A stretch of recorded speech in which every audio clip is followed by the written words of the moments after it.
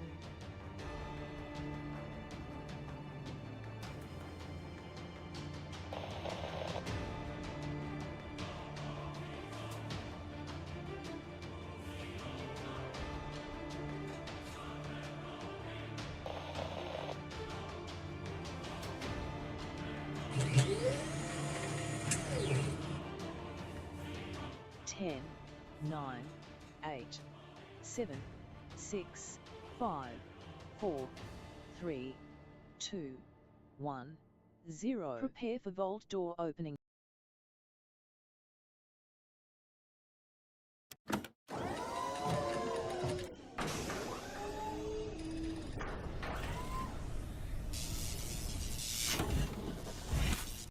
Hello and welcome, everybody. Sorry for the late start. I did not hear any of my alarms at all. I was totally worn out, everybody. IRL wearing me out, everybody. Just so much IRL stuff going on right now. Having to deal with a whole bunch of stuff. My wife got rear-ended by some kid. Wasn't paying attention, so I got to deal with that. These people just keep getting in accidents around here, everybody. I don't get in any accidents. Because I'm inside and I'm not driving. There's too many crazy drivers around here. So I had to deal with that. I have to deal with my cell stuff, which I talked about yesterday. And then I got to deal with more technical stuff later on. But I'm just like over it for right now, everybody. I'm just rested, ready to play some Satisfactory. So put a 1 in the chat if you can't see and hear me. We're going to play some Satisfactory. We're going to have some fun. We're going to work on our mega project we've been working on. As well, right now you can see that we are the foundations of a spiral that we're going to do. So we're going to make a water spiral, a massive water spiral, so that we can pull water from here and run it up to where we need it to go normally. But in this case, we're actually going to be running oil instead, because normally you use the spiral for water, but I'm actually going to be using the spiral for any fluids. And we're going to try to get it from here all the way up there without having to run a bunch of pipes like we're doing right over there. We're running a bunch of pipes up and down there. We don't need to do that. We can just have the trains come down to where the resources are and then go ahead and do it. And we're going to be making big trains too, everybody, big boy trains. Where we can extract this oil. Now, this is just one of many nodes that we are going to be working on today. We're going to go, of course, to fuel, fluid fuel, and then, of course, to the turbo fuel, and then we're going to try rocket fuel, and then there's actually a fuel beyond rocket fuel. But our goal now is to replace our current fuel power with this power. We did a lot of our basics extraction. We did some mega extraction where we did really fancy extractors and then ran them into stackable vertical modular bases that are remote bases. And then, of course, we'll take all that to our central base. We're using both techniques, both the modular base, because you don't have to just use one or the other, everybody. You can use all techniques, whichever fits your particular build best.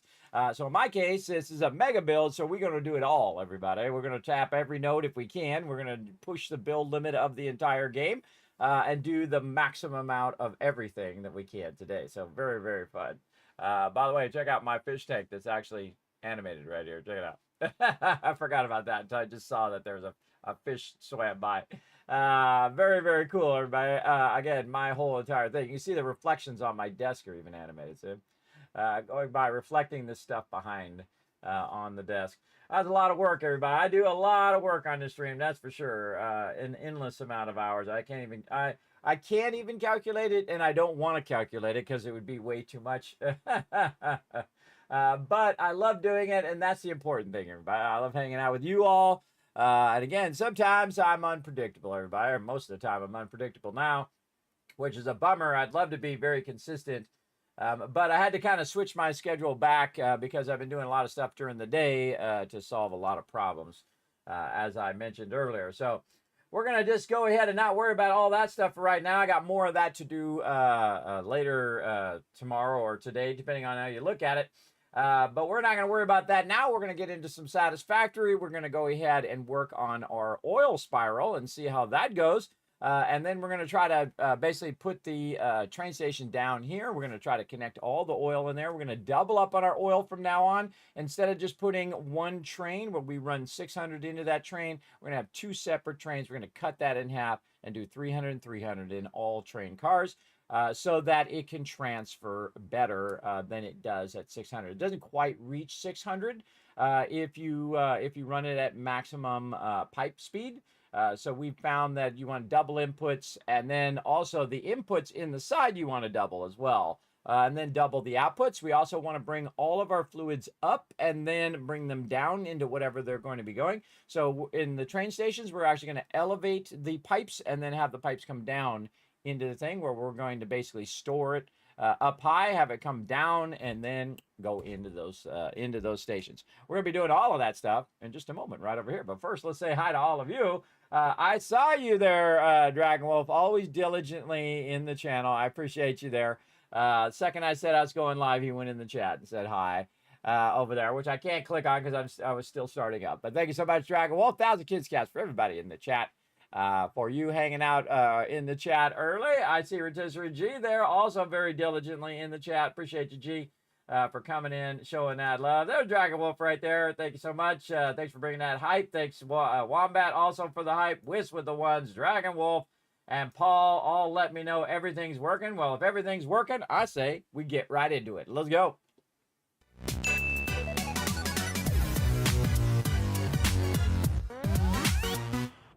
Now, sometimes you'll notice that I talk a bit in the front of the stream, and sometimes I just get right into the gaming, everybody. Again, I kind of mixed it up just for funsies.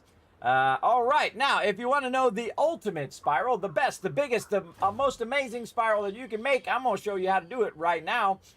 So what we did to make this spiral originally was we went in and we basically made a ramp, right? A ramp of the lowest level, where the train would basically not slow down. So it would go at its fastest speed. So basically we just used these 1 meter ramps here, and we went up and then we went back and then we went back again. So what I did is I basically reverse engineered how those ramps work and what their offsets are as they go up. And their offsets are very consistent. Once you get past the first couple levels, then they're very consistent all the way up, depending on what side it is. Then I went in and I made the minimum amount of thing that you need to basically make those rails work. And as you can see, we've got our rails running here. And this piece here at the end is actually part of a blueprint that I have, which I continue to forget because I keep getting distracted by IRL, to upload the latest blueprints. I will upload those for my patrons. Don't worry. You got to remember, I'm doing a lot of stuff. And so basically this is the first part of multiple parts. Oh, look out. Speaking of the love trade, here we go. Paul starting us off today with 52 months of sub love, getting that love train going, everybody. Now's a great time to jump on that love train. You can sub, resub, donate subs, donate bits. If you do donate bits. Oh, there we go. Yes, very nice. If you do donate bits or a direct donation to the stream, remember that goes to our Vault Van Life project. If you do donate more than $15, either in bits or in direct donations, you will get your name as Vault Founder. I've tried to raise those funds to make myself basically a van where I can travel to all these different locations for gaming, for conventions, for all those things where I can meet all of you in IRL, or I can, if you're at TwitchCon or something like that, or I can take you virtually along on the journey because I'll be doing videos and guides and, of course, streaming as I'm wandering around the planet. All right, so basically this is a blueprint that we have, and so this is our spiral. And we can see that we have our basic spiral stuff here. So we start with A1 start, which is called the high spiral. So we start with A, and then we're going to go to B start, because some of these you have to start first, and then they repeat, right? And you can see that we started with a central location here. This is our central base pillar.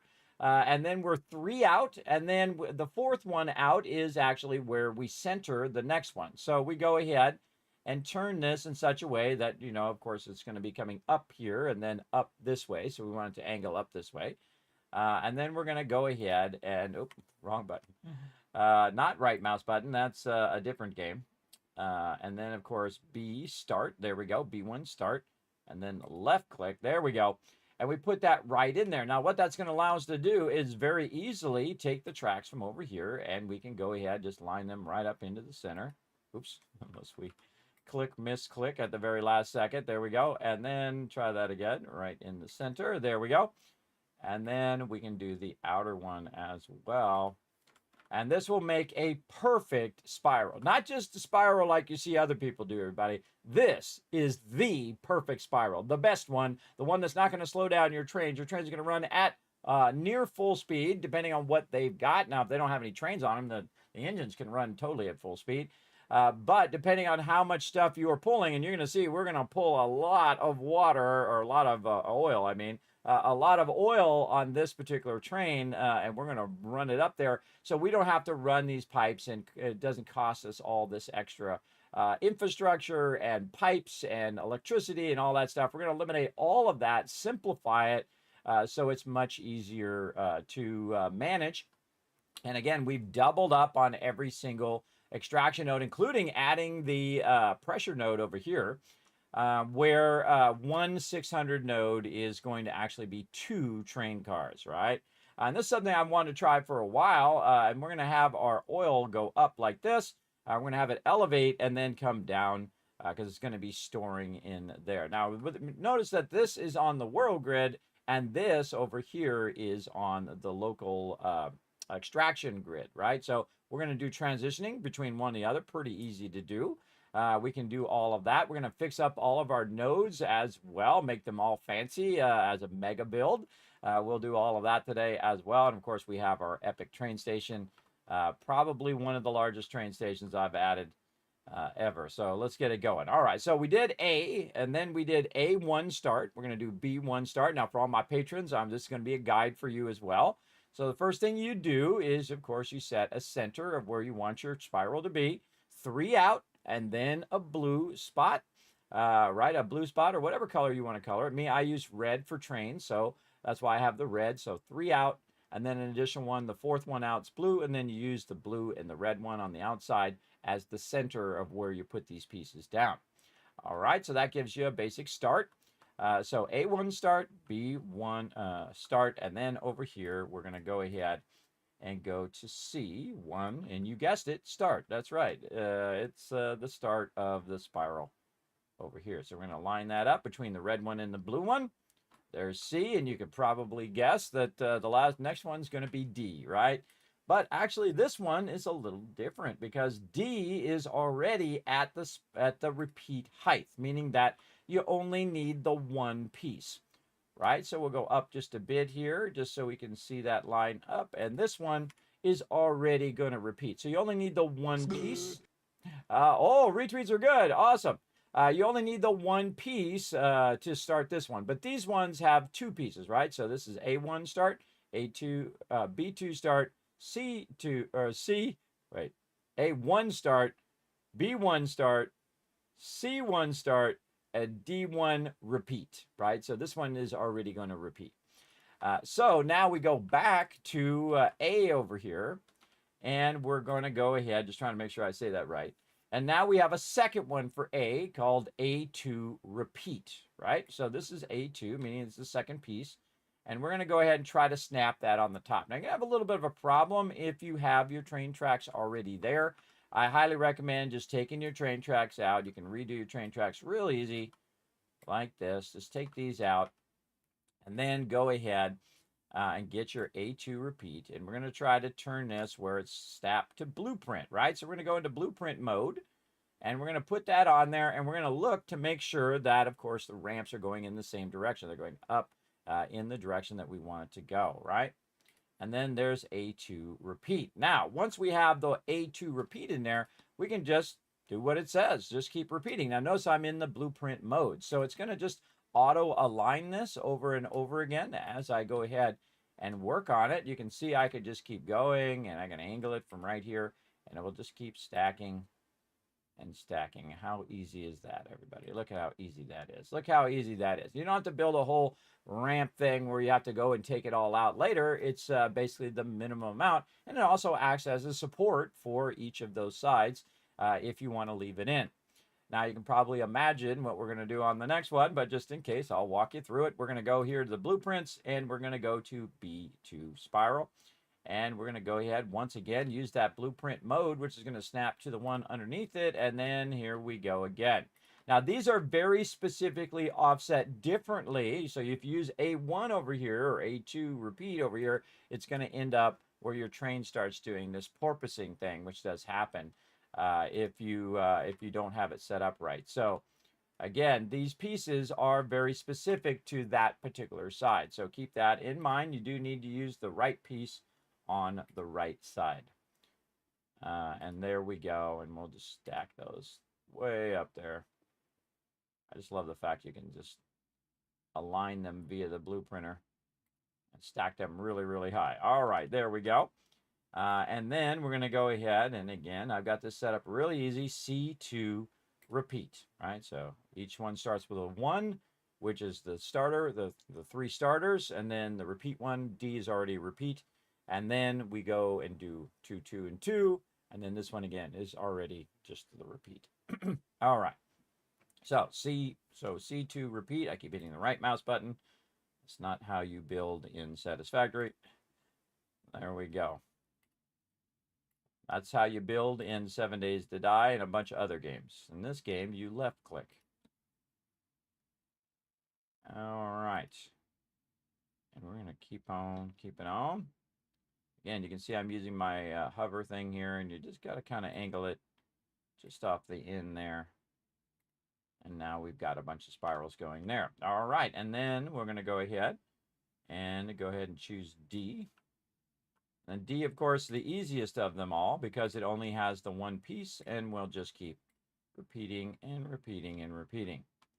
Again, the whole point of building something with blueprints is the fact that you can make that thing over and over again, and you can do so very, very easily because you can set it in a multiple piece modular style, which is what we're trying to do here. That one's a little too high for me to do for now. And there you go. Now we have the basics of our train spiral. Now, one of the things that we're going to need, though, to make this a bit easier is our power. Our power is going to allow us to float up in between here and fill this in as we go. Now, the interesting thing is I do have power already coming down from over here, but eventually the power for this whole entire area is going to be provided by this train station. And you're like, well, Kismet, if you're going to take out all of this and take out all the power connections, how is this going to provide power?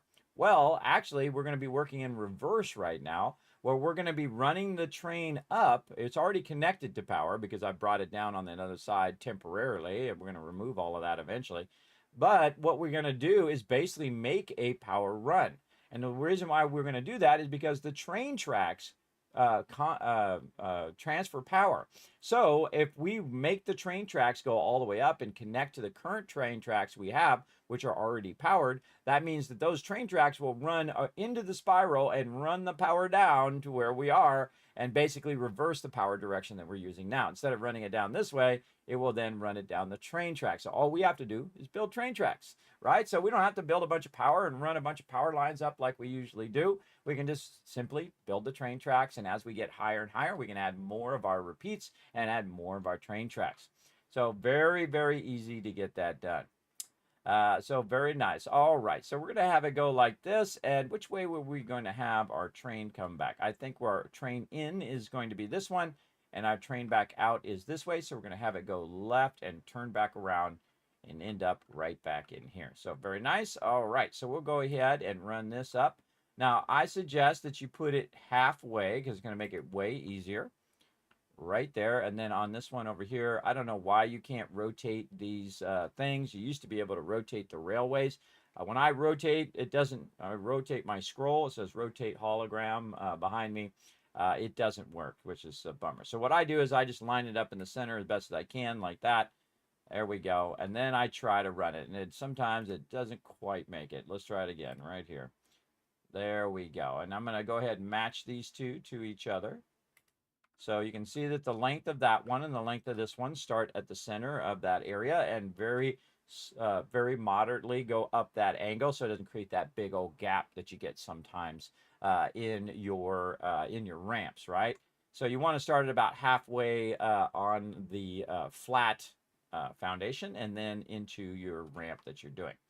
Now, I'm going to show you a great trick, everybody, to speed this up a little bit because we just kind of manually run all of the train tracks. So we can go ahead and run this to halfway like we just did, like this, on the inside and on the outside, like that. And we can continue to do that. But the great thing about the inside track is you don't actually need to do that. On the inside track, it's going to save you some time by the fact that you can skip this one and you can actually go right over here. And that's called a half circle, everybody. So it's going to create a nice, beautiful half circle for you like that. And of course, that grade is going to be perfect every single time. So the inside one is actually the easier one.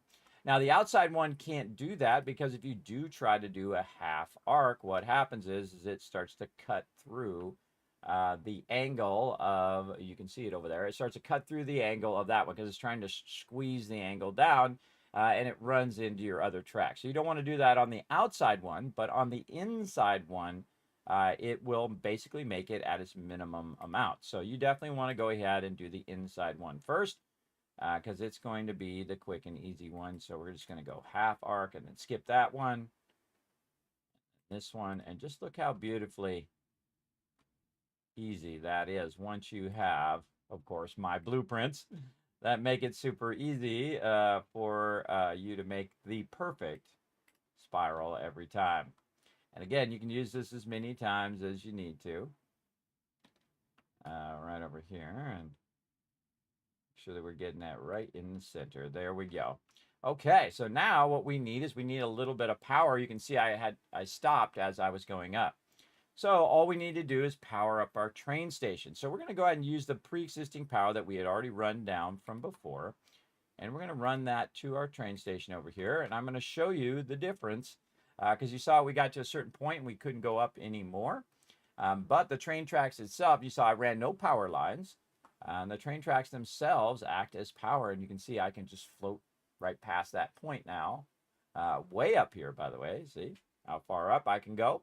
And this is the train tracks that is providing the power. So again, now we have the infinite ability to go up as high as we want to go because we have supplied the train tracks themselves with power. So I suggest to run some temporary power to your train station, and then this will be super easy to just go ahead and keep running your spiral up and up and up, just like this. Easy.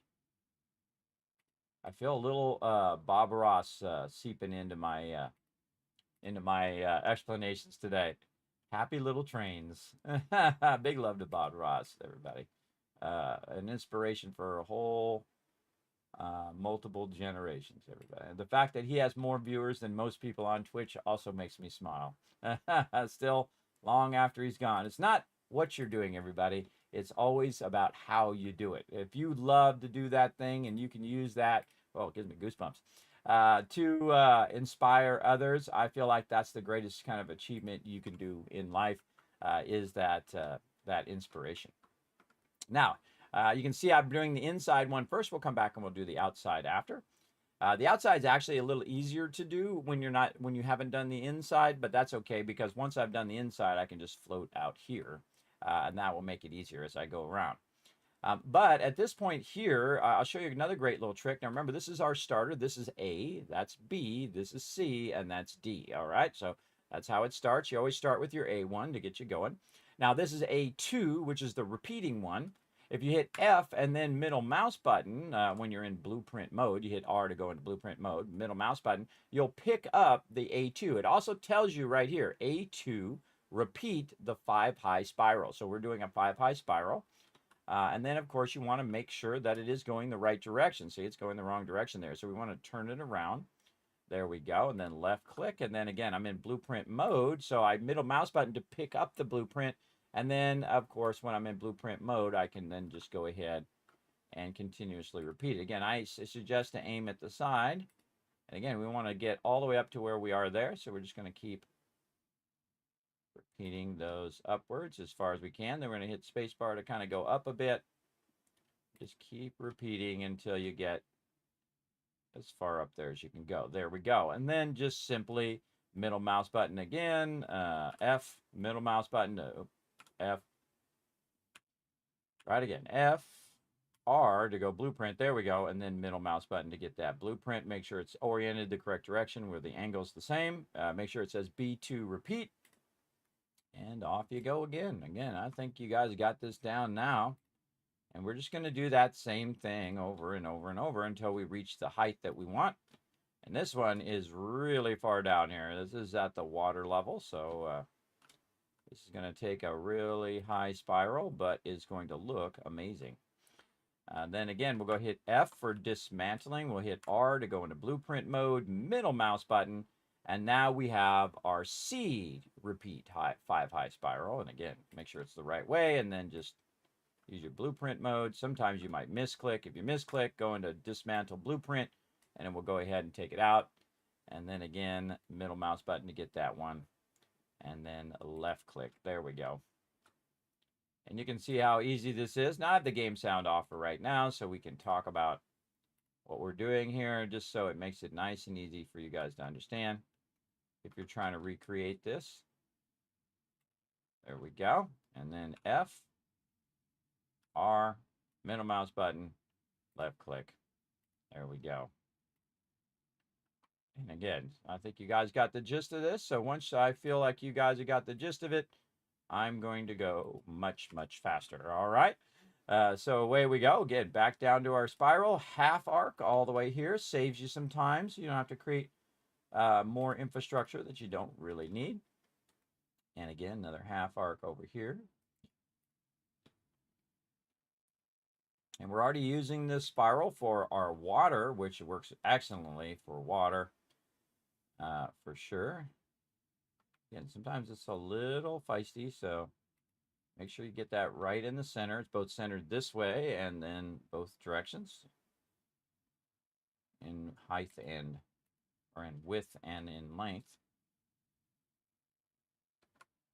It's hard to see, so you got to get up above it sometimes. There we go. Important that you get these arcs the same. Oops, I think I did a half arc. Nope, yeah, don't need a half arc. I mean, I can do a half arc if I want to.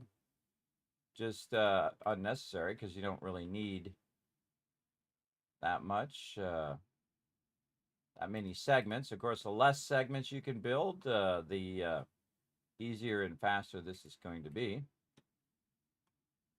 Again, remember, we're bringing the power up at the same time as we're building this inner track. The power is being run in our direction. There we go. We get above it here a little bit easier to see. There we go. Yeah, now this is a great discovery on my part. Remember, I came up with this, everybody. I tried a bunch of different things. The best way to really learn stuff is to experiment. Try different things. And again, I wanted to improve upon spirals that I've seen and make the perfect spiral. The spiral that is consistently the same angle all the way up. And there we go. All right, look at that. Look at that spiral. See, builds fast, doesn't it? And how close are we getting? Ooh, we're getting pretty close. We can go ahead and use this power here to make us float over here a little bit and then get these foundations. And we're just going to run these foundations. Going to zoop them over here. In my day, everybody, we didn't have no zooping. In my day, we did it one block at a time from the original Satisfactory as well. All right, so there we go. So now we're going to find out here in just a second, go into blueprint mode. I'm just going to go ahead and bring D up. I'm going to get a little bit out of order to see where D kind of hits there. Very nice. And then F, R to switch mode, middle mouse button to pick that item up. And then we'll go ahead and bring that up. F, R, middle mouse button, left click, you get the idea. If we do it right, it's going to be super easy to just line all this up to where we're going to be ending up over here. And now the spiral will work out how it works out, everybody. I've not master planned how that spiral is going to work out. So I'm going to let the spiral kind of happen. And then when it basically aims in this direction, then I will then take out the other ones and we will flatten it out and run it into where we need to go. So let's go ahead and finish this up just like this. And we'll go ahead and turn our sound back on so you guys can listen to the wonderful noise of it building the last of our train here. Now, hopefully it just works out magically at the level we want it to work out. We'll see where we're at. It does look like it is actually magically going to do that. All right, that's just... Sometimes it's better to be lucky than good, everybody. That's how I look at it anyway. We're just going to flatten that out right there and see if these two levels match up. It does look like they are getting pretty close. Yeah, okay, so pretty close there. So what I'll do is I'll run some foundations to see what the height difference is. And it looks like about, I'd say 2 meters there maybe, to try to get this to come up and then match out to the train station that we already have. Look at that, everybody. Look how beautifully that just ended up. We just need a little bit to the, a little bit of a curve to line that up pretty well. But honestly, we line that up pretty good. Line that up pretty good right there. And again, all we need to do now is just go ahead and bring the train up ever so slightly using our 1 meter ramps here. So we're just going to go ahead and see if it works out there. So now we'll do this. We'll go ahead and hit this just to make sure we don't accidentally take out something we don't want to take out. Like this. And we'll take this and run it out just a bit. There we go.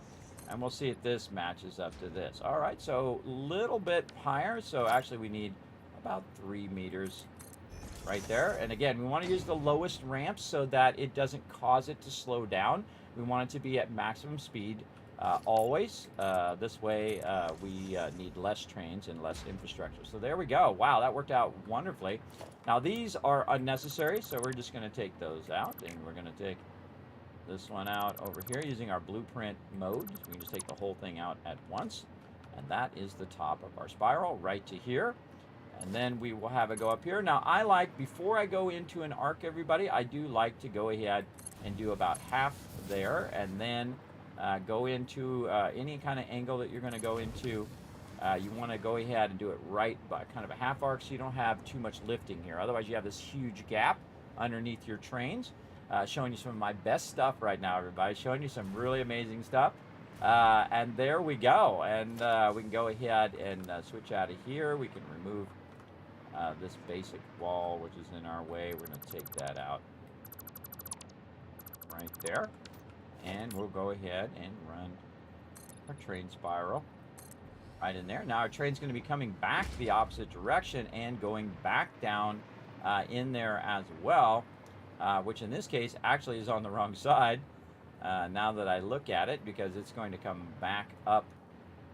It's going to be going down this way, and it's going to be coming back up this side. So actually, no, that is right. That is right, because this one actually is supposed to connect to that side, right, which is coming in, and then this one is going down, and then this one's coming up. So I actually did that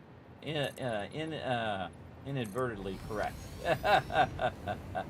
So this one actually comes from this other side. So we can go ahead and take this, and we want to connect this right over there like that. There we go. So now when it's coming out of there, it will actually curve across and go down in the thing. So we'll go ahead and fill in the rest of these foundations, like so. And then when it's coming back up to go out into the train, because this train station here is no longer going to be here. This is purely going to connect like this. Now we also know where the end of this other track is right here. Actually, I can make it a little nicer just by simply bringing it forward like this. And since I already have there, I will just go ahead and nudge it into wherever I have the train station already.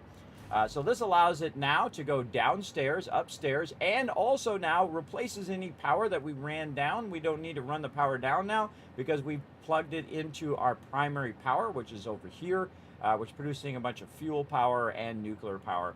You can see we've got other spirals. And again, these spirals are also going to act as supports for my upper base as we add these spirals for water, and now we're adding spirals for the oil power. So you get the general idea now. Now all we need to do is do our outer spiral, and we're just going to go right here to the center of the spiral, and down we go. I'm just going to hit C twice, which basically just lets your character start to free fall all the way down. And before you hit the ground, probably a good idea to hit the space bar so you don't splatter at the bottom. All right, now you got the gist of this. Here we go again. We're going to speed up, and we're going to build our perfect spiral on the outside. And it's just, again, now that you have power all the way up, that you just float along the outside, and you just float right above it as well. Works pretty well. And now we're just doing half arcs, right? These are what's known as quarter arcs. You have half arcs, which we did on the inside, and quarter arcs, which are just one little corner of it, of a full circle. Just like this. If you guys are liking this, put a 1 in the chat so I know you guys are digging this awesome and mega-sized perfect spiral. Again, I like to improve upon what other people do. Some people take a long time and 3, 4, 5 steps, and it doesn't come out perfect when it comes to their extractors. And some people build uneven spirals, which I've actually shown you before, because we went in and we made a spiral, and it was doing this whole porpoising thing, and it was slowing down my train and whatnot over and over again. So instead of doing that, we went through and we improved upon that design and made it like this, the perfect spiral with blueprints. So, and again, if you are one of my patron supporters of any level, by the way, you're going to get these blueprints.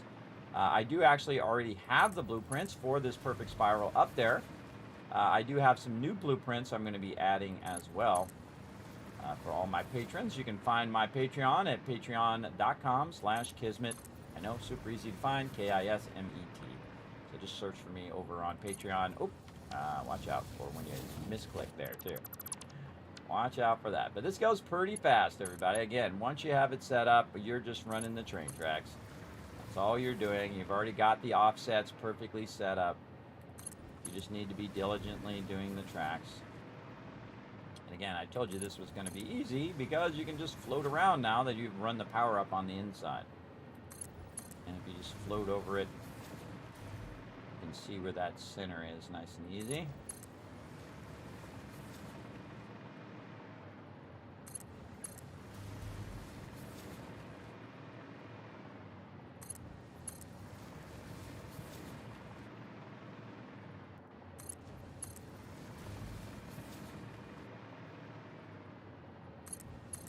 I love doing this stuff, everybody. I just love doing it. This game is just so good. It's so good, and it's so satisfying, too. Every time you build something really cool like this, it's satisfying every single time, without fail. Oh, thanks for that ones in the chat there, Wolf. Appreciate you. Appreciate you big time. All right, let's keep rocking. Oh, something went wrong there. See how I didn't make a spiral? There we go. See how I didn't make an arc? It tried to just make a straight line there. Sometimes things do a little funky thing, just usually because of misclicks.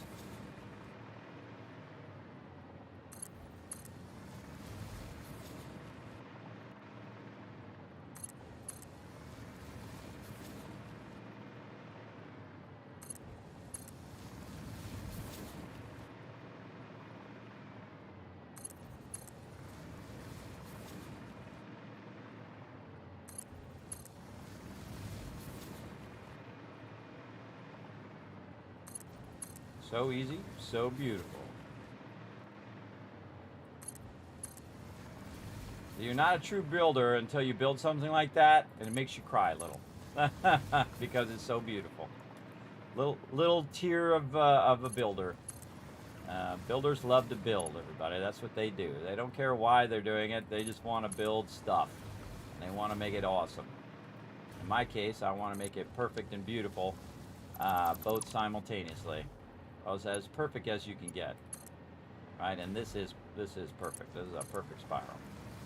Remember that the offsets on all four sides are different, so that makes the complexity of it way harder, right? It's not like I just went up 2 levels and went up 2 levels and went up 2 levels, which a lot of people do, but then you have that porpoising problem, where porpoising is when you do this, right? When you go like that comes from when you're riding on like a sea-doo or something like that, or in a boat. It makes the train go up and down, which you don't want to do it, so this minimizes that motion, meaning that the train is very consistently going up evenly all the way up and all the way down. So that's what you want, very, very even. I could make this spiral further offset if I want to, meaning that the distance between the tracks are further, meaning in theory that it could go faster, meaning you get up and down the spiral faster. What I want is I want a nice consistent speed as opposed to speeding up and slowing down and speeding up and slowing down, which is what happens in most of these spirals that I see people build. Mine is not like that. It just consistently runs up, consistently runs down at a consistent speed that you can rely on, and that's what you really want. You want stuff you can rely on both in real life and in game, especially when you're running your primary power.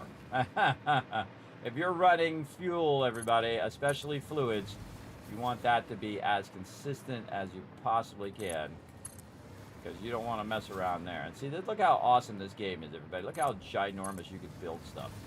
You can build some really, really big stuff in this game. Now, again, eventually I think we're going to hit the build limit, so we'll see when that happens. But we're going to keep building until it says you can't build anymore, Kismet. You are overburdened with items in the game. That's what we're doing in this playthrough. This is a mega playthrough, where we're going to do everything. There will be nothing left undone, hopefully, in this playthrough. We will see. So satisfying every time I build one of these. Now this is probably best for fluids, because fluids take a lot of, what do they call those things? Man, went right out of my head when I said it. I was about to say it. Number 4, pumps. There we go. Pumps to keep running. So basically, if you can eliminate the need for those pumps and get a better consistent supply of oil, where you don't need all the piping, you don't need all the pumps, you don't need all the infrastructure for all of that. Look at that. How beautiful is that, everybody? Make a grown man cry right there.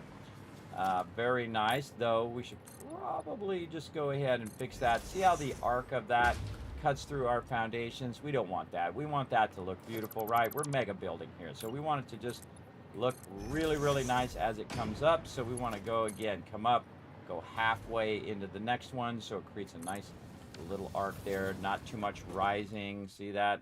The minimum amount of rising that it's going there, and then we can connect this. But I would actually take this out so that you have one solid piece that goes all the way over there now. See, minimizing the amount of segments really is helpful in everything that you're doing, right? So you minimize the amount of the spiral, so we have half arcs and then quarter arcs on the outside, and then here we have minimum amount of segments running in and out of these train tracks. Now here's the funny thing, everybody. We don't need the turnaround, and we don't need the station. So actually the way that these particular tracks are, they're offset like they are, we don't need to do that. We can actually take the tracks and pull them back together to when we eliminate this, and basically the other one will come straight down and go right in there, not this offset like this. This is an unnecessary offset if you're not going to have the train station. So you're thinking that many steps ahead, everybody. Again, this is already built right here. It's already built in there. This is already done. This was removed. The bar down below is done. We got our longer train doing our thing. Now we got to take this side, where we're doing our bigger train, and we've got to change that on the other end. Now, right now, we're just letting it just use the existing trains to keep our power going. But we're going to be replacing all of that today. We're going to be replacing all of our fuel power, all of that stuff, how that works. But first things first, we got to get our spiral done, which we have done now. That's it. We're done, everybody. That's the spiral built and good to go. That spiral should work pretty well, but you might want to test it. Okay, so we're going to be coming in from this direction. So this is the down direction. So if we go down this should lead us to our train station. Now we got to watch out. There's already a train down there, so we're going to see what happens if I can stop in time before I crash into that. Here we go. Perfect spiral, everybody. Look at this beautifully smooth downward action of our spiral here. Near perfect speed, which is 120. Right now we're about 116, 117, which is great. And it's nice, consistent speed. Everybody's not going like this the whole time you're doing your stuff, right? Look at how smooth and beautiful that is, right? That's what you want. You don't necessarily have to have speed where you go faster and slower and faster and slower and faster and slower. You want it to be very consistent so you can count on it getting to the other end or getting down below at a certain amount of time, right? Now, you can also put too many trains on the train track. Remember, every time a train goes into a train station, it actually stops the input and the output of the train station, whether you're bringing it in or whether you're bringing it out, so that it can load and unload, right? So it's however long it takes to load and unload, 5 seconds or 10 seconds or so, depending on what you're unloading and how it's unloading and so on, and how long it's waiting in the station kind of thing. But basically, you want to factor that in. So if you have too many trains and your inputs and outputs are stopping too often, which I did, I put too many trains on there before, I'd realized, wait a minute, it's actually more efficient with less trains because it's stopping my input and output less often. All right, put on the brakes. Oh, no. Oh, Kismet done screwed it up. Oh, man, I crashed the train. What am I going to do, everybody? What am I going to do? My train is off the rails. Re-rail the train. There we go. All right, very easy to do in case you do crash your train. I actually did that on purpose so you guys can see what happens to derailing trains. But you can see I have a very large train right over here. Let's go ahead and show you this train down here that will become my oil train, my primary oil train. So we have 2 right here, right? So 2, 4, 6, and 8. And that means we have 4 nodes, right? So 4 extraction nodes that we're going to use of 600. Well, really, we have one 600 here, another 600 over there, because we're overclocking it to maximum amount. And then over there, we're going to figure that out in just a moment. But over here, we also have 300, and then over there is 300 as well. So we have 300 and 300 extraction of that. So that's a total of 600. So that's 4 600 total line runs.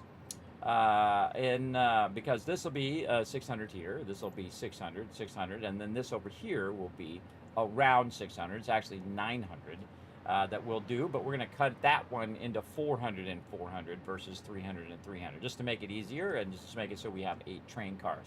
Now, for every 4 cargo cars, you need yourself an engine. Now, I personally prefer it. It doesn't matter where you put the engine, everybody. I prefer one engine in the front, right? Because usually your train station itself has a spot for that first engine. But most of the time, you don't have any other slots because you put your cargo slots there, and there's no empty areas for your other engine to be. But you can put empty ones in there. They do have empty ones in your transport here, where you can see empty platforms here, and you can add empty platforms, but that just adds more infrastructure. And I'm all about efficiency, but also making it beautiful, so we're doing the kind of both. So it's more efficient to actually put your extra train cars on the back, right? And then you just got to make sure that you make up for it with your block signal, so any train that's coming up behind doesn't just ram into the back of your train, right?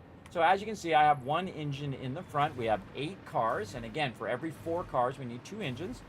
So I added another engine in the back, right? That just basically hangs out of the station. Now, I have this slightly back because when I start this up, it's going to pull into the station and then collect all the resources and then take it to the end. But we got to get the beginning and the end in sync. And I'm actually going to divert where my power is going where this particular train station is going, to the new depot that we're going to create. Going to be much larger like this, and it's going to be massive, mega build style, where we have our trains coming in and out, and it's going to go to our new fuel area, which we're going to mega build. We're going to do blueprints for. We're going to do all sorts of awesome stuff for that, using our maximum speed belts and maximum storage belts and so on and so forth. We're going to get into all of that today. So get in, settle in, everybody, settle in. We're going to get into all of that today, big time. There we go. So again, thanks for coming in. You guys are loving it. Dragon Wolf and Paul showing that love in the chat. We're going to make it rain. All right, 1,000 kids caps in the chat. Also, you guys crushed the retweets already. Look at you guys go. Let's give you some kids caps for that as well. 1,000, 2,000, 3,000 caps for being awesome, bringing that love. Appreciate you all coming in, showing that love here in the stream. Man, we got so much stuff lined up, everybody. I'm working so hard behind the scenes, both in IRL and then also for stuff for the stream as well. All right, so getting back to the train, again, we have one in the front, which makes it just easier to build your train stations, and then let your locomotives stick out the back, all right? Now, in my case, because this is heavy fluid, like oil or water or things of that nature, I prefer to add an extra engine at the back. It doesn't cost me really that much more. Remember that this game doesn't cost you any money. In real life, they would not add an extra train if they just felt they needed one because of budgetary reasons. But in this game, we can have 15 engines on there if we want to. I don't like building a train usually larger than 8. If I need to do a train larger than 8, I'll just add a whole nother train station, whatnot. But you can get up to like 20 cars. I've seen people do it before. But I prefer trains right about 8 is the maximum length for me, because I need one engine on the front, and then I put 2 engines on the back just to make sure that it is traveling at its maximum speed, and it has enough power to take very heavy things like fluids and run them up the spiral. So that's why we have that in that configuration. Now, speaking of block signals, again, so the train that's coming down behind this train doesn't crash into it. We can go ahead and start with our block signal right over here. Now remember, I'm still playing in 1.1.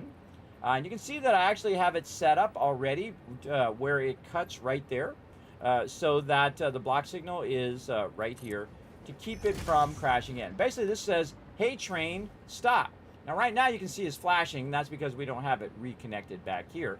But basically this is saying, hey train, this is supposed to be going in this direction. And you're supposed to stop if there's anything on the track ahead of us, right?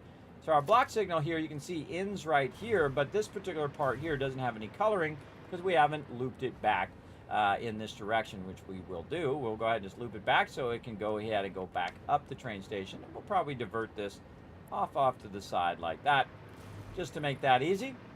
So let's go here to the front side. Now remember, we're going to be removing all this infrastructure, but this is actually a functional infrastructure right now. It's actually working. Now what we can do is we can just manually take this and try to just turn it around like this. And again, this doesn't actually work all that well.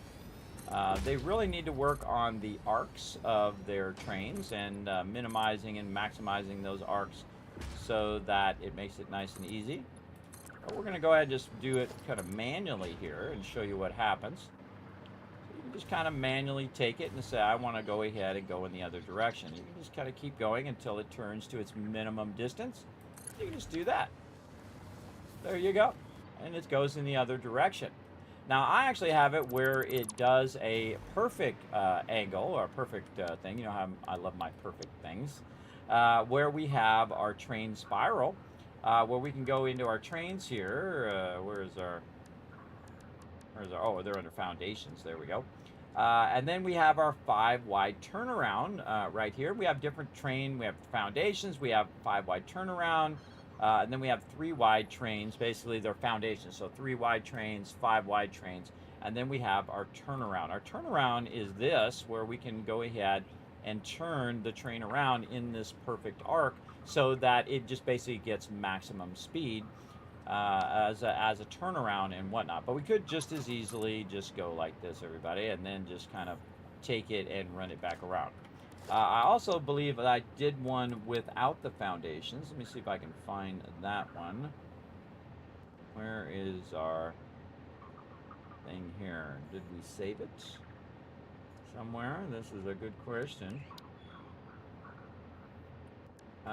Pipes, where would we have put that if we were going to put it somewhere? See, this is the best thing about thing in this biomass factory. All right, it must be in here somewhere. Quick spiral. There we go. There's our quick spiral. There's our quick spiral that we have as well. That we just, take these and you just offset them and offset them, offset them, and they'll stack on top of each other. And that's the kind of spiral that goes like this. It's cheap and dirty, and you can do a quick spiral if you want. It slows up and speeds down, and if you don't care about that, then you can do the quick spiral. But I highly recommend just doing the perfect spiral because it's worth the extra time. It doesn't take that much more time than making the junky version of it. All right, well, we got to find our tracks. Where are our tracks? There we go, 5 wide turnaround with just the actual tracks themselves. See, no foundations in there, right? So I can go ahead and just try to get this close. See here, like this, and we'll hit H. And we'll basically just kind of line that up like that, right? So, and I do like to have like 2 things out. So it has a little bit of time to get started on the straight track, and then it will go into the curve. We'll go ahead and just left click that. You can see I just put that right down on the foundations like this, and then we have that perfect turnaround. Now I like to take this segment out because I like to make sure that those are connected. And look how nice and beautiful that turn is. And see, also when this turns around, it's turning around at the same exact thing, but again, it is offset just a little bit because I do like to have a little bit of an offset before it goes into the curve. So it's not just starting into a curve; it's actually got a little bit of straight, and then it goes into a curve. It just helps it get started a little bit better. I think it probably has no effect other than in my brain, but it has an effect for me. There we go. And now we have that one, and then this whole section here is now its own segment. And again, we're going to be segmenting the train along the way, both on the entrance and on the exit. Over here, you can see again that it is right now red. It says you don't go in there because there's a train in there. Notice that's not flashing anymore. That's because this and that is now a segment, right? It's now a segment into the train station, and it's actually working perfectly. It's saying, no, stop here before you crash into the train. And there's enough distance between this and the back of the train where it's not going to crash. So very good. Now also, by the way, if you put your train tracks too close to each other, they can clip each other and cause trains to crash as well. So be careful when you're putting your tracks really close, especially when you're using your block signals. Typically, I like to have them a bit separated. The only time I'll do a block signal is when it goes into a curve like this. So we want to go ahead and go over on this side and really work this curve so it's running along the edges. Now, one of the problems that we have, of course, is this is our input side also. So we're going to be inputting a bunch of resources into this side, and we have our return train going back along that side as well. So we want to kind of factor that in first, and we're just going to go ahead and run a bunch of these 4-meter foundations. I don't make blueprints for these 4-meter foundations. We'll deal with all of that later on. We don't need that many, so we're just kind of run a few lines here. Now again, on this particular one, what we're going to do is we're going to have a single storage for each and every location, but we're not going to have it at the ground level. Most of the time, when you're just starting off, you would just do something like this, where you would line this up and you would have this fluid buffer. I feel like less of a buffer and more of a fluid balancer is what it does. So basically when you have fluid in there, it will try to balance out that fluid as it goes through. And if you look at the description of the fluid buffer here, it holds up to 2,400 of the fluid, and it has inputs and outputs. Now, the inputs and outputs of the ports is really up to you. The input and output are, they're both inputs and outputs at the same time. So if you do run some in here and it's going this way, it'll also backflow into here as well. So keep that in mind. Now remember, your pumps, when you put your pumps down, your pumps prevent backflow, meaning that the fluid doesn't flow back this way. So do valves. Valves are very glitchy at best, and same thing with floor pipe holes are very glitchy. They're still working on it, everybody. Remember, it's 1.0 version I'm playing in right now.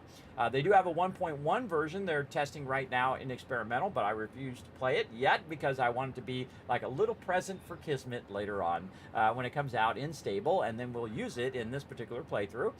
So we're working on building all of our mega stuff, and when that comes out in stable, we'll definitely try it here in the thing. Can't wait for all the new features, everybody. We'll go over all those new features when they do come out in stable. So what we want to do is we want to elevate this. It's always better to run your fluids down because it creates a natural stop in your fluids. So as your fluid's going down into the thing here, it can't backwash back that way or back flow back that way because of the gravity. It doesn't have any pump to push it up, back up that pipe, right? So running it down is actually one of the best ways of preventing it from backflowing where you don't want it to go. You only want it to go into the station. I don't need it to go back that way. I only need it to go into the station itself.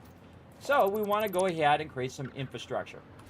Now, I suggest that you have both of your inputs working and both of your outputs working, something that we talked about here on stream and decided and said, you know what, that would be a much better setup to have that going in and out at the same time. So I'm going to go ahead and use one of these right here, these lifters, to help me basically attach these inputs just like so, so that we end up flowing that down into that lower part. Now we need some infrastructure for our storage, so we're going to build ourselves a vertical storage where we're going to store it up there. So I haven't really decided exactly how I'm going to do it, but I love using the rounded foundations. So we're going to go ahead and utilize that right here, and we're going to pick this up, and we're going to do something a little different. We're going to actually do vertical like this, so we just need to be up a little bit higher, right over here, just above that area. In fact, we're going to go out here, so that we have it here. Now we got to do this first so that we can accommodate where we're going to bring that train track. Remember, all of this structure here is going to be eliminated and going to be integrated into the new train station. We're going to rerun a lot of these lines up higher to match up to the angle of our storage. All right. So now we are up there, and we want to back it up a little bit, just making it easier for our pipe runs and all the stuff that we're going to do. So I'd say we probably want to put one right up here, like so, right?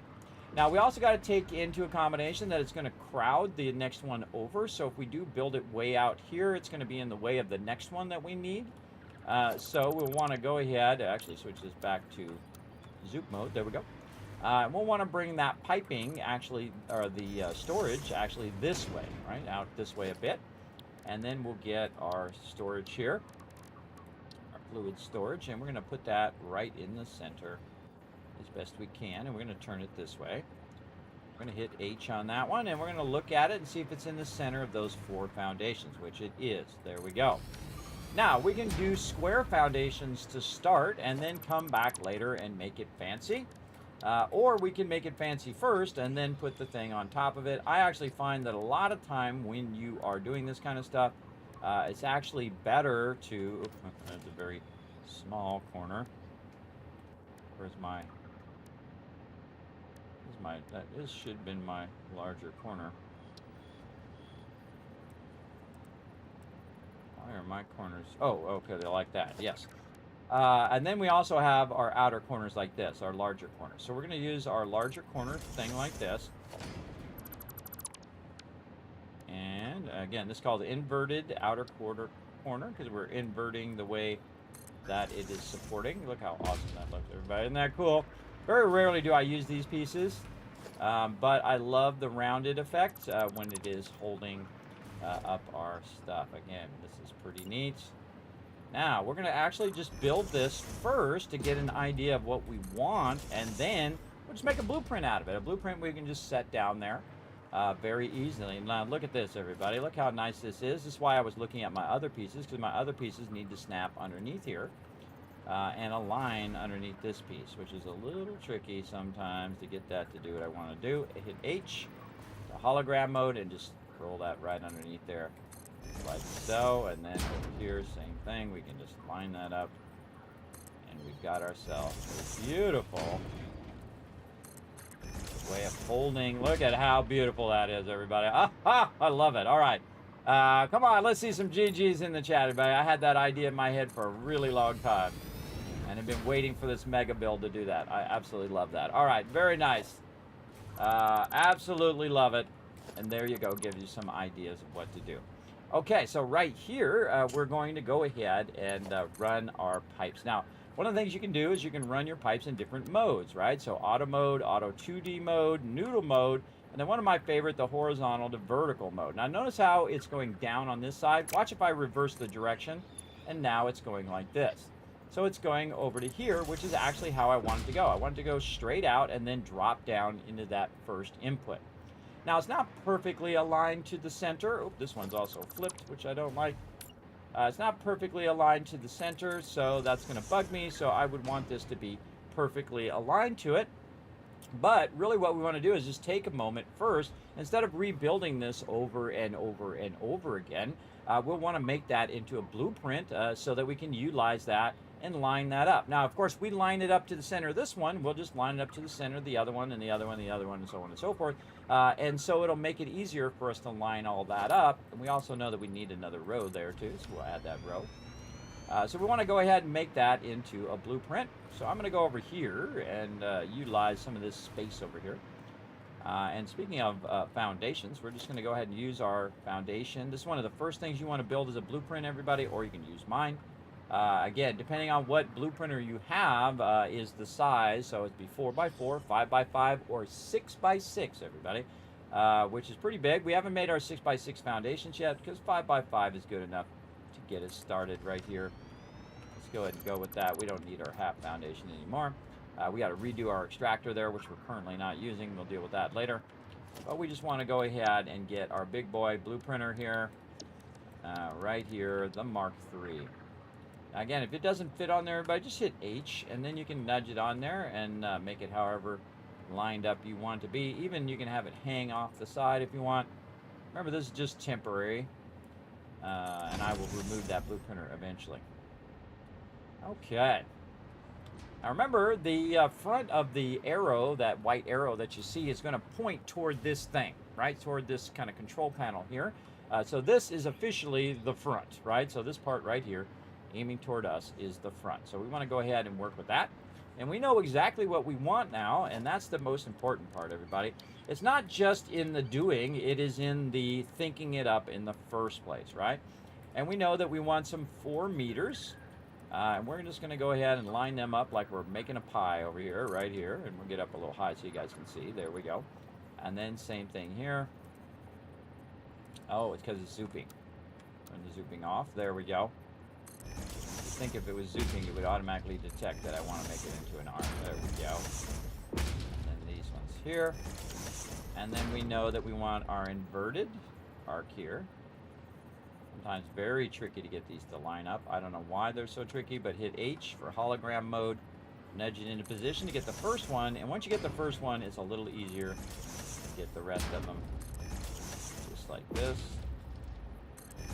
Again, we put that back a little bit so that we had enough room so that when we did this, if you didn't notice that, that's why I put that foundation back into the center of this first grid.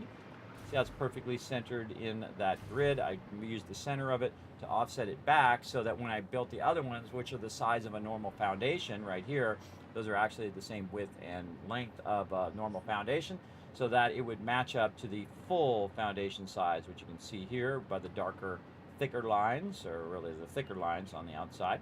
That's a full foundation, and these are full foundations. And then we just simply take our fluid buffer right over here, and again we want to center that nicely, so we'll hit H and make sure that we have it beautifully centered. The way you can tell is that little notch at the bottom there. See that little notch? It's helping you line that up to the center.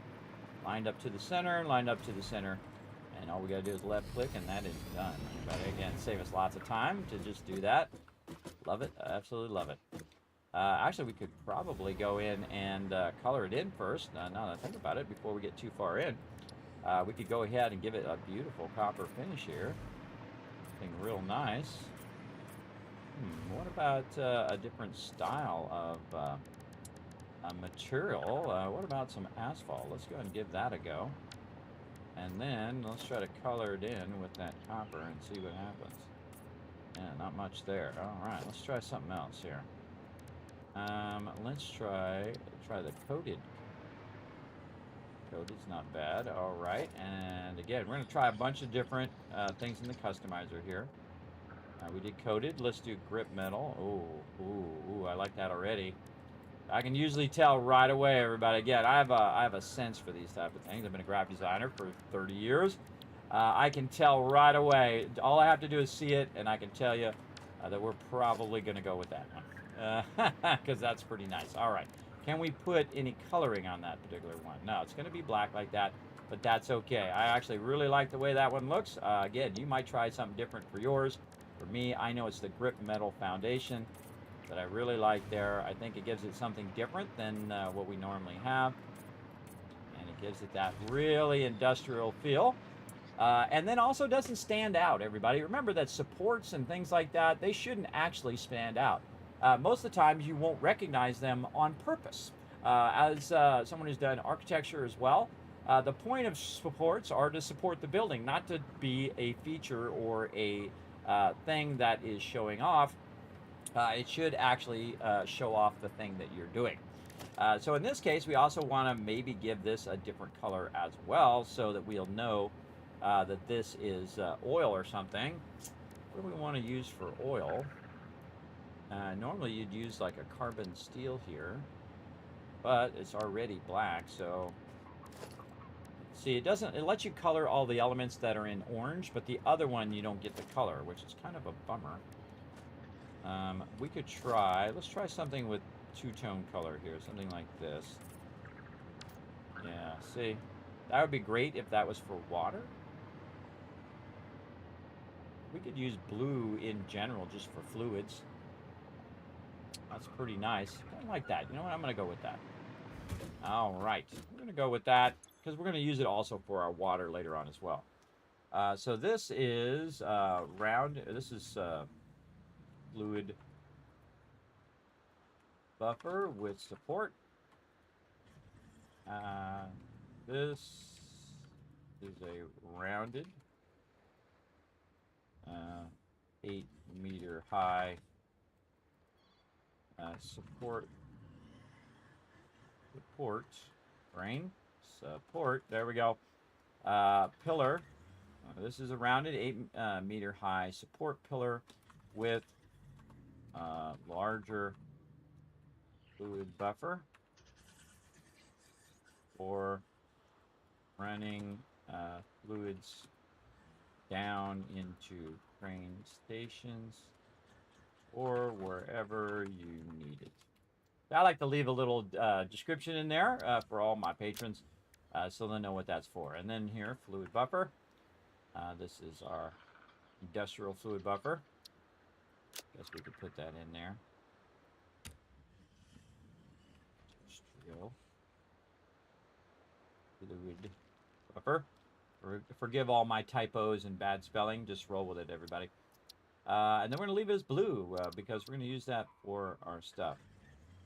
We need it for oil, for water, oil, or any other fluids. There we go. All right. Very nice. Oh, and this is a Mark III. Right here. Actually, we should put it down here. Via Mark III blue printer. I should be noting that on all of that. Okay, so save that, and now instead of making each and every one of those individually, and if we want to move it or readjust it, we can just use the blueprint. So we're going to go in here, we're going to take this out, and we'll press Control on all of these. We'll take this out, and so on. So again, instead of having to go through and do it manually like this, where we take each individual thing out, we can now take that new blueprint that we made, and we can line it up to where we want it to go. So we want it to kind of end up right there, which is not going to be perfectly in the center of the thing. That's okay. We want to just get it where we want it to be. And you can see that it has this kind of white box around it, which is telling you where it lines up to the foundations, just like that. And then we can go ahead and take a look at where this is coming out, right about there. That looks pretty good. So we'll go ahead and hit left click. And now it just built the whole thing for us in one move. We don't have to keep building that infrastructure and making the two things match because it gets really awkward when you're working with those rounded pieces. So now we've got that set up how we want, and then we can test it by, again, running that horizontal and vertical pipe. And look at it. Ah, it's a thing of beauty. This is mega building. Mega building is more about the aesthetics than the actual functional working of your thing, right? Morning, Blind Coder. Yes, look at all those ones in love in the chat. Thank you so much. Again, this is more about the aesthetics of it than anything else. Now remember that this fluid is going to come in and actually is going to go down into the fluid buffer and then down again into the thing. So we're going to have a double drop.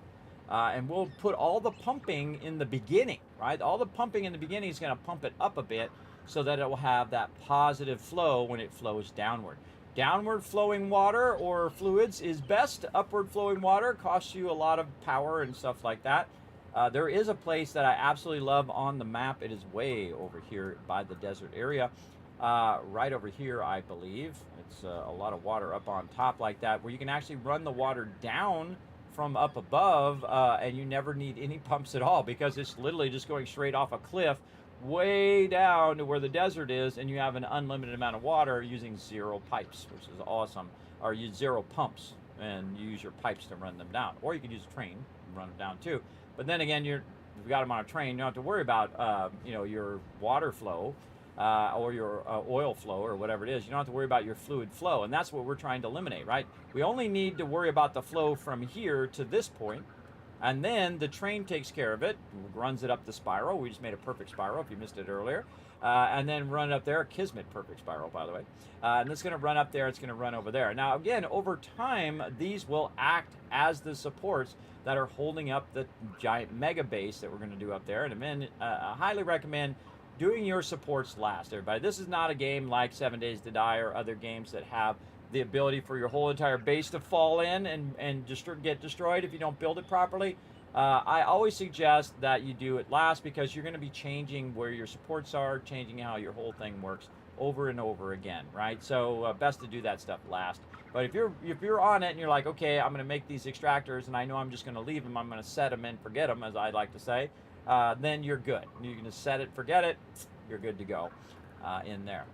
Now on this side over here, actually I think we need to flip one of these the other way to get this over here. It just dawned on me that we're going to need to do that. That we need to flip that. Thus, we'll need to flip the storage as well, because we're going to extract it right here, and then we're going to have it turn around and go into that input. Otherwise, we'd have to bring it up and over, which works as well. We can actually bring it up and over as well. How do I want to do that? I kind of feel like that'll be fine. Flip that back the other way. Now, one of the problems is we also have our train in the way, so we're going to go ahead and get in our train. And if you didn't know, you can back up your train, which is really fun, by the way. The trains in here is like the ultimate wish of any kid who ever had a train station or had a train set. I've had many a train set, everybody. I'm not a huge train like aficionado. I can't tell you all the different types of scales of trains because they have many different scales. I'm not a Sheldon of train, if you're familiar with Big Bang Theory. I'm not that into it, but I love trains because trains are cool. I mean, hey, you can't just get away from the fact that they're cool. So we're going to go ahead and take this, and we're going to go ahead and flip this. Again, always thinking ahead, everybody, before we get too far into it. You want to think about how that fluid is going to get in there. And watch how easy it is for us to just flip it from one side to another. Again, we'll add more foundations here. We got to be careful because we're going to be extracting our resources right here. Again, we're going to be building a thing that just is the extractor without the fluid buffer this time. And we'll do it very much in the same style that we did for our other extractors.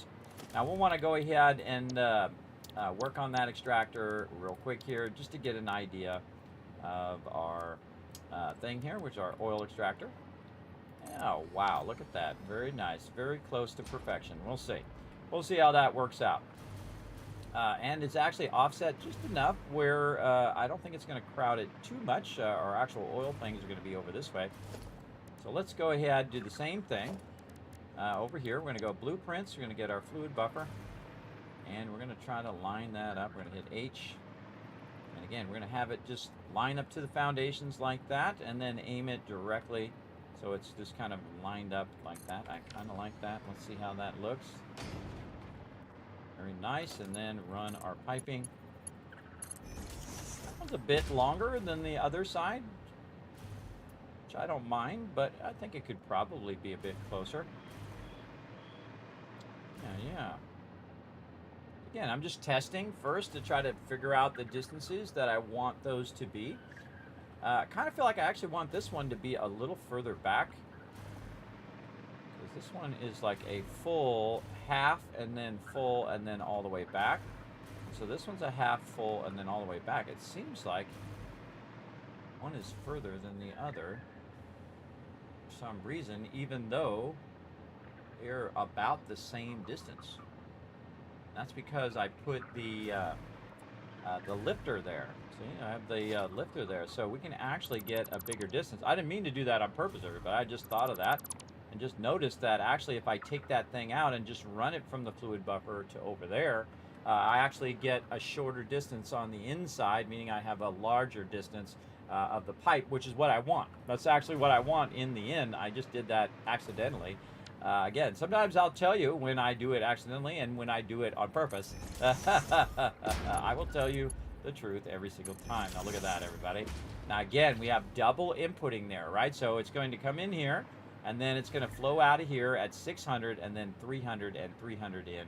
But really what it's going to do is actually split before then, right? So we're going to extract it from here, and we're going to run it in, and it's going to be half of it going this way and half of it going that way, because the game does not do really great with the 600 pipes. The 600 pipes are a bit iffy at best in the way that they work. Now let's go ahead and see if we can get our second one in here. We're just going to go ahead and hit H to put that in hologram mode. And let's see how well these things line up to each other. We try to get that to line up. Oh my goodness, look at that. That is just a thing of beauty, everybody. Look at that, how those just line up right next to each other. Oh, love it, love it. Remember, that's the first time I've actually tried to do that. And then we're going to go ahead and we're going to put that right there. Run that down. That looks wonderful. All right, love it, love it, love it, love it. And we have enough room here to put in our extractor. And we'll, of course, align our extractor as best as we can to the world grid. I don't specifically want it on the world grid. I want it to be its own grid, and there's a reason, because I'm going to show you how to perfectly align not only your ore extractors, but also your fluid extractors to its own grid, and then transition from that own grid, because it looks cooler when it's in its own grid, and transition that grid into the world grid. Which is what we do. But we can just extend that on, by the way, and just put it on top and do it that way as well. Maybe we'll do that on this one, just to show you that as well. Because we can just go ahead and extend this out like this. Now, the thing is you have to watch out. Usually you can just look on the side here and look at where these middle bolts are. If those middle bolts are up too high, it will not let you put the extractor down on that. As you can see, we can't just snap it in there. You can aim at this down here, and you can say, oh, wait a minute. Oh, Kismet, you got it going on. How'd you do that? You're just aiming at the node as opposed to aiming at the foundations. And you can see that it actually lets me offset it a little bit higher than you normally would able to. And it does it right onto the world grid, right onto the foundation. So if you do want to do that, you can do it beautifully, just like that. So there you go. So Kismet showing you all the best tricks today. Showing you all the best stuff. Now, don't forget to go ahead and retweet. Make Jonkers happy in the chat, everybody. Good morning, Blind Coder. Go ahead and click that link. Go up there, hit that like button, hit that retweet button. It's totally for free. Helps the stream tremendously and earns everybody in the stream a bunch of Kids Caps they could use for future giveaways. So you can do that if you want. If you want to align it to the world grid and then just run it back in there. But we're going to align it to its own grid so it's perfectly in its own little blueprint that we're going to make for it. And then we can use it also for all the other ones. And we're going to minimize the blueprint as opposed to the ones that we already have, which I'll go show you over here. Now, again, these ones are very efficient because they're square boxes, meaning you have the maximum square footage, just like in real life. That's why they build square buildings, everybody, is so that they have the maximum square footage. Now you can see that it has a label on there. It has a power switch here. Now we're going to eliminate having each one have its own individual switch. We're going to have one central switch for all of these over here now, simplifying how our power works. So all of this is all oil power and oil extraction. We only really need one priority switch now for it. And then in here, you can see that this has a built-in fluid buffer in here. And then also is aligned to the extractor. We'll go around the other side here. I didn't put a door in here for this side, but we'll just kind of take this out so you can just kind of look and see what's going on in here. There we go. So we have the oil extractor overclocked. One of the best overclockings is oil, everybody. You can see that it's going at 300. It's actually running right now. It's running it out. Look, it's maximizing that oil extraction. Very nice. And then it's running it here in the fluid buffer, and you see the fluid buffer is fairly full and is running that up and out of here. Now also, after we go into the fluid buffer, remember that it does already have a little bit of an ability to push it up a angle, but I typically don't. I run it right in a fluid buffer so it can backlog and manage that backlog right there. And then in the front here, if we look under here, we can see that we have a pump coming out of the fluid buffer, meaning it's not going to backflow into this fluid buffer. It only comes out of this fluid buffer and then ends up on the other side, flowing together. And of course, you can see it merging with this one. So this actually merges, becomes 600. And we look here, we can see that it's going roughly at 600. Sometimes it has an issue. Now again, we have another pump here when it goes up to this rise where we built this temporarily over our train station just to keep it working for the power that we need until we have it done, and then we will remove all of this infrastructure here as well. So there we go. Now we only need the two on this side because we're going to be working with this one over here and then running it, splitting it into these two. And then on this side, we need the rest of these down the way. So let's go ahead and do that. Again, we need to also accommodate our train turning around. We're going to do something really cool with our train as we go. Some of you probably have already gotten it going on in your head because you're a builder just like me. You're like, oh, I know exactly what I would do, Kismet. I love to see that, everybody. I love to see peeps thinking things through on how they would do it as well. All right, so the first two we don't actually need to do. We're just testing that. Again, these are inputs. Green ones over there that with the little kind of arrow kind of shape is the output. The three lines are inputs. And so we're just going to line this up nicely. We're just going to eyeball that right there. Kind of feels like right there. Also, notice that the square there is perfectly aligned to the foundation width there, or length in this case. And then there we go. And if we did it correctly, then we'll have that same shape that we did before, and it should be straight. There we go. Very nice. And then I like to put it right here where it automatically puts the little thing. I don't know, it just seems to put that thing in the perfect spot for me to go ahead and also run that beautifully down in there. And we're leaving a bit of space there for a specific reason, which we'll get to here in just a moment. Now, this is just repeat the same thing over and over and over across all of the different things. Now, we did learn something about our blueprints, everybody, is the fact that they perfectly sit right next to each other, which I didn't know until I did make it. But one of the things you can do is you can use blueprint mode to, in theory, if we did this correctly, and this will work, I don't know, I've never tried this particular thing before, and I do like to try new stuff, so we're just going to run that all the way down. So in theory, this blueprint just made this exactly at the perfect offset, where we can just run these pipes now into here just like that. Look at that, everybody. That is a thing of beauty, and we just discovered how to do that. How to make that perfectly offset so that you can just snap all those together and easy peasy just lined up all of your stuff. Very cool, right? Very cool. Again, I actually just discovered that along with you. I love discovering new stuff and trying new stuff. See what happens. Again, keep your fluids elevated, everybody. Keep them elevated, running downward into your machines. It will help you a lot in the long run. All right, there's all of our splitters there. And then, again, with our double inputting here, make sure that that's flowing in at its maximum rate. Right over there. Very nice. And this one... there, and we're all done. Look at that. We got that done. Easy peasy. All of it done. All of the infrastructure done. Okay, this one here at the end we can take out. We can use blueprint mode to remove that. And now we have all of our water structure, or really oil structure, there. Now we need to go down here, now that we've set that up, and do something really fun with our train. We're going to actually take our train and we're going to divert it. You knew it was going to happen, right into here. Now this is going to be a little tricky because we want to go ahead and make it run straight. So what we want to do is actually put the straight one in first. And we're just going to run our train right underneath all of our cool piping that we did. Yes, very fun. I love doing stuff like this, where you're doing stuff that is kind of like that next level kind of building, where you're just like, oh, that is awesome kind of thing. All right. Now this is going to be a little tricky to get this here. And that's why I leave this little segment here, is so that I can go in. Let me get out of blueprint mode. I can go in and take that out.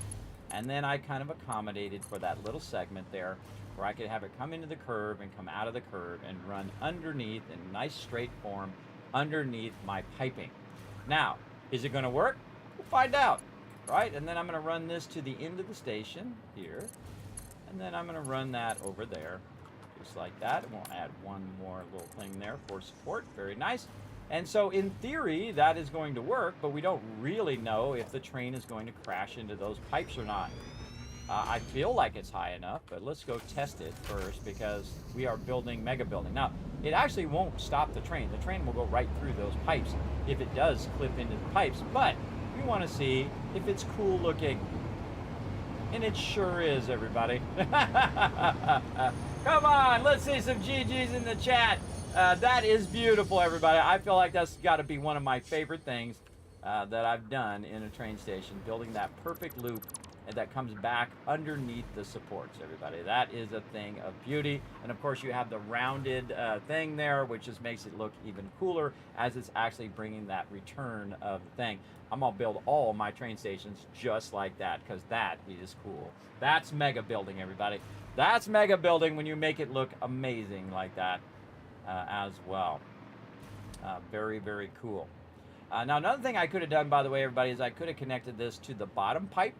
But then I would make a straight one that would go in there. You don't really want to do that. You want it to come out the top and then go down into both of those. So that's why I built that like that is. Wanted to mention that why that as well. All right, that's super cool. Love it. All right. So now we have our train station good to go. Now we need to go ahead and make sure we named our train station. This is going to be oil pickup. I don't make it really complex, but I just oil pickup, or maybe we can call it oil pickup 1. Probably a good idea. Oil pickup for 001. I don't know how many we're really going to make, but now we can make 999 more because we have the numbering structure to do that. We're probably not going to make that many, but you don't really need that many. We're going to be making a bunch more though, because we're going to be working our oil all day today, trying to get that going. All right, so we've got our oil in there. We've got our train set up. We've got our block signals now. Look, our block signal is actually working now. Very nice, as it's returning and going in through the pipes here. I love that. So cool. And then, of course, returning back up our spiral, back into there. So now that we have this whole infrastructure done over here, we need this infrastructure on the other side so that when it pulls in, it can actually unload all of this oil. And basically, we'll do the reverse of what we're doing here, except for we'll probably offset these more to accommodate the pumps that we need to put in there to pump it out and pump it up, and then it will automatically have a lift straight out of the train station, and it will already be up higher. So when we're running it, it'll already run at a higher elevation, and then we can run it down into any machines that we need to run it into. So again, accommodating it on both ends really helps a lot. So those pumps are actually going to be at the train station, helping me lift it upwards and then creating a positive flow. Okay, so now we've got that done. I kind of feel like we want to go over here and work away on our extractor area. Now this is going to be in the way, so we're going to go ahead and remove this off the blueprinter here. It doesn't matter where I build this thing, it always is in the way. It's just how it goes. Take all that out of there. And we'll now take that out. And then we can go blueprints, take all of those out. Make that nice and easy. I hate this kind of silhouette thing that happens. It happens more often on the server Then on a local game, I feel like it's much better built in the game than a game that's on the server. So we're going to go ahead and remove all those out, giving us lots of space here. I'd probably remove these out too, and remove this one for now, just to give us our foundations here. All right, so now we're going to take the oil extractor, and we're going to try to align it as best we can to the world grid. But it's going to be on its own grid so that I can snap blueprints to it to make this much easier, right? So one of the things that I use whenever I'm aligning, and I only need a one item alignment using the metal beam. I use this for extractors and also for resource extractors and ore ore extractors or coal extraction, iron, you get the idea. And then also for fluid extraction, I'll hold down Control to snap it, put my rotate my scroll wheel forward, right, like this, so I can rotate this end, the end that's closest to me, toward the thing. Then I'll left click, and then we'll go ahead and bring this out until it turns blue, right? Then we'll go back by one until it's yellow, right there. And then we go 1, 2, 3, 4, which we use for our oil extractors, or for our ore extractors, but we're going to go 5 right there, 5 out, and then we're going to take our foundation, and in one move, everybody, we have gone and aligned our foundation perfectly to the foundations like that. Now, if I wanted to move it forward a little bit, well, there's a bit of stuff sticking out the front here, I can do that as well. So let's go in, and we're going to go ahead and say we just want to remove the foundations. We'll take those back out, and we'll take the bar out, and we'll show you what happens if you just do 4.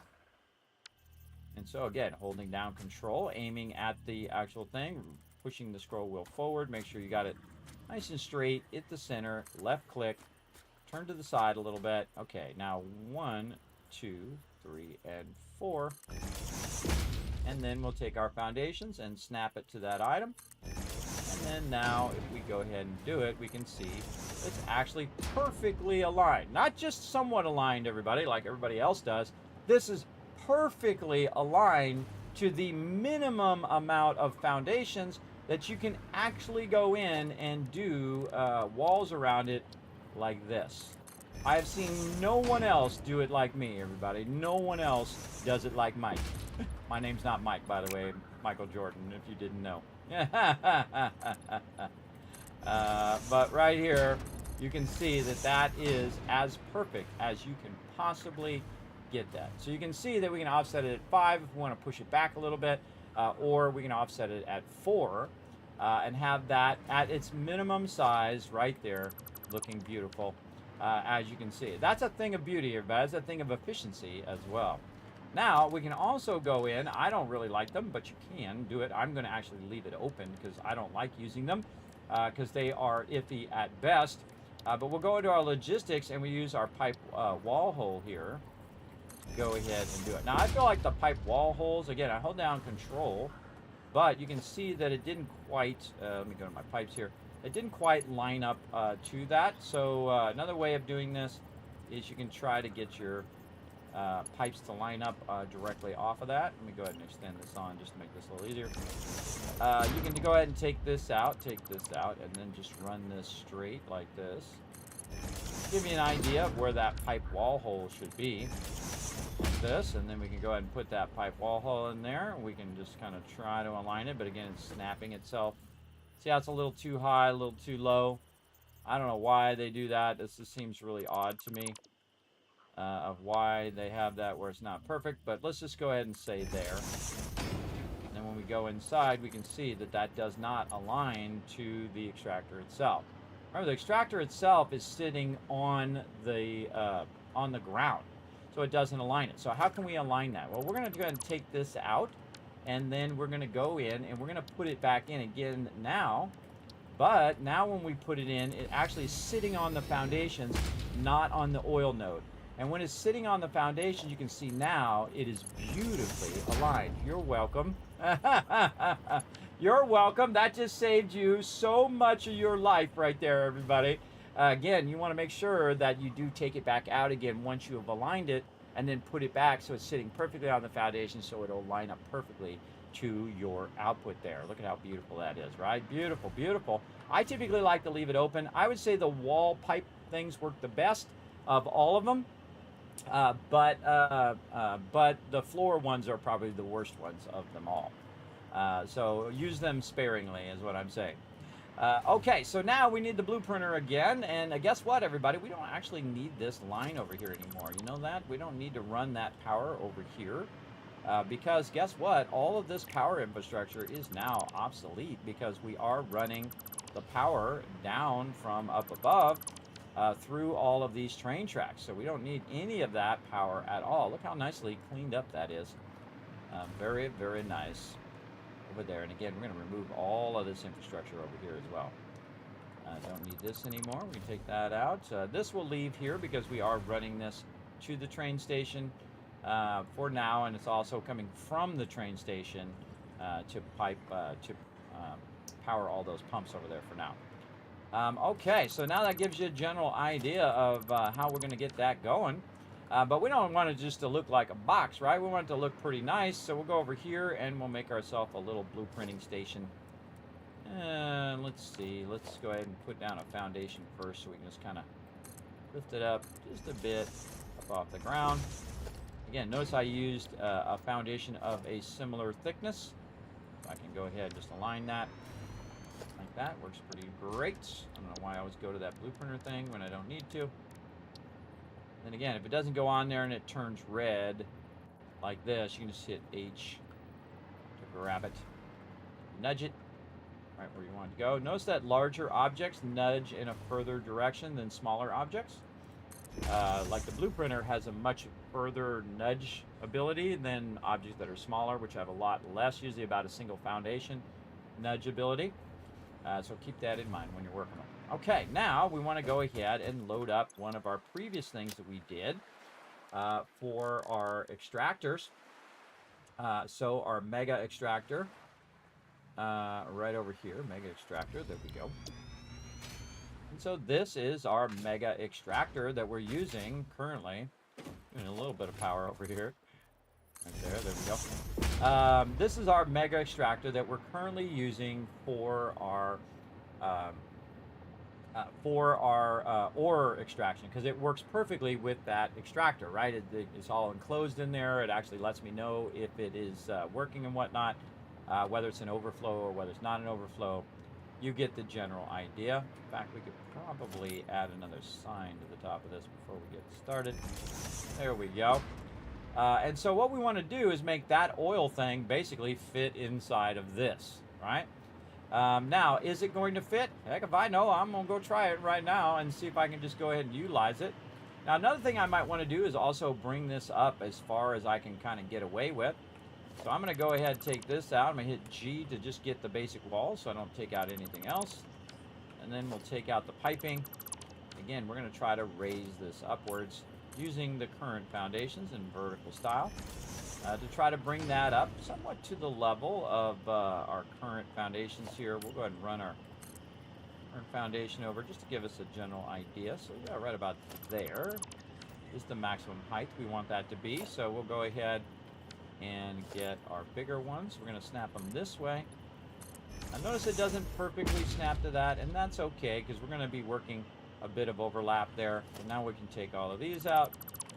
Remember that we're working from the grid of the extractor, right? That's why you don't want to accidentally use that. You want to use the grid of the extractor itself. And I'm going to go ahead and do that. And then, again, something I just showed you earlier, where you can go ahead and choose the oil extractor, put it over on top, but aim down here, and then get away with the ability to just put it right there on the top as well. Just say you went in and you drilled a hole through the foundation, RP in your own stuff, everybody. RPN what you need to RPN. There you go. And then what we're going to do is move this forward by 2 here. We can get to cooperate. There we go. And now what I'm going to do, again, take out these foundations for right now, so I don't end up with overlapping stuff. And then we're going to go ahead and use our current blueprint for our mega extractor, and we're going to turn around this way. We're going to put it down, and we're going to take a look and see how it looks. what do you know, everybody? The extractor is pretty much the same size as the other extractor that we've used, except for this front part, which sticks out right here. So they're actually based on each other, the extractors. And the cool thing is I left this extra area here because I think that far ahead, everybody, where those things will pop up a little bit higher than the front of those other extractors.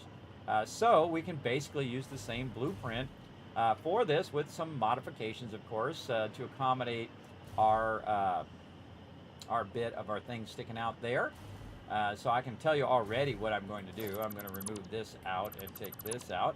And we're going to have some fun with our angles here. Like so. Oh, get this to go the right way. Oh boy. It'll be like that, is it? Ah, there it is. All right. So we can just go ahead and bring that out like that. And then we will go ahead, and we've been using our kind of back and forth edges there. We'll just take that out.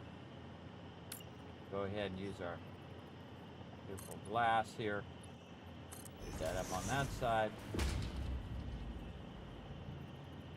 And glass here. And we'll take out this embellishment here. Actually, we'll just move this to the top here. Again, this is just an embellishment that we use. Oh, I forgot to rotate it. D. Hold on, we'll move this embellishment up. Right here. Remember, you can use your mouse wheel to rotate it. Give it a little something, something, right? A little something, something there. And then middle mouse button to pick that up. Cap those at the end.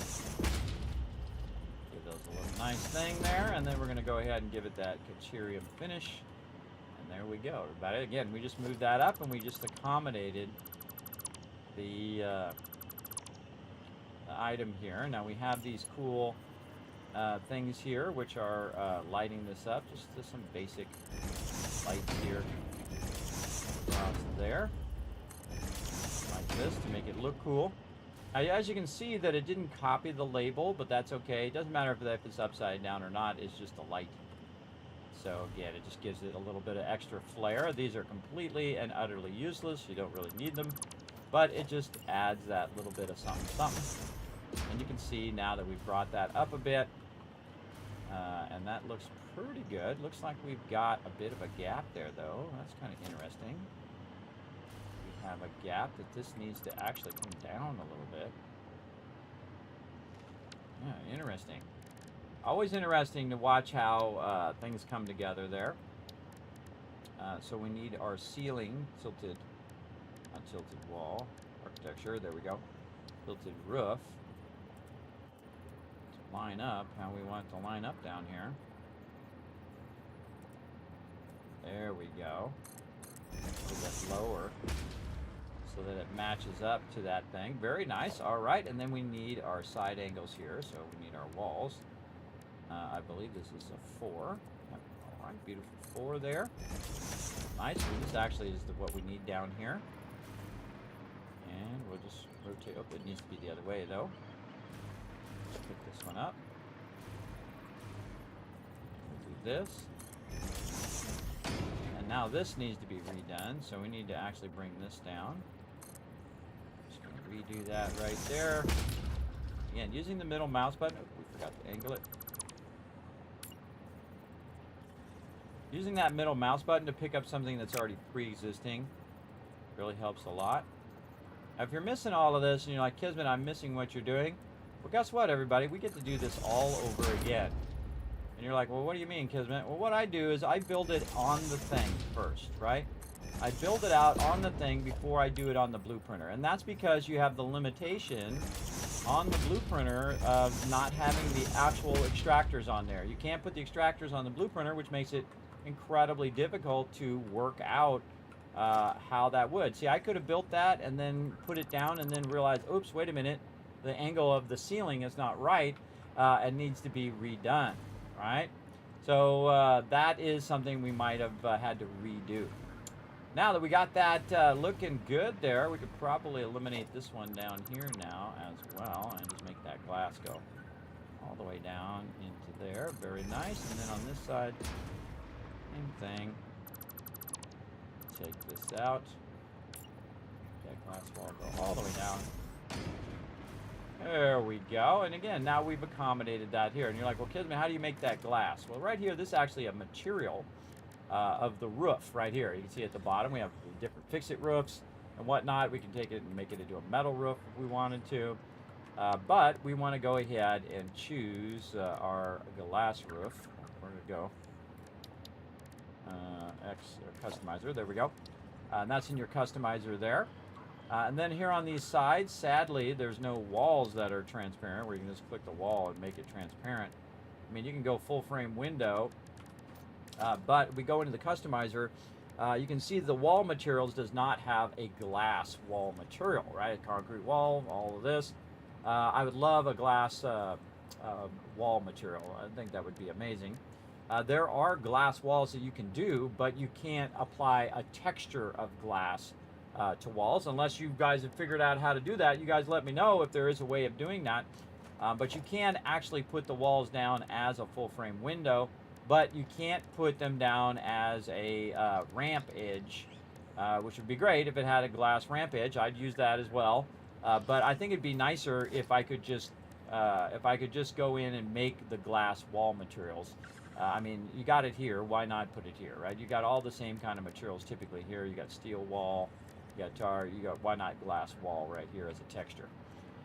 That would be nice, and it would make it so much easier because I can't apply that texture because this is a wall and that's a roof. So what I do is I go in and I give it a little something else. We can make it into a steel wall if we want, give it that industrial feel. We had it before.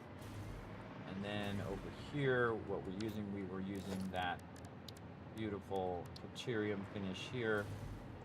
Give it a little something, something. And there we go. All right, so now we went in and did that. Now, some of this infrastructure obviously not going to work, right? Obviously, this extractor is not going to work because we don't want it to pull out resources or items. We want it to go ahead and take out the oil and then split that oil into two separate pipes, right, which are going to be run elsewhere. Also, the priority switch is kind of in the way. So we're going to go ahead and remove all of this belt structure because we're not going to need any of that. We don't need the lifter. We're going to take this priority switch and just sit it over there for right now and then take this out right there. We're also going to go ahead and leave this opening like this, which I absolutely love. And then I can just actually run the pipe through that opening as well. If you didn't know that, you can just make it look like this, right? Like I said, I was going to leave that open like that. So just think into, even though that's built for your belts, you can also use it for pipes just because, hey, look, it ran through there and it doesn't clip, so it looks fantastic, I think. And much easier to do. Now, the great thing about pipes, by the way, is the fact that you can run them really long. Oh, actually, let's make some more of these first. Here. You can run them really long like this, and then go ahead and put the splitter in just like this. There we go. And then we'll just go ahead and take this out, and we're going to go ahead and make ourselves a small little pipe. So. Take this and actually move this structure over to the side here. Move this over to here. I'm going to readjust how we're doing our extractors here. And now we got that. And then we can go ahead and remove these out of here. Again, I work in the open world first to get an idea of what I'm doing.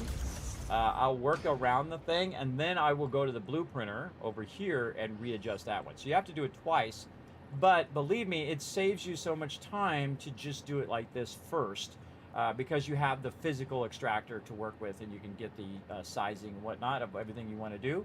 Do it physically on the first one, then do it on the blueprinter, and then take this out, put this down again, and see if it lines up. And then go to the blueprinter and then adjust it. It just saves you from just a lot of repetition, a lot of redoing, if you just build it at the thing first. Okay, and then we have our infrastructure going out this way, which is weird that it's not perfectly straight. So we need to go ahead and adjust how that is aligned. So we're going to go ahead and just put a pipe right here. There we go. This one is not straight, and I don't like it. I'm going to take all this out again. We'll run one pipe so that we know nice and aligned to the center. There we go. And then we can go in and we can align this like this a bit better. So now this is aligned to the grid of the foundations, which makes it way easier to do that, right? And that's what you want to do. You want to have it where you can have that infrastructure to basically run it in any of the directions you want to do. And then we'll take this out again, making the pipe length as small as possible. Like this, and we'll see if we can make this a little smaller. Looks like that's about as small as it's going to let me make it. That's fine. And then again, once we have this aligned, this splitter aligned to the world grid or aligned to the grid of the foundations, then you can see that we can very easily snap that perfectly straight, right? That's what we're trying to do, make it straight and make the outputs go in 3 different directions if we wanted to. We're actually going to only use 2 of those outputs, the outputs that are on the side that we need. Now, we don't know in the future which side that we're going to put stuff, so we want to accommodate that now, right? We want to think toward the future now. So that's why I put 3 of them on there. So say I have it on this side over here, then I can just run the 2 things out here and then split it that way. Or in this case, you can see I have the 2 things here, and I want both of these to go this way. And of course, I'm going to put pumps on there. Not that I actually need them. Sometimes if I had these lower, I wouldn't need them. But I like to have the pumps right here at the beginning to make it easier for me to manage it. So if we're going to accommodate pumps, we should also include the pumps in our blueprints as well. So let's go ahead and just accommodate our pumps right in our extraction here. This is some cool stuff, everybody. I hope you guys are digging this. This is some really awesome mega building here and pre-thinking. This is what I do best. This is what I do best. All right, so just as it comes out of the splitter, we're going to have that pump do its job right over there and then over here. Same thing, and it's going to keep it from backflowing into there. Now, am I going to use all of these pumps? No, but I can incorporate them into my power structure of my extractor here so that I will have them already powered and ready to go the second I connect a power line to it, right? So I've already got it pre-built in. Now, when in doubt, add more pumps. When it doesn't seem to be working right, I would first start with pumps, everybody. I always put pumps at the beginning right here because remember that is pushing the fluid and not pulling the fluid. So it's got to push that fluid out of there. These are level 2 Mark II pumps and Mark II pipes because that's the maximum speed you can do. But again, I don't need the rest of this infrastructure now because the actual end of the pump itself is actually going to be my outputs. That's right. So I can go ahead, I can try to get it around this. There we go. I can go ahead and remove this part here, unnecessary, because I can just connect the pumps at the end, or the pipes at the end, and send it wherever I need it to go. There we go. So again, we need some power infrastructure. Now I just moved these over here to make it easy for me to pick those back up again, because we're going to go ahead and reapply our power structure right under here, like this, and then on this side, so we can kind of hide it underneath here, so we don't have to look at it later, like so. There we go. And then we can accommodate our priority switch. I'd probably put it right there, because that's a beautiful spot for that to go. Maybe like this. Be something like this. Maybe even with a AB on this side. Say something like that, and then this. Need to kind of move over just a little bit. Just to give it a little bit. Yeah, not going to let us perfectly center that, are you? Nope. All right, better like this. Okay, now these are what's known as A-B switches. So A is your incoming power, and B is your outgoing power. So if I turn this off, or actually this would be on, this would be off. So if I turn it off, it will cut the power from the B switch and everything after the B switch. Now this is going to be my primary switch for all of this oil. So all of this oil is basically going to be able to be shut off from right here. Now, why would I do that? Well, maybe I ran out of power and I need to restart my power. So I'll turn all my unnecessary things off, except for this would probably never get turned off. So it actually does the reverse. It says never turn this thing off. Why? Because that particular switch itself is going to be in the highest priority, and all my other switches will be in the lowest priority along the way, right? So that is something that we'll definitely want to do along the way as well. So there we go. We found a place for our switch. So this would be the incoming power, and this actually is just going to transfer to here, and then from here it's actually going to go in here where our extractor is. We're going to take this out temporarily and just kind of think this through. So we're going to have this go, connect right down here where we have this running up to the top here, where we can then very easily just grab this and connect that right in the back there. Ooh, that's nice. I like that. All right, very nice. And we'll just say we drilled a hole through there with the drill, and then ran that wire through there. All right, overall looking beautifully perfect right there. Very nice with our whole infrastructure there. And that is pretty much it, everybody. That is pretty much all I need to make that work. Now, I don't need some of this infrastructure in the back. I can take it out, but I know I'm not going to need it, so I would probably end up just taking it out of the blueprint. But I'll just physically take it out just to make myself feel better and give you guys an idea that we're not going to use any of that. We're going to be using this front infrastructure, and then we'll just take this and we will run one up to there, and then take the other one and run it up there, except for, sadly, we don't have our beautiful 90-degree pipes yet. It's in 1.1. We don't have it in stable yet. I will eventually play 1.1 here on the stream as well. I'm a little tempted to start over, everybody. I'm that guy that loves to start over as well. How many hours on this play? Depends on whether you're saying my hours or server hours, because the ultimate power is the power of time. Now, the server hours is 3,992 consecutive hours of it running since I started this playthrough. Now, that's not my hours. Now, see, I am your official Fix-It corporate trainer. You're welcome. I am here to show you how to be super efficient, but also how to build something beautifully as well along the way. It's beautifully efficient as well. On the server, you have the power of setting it up and letting it run. In fact, let me hook you up and give you a discount on your own server, absolutely, right over here as well. By just going ahead and throwing this in the chat on my buddies over at G-Portal. I love to squeeze discount codes out of people for all of you. So they do have a discount, 10% discount. You can go ahead and click that link right there and get your own G-Portal server. It's only a couple bucks a month, everybody. And it costs you more for power to run your computer than it does for you to get a server and let it run on there. So we've let this run for a really long time. Now, my time in here, I'd say maybe about 100 or 200 hours, maybe. But my time is way less because I set it up and I let it run, and then I come back and I have a bunch of resources. Then I take those resources and do that. I'm really tempted in 1.1 to see if all of the issues I'm having on the server with the ghosting and with some of the stuff not working is really a server issue versus a local play issue. So I might switch to a local play just to see if it has the same issues, because we finished on the server in both the early access multiple times and then also on 1.0 on the server, but we haven't done a local game where we finished it, and I can show you how to do it with only around 20 or 30,000 power. You can finish the entire game.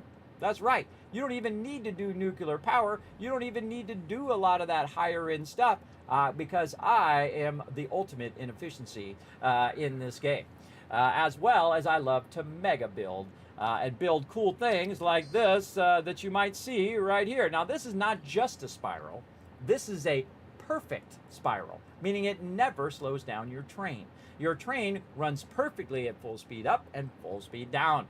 That's right. It doesn't do that whole porpoising thing where it's speeding up and slowing down, speeding up, slow. Well, this would be slowing down. This would be speeding up. You get the idea. Slowing down, speeding up, slowing down, speeding up. That's what it does if you make in perfect spiral. If you make it where it's like every 2 and then you run the spiral, it will do that, kind of slowing it down. But if you make it like this with a perfect spiral, perfectly offset, just like your foundations, if you were going in there and just making your own kind of foundations, this matches up to that perfectly, how it's supposed to be in the game. So that's how come that spiral works so well.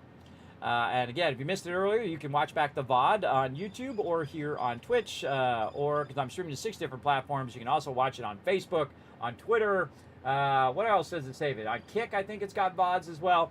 But my main archive is my YouTube channel, because Twitch's VODs are iffy and they go away after so long, and it's a nightmare. But if you want to check all that out, I'll go ahead and throw those links in the chat for you. You can go ahead and check it out. Well, I'll try to throw the links in the chat. What's going on with my Stream Deck? Come on, Stream Deck. Throw it in the chat. Nope, not going to do it? All right, we'll just do it manually then. What's up, There we go. There you go. There's all those links there for you in the chat. As well. Maybe this is not working. Oh, there it goes. Okay, now it's working. I love how it just like takes forever. Takes forever to go. So there you go. Sup, bro? Thanks for coming in and hanging out. As well. Thanks for chilling out in the channel. So yeah, that's about how many hours? About a couple hundred hours in this particular playthrough. And you can see we've been building some serious stuff. And this is just getting started here as well. But here's the cool thing, everybody. These blueprints that I've made can carry over into a local play. So if I'm doing it on the server, I can also start a new playthrough and eventually use the same resources or the same blueprints to build all of this structure again. So it's not lost. So you can progress it into the next thing.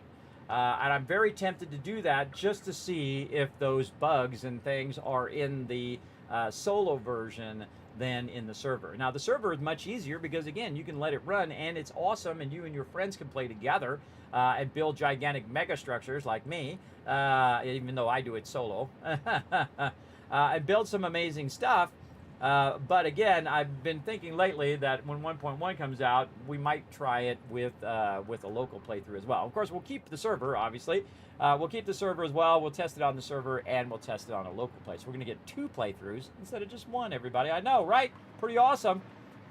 Pretty awesome. So be hanging out on the channel. Make sure to hit the follow button or subscribe button, depending on where you're watching. If you watch on YouTube, the follow button is basically the subscribe button. So thank you so much for coming in, hanging out. Great question, by the way. 1,000 kids cats for the entire chat of how many hours I'm in.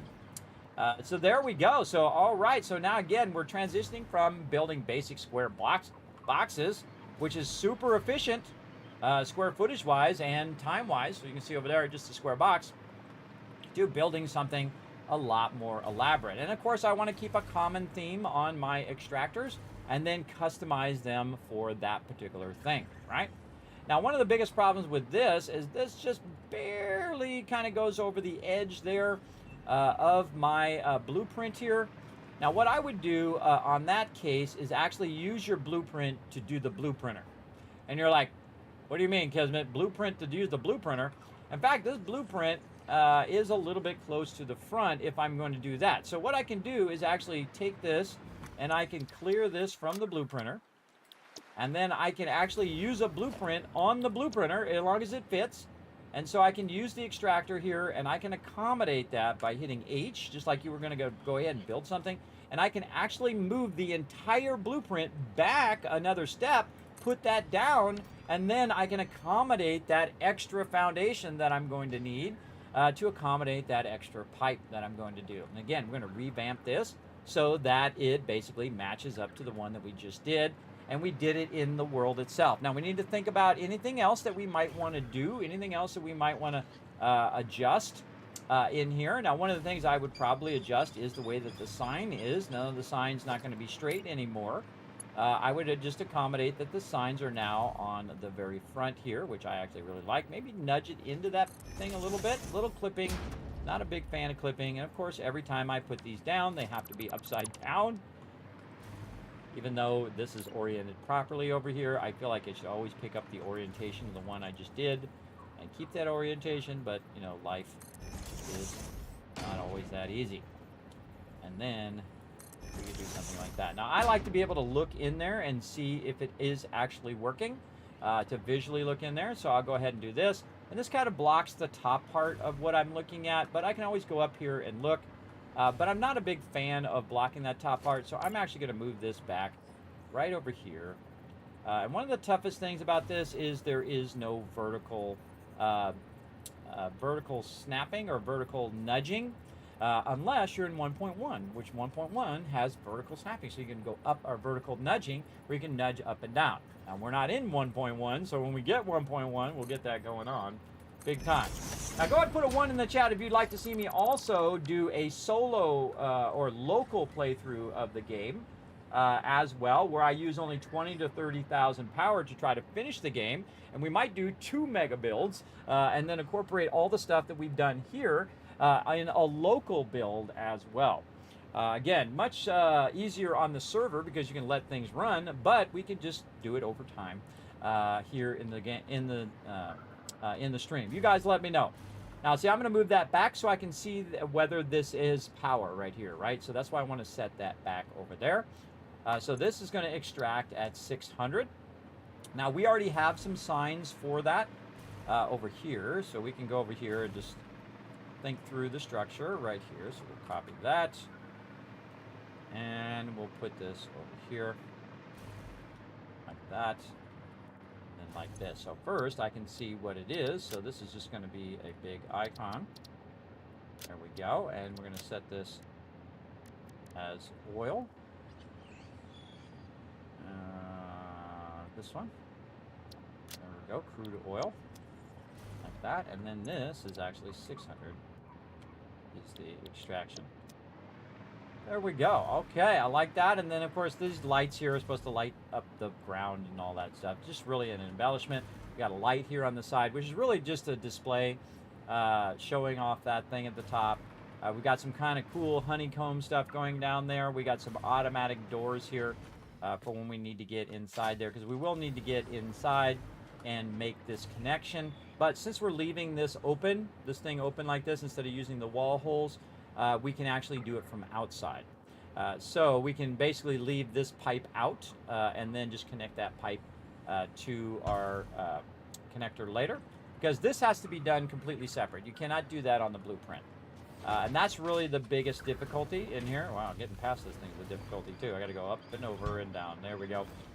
Again, that's going to be your biggest difficulty, is that thing is in the way. Now, we kind of got an idea of what we want there. It looks pretty great. We want to make sure to, again, include that extra foundation. So we're going to go ahead and put that there. We're going to need to remember to go 2 forward instead of just 1. So we'll use this one here and then connect it there. So we'll leave it like that. And now we just need to rebuild basically what we did here. Now, I'm not a big fan of this floating over here, but just know that underneath here, we're also going to do some stuff, which we can probably integrate now into the actual thing like that. There we go. And of course, we want to color this with our cool carbon steel finish. And so we might integrate that in as well. We might integrate that into this blueprint as well, so we don't have to build that each and every time. It already be pre-built in, and then we use the top part to snap a foundation there, and then we can align the foundations to the extractor grid. So yeah, a lot of stuff going on there. So let's go ahead and get it going over here in the blueprinter so we can just do it over and over again. Let's go ahead and take out all of this structure we don't need. We know we're going to be moving this, so we'll put this over here. We know we're going to be moving this kind of over just a little bit to the center line. Like that. Maybe that's a little easier. We know we're going to take this one and we're going to basically connect it in here like this. We got that done, and we want to connect this across to over here. So we're going to move this forward. So, and we're going to take this out. We'll take this out for now. Want to make sure that we connect this across here, so those are all connected. Okay. No? Something funky going on there. Next. Already connected to another wire. Oh, I think I already connected it. All right, well, let's just do it again. When in doubt, everybody, just do it again. Yeah, it already ran the wire while I was putting the thing down. Very nice. All right, I'll just keep this off to the side while I'm doing my piping and stuff. Now I know that my pipe is going to come straight out of the center here, but I really want to do this in reverse. And the reason why you want to do this in reverse, and this is why I added these extra foundations, is because you don't have anything to align it to. You don't have the actual machine to align it to. So we want to do that in reverse.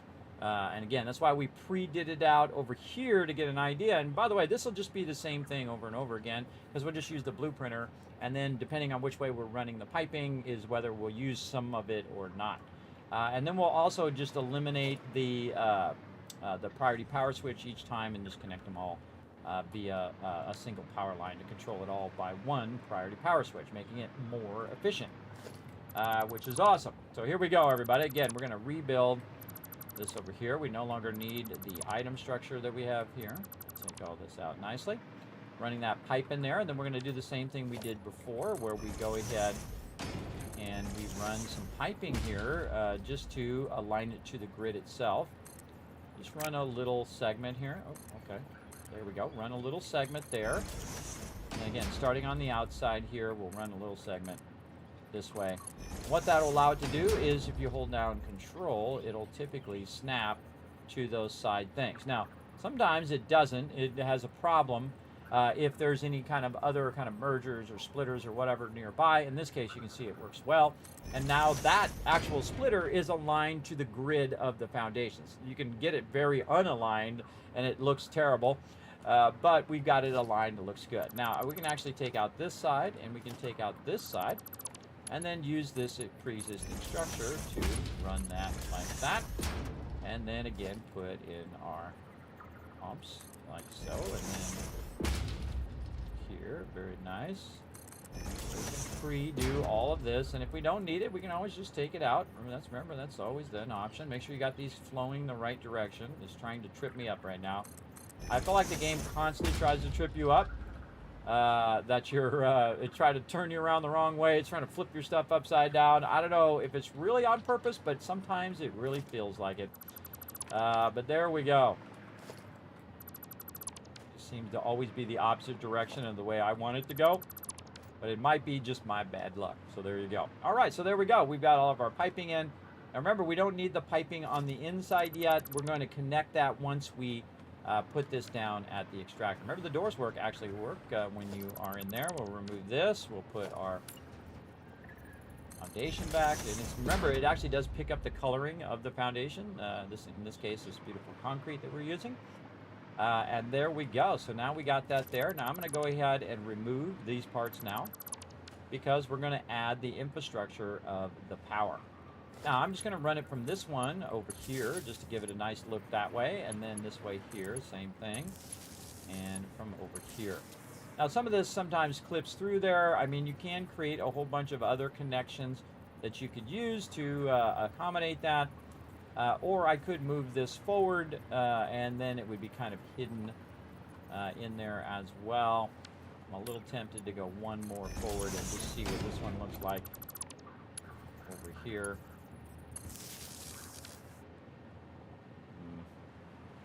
I don't think it really matters. Let's just go ahead and do that, and we'll say we just drilled a hole through there, and then we put this behind that casing and ran that through there. This one's probably the nicest of all of them, with that front structure way out there. Maybe we should try this one way out in the front and match up to the other side and see if we like that better. Again, remember, this is more about aesthetics than anything else when you're mega building. So yeah, that's much nicer. I like that a lot more.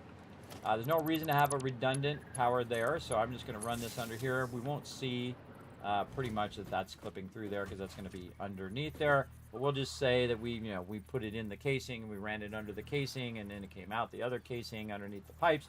Again, RP in what you need to RP in, everybody. Remember, this game they can only do so much, and they have done a lot, and they've done an excellent job of it. There we go. No reason to have a second one there. Those look really, really nice. I like that. Very nice, and they're all connected together, and they're all connected in there. And if I remove this, by the way, it'll automatically remove the power lines for me. So all that power line structure will go away when I don't need that particular pump. And I will only use the lines that I need from that extractor. And I'm going to be splitting all of the lines except for the 300 lines. The 300 lines, I don't need any of this. I just need the front pump here. So what I can do is just leave the pump, remove all these other two, and also the splitter, and just run this pump directly into the extractor. And then just run that single line out. Or I can have it come out of the extractor and go right or left, depending on how I want to run the pipe, right? So again, thinking toward the future of how we want to do that. Now, let's go ahead and see if we can actually color these. Oh, that is cool looking. Oh, man, that is awesome. I really like that. I really like the way that looks. Oh, man, nice. Sexy. All right, very sexy there. All right, I like it. Let's go ahead. Can we put our pipes as deuterium as well? We should put our pipes in something different, like a carbon steel. Actually, let's run it out just a little bit, just to give it, see what it looks like in that carbon steel. Oh, that's looking hot. Hot and sexy, everybody. Hot and sexy right there. Yeah, now we're just thinking of aesthetics, right? To kind of match it up to the building that we built. That is awesome. Love it, love it. All right, so now we got a general idea. I'm going to leave that pipe there so that it does tell me that, hey, this is the style of pipe that I'm going to be using.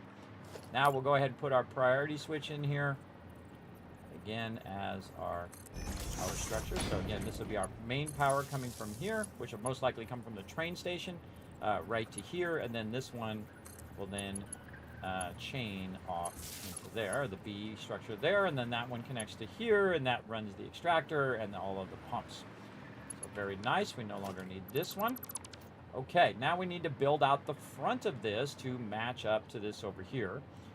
Probably a good time to save because we just did a lot of really cool stuff. What did I call the other one? Mega extractor. So we're going to call this Mega oil extractor is what we'll call this one. Mega oil extractor. MK3. Actually, we'll put that in the description. We'll just call it Mega oil extractor. All right there. And then Mega oil extractor with MK2 actual pipes. And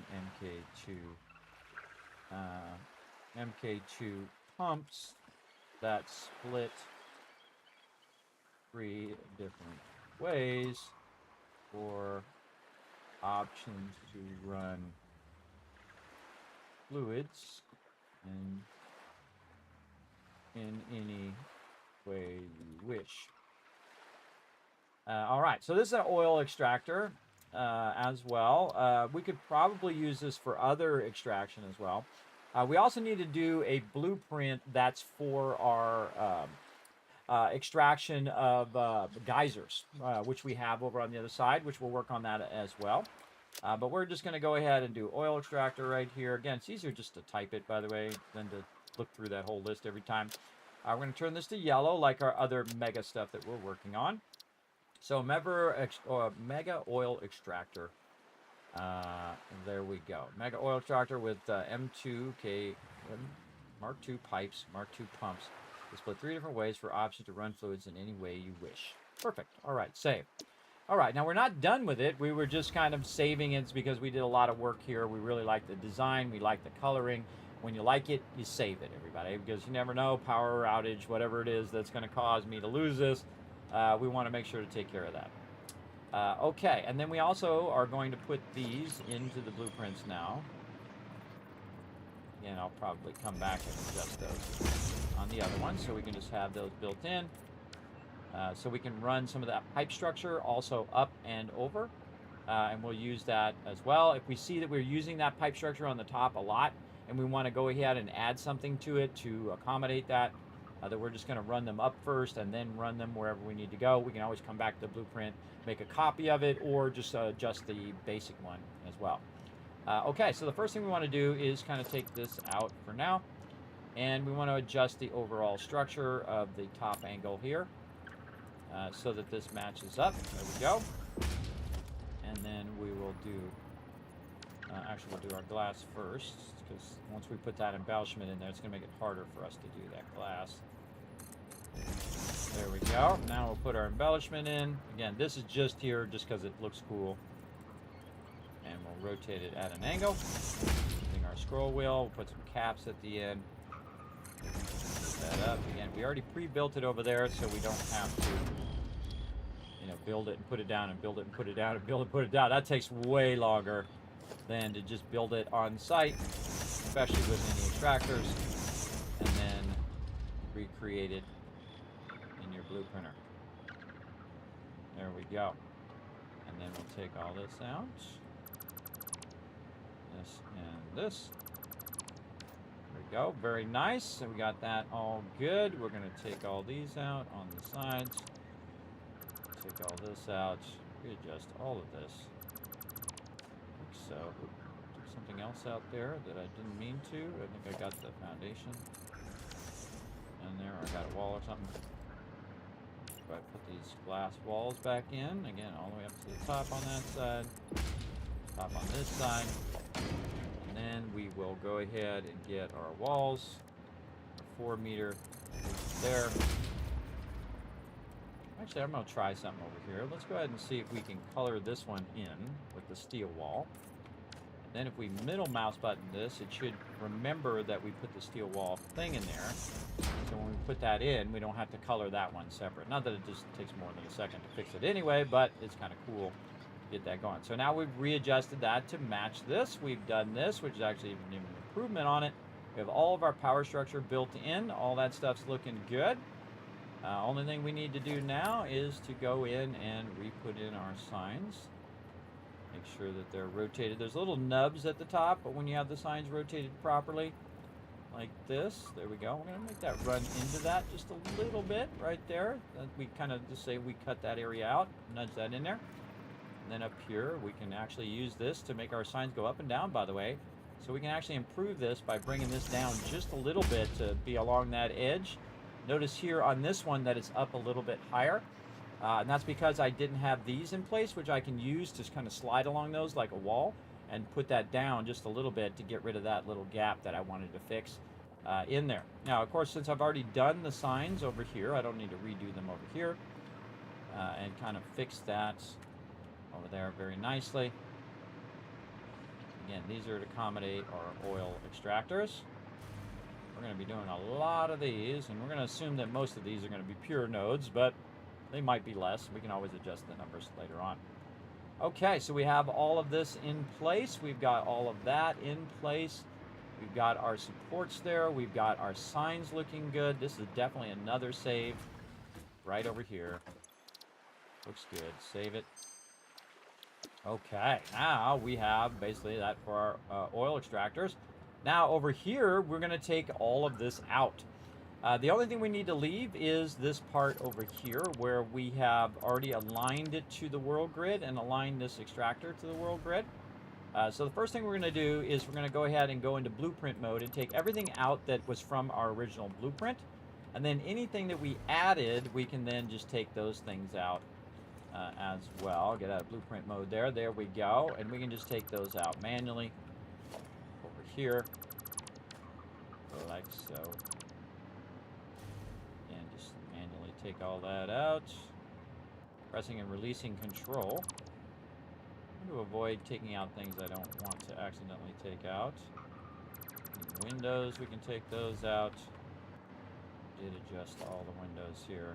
Let's say just Windows. So we limited it to just Windows. You can just see those. Okay, looks pretty good. We don't need all this infrastructure in the front anymore, so we're going to take all of that out. With all the power lines and things that we adjusted here. There we go. Leaving only the extractor itself, because we want to basically put the extractor in position first, because it's not going to let us put the blueprint down and then put the extractor in. You have to, it's like called build orders. You have to build the extractor first, both on the ore extractors and these extractors, to put the actual building around it, right? So we need to get this in position first, get our foundations aligned to this, and then we can take our blueprint over here, which I think I did save, but we're going to do it again anyway. We'll go ahead and save it again. remember if I saved it with those last changes or not. And now, if we did it correctly, we should be able to take that blueprint, put it down, and it should automatically be set up in one single move, right? So here we go. We're going to put this down. We're going to rotate it with the arrows pointing toward us. Remember, we have the 2 offset now. And then we left click, and in theory, it should perfectly go around what we built, just like that. Very nice. Okay. Now, of course, we have this orange crap in the way. I really hate this. I feel like this is a server issue more than it is a game issue. But I really want to go ahead and just put some foundations down out here, and maybe it'll go away. So sick of that orange being in my way. And then I can go ahead and take these out and take those out. And then the orange didn't go away. It's still over here. I hate this old orange thing. They really need to fix this. It really irritates me to no end, because it's just making it harder for me to see what's going on with my extractor right there. Now, the way to fix this, by the way, everybody, is just go to the main menu. As you can see, I can just go to the main menu here. And then I can go ahead and just jump back on the server. Now, remember, this server is a solo server. You're like, hey, Kismet, can I come play with you? No. Sorry. On this particular playthrough, I do sometimes do multiple servers where people can come play. But on this one, I'm doing it because this is a mega build, everybody. And we're working on new technology that we're trying to develop, new blueprints. So best if we don't have a bunch of random stuff in there while I'm trying to do it, or people changing my stuff as I'm trying to adjust it. Okay, so there we are. We're back, and that orange stuff is gone. So very nice. Put my socks on. My feet were getting cold there. All right, so you can see that it actually fits fairly well into what we already have over here. And all of that stuff's there. And we know it's the new one because, again, it's changed the coloring of it now, right? The coloring of it looks pretty awesome, I think. And there we go. So now we have the ability to run this oil out at its maximum speed of 600. So there's just a couple things that we need to do as the player now on these particular blueprints. So the first thing that we'll want to do, of course, is to run the power. So we'll go around the back here, and we'll go ahead and run the power to our oil extractor. And our oil extractor will go ahead and start up here in a moment. And then we need to run the actual power here. Now we need to think about how our power structure is going to be once we have our train station completely in position, which we do now. And we're going to probably leave it like this. So we're going to go ahead and run that power from up here. We're going to cut the power temporarily right there, and we're going to run this nicely down in here. Kind of feel like actually the foundation forward. Let's go a little bit up right there. I like to hide all of my wires, just like you do in real life, underground or under the foundations as well. So I'm going to go ahead and run a power line clear over to here, and again, just a little bit up on this edge. And then our actual connection is on this side. That is the input connection. So we'll go ahead and run this down. And we'll run it to the outside here. And then we can run this underneath here and never see that power line because it's going to be hidden in the structure of what we're doing. So very nice. All right, so overall, pretty good. Even though these are two separate grids, you can see that they do kind of overlap a little bit here, and that's okay because we can go in and we can take this same asphalt material and we can kind of just hide that like that. Again, it's a little elevated as well, so you're going to have that little bit of a line there. If you don't like it, the best thing to do is just take this part out like this. Boom. And then you got that gap where you don't have to look at it being in the thing if you don't want. Personally, I would just go ahead and leave it in and just make it match up real nicely as best you can, like that, right? Also, what we can do is we can go ahead and move these foundations forward by doing these forward, like this, and then that line is not as noticeable because the line is actually underneath the structure of the actual item here. So instead of having the foundations come from that blueprint, we have the foundations going this way. It's a little less noticeable. You can still notice it here on these edges, but again, we could take out these edges and we could just use the structure of what we've already got like so. And I can go ahead and run these underneath here, like this, and even less noticeable. So it actually looks like it's sitting on the world grid, which is actually not. It's on the extractor grid. Now I can put it on the world grid like I showed you earlier, but to just kind of make that look a little nicer, we'll go ahead and just take those out and just align it, making it look like it's sitting in the world grid, even though it's on its own individual grid. This was totally not what I wanted to do. Took these other ones out. Take that first one out. Oh, I missed that one. Come on, you. There we go. All right, that tripped me up. This, because I can see this one's offset. That one should not be offset like that. That one should be aligned to the world grid. Like that. Very nice. Okay. And again, we can just go ahead and remove these extra ones that we no longer need.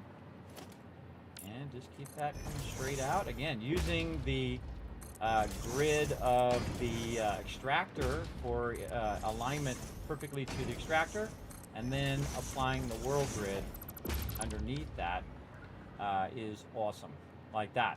And then when I run this back, this is going to go ahead and basically be able to change from the extractor grid to the world grid as you desire, right? So up to like this, and then this one here, we'll go ahead and take, run out nicely like this, and this one to there. And then of course we want it to look cool, so we'll go in here and put some of this chrome in there, because that's cool looking, and run that up like that. Very cool, like it. Now we don't need this one over here, so we're going to eliminate this one. No reason to have stuff that we don't need. And so now we have it splitting 50-50 across there. Now this is going to be a power oil extractor, so power 001. This is my primary power now. Power 001 oil extraction. Right there. And so we'll go ahead and do that. Now our switch is currently off, but we can just flip it on like that. And it says it's operational, and we can see now that the A power grid is what the incoming grid is, and then we have the outgoing grid. Uh-oh, we got some problem with our power too. Our power's down to 14,000, meaning we probably ran out of room for our for our atomic power. So we got to go fix that here in a bit. But that's enough power to get it started, everybody. Again, our oil power is still running, so that's good. And again, you can see that even though I built all of this stuff, that my power being used right now is very, very low. Because efficiency first, everybody. It's the mandate from our fix-it corporate overlords. Remember, I'm just in the training department, everybody. I don't make the rules. I just try to help you from getting lasered from space, from being inefficient, right? So watch out. I'm not in that department, everybody, and I'm not going to snitch on you. My job is to help you. So I'm going to help you build better factories, and also to be more efficient at building those factories as well. So as you can see, everybody, we're using a very little amount of power right now, using around 4,000 or 5,000 roughly to do everything that we're doing right now. And we have the capacity for around 14,000, and then it goes down to around 8,000 power. Now we did have around 40,000 power running because we had all of our nuclear power running, but it probably filled up with nuclear waste over there. We need to go over there and definitely fix that for sure and get our nuclear power back up and running. So there we go. Now we got a little bit of a problem here. I can see that this is red and this one is not red, which means that this one maybe is not connected from one side to another. So we have some sort of problem there that we need to solve over here. So yeah, this one is not connected from here to here, and that's in our blueprint itself. So we need to go in and do it. Now this one is very unique in the fact that the oil extractor is right next to where the train station is, right? Now on my other ones, I won't bother to try to make it to the world grid and run the world grid underneath it. Just because this one is next to it, I will just accommodate the world grid right next to it. The other ones I will not. I just put it down and it'll be at the extractor grid as well. All right, so there we go. So we fixed the power here, but if we fix it over here, we need to go over here and we need to fix it over here in our blueprint for all the future ones we're going to do. So we need to make sure that we do run that connection across, and there we go. Again, always watching those little lights on all your stuff, right? We want to make sure that those lights are set properly. Now also our extractor should be spinning up. We want to remember to overclock our extractor to maximum amount, like so. There we go. And then we need to, of course, do that connection here in the front to our output. And there we go. And this should basically start up a little bit. There we go, flowing at 600 now. And flowing that out into our containers to get that going. Let's go up and over. There we go. Up and over. And now we know that that oil extraction is working. Now, when it comes to fluids, everybody, there is one thing that rules them all, just like the One Ring. But when it comes to fluids, fill up your fluids first. Fill up all your pipes first before you do the next step. So one of the things that I do is I get things running while I'm doing other things, right? So right now I want this to fill up with a ton of oil. I want to fill up the train station depots with a bunch of oil, because fluids, when you have the pipe full, they flow more consistently and are better at flowing than when you have them half full, right? And in my case, I'm splitting it in half, so it will flow at a half rate overall. But to get it flowing at its maximum efficiency, we want to fill up all of that first. So you definitely want to start it up. You want it filling up your industrial buffers. You want it to be filling up down here at its maximum rate. You can see it's already starting to fill that up. And again, we're going to backlog all of our oil first, and then we're going to switch our oil production once those trains are picking up that oil at its maximum efficiency. So there we go. So we've got one of them done. Now here's the thing. Since we made a blueprint, doing all the rest of them is easy, because we can just put it down, align it using our alignment technique, put the blueprinter down, connect the little connections that we need to do. GG's, we're done, right? That's it, already good. Now, one of the things about this particular one, though, is that I need to actually backchain the power off of this one, because this is my primary one. I could have made any of them primary. But this is my primary power switch or priority switch. It's going to keep all this oil on or off, right? In this case, I want to keep it on. And so I want to go ahead and take that power line over here. This one right here, which is called the B switch, right? Your A switch is your main power. The B switch is your output power. And I want to go ahead and rechain this in the opposite direction. Now I'm going to go ahead and actually run it underneath here. Now you got to remember where all this stuff is, because it's going to be tricky later. But we're going to just run this, and we're going to have this so we can get away with this line right here. So it might be better to align it to this side if we can. Nope, not quite, but we can get pretty close. We could probably do right there in the center. And again, this power line is going to run here, and we're going to remove all of this. All of this is going to get taken down, redone in the Mega style as well. But remember, this is actually functionally powering our system right now. So we don't want to take it away until we have it actually replaceable with something else, right? And so the only oil node we're going to be using right now for the new area is this node right here. Now again, I could use this upper structure here for bringing the oil in and just piping it all in from this side. But I really like the fact that my train runs underneath my piping over here. I think that's really cool to just set that up and have the train going underneath it. Very, very cool. And I love my little stands here as well. All right, so and again, it's going to go up and down that spiral and match into what we currently already have run.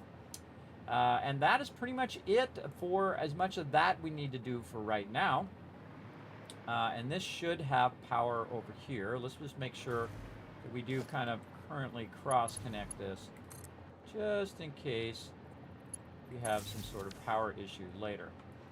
And I should probably color this like green or something, or yellow. Color this yellow. Remind myself that that's my primary switch that I'm going to be running out to all of that later. Okay. So that's looking pretty good. Uh-oh, we got a bunch of train station problems. Look at that. See, it's flashing. Fuel oil train 1, box train. Uh-oh, we got train issues. We got train issues we got to solve. And we also have to build a whole nother fluid area where we're going to be doing all these fluids. We got to work on our geyser extraction there. We got so much to do, everybody. We got lots to do, and that's the great thing about this game is you always have plenty of things to do. Now, let's go ahead and try it on the way up. We're going to go ahead. Actually, we could do it out of the station first. Let's go ahead and do it out of the station.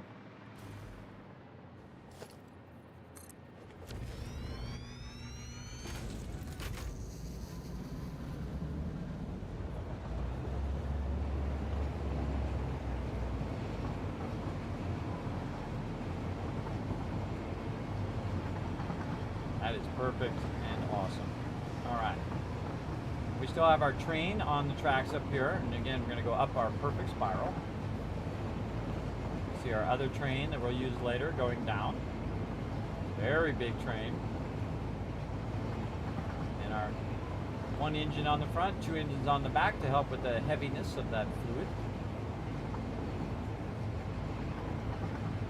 And yes, this does affect my vertigo. If you wondered. It does, but I've learned to manage it after all these years.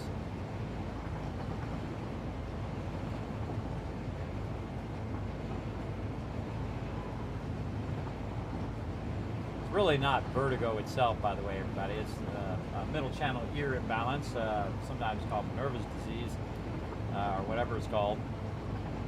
I call it Minerva, like Fallout 76 Minerva. Who's a vendor, by the way, if you don't know who that is. Basically, it's a middle channel ear imbalance where I have a constant dizziness all the time. It sucks. It's like a real life torture every day. But, you know, I'm getting better. I feel better. I'm less dizzy. So losing weight as well, 53 pounds down. Hoping to get more, man. I just hit a plateau, and so I got to just keep pushing until I break that plateau. Keep pushing, everybody. Keep that momentum going, just like we're keeping the momentum in this train going perfectly. Look how beautifully this train is running. Running beautifully consistent all the way up, except for when it lags when it's saving. Very consistent. Oof. Picking up. Getting a little frosty in here.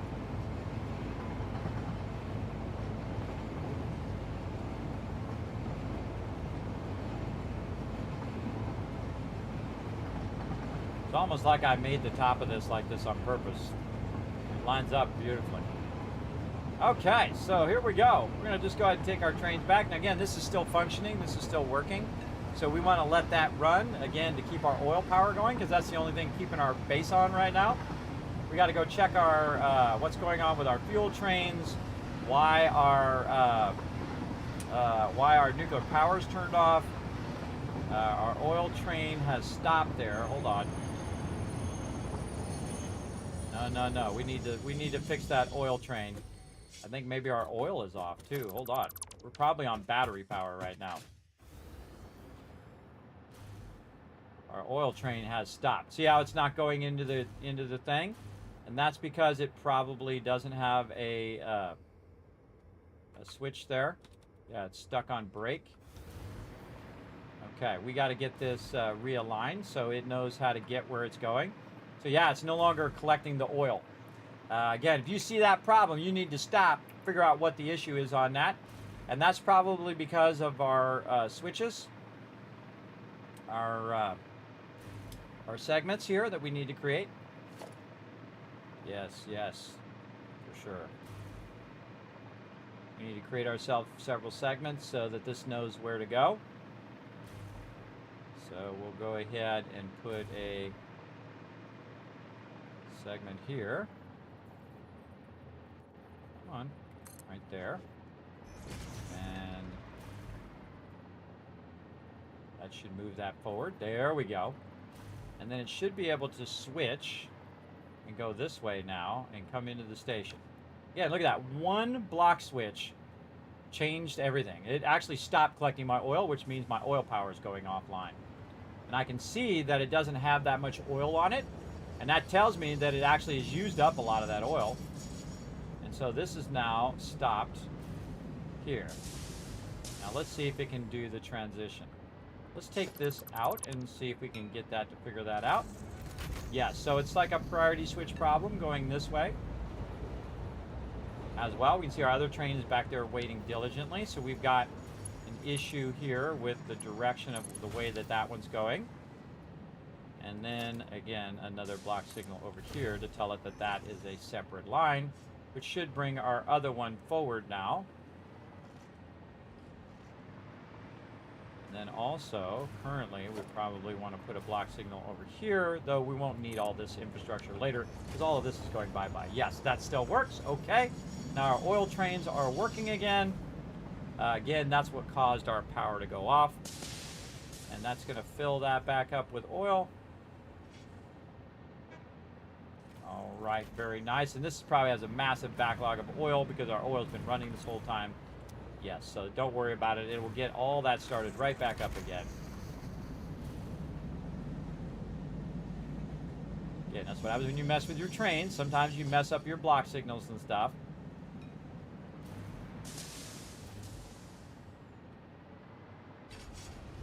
Oh, we can take this train as well. Power oil pickup. I usually use the bulk of all my oil for power and a little bit for resources.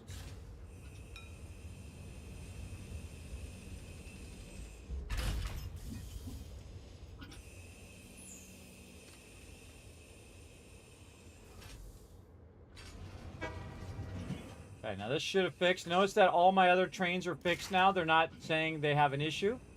And that's because I had to run that line in the opposite direction so that it's running downward. And that connection says, hey, this goes this way, and then put my block signals in to let it know where that it can turn around that little circle there and transition.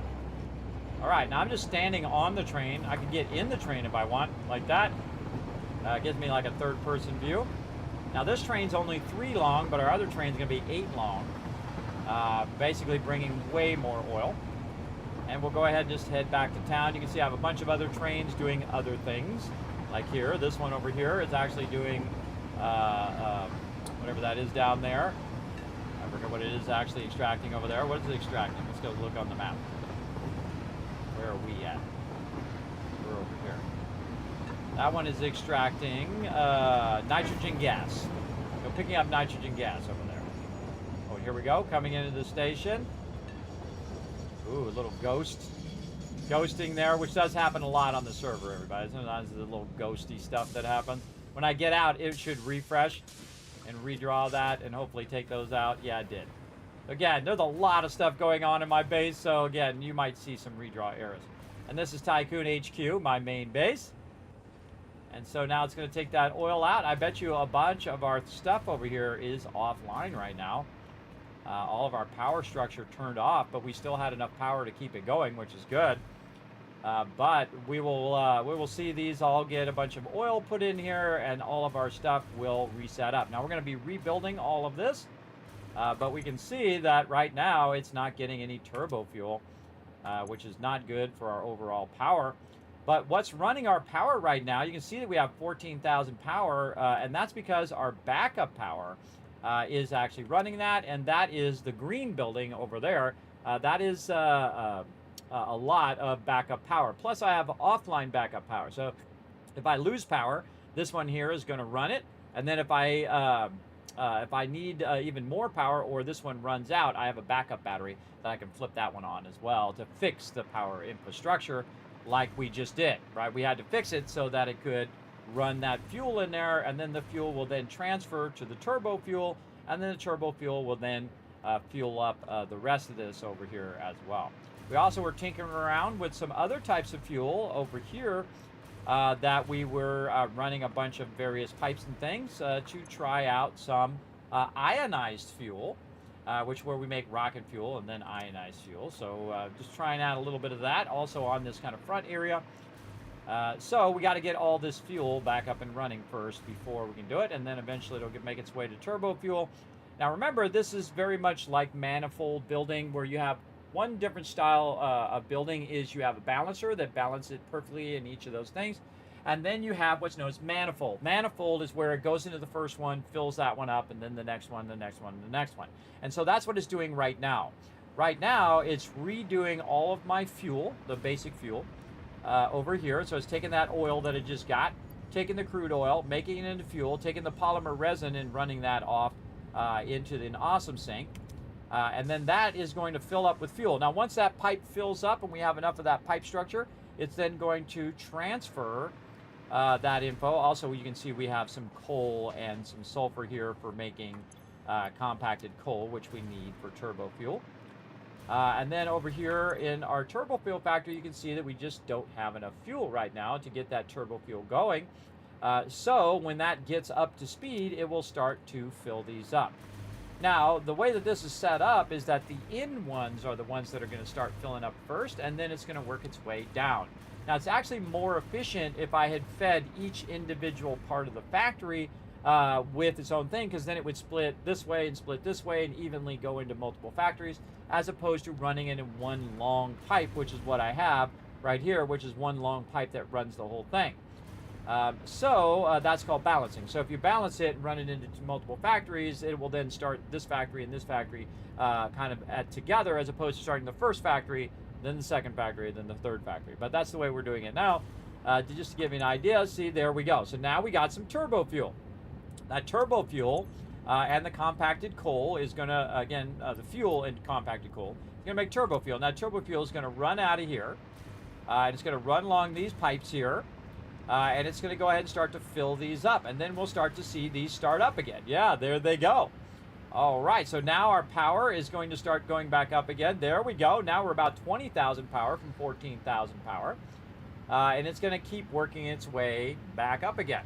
Now, we also have atomic power running as well, which actually didn't stop. Actually, it was the atomic power that's still running. It was the fuel power that went off, right? I thought it was the atomic power because I thought maybe it filled up with waste material, but actually the atomic power is the one that saved us. It actually was kept running because I had built a bunch of extra boxes to take care of that nuclear waste, and eventually we want to take care of the nuclear waste and basically make it where we can just awesome sink it later, or we can just use it actually part of our power structure, which would be even better because it would give us a bunch of power, right? We'll deal with all that later on. Really, we want to do our fuel.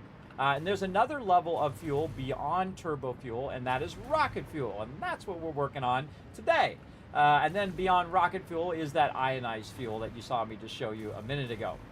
And so this is just the baby part of what we're working on. You're like, Kismet, this is the small part? Yes, this is the small version of what we're going to build to basically accommodate that rocket fuel. Because rocket fuel is the ultimate thing that we want for right now, and then eventually the mega version would be ionized fuel in the end.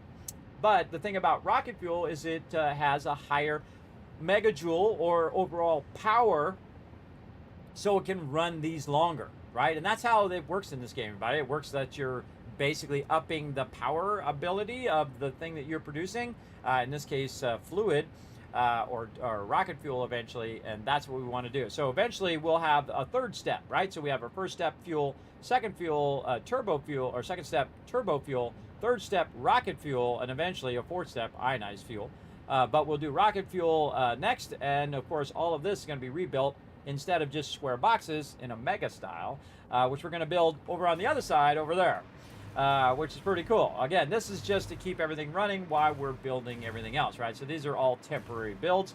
Up here also is a structure where it has all of my storage from the beginning of the game. I put up really high, up out of the way, so that I can utilize it anytime. It puts it all in the Dimensional Depot for me automatically. I don't have to go up there unless I'm trying to take a full box of something out of there, which I can then just run up there through the Hypertube, which I have right here. And I'll just show it to you just so you can get a little idea. For those who have never seen my base here that we're working on. Remember, your base is typically always in flux. It's always in a transition phase where it goes from one phase of the game to the next phase of the game. But when you get to where I'm at now, I'm in phase 5, and I can finish the game right now. I have enough resources, I have enough power, I could do it all right now if I wanted to. But I've already finished the game before, so I'm not really in that big of a rush to finish it. I've finished it in my previous playthrough. And what we want to do here is, as you can see, we backlogged a lot of resources in these particular buildings right over here, that you can see that we put these 10 boxes deep of these wire. And you're like, well, Kismet, what happened to your dimensional depot that was here that you were running that wire in here? Whatnot. Ooh, look at this over here. We got a bunch of stuff. Oh, we can sort all of our stuff too while we're here. That's a good idea.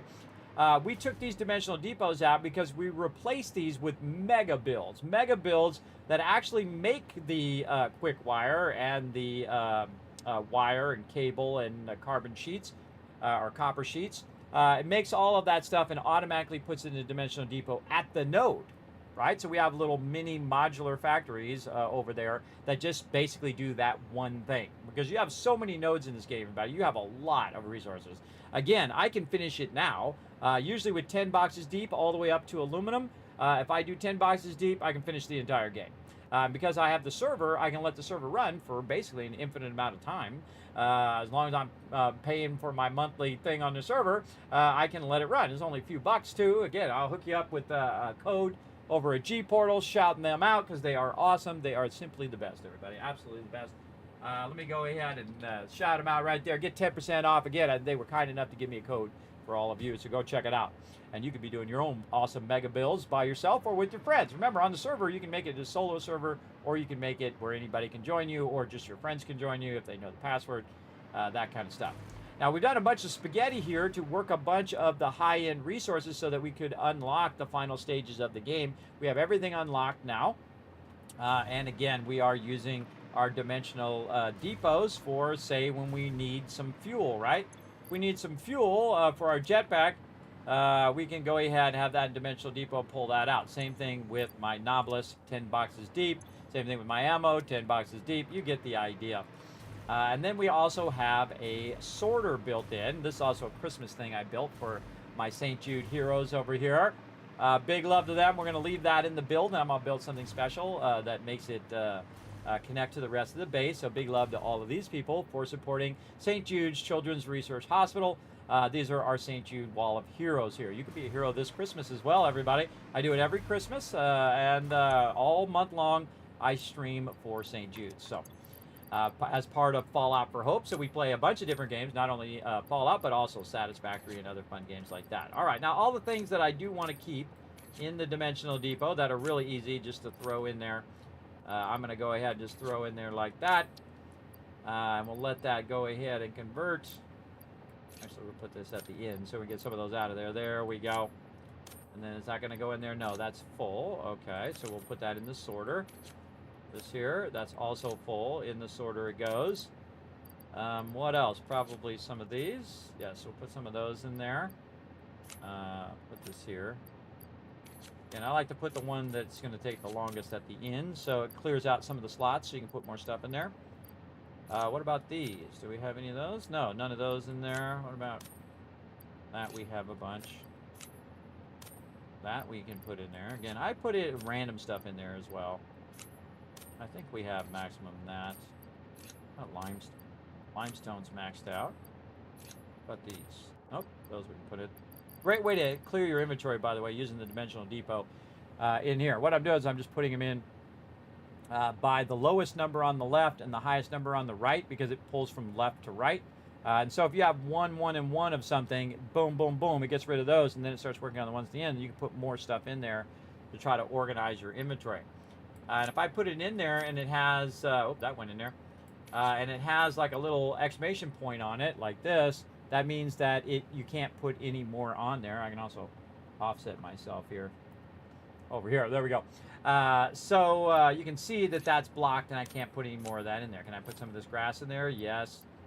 If I have grass, usually I have a little bit of wood on me as well. About rubber. Rubber's maxed. That's nice. You want to see that, everybody. You want to see that your depot is maxed with all of those resources. How about these trigons? Yep. These here, maxed. I like to go through and just see whatever's maxed out. All right, so it's all maxed out, looking good. We want to go ahead and take our filters and put them in there temporarily.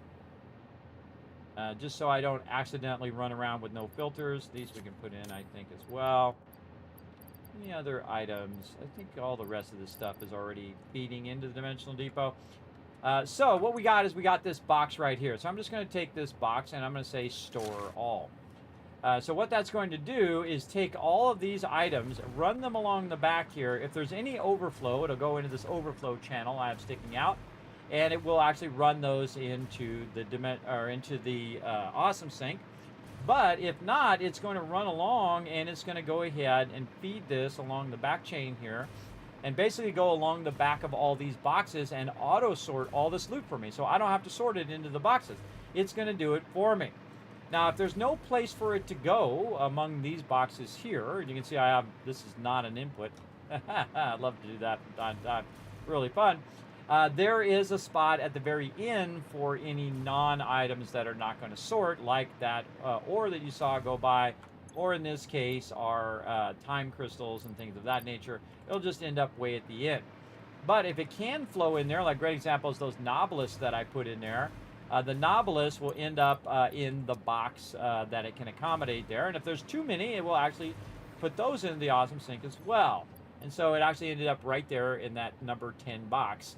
And you can see I've already used a bunch of stacks, so that's how much dynamite I've used, or Nobilis I've used out of that 10 boxes deep. And again, you can see it's got a little bit of turbo fuel in there, it's got some sulfur, it's got a whole bunch of stuff in there. I'd really like to be able to run this into the Dimensional Depot at the end, but the problem with the Dimensional Depot is it has its own internal inventory, so it's hard to tell whether it's on an overflow or not, because it'll just start overflowing everything, which really sucks. They should have had that where the inventory was not in the Dimensional Depot, that it takes it from outside, because if it's taking it from outside, it can decide whether it's in overflow, and then if it's in overflow, it can divert that item, and then a different item can make its way into into the Dimensional Depot. That's the biggest problem with that, is it can't decide at the overflow splitter whether to divert it or whether to run it into the Dimensional Depot. So that sucks. That sucks big time. But the way you get around it is you just run individual Dimensional Depots, and that works pretty well. Check this out, everybody. Pretty cool. If you don't know what that is, I'm not going to tell you. You'll have to get to the end of the game. Check it out. All right, and again, we have a bunch of just temporary stuff running up there that helped us build all of this stuff down here, and again, get to the end of the game where we can do all of this fun stuff. Now, one of the things that we do want to replace among our blueprints is actually our storage structure as well. So we want to go ahead and replace some of our storage and work with that. We probably want to go and upgrade our blueprinter here to our, I always do that, go to our 6x6 here. And get our 6x6 blueprinter in here so we can use that. And again, there is a Mark III blueprinter, everybody. It's pretty awesome, as a matter of fact. Pretty awesome. Like so. There we go. All right. There we go. Okay, so we'll just go ahead and we're going to load our storage from before. This is our template, but what happens? The blueprint was made in a blueprint designer of a different size and cannot be loaded into this blueprint designer. Make you want to cry, huh? I got a workaround for you. Ready? Here we go.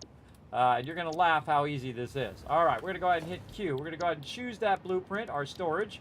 We're going to take our storages here, and we're just going to literally put them down on this new blueprinter. You're like, Kismet, no way it's that easy. It sure is. It's that easy as well. By the way, look, we can actually add more in the back if we want here. Now, I like the structure of this because it goes up by 5 and then down by 5. So I can input on the back side here, and then it will go up and around and end up over there. Now, when I'm putting this down, do I want it facing me? Or do I want it facing the opposite direction? Because I can fix that now, because right now the output is facing toward me, and a lot of times the output actually I want facing away from me as well. So we're going to go ahead and do that. We'll go ahead and pull this blueprint from the level 5 blueprinter. Again, showing you some cool stuff right here, everybody, how to use from level 5 to level 6 blueprinter now. Now I'm going to move this a little bit forward so that these splitters can fit within the confines there. I can actually move it back just a little bit if I want to ride the edge of that. I'm just going to move it forward. I'm going to have it facing away from me. I'm going to use this same structure here for my storage as well. Now I can build a cool storage building instead, of using this here, and I could stack those buildings and chain those buildings together. Now, wouldn't it be cool if I had already done that building? If I could just go and say load and say, man, I sure wish I had a really cool storage building that I could just click on, and then it would magically appear and be really cool instead of being a square box. Oh, hey, look, there we go. Yes, there it is, magically done. And this is 14 storage boxes in here as opposed to just 10. But you can see that it has a lot more infrastructure and is built to stack on itself in a modular style. So it will just keep stacking and stacking and stacking vertically as high as I want to go, not just horizontally, but vertically as well.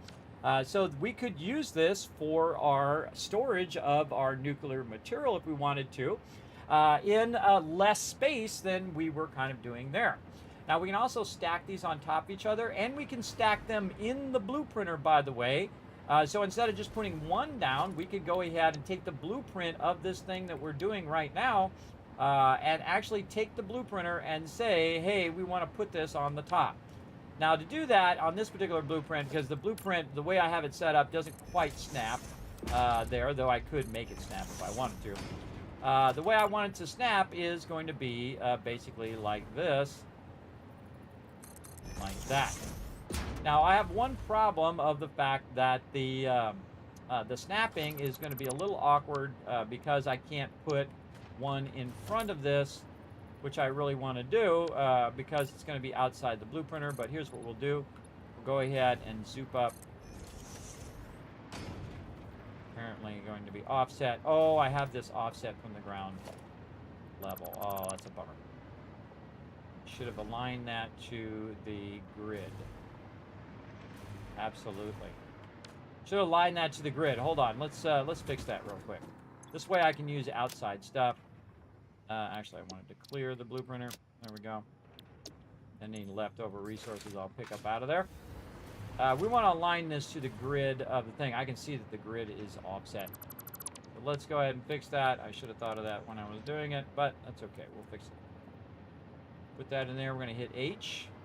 And then see the thicker lines? The thicker lines you want to align to your actual foundation. So in case you are using outside stuff, you want to make sure that that's aligned to that, like so. Much nicer. All right, let's do that again. And I'm going to show you some more of my tricks here. All right, mega storage. Right here. There we go. And again, we want this to take this and go up by 2, and we'll go out here and go up by 2, 3, depending on how you want to get it going on. There we go. And then we'll go ahead and run this, but not from that direction, from this direction.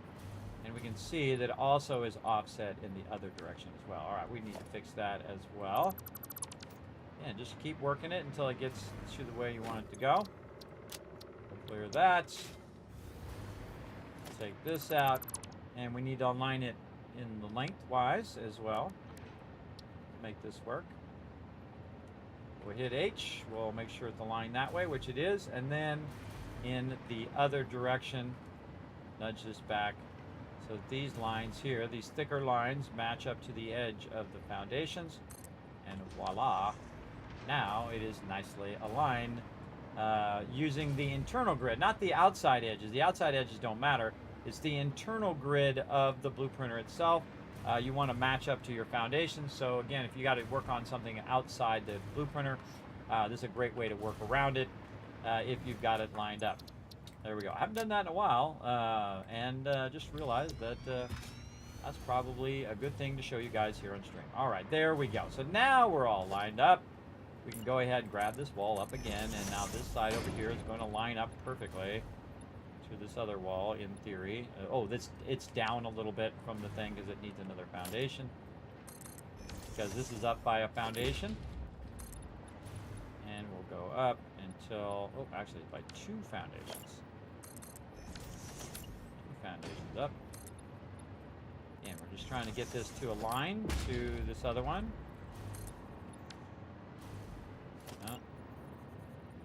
In there. There we go. All right, a little bit of work there. Again, we got to come up 2 foundations down here because this is up by 2 foundations, or basically 2 meters. We could have just as easily done a 2-meter foundation here, like this, and then we run that up, and then now that aligns. Now, why do I need to do that? Well, I need to align the blueprint to this in the blueprinter, and I'll show you what I mean. So we go in and we go here, we grab this, we align this to this, and then we have to hit H to nudge it so that it fits on the blueprinter itself. Now, the problem with doing this is that sometimes it's not going to let you do multiple alignments because stuff is going through other stuff. Now, you can do it in the open world, but a lot of times you're going to have issues trying to stack that stuff in the blueprinter itself. It's easier just to stack it in the real world than it is to try to stack it in the blueprinter. Now, we can also take this and just run one forward, right, to try to align it, but you can see it doesn't do that. It doesn't allow us to transition into the blueprinter. But if we make something that's actually still on the blueprinter like this, oh boy, all right, come on. Let's go. There we go. If we do this, and then we go in and we put a foundation here, you can see that, oh, we don't want the 2 meter, we want 1 meter. That it will do that. Okay? Again, the blueprinter is very finicky about things going in and out of the blueprinter. But you can see I could align it, but I just couldn't put it down. Now, another thing I can try to do is try to build outwards, but it won't let me. So we can try to snap it to this wall as well. We'll try that. Take this, we'll run it on the edge of that wall there. See if we can get it to snap. It is very, very awkward to snap these things to each other. Wow, I'm slowing down the whole entire game right now. Struggling. Okay, we can also say blueprint, snap it to a blueprint. See, it doesn't know that that's a blueprint because it's on the blueprinter. So it has trouble snapping that as well on there. So again, what I typically do is just build it in one level and then snap it in the real world out of the blueprinter to make that align. Again, we can try it again like this, and then here's another way of trying it. If you're trying to get something to align that turns red like that, is, oh, we need to go up by 2 first. 2 meters that we discovered there. There we go. And then line this outside. Take the foundation. Again, match the foundation, the one you're trying to match it to. Those are 1 meter foundations at the bottom of this. We're going to take this out, this out. Again, taking that blueprint for our mega storage, aligning it. You can see it aligns. We can hit H to nudge it. And even using the blueprint mode, oh, it's not letting me nudge it properly. Sometimes they don't let you nudge it forward and backwards for some reason, and then you have to do it again to get it to nudge left and right. There we go. There we go. All right, so that aligns there.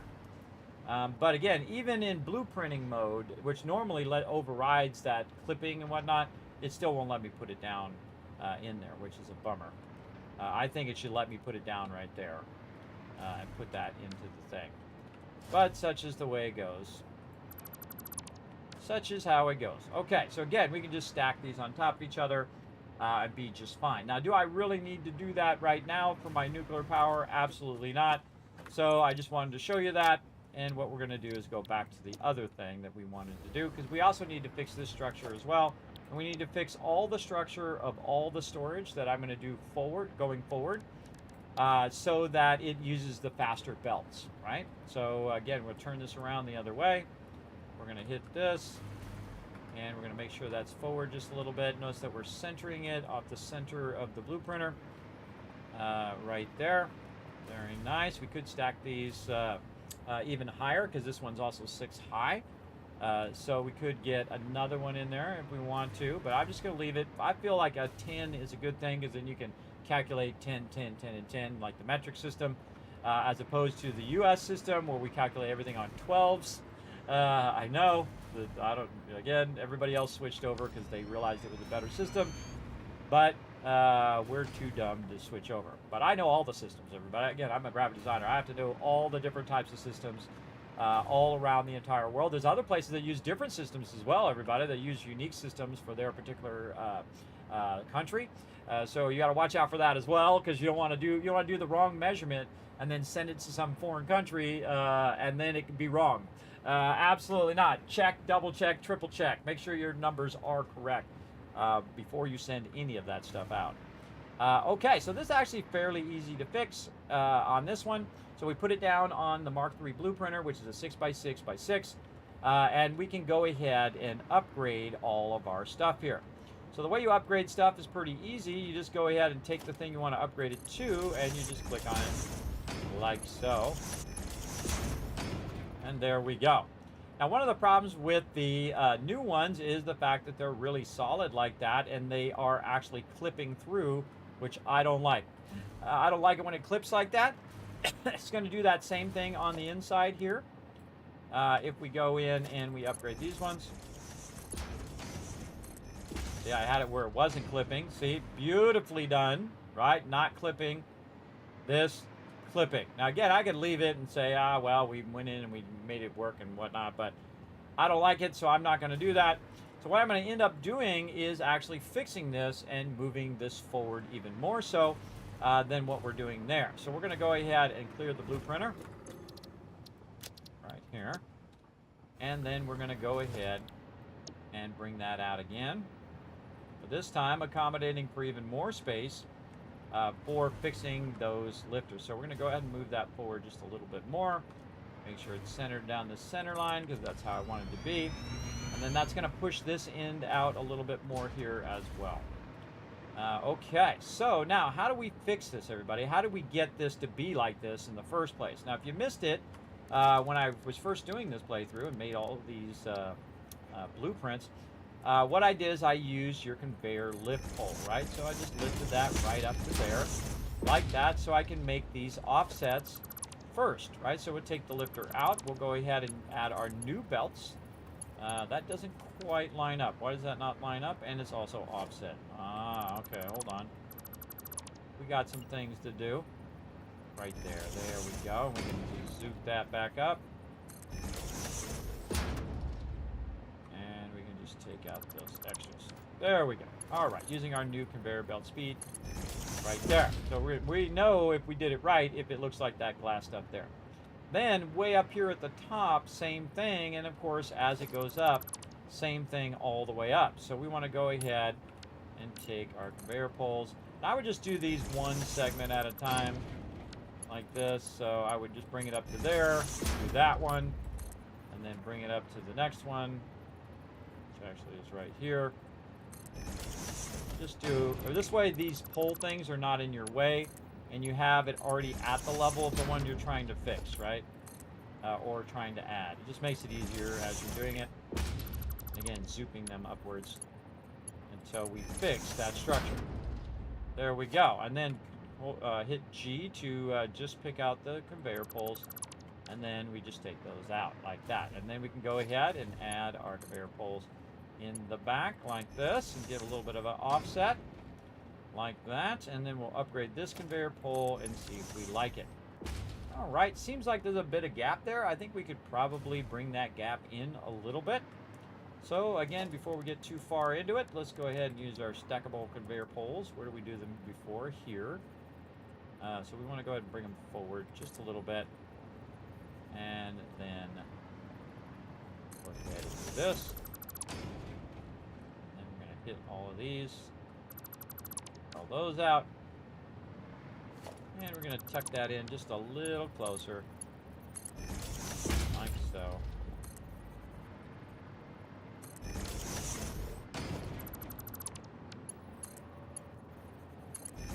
Very nice.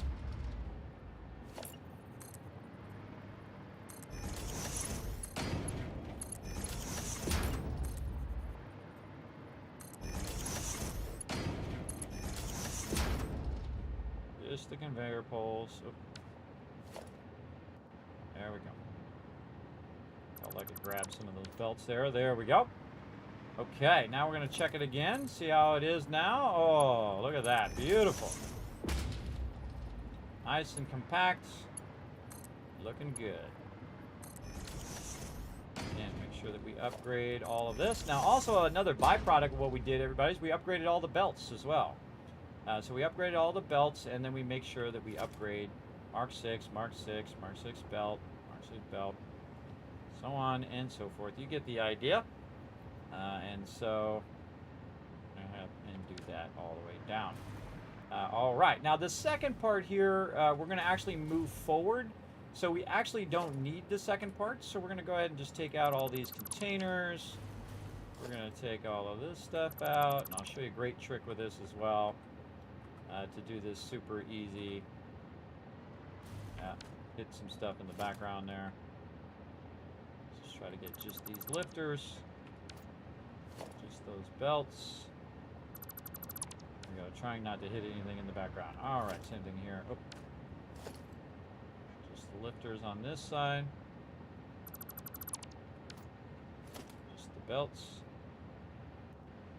Try not to hit any belts way off in the distance.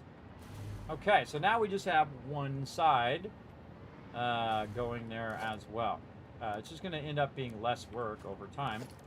To fix this, what do we need? Customizer, and we want to go ahead and also color all these in for storage because we're using blue for our storage. There we go. And so that backside there is all good with our level 6 extractors. And you can probably guess what we're going to do over here, and that is upgrade our internal ones first. There we go. And then, of course, take all of these out on the outside so we can accommodate that. Take all of our belts here out. Redo all of those. Go, very nice. And then, again, running our structure out. Now, in this case, we're just going to actually run this one straight out like this. And we're just going to see how that lifter goes. Nope. Don't like that. Maybe a little closer. Stay here. There it is, right there. Very nice. Put our lifter in there. On the top one, by the way, you can just go ahead and put it like this. So instead of doing the things on each and every level, you can just run it out and it will still be correct. But it's the upper levels, the bottom of the upper levels that you really want, right? So you can actually do every other one if you want to be super efficient. And I'll show you how to do that. So we go ahead and put our thing right here. We bring this up. We don't need to do that one, but we do need to do the output here. So we're going to go ahead and do the output there. Don't need to do the input, just outputs. Right here, very nice. Oh, that one actually doesn't lift any further, so we actually don't need to do that one. Hit G just to get the things. And so we only really need to do 2 of them to get this lined up. Let's get rid of that whole thing over there. To get this lined up nice and easy, and then we get this, and then we connect that. Do this one.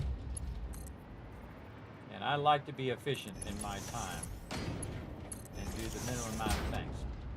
And there we go. So now we have our level 6 lifters. We just need to give it some cool coloring. Try not to click stuff in the background that you don't want to color. All right, there we go. So now we just replaced all of our storage systems with the maximum speed systems. So instead of going at the slower speed of 780, they're now going at 1200. So that's a lot. Everybody, it's going very, very fast and making its way through that structure.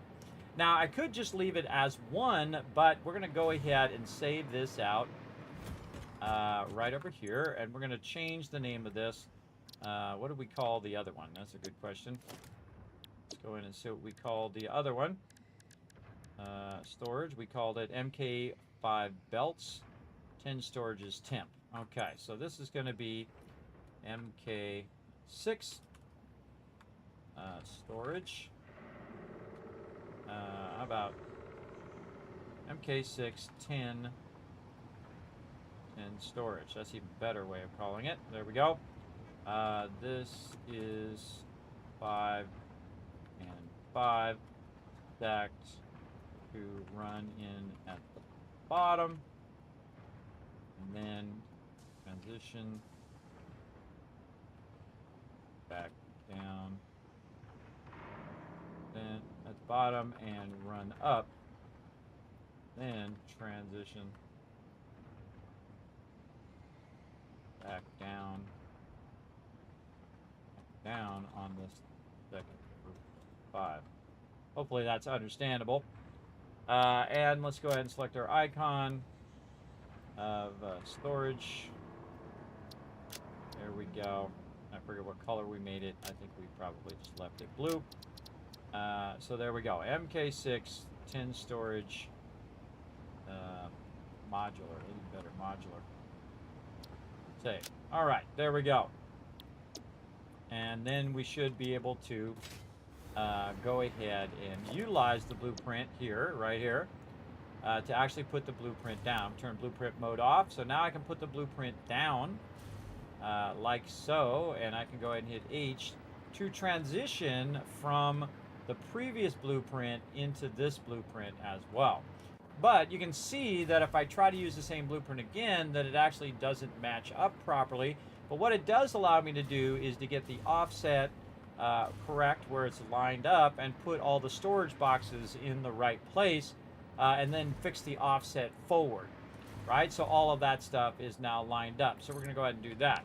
Now there's actually not 10 in that blueprint. There's only 5 in that blueprint right now until I fix all of this other structure over here. So these are going to run in from the back. They're going to run up. That's what they're doing. They're running here, and then like this, and then like this, and then like that, and then they go up, and then they work their way down, down, down, right? So these ones over here we need to remove. We just hit G to, oops, FG, there we go. And try not to hit the ones in the front. Get all these out. And then FG to just get the belts. And remove all the belts here. And one here at the top, there we go. And then we can put in the rest of our structure here where we have this transitioning to here. And then we have this running down, right? So it's coming out of this one and into that one, easy. And then it goes up, around this way, and it comes out of this one, down into that one, out of this one, down into that one, so on and so forth. You get the idea. Down into that one. There we go. So you do all of these first because it just makes it easier for you to see which way it's switching back and which direction.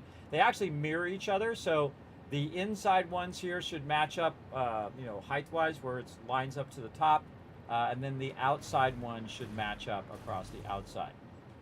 We're just going to do the same thing we did before, where we just go in and we look at the offset of this one, and we go ahead and just run this out just a little bit.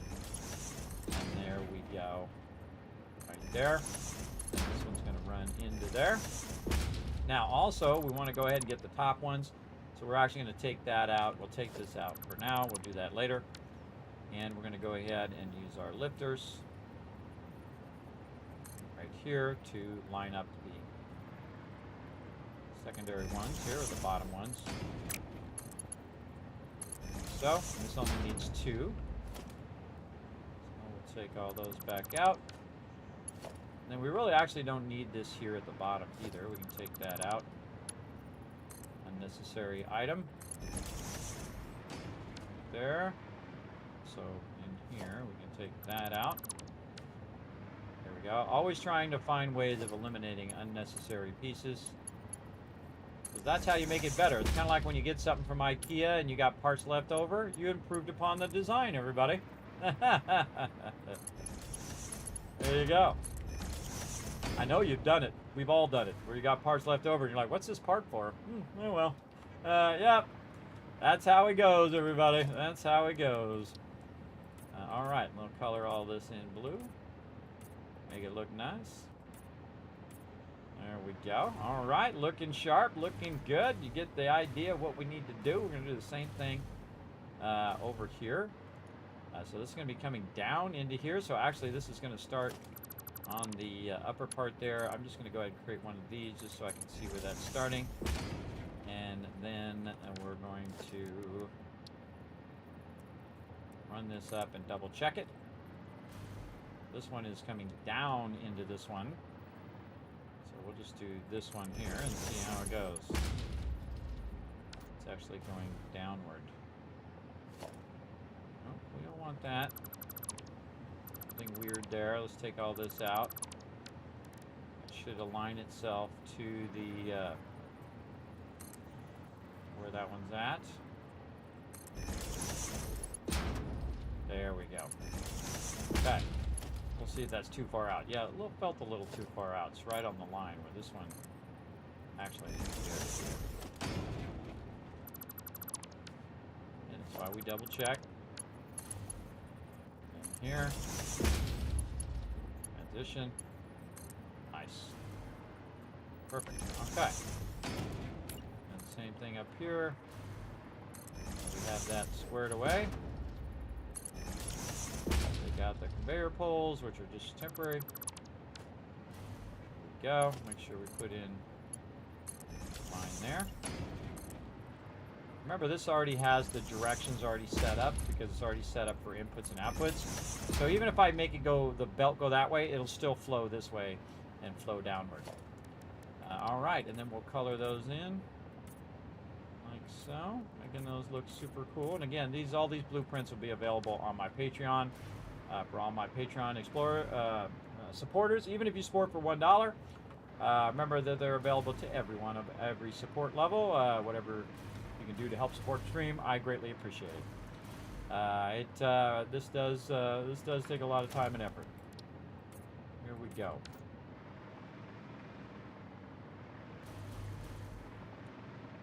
All right, looks like we colored them all in. Looks like we got all of our new belts in. They're all transitioning well and down. And now I can save it over the one that I already did because now it actually is 10. And so I just save that over. And again, you notice I used the blueprint that I made to make another half of that blueprint and then combined it together into a single blueprint, which is pretty awesome. You can see also we have some signs back here. We don't necessarily need these signs here. And there we go. And so we have a sign we need on the output and on the input.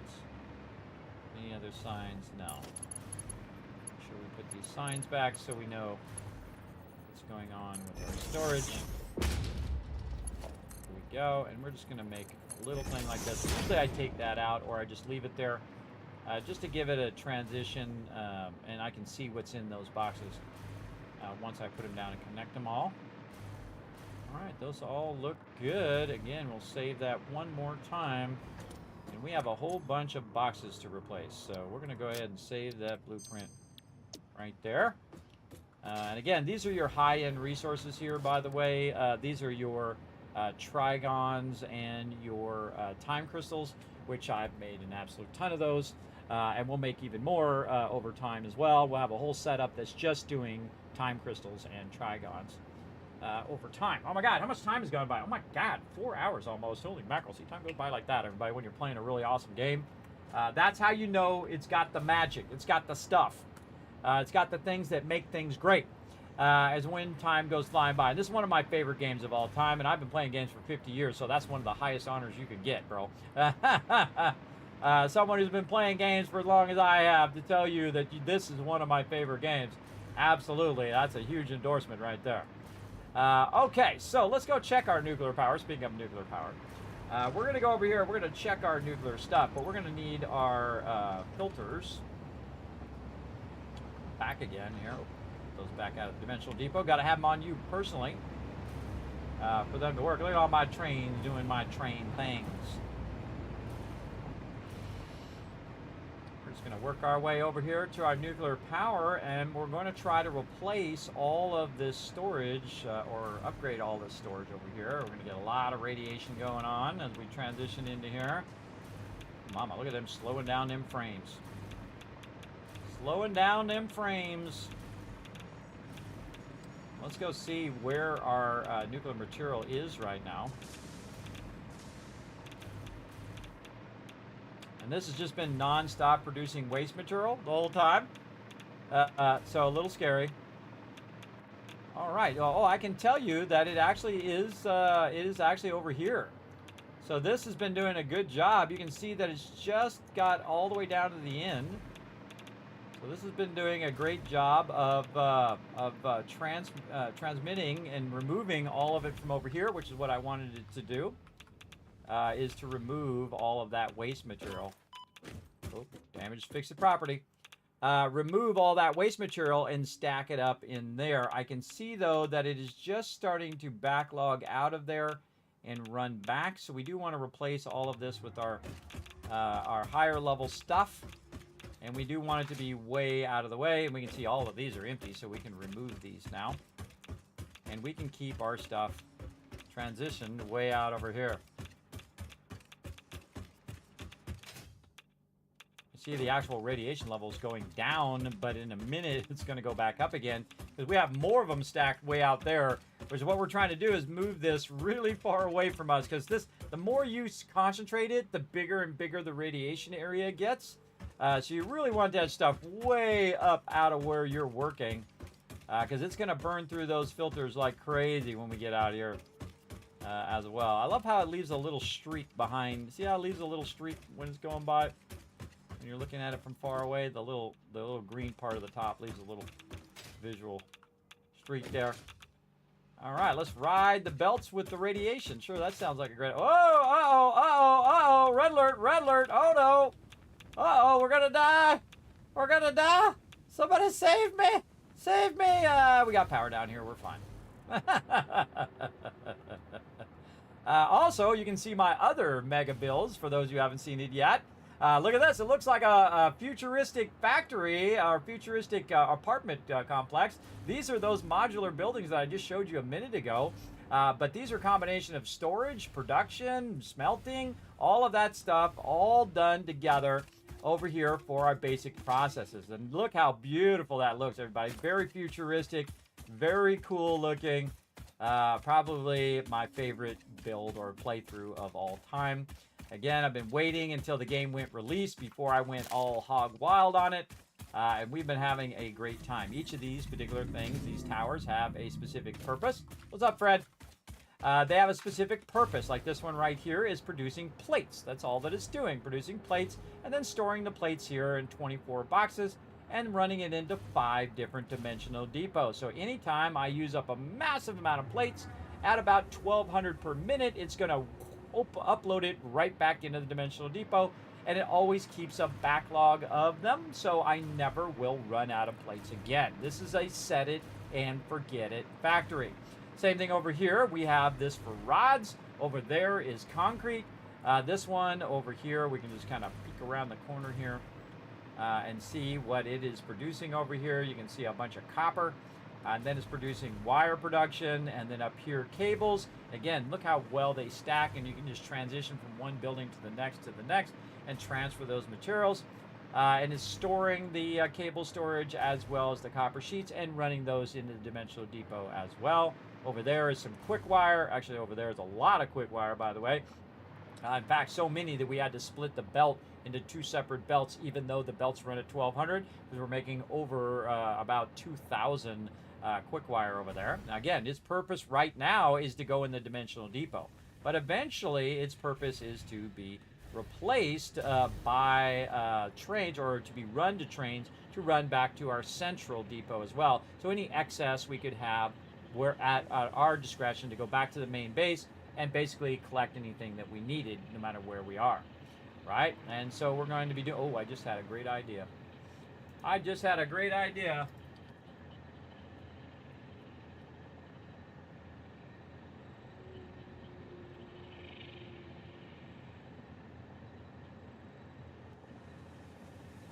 Okay, yes, I just thought of something very cool, which I'm not going to tell you yet because I just thought of an idea for that central storage. All right, we'll work on that later. Now again, right here, you can see that we're also extracting a bunch of stuff here. We're extracting coal, which is what's actually underneath here. I can tell you the coal is in overflow. How do I know that? Because the left side of the coal is filled. That means that this filled up with all the resources we wanted to make, backlog each and every step all the way back to the original extractor, and I can tell that by one belt right there. How do I know? Watch this. If I go to the coal storage up here and I pull a stack out of here, this is going to start back up again and then automatically empties out the left side. This is an idea of my design, and you can see that it's just going to fill it right back up again, and then within a few seconds, bam, it then fills that left side, which tells me, hey, this has been filled. By the way, I want to see if we can put some coal there. It's already maxed out. All right, we'll just throw that. Try it. But you can see that it basically tells me that that's an overflow. This is extracting at 1200 coal. Then on the other side over here, we're taking the two 600s that we have there, merging those together, running the 600 in here. So we have both our coal storage and our iron storages, 24 boxes deep of the raw resources, then going into our foundries, which is then 3 foundries, 4 foundries, 5 foundries, 5 factories of foundries, by the way. Each of these have, I forget how many foundries are in here. I think it's 7. 1, 2, 3, 4, 5, 6, 7. Yes, 7 foundries in there, times 5. And then, of course, it's making the steel ignits. Those steel ignits are then becoming steel beams. Those steel beams are then becoming a lot of steel beams, going to steel beam storage. Take this one out. Into steel beam storage. And then also we're producing steel pipes. Those steel pipes are then being produced and then into steel pipe storage, which then the steel pipes and the steel beams are being run in the dimensional depot. So there you go. That's what that stacking of buildings does. Isn't that pretty cool? I think it's pretty amazing. Look how awesome it looks, though. We're just getting started, everybody. Imagine this all over the whole world. All of this over the world of each and every area in which we are utilizing for this. Now, we're using a combo style. We're central base and also remote base, right? You don't have to use one or the other. You can use both in combination or use one or the other if you want. But for me, I like to use all the styles. I like to make it where I'm maximizing things that can be done at the node and then things that are better done at a central base, like power. Power, I have made this mistake more than probably anybody in my 20, 30, 40, 50 playthroughs of this game. I don't even know how many I've lost count now. I've made that mistake time and time again where I build my power at the node. One of the few things that you don't want to build at the node, because when you have problem with your power, you have to run all the way out there, and that time is your most valuable asset, right? So you're burning that time going out there all the time, micromanaging it. It's much better to run it to your central base where you have all your power, and then you can manage it at that giant power station that you built for the power itself. We're going to be building a big fuel power station today as well. So get to go with that. But we fell off the side up there. We were trying to fix our stuff there, so we're going to go ahead and work our way back over this way as well. And you can see I have all my industrial power lines run here and whatnot. All sorts of fun things. One of these days I should actually make a hypertube that takes me up there to the top and then takes me over there. But for right now, we'll just kind of look through all of this so you guys can get an idea of what my factory is starting at. Remember, it started with one thing, everybody. You just started with the extractors, and then you build one modular thing, and that modular thing leads to another modular thing. It looks complex, everybody, but it's complex because I've taken something simple and then stacked it multiple times, and then it builds in complexity over time. It didn't start complex. Nothing ever does. Humans didn't start as this complex. It started very simple and then worked its way into more and more complexity based on basically adding more features and more functions to the human being over time, for sure. So very, very cool, I think, to do the same thing with factories and whatnot. And all things are built like that. Like, you know, the original iPhone was pretty iffy. I know, I had one. But it was a revolution versus what you had before. And then, of course, today's modern phones are even more cool because, again, it replaces so many things, everybody. An alarm clock, a flashlight, you name it. I mean, about 50 different products that individually, those products would cost you thousands of dollars. I know, I've spent thousands of dollars on those things, buying a ton of flashlights. So imagine over 50 years how many flashlights I've bought, everybody. A lot. Because my kids break them, or I drop them, or you lose them and you can't find them, whatever it is. Flashlights, alarm clocks, I've bought a lot of those. The old traditional alarm clocks where you got the button on the top as a built-in radio, all that kind of stuff. Don't have to buy those anymore. Again, it replaces all of those products. Compasses, things of that nature. GPSs that used to spend $1,200 just for a GPS for your car. Back in the day, don't have to do that. Music players that you would put in your car, right? Your tape deck or your CD player or whatever it was. Or even your 8-track tape way back in the day. You know who you are. You know who you are, rocking that 8-track. I had some 8-track tapes way back in the day. I used to have records way back in the day too. The big records, not the and the small ones, the 45s as well. Way back in the day when I was a little kid. Way back when. But yeah, see, now you don't need any of that. You just need your phone, got all your stuff in there, GG's. And also very scary that you have all your stuff in there, because if you lose it, you're screwed. You're screwed. Hopefully you got it backed up on the cloud. Everybody, back up your phone on the cloud, everybody. So if you lose that phone, you can just disable the phone remotely, and then just get yourself a new phone. Hopefully you got insurance on your phone too, because again, something that costs like $1,000, everybody, you should have insurance on it. If it costs $20, probably don't need the insurance. But if it costs $1,000 or more, I'd say $500 or more, you definitely want to get it. I bought this TV, and it was right at that area where sometimes I get the insurance and sometimes I didn't. And I thought, well, TVs last a long time, right? So I bought the $700 TV, which is just past that $500. I said, no, I'm not going to get the insurance on it. A year later, it died, and I lost $700. Down the drain. Down the drain, right after the warranty, of course. Right after the warranty expired, 1 year later, boom, TV totally dead. Sucks, everybody. Really sucks. So definitely anything above $500, I just get that $20 warranty on it. Hopefully it's $20. So you don't have to worry about it. You can just set it and forget it, everybody. Again, you don't have to worry about it for 3-5 years, how much you have warranty. One that I always get is the AppleCare warranty. If you have children and you buy them a phone, you know that screen's going to get broken. 100% chance. 100% chance that screen is getting broken. You might get, even on you might get your, mine's never been broken because I don't really use it that much, and also I'm not carrying it around while I'm running around and doing stuff typically. I keep it in my pocket so it don't get broken. Why they thought of making it mostly out of glass was probably not the smartest idea, but they needed it for touchscreen, I would imagine. But I think they could probably make it out of some polymer that replaces glass, so it doesn't break as much. But then they wouldn't make as much money on fixing the broken screens, right? So because that's an income source for them. So they're not really incentivized to go in and fix that problem, are they? That's the problem with that kind of capitalist system, is they're not incentivized to go in and fix a common problem that's happening with their thing, to fix it not out of glass anymore. That would be nice, where it's unbreakable glass. It's made out of bulletproof glass, basically. That would be nice. And then we wouldn't have to put a case over the thing that they should have made where it didn't break in the first place, right? That's just me and my crazy thoughts. And I worked for Apple for many years. I think of it from the consumer's point of view, and everybody, not just from the corporate point of view where they're trying to make profit. I think it's if you had a product that didn't break all the time, then it would be a better experience for people, and more people would get it. And then they would be more satisfied with the product over a long period of time. They wouldn't have to call customer support as much, which means less customer support calls, which means less cost on the end. So if you think of it in terms of that cycle, everybody, less customer support costs at the end, then you can save all that money that you missed out on when you were fixing broken screens, right? It's less hassle too. Less hassle for the business to not have to fix those screens all the time, right? But I think of it in terms of consumer focused first. Well, that's just me.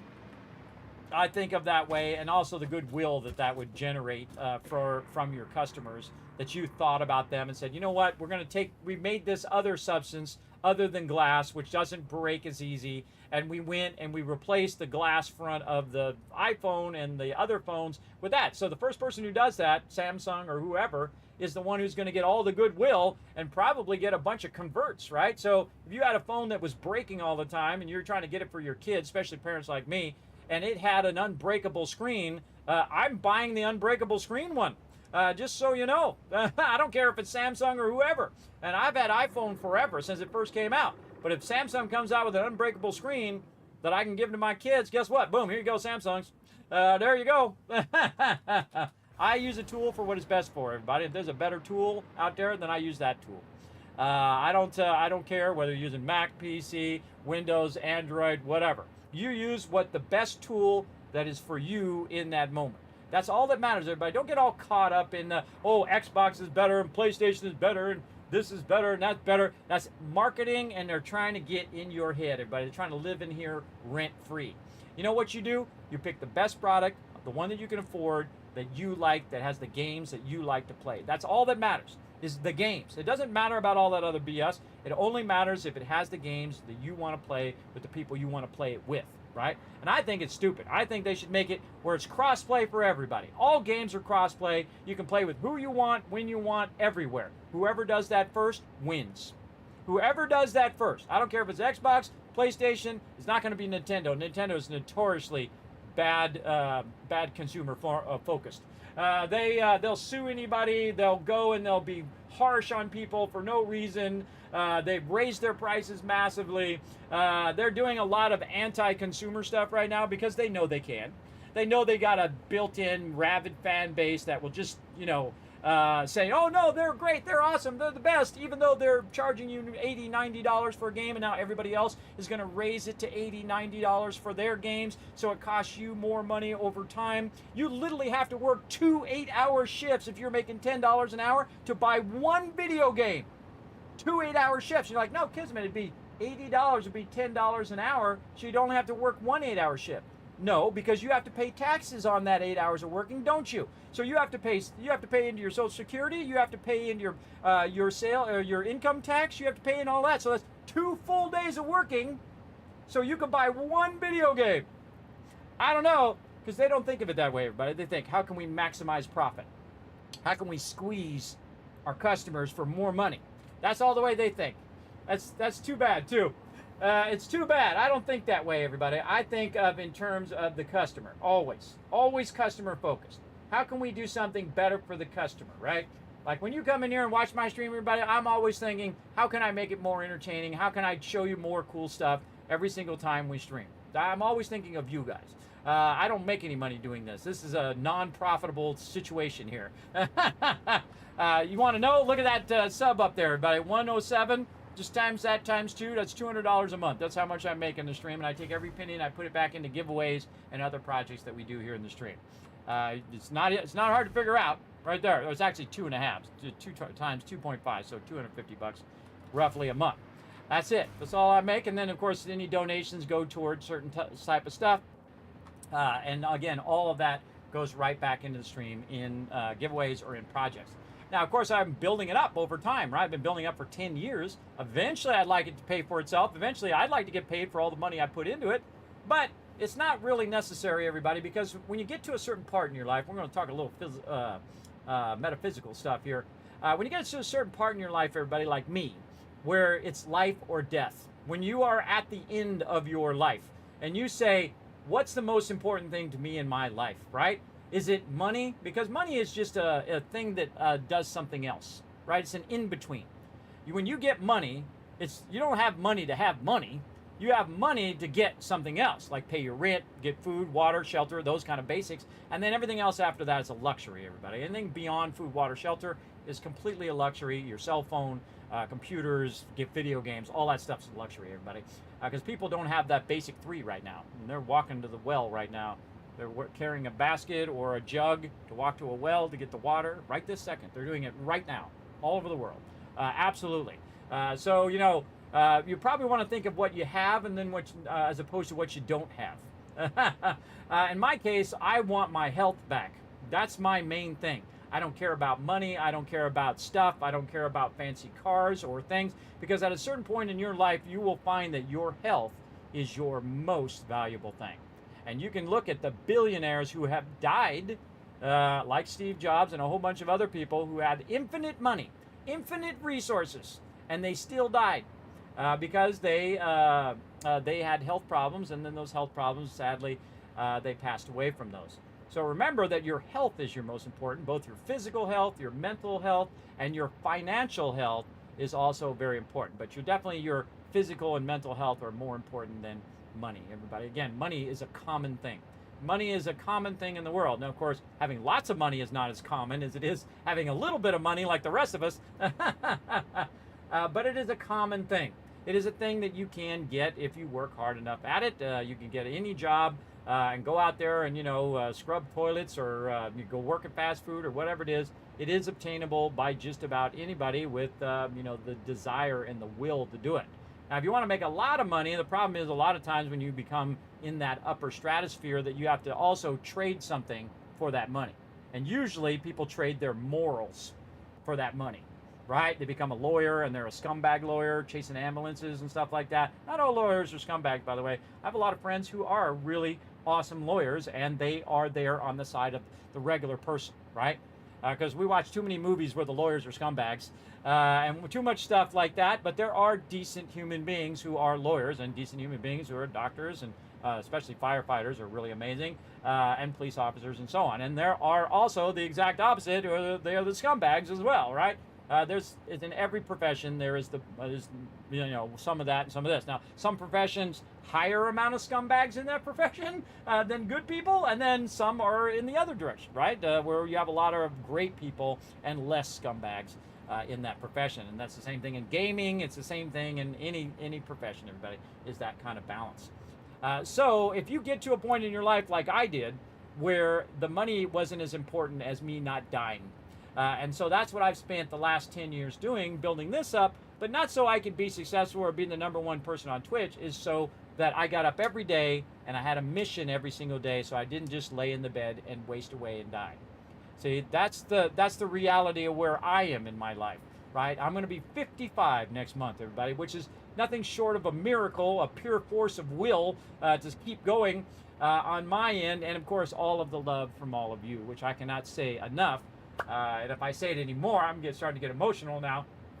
See, I'm starting to get flush of how kind and so many people come to my stream and kept me going over all these years. All right, see, I told you. Getting emotional, I'm going to have something to drink. I cannot thank the people who have come in and lurked in my channel, pressed the follow button, appreciated all this hard work that I've done in here. So you'll get to a point in your life where that will be most important. Your family most important, your health most important, your mental health especially really important. If you're avoiding things all the time, if you're dodging things all the time and escaping into gaming, sometimes that's okay to decompress and whatnot. But if you're just spending all your time doing that and blocking out the real world, and you're missing, you're being late all the time, you're not getting your bills taken care of, you're not progressing in your life at all. I try to progress every single day. Even though I do play a lot of games, I try to progress my health every day. I get up, I work on my health. I've lost 53 pounds, which is no small feat, everybody. That's a massive undertaking, especially someone who's older as well. And so you want to remember what's most important. And people lose what's most important, me included. When I was young, money. That's what I wanted. I wanted to be a graphic designer, the best that ever was, and I wanted to make that money. I didn't care about anybody, everybody, not even my family, everybody. I didn't care about anybody. I mean, I love my family, but I don't care what they're doing or what they're going on or what they're in the middle of or whatever. I was all about me. And that's what I did. I went off and I became the top designer, everybody. I was so lucky because I got into computers right when computers were starting to transition. And then by the time I was of age to go and get a real job and do what I wanted to do, the computers had just started to get into graphic design. And so the computers, me, and printing that I had studied for my whole childhood because I loved it. By age 8, I had discovered the printing press. I discovered all of those things that I love to do, which is design. And I knew both the design and the printing at a deep level and made a fortune, everybody. If you're at the right place with the right skills, you are going to make that big money because they need your skills.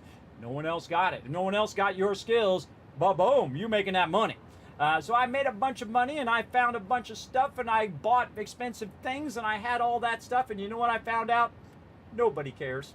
Nobody cares because you know what? They're all wrapped up in their crap. They're all wrapped in their own stuff, trying to get out there and make their own bills, and they're trying to keep their family going, and they're trying to go forward in their career or whatnot. People are all wrapped up in their own stuff, everybody. They don't care if you got a Hugo, a Pinto, a Toyota, or a Mercedes, or a Lamborghini. They don't really care. They come over and say, oh, hey, cool, Lamborghini. Have a good, take it easy. And then they're out of there. They're out because you know what? They got to go to work. They got to go to work to make some money to pay their bills and get some food. They got to stay diligent on their life as well, everybody. Just because you have money doesn't make you a better person. You can see a lot of really terrible people who have money. And I've known really great people who are wealthy as well, everybody, who are very wealthy. I mean, millionaire, very, very wealthy. I haven't met any billionaires in person, but I have met millionaires, many of them, over the years. And some of them were just like the worst type of people. They are the worst version of themselves. They think they're superior to everybody else and they're better than everybody else. And the second you do that, you become less than everybody. You become less than every other human on the thing because you're treating others horribly. The only thing that matters in life, the one true thing in life, I think, is how you treat other people. That's it. That's all you have to worry about. How do you treat other people? And how do other people treat you? Do they treat you well? If they don't, then you shouldn't be around them. Or if there are people at work that you can't avoid, then dodge them as much as you can. But, you know, you got to deal with them, right?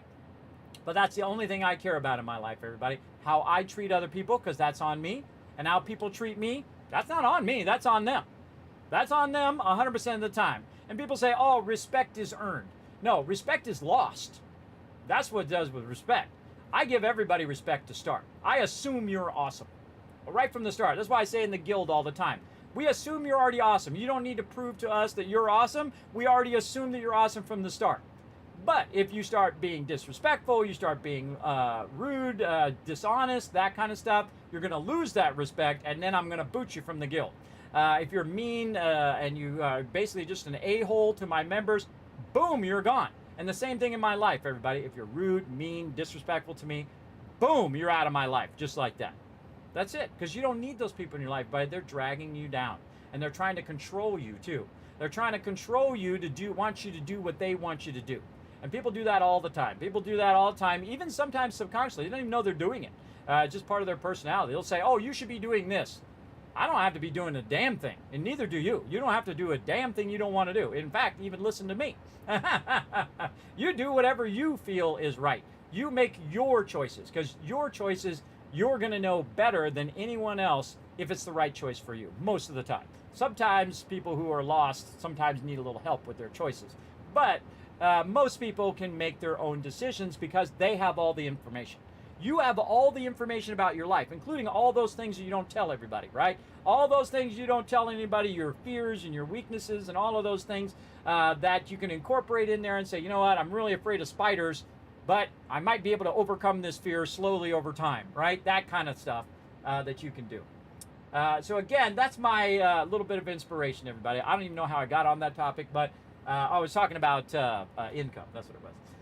So again, go out there and stay inspired, everybody. This is what my stream is truly about. Not just gaming, but inspiring you to go do. I've done amazing things, impossible things.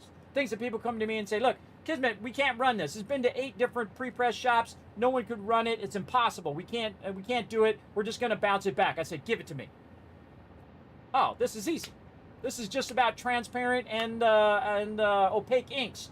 All you got to do is know which ones are the transparent ones, which ones are the opaque inks. Here you go. I'll set it up for you. Okay, I'll run it out. Okay, go ahead and send it to them. And they're like, whoa, how did you do that? I said, you just got to have the knowledge. And things are impossible because people don't have the knowledge. But the second you work and say, you know what, it's impossible for you, but not for me. If you believe it's possible, a lot of times you can make it possible. Great example is when they land the SpaceX dual landing at the same time. That's a big FU to everyone who ever said things were impossible, everybody. It's impossible to build rockets that you could bring back to the Earth. Oh, really? Double, baby. Not just one, but 2 at the same time. It's a big FU to everyone who said it was impossible. And I love those moments, everybody. I love those moments where people break out of that, try to box that everybody puts you in. Oh, this is impossible, can't be done. You can't go and become a doctor or a lawyer or whatever because you didn't start with money. You got to have money to do all of that stuff. I ain't got no money. My daughter going to go off and be a doctor. You watch, because she's relentless like me. She'll go off and she'll be a doctor. My other daughter's studying to be an engineer right now. You know what? She made that money herself because her daddy is poor now because I'm very ill and I have to spend all this money on doctors. But she went out and did it herself. She went in and earned it. And of course, I was there saying, do your homework, be there. If you need help with your homework, come to me. And I helped her with her homework a bunch of times until she got way too advanced for me. I'll ever be, everybody. She's doing stuff that I'll never understand, ever, for the whole rest of my life. She can explain it to me, and I'll sit there and listen, but probably won't understand it. And I know that. I know that she is smarter than me in knowledge, but not in wisdom, because I've been around, if you know what I mean. I grew up in a rough neighborhood, too. I grew up a rough time in the 70s and 80s. There were no cuddling. There were no, social justice and teaching about, how to treat people and all of that kind of stuff they got today. It was rough, and it was very dangerous, and it was very scary, and I survived it. And that tells you that I'm a survivor. It's like a whole generation cage match, right? With Generation X, everybody. We got put in like run wild in the streets. If you survive, great. If you don't, well. And we got put in that cage match, and the one who are left are the ones who survived that cage match, everybody. So don't mess around with the old people like me. We don't mess around. We don't put up with crap, everybody. We invented F around and find out. Don't do that. You don't want to do that with older people because they don't mess around, everybody. Again, people my generation, they don't put up with that crap. A lot of that stuff that people say online, if you say that to the face of some people, they will just kill you without a second thought. I've seen people get punched. I've seen people get stabbed. They say some crap to somebody, and then without one word, because they crazy, they just stab them. That's it. That's how they respond. Again, there's a lot of people out there like that, everybody, so be careful. I'm just saying, be careful. A lot of crazy people out there. I try to treat everybody with respect. I don't care where you come from. I don't care how much money you got. I don't care what you look like. I don't care what religion you are. I don't care what your political views are. I don't care where country or culture you came from. All I care about is how you treat other people. That's it. That's the basic. That's the thing you will answer for at the end of your life. How you treated other human beings on this planet. That's it. How did you treat them? And I have a real good answer. I treated them really well. So I'm good. I'm good, everybody. So if, again, they decide to take me in my sleep, because every night when I go to sleep, I have sleep apnea, so I could suffocate to death every night. I do have a mandible device, though, for those who are worried, that keeps my jaw forward so I don't suffocate it when I'm sleeping. Again, everybody, that's all that matters. It's how you treat people and how people treat you. That's it. That's all you need to really, that's the answer to the question of existence. Right? There you go. Kismet just told you what the whole answer to the whole universe is. At least in my opinion. It might be different in your opinion. You figure it out for yourself. But for me, that's all that matters to me now, is how I treat others and how others treat me. And you got to stand up for yourself if you're being treated badly. I always do now. I don't mess around. I'm usually Mr. Nice Guy, right? So first I was all involved in myself. And then a good friend of mine said, Kismet, you'd be a great guy if you weren't such an a-hole. And he was a good friend of mine, too, everybody. And he was real honest with me, and he said it with caring. He didn't say it in a mean way. And he's like, you know what? You don't care about anybody else except for yourself most of the time. I see that you're just thinking of yourself all the time. There's a lot of other people on this planet. And it actually shocked me that he was so brave to say that to me. And it changed me. It changed me. And people like that, you'll meet those people in your life. And now I'm passing it on to you. I'm paying it forward to you. Because I did start to be a different person. I leveled up in real life. I realized there were other people in the world and not just me. And so you got to still take care of yourself, though. You got to, watch out for yourself, watch out how people are treating you, make sure you're surviving and whatnot in the world. But you can also extend your compassion beyond yourself and learn this little tiny thing called empathy for others and how they feel. Great example. This is a gamer example, but people are playing Fallout 76, right? And they're like, Kismet, this game sucks. It keeps crashing, keeps doing all that stuff. And I'm like, well, it's not crashing for me. I'm playing perfectly for me. I'm not having any problem. But I can have enough empathy and know what it's like when my computer is crashing to understand how someone else feels. So I don't just dismiss their feelings and say, oh, well, I don't have any problem. I don't know what your problem is. But I could say, you know what, that sucks. I know what that feels like. That really sucks when you're having crashes all the time and your computer doesn't work and you got an older computer and it's struggling to play. I know how that goes. I understand, right? And then we had a moment of connection, a moment of empathy between each other, right? Great example. Great gamer example, anyway. So again, that's all that matters. And you'll find that out as you get older, everybody. That's all that matters in life is how you're treated and how you treat others. That's it. There's nothing bigger than that, I think. And see, I also think that, a lot of people go to religion, and whatever religion it is, hey, whatever is for you, whatever helps you with your mental health, whatever helps you with your spiritual health as well, go for it. Do your thing. And you want to try to convince me that this religion is better than this other religion, or I'm going to say, that's on you. That's your life choice. That's all on you, right? But I feel like religion is there to teach you how to be a decent human being. And a lot of people miss that message. How to treat others well. That's what all those commandments are for, and all those things are trying to teach you. Hey, this is how you're supposed to treat people. You're not supposed to treat them, you're not supposed to sleep with their wives, you're not supposed to kill and murder, you're not supposed to do all of these things because that makes you a horrible person. I mean, this should be obvious to most people, but some people don't know that. Some people don't know it and don't care about it either. They don't have emotions either. They don't have any empathy, which is really, those are the scariest people in the world, everybody.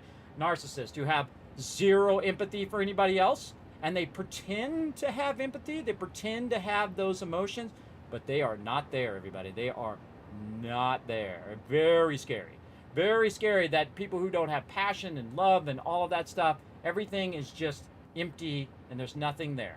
There are a lot of people like that in the world, so be careful of those people as well. And they're hard to spot because they just act like other normal people. Just like crazy people who get up on a clock tower and start shooting up stuff. They look just like everybody else, which I've explained to my daughters many times. The crazy people look like the rest of us. And sometimes the crazy people are us. That's the really crazy part. I'm a little crazy. I'm not that crazy, but a little crazy is part of you. And you have, as a person, you're not one thing or another. You are like a big slice of pie, everybody. You have a bunch of different pieces and parts that make up you, and you're not just one thing. You're not just the geek. You're not just the jock. You're not just the thing. You are multifaceted like a diamond of many, many different parts that make up you. Don't let nobody stick you in no box of impossibility. You can be whatever. You can do whatever. I've done it. I've done whatever. Remember, I started with nothing, everybody. I started with no money whatsoever and became the top of my field. I work for the top companies in the world, not just some of the top companies, the top companies in the world as a graphic designer. And I worked at the very highest end. And I was 20 years old, everybody. At 20, I was doing the highest end of the highest end at 20 years old. Again, that's because I had all that pre-time ahead of time since I was a kid to learn computers and to learn graphic design and learn all that stuff. And by the time I reached my 20s, I already had that massive amount of knowledge ahead of time. Very lucky. Not a lot of people figure out what they want to do in life, and some people still don't know. They're like in their 60s, and they still don't know what they want to do, and their 70s, and they still don't know what they want to do in their life. So that's what I wanted to do, and I did it. And I did 100% achievement in real life. I made t-shirts. I made billboards. I made everything. Every single type of graphic design you can possibly think of. Logos that you put on the side of water bottles. Things like little stuff like this, little labels and decals that go on the top of your Xbox controller, the little X's and Y's and things like that. I did all of that. Silk screening, comic books, wow, I go on and on. Magazines, those little star scrolls that you saw, because I was obsessed with doing every type of design I could possibly do. I could do Pantones and what are known as multicolor or 8-color, 6-color, 12-color, a bunch of different 4-color process plus all the other Pantones on top would determine how many colors you're running on that particular run. Some colors are like golds and things like that are hard to produce in CMYK, so you would use a very specifically mixed color. They pre-mix the ink, and then boom, they put that gold down on that object. People use a lot of gold and silver a lot of times in stuff to accentuate their ads or their t-shirts or whatever it is they're building. Do a lot of that. And I can tell you about pre-press until the end of time, everybody. I was obsessed with it. You got to be obsessed with what you love to do. You got to have a passion for it. You can see when I'm playing a game, everybody, I'm not just sitting here like a lot of people just going, okay, here we go. I'm going to play this game now. No, the game is really a secondary thing, everybody. They're inspiring you, bringing a little joy and positivity and love into your day. That's what I do. That's my job. That's my job every day. And if I don't make money doing it, that's fine too, because I enjoy doing it. And I love playing games, and I love hanging out with all of you. Whew. I get emotional, but I get emotional over it because it's such a lot of work. It's a lot of effort put into it, and a lot of passion put into it. And it should be emotional. It should connect with you. What you want to do in life should connect. And I don't care if you want to be a dishwasher or if you want to be the president or if you don't want to be the president. President's a terrible job. That's a terrible job. So don't pick that one. But pick one that you really like to do. I don't care if you want to be a game developer, you want to be a designer, you want to do, you want to go into the military, whatever you want to do. It's your life. They're your moments, and you only get so many, and they're precious to you. And people say to me, Kismet, you're wasting your time gaming. No, I love doing it. That's why I do it. I don't do it because I'm trying to escape reality. I'm doing it because I enjoy doing it. Again, much more entertaining and interactive than playing a movie that I've seen 15 times and I already know the ending of the movie. I don't know the ending. I don't know how this is going to end up. I have an idea in my head because I've built it here, but we don't know. It's a mystery. And that is what we're unfolding right now today. We're unfolding that mystery when you're playing a game. I love that part of it. I love that part of it for sure. Thank you, Wood Game. He says, you're amazing, amazing streams. Again, this is what I'm here to do, everybody. Go out there and be inspired. Be inspired in the game. Be inspired in your career. Be inspired in love and everything else you want to do. You gotta go all in. You can't go half in love. You got to go half in on anything, everybody, because it's going to be half done. It's like half cooking a cake, everybody. If you only cook it for half the amount of time, it ain't going to taste good, and it ain't going to be good if you had going all in on it and cooked it for the entire amount of time. That's the best analogy I can think of. So there you go. Well spoken. Thank you very much. Love your efforts. Thank you, Harm. This is why I'm here, everybody. I think this is why we're all here, really, is to look after each other. Look after each other because there's only so many of us, even though you're like, well, there's billions of people. That's not a lot if you think about the entire size of the universe, everybody. We don't really have that many people. If you think about it. Look at the size of the universe. Look at the size of us. Not that many compared to the universe itself. That universe doesn't care. That universe doesn't care if our little blue planet exists or not, everybody. It really doesn't. We put ourselves way too significantly up in the high priority list of the universe. We are way, way down at the bottom, along with all the other stuff in the universe. We put ourselves up on a pedestal. I'd say we're just animals, just like all the other animals. But we did get a special gift, everybody. We have a special gift of consciousness, of knowing our place and who we are as a person, and the ability to make tools. That's what made human beings amazingly unique among all other animals, is that we can make tools and then keep improving upon those tools. And we can learn and continue to learn and really pass on that knowledge to the next generation, which animals do as well, by the way. They pass on their hunting knowledge, they pass on how they survived onto their children, and their children pass it on, and so on and so forth. But we've built a entire network of knowledge, a network called the internet. You guys know what it's called. That we can share every bit of knowledge, and sometimes the knowledge that we don't want to know, with every other person in the world. I didn't have that when I was a kid. We had encyclopedias. I was telling my kids the other day, we had books up on the wall. And then you want to know about dinosaurs? D. Dinosaurs. All right, what kind of dinosaur is this dinosaur? Okay, that's a T-Rex. Okay, what kind of dinosaur is this dinosaur? Oh, that's that type of dinosaur. Close the book, put it back on the shelf. That was our internet back in the day. But again, you only had so many volumes, so you only could learn so much. But now you can learn anything, an infinite amount of stuff, from the people who know and who are good at that thing. And that's what I like to do. I like to be good at the game, so it transitions, and then passionate about it, so it transitions to you guys. And take something like the spiral and make it better. Make it better than even what I did. Of course, I made it better than everybody else, but I made it better because mine's a perfect spiral. Mine actually never slows down going up or going down. Where other people build it like every 2, and then it does that porpoising and slows it up and speeds it down, whatnot. So I eliminated that problem by fixing it and making it perfect, the perfect spiral. And again, I love to do that. I love to go in and try to take things to another level. That's called iterating, right? That's what they did on the iPhone. They took the original iPhone, which was a revolution, and stole all of the media coverage from all around the world, everybody. You know, the one time I didn't go to Macworld was when they came out with the iPhone. I went to Macworld for 15 years. 15 years in a row.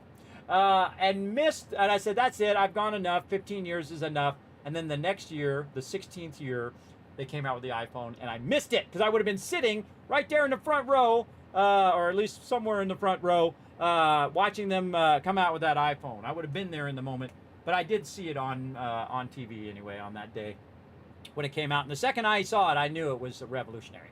It would change everything that we do with our phones. And it was. And then someday, something will replace that. And someday, all of this gaming that we're doing now, we'll put on like a little headset that's much better than these headsets they have now. Or not even put on a headset, just put on some glasses, and there you are, you're in the virtual world. Just like that. Pretty cool, I think. Very cool. See, I might not be around for that, everybody, but you guys enjoy. We'll see how many more years I can squeeze out. Again, I've been just trying to get one more day every day for the past 10 years, and it's worked. It was a good strategy. I did a smart thing. I said, you know what, one more day. Let's go. Let's get up today. Let's work on the health. Let's lose a little bit more weight. Let's eat better. Let's do better today, so that I can get another day tomorrow, right? And that's what I've been doing every day. See, some people, when you're young, you think, oh, well, 5-10 years from now, I'm going to be rich and I'm going to do this thing. I don't think 5-10 years from now, everybody. I think now. Now is the moment you should be in, because it's the only moment you're ever in, is in the now. You're never in the past and you're never in the future. You're always in the now.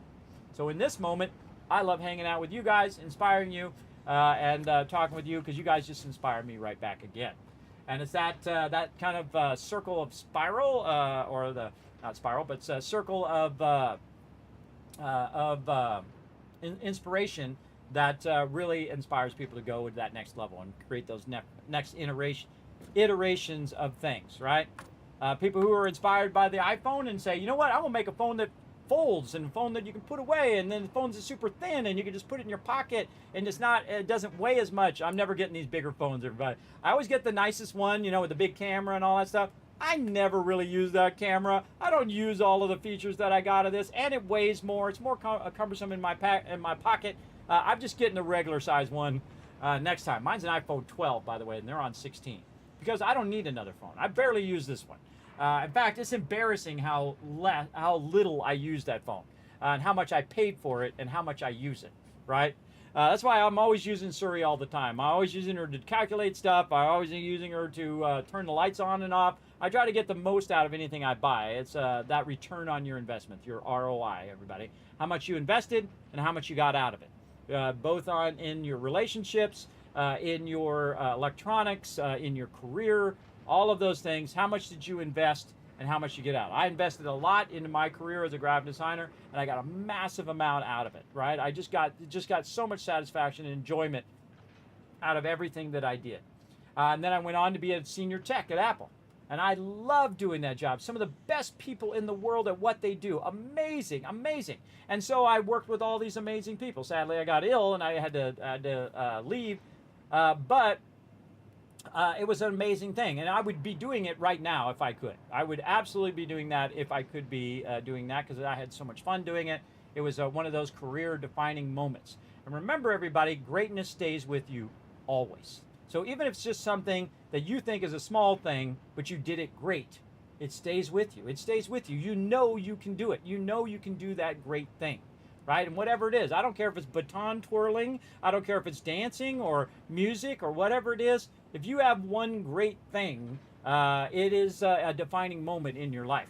A great example, everybody, is I am terrible at baseball. I am terrible at it. I have been terrible at it since I was a little kid. I've always been terrible at it. And I have tried to hit a home run an infinite amount of times when I was a kid. I never did. I usually just, if I connected with the ball, it would go foul ball or maybe get a single. That was it. That's the whole amount of time. My whole entire life as a kid, when I played baseball, I loved baseball. I'm just not good at it, right? That's the thing. I didn't put in enough time and effort into it, and I didn't have enough time because my parents wouldn't take me to any kind of baseball camps or anything like that. They didn't have any money. They didn't have money for all that kind of stuff, but they did pay for me to be on the little league and what stuff, not like that. So I appreciate them for that. And so I was on the Blue Jays. I still remember to this day. I was on the Blue Jays, and I was the center fielder, and then I was terrible at that, so they put me in the outfield. And like I'd probably get 1 or 2 hits a game, and then I'd catch it, and then that was it. Throw it in, or I would miss it sometimes. You know how it goes. But as I got older, I discovered that I couldn't see, right? I couldn't see because I needed glasses. So I got glasses, and then eventually I got contacts. And then as I got older, and I always thought, man, I'm really terrible at baseball. I'm really terrible at it. You know, I was always terrible at it.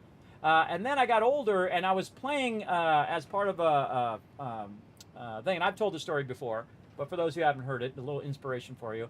I was at a company picnic, right? And we all decided to start playing some baseball because I love baseball. I said, okay, let's go play. That's the thing I watch the most, everybody, is to watch the World Series. That's it. That's the only real sports that I watch. Sometimes I watch the Super Bowl, but mainly for the commercials. But really, I enjoy sports, but I would rather be doing 50 other things, for sure. I'd rather be playing the sport than watching the sport, if you know what I mean. So I was at this company picnic, and they were throwing the ball in, and they said, Kismet, get up here. Come on, you're next, you're next. I was like, I'm not that great at baseball. I suck at this game. And they're like, nah, come on. You get up there. You can be the next hitter. So I had been working out, by the way, for my whole life. I had been doing sit-ups every single day for my life, and had been working out with my friend, which I've talked about many times, over time, right? And so I'd gotten stronger and stronger over time. Now, I wasn't like completely jacked Arnold Schwarzenegger with the big, 25-inch pythons and all that ridiculous stuff. I'm not a bodybuilder, everybody. I don't care about being gigantic like that. If that's your thing, more power to you. Me, I just don't like being unhealthy. I just like to be strong, but not have to be like, massive, huge muscle strong. Big power to you if you like that. I know a lot of people who are like that. Hey, that's your thing? Go ahead. It's okay. We can do different things. It's okay. We don't have to all be the same. And so I was at this thing. So he fires it in, curveball, miss it. Now, at the same time, by the way, everybody, my current girlfriend is watching. And she's a new girlfriend, too. I haven't had her very long as my girlfriend. And she's watching because she had come to the company picnic with me. And she's sitting out in the bleachers, right? So I'm sitting there, and then another one. Boom! Strike two. Here we go. Same old thing as always, everybody. Same old things. I'm going to strike out, and I'm going to go sit on the bench. And then a miracle. I said, come on, fire it in here. The fastest one you got. Let's go. Fire it in here. He's like, all right. And then he throws in a fastball, and I hit that sucker. And it didn't just, and they did a little thing on me, by the way, is they moved up. You ever had that happen to you when you play baseball? Put a 1 in the chat if you've ever had that, where people move up because they think you suck, and they move up to get the ball, which was their mistake, and they moved up, and I hit that ball, everybody, and it cracked. You could hear it go, boom, and it cracked off of there, and I nailed it, and I hit the biggest home run I've ever done. Way past them. It was in Barstow, everybody. It was gone. It was all the way at the edge of the fence. It was way back there. 300, 400, I don't know where it was. It was nothing short of a miracle to me, who was terrible at baseball. But that greatness moment will stay with you always. Always. You had that one moment of greatness, and I never played baseball again. Never played it again because I didn't need to. I proved to myself that I could do it. It could be done. That I could hit the ball and nail it way out there if I wanted to. And if I worked at it hard enough, I might be able to do it again.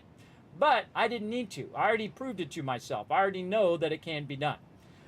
So again, everybody, those little moments like that mean something. And you should hold on to those moments. Those are the moments that carry you through the rougher moments, like when you're really ill all the time, like me. I don't know if I could do it again, and I'm not even going to bother to try. Because I know I could do it at that time, in my 20s anyway. I don't know if I can do it in my 50s now. That'd be very tough, especially if the pitcher is trying to get you out. There's a difference, everybody. If the pitcher's trying to get you out, he's going to get you out if you're not very good at timing it. But I had contacts, see, and I could see the ball. And so the difference between when I was a kid, when I couldn't see the ball, and when I'm an adult with contacts where I can see the ball clearly, there's a huge difference in the way and how well I was playing the game. So it wasn't just that I was bad at the game, it was that I was not as trained up as I should have been, but also I couldn't see, and I didn't know. I didn't know everyone didn't see the way that I saw, right? That didn't see I thought that was the way that everybody saw. I didn't know. I didn't know the difference. And so there we go. And again, that will change your life, those moments. Those moments will change everything about you in those moments of greatness. And sometimes you don't recognize them until later. By the way, that girlfriend, we've been together 30 years now. Yeah, that's the one who was sitting there watching me hit a home run. Pretty awesome. Pretty awesome moment for that to happen. Still together after all these years. That's for sure.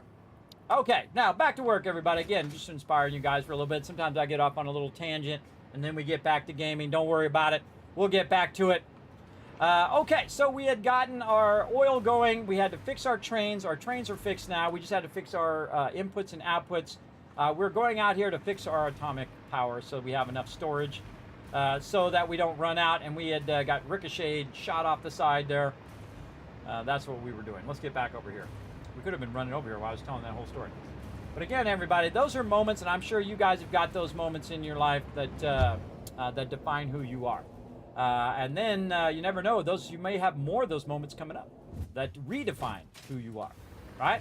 Like me becoming a Twitch partner, everybody.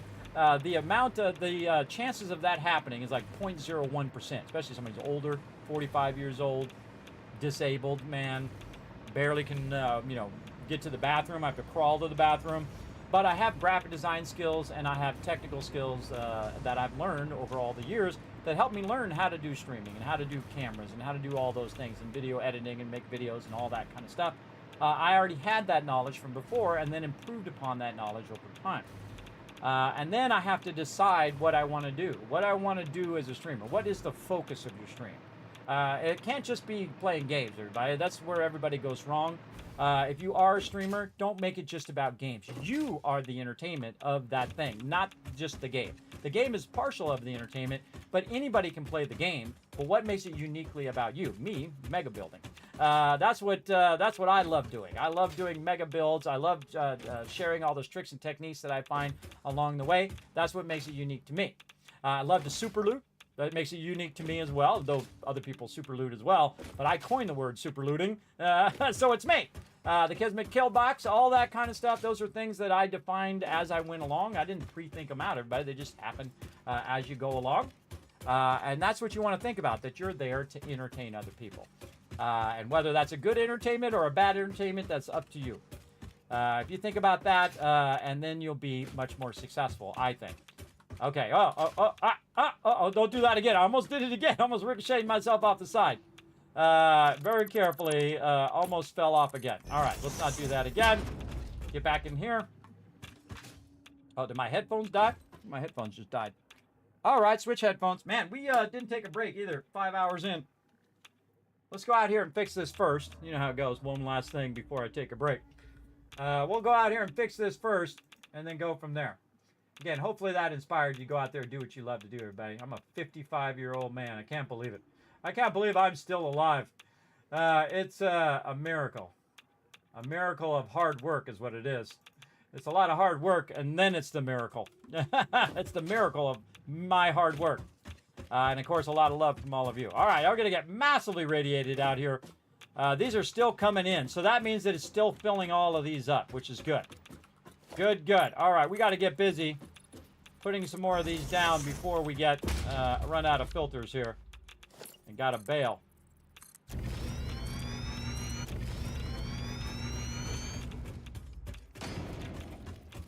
Let's get into it. Gonna burn through all these filters by the time we're done doing this. So what I'm gonna do is add more storage over here so I can take that other storage out. And I'm not gonna bother to take this storage out. I'm gonna leave that in, and you can see it's coming here and it's turning that way.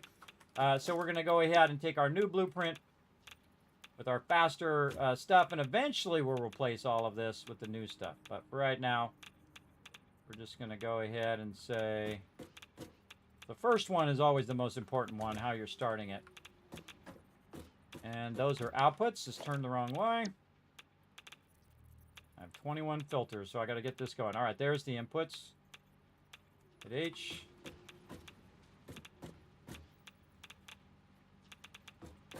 All right. And again, sometimes it's not how you start, it's how you finish. All right, there we go. So now that should run through there. We should see some coming out on this side. That's how we know it worked. If it comes out on the other side, then you know it went through all of these and made its way to the end. So we know that's good. All right, awesome. Testing it live out in the field. Okay, so we take this one. We'll line this up. Like so. All right, now we'll connect all of these here in a minute. What we really want to do is do all of these in a sequence. And good.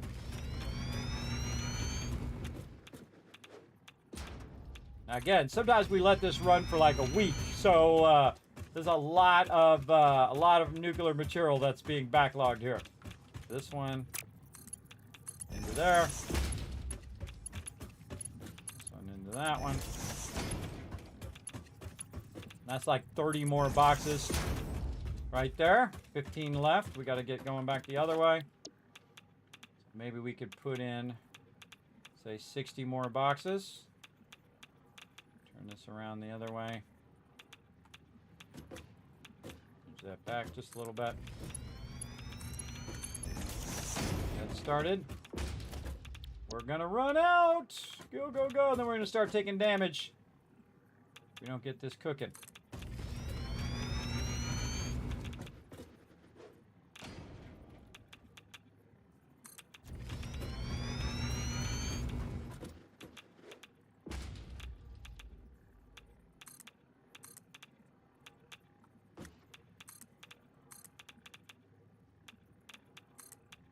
They're not building it.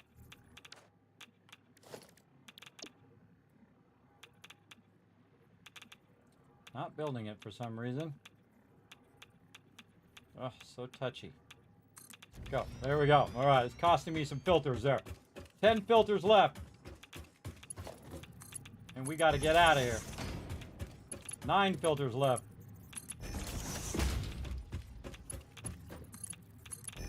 Good enough. All right, that's like 60 more boxes. Let's get the heck out of here. I don't have anything in me. All right, there we go. All right. Whew. Got out of there before I ran out of filters, everybody. I forget how many I have left. 8 filters left. Okay, so we're going to let that backlog with some more nuclear waste. Now, you can't actually turn that nuclear waste into plutonium and manage that nuclear waste, which we'll do eventually. But as you can see, this is the old school way of doing it. Before they had the other tier where they added plutonium, is we would just stick it way off in the middle of nowhere like that. You can actually train it way off to the corner over there if you want as well. All right, so let's keep on going. We're going to just kind of make our way back over here as well. Back to our main base. And you can see I have a bunch of power lines run all over. That's for I use that for exploring when I'm trying to find Mercer spheres and resources and whatnot. And I have that stuff set up all over. We'll set up an actual network of it that's like a lot more purposeful and clean looking eventually. But again, we don't need it right this second. I like to grab these when I'm running by them because I'm not going to come back and grab those. I know I'm not going to come back and grab them, so every time I run by, I grab a bit of them. And eventually we'll process all of these.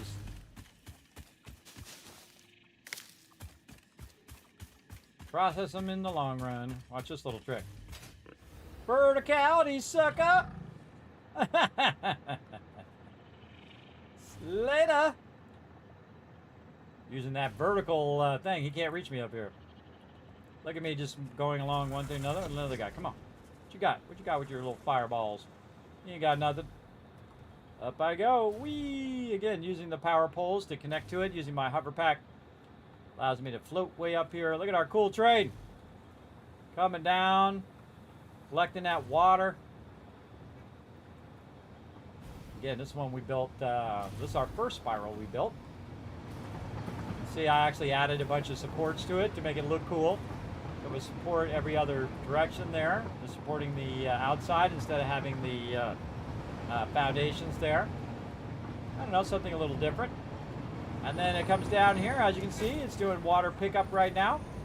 On that side, there's actually 2 sides that it actually does water pickup from. Water pickups from that side or from this side. So it's absolutely grabbing a tremendous amount of water right now. Now let's see if we can outrun the train just by floating upwards.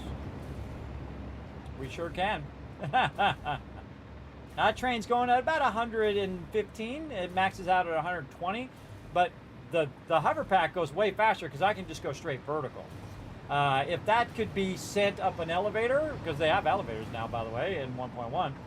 But if it was like a fluid elevator where I could just make one little pipe and it would run and it would then put it in there and then elevate it up there, that would be even better because then you could just use the energy instead of using the pumps, right? So if it had, say, on the elevator, you put a tank.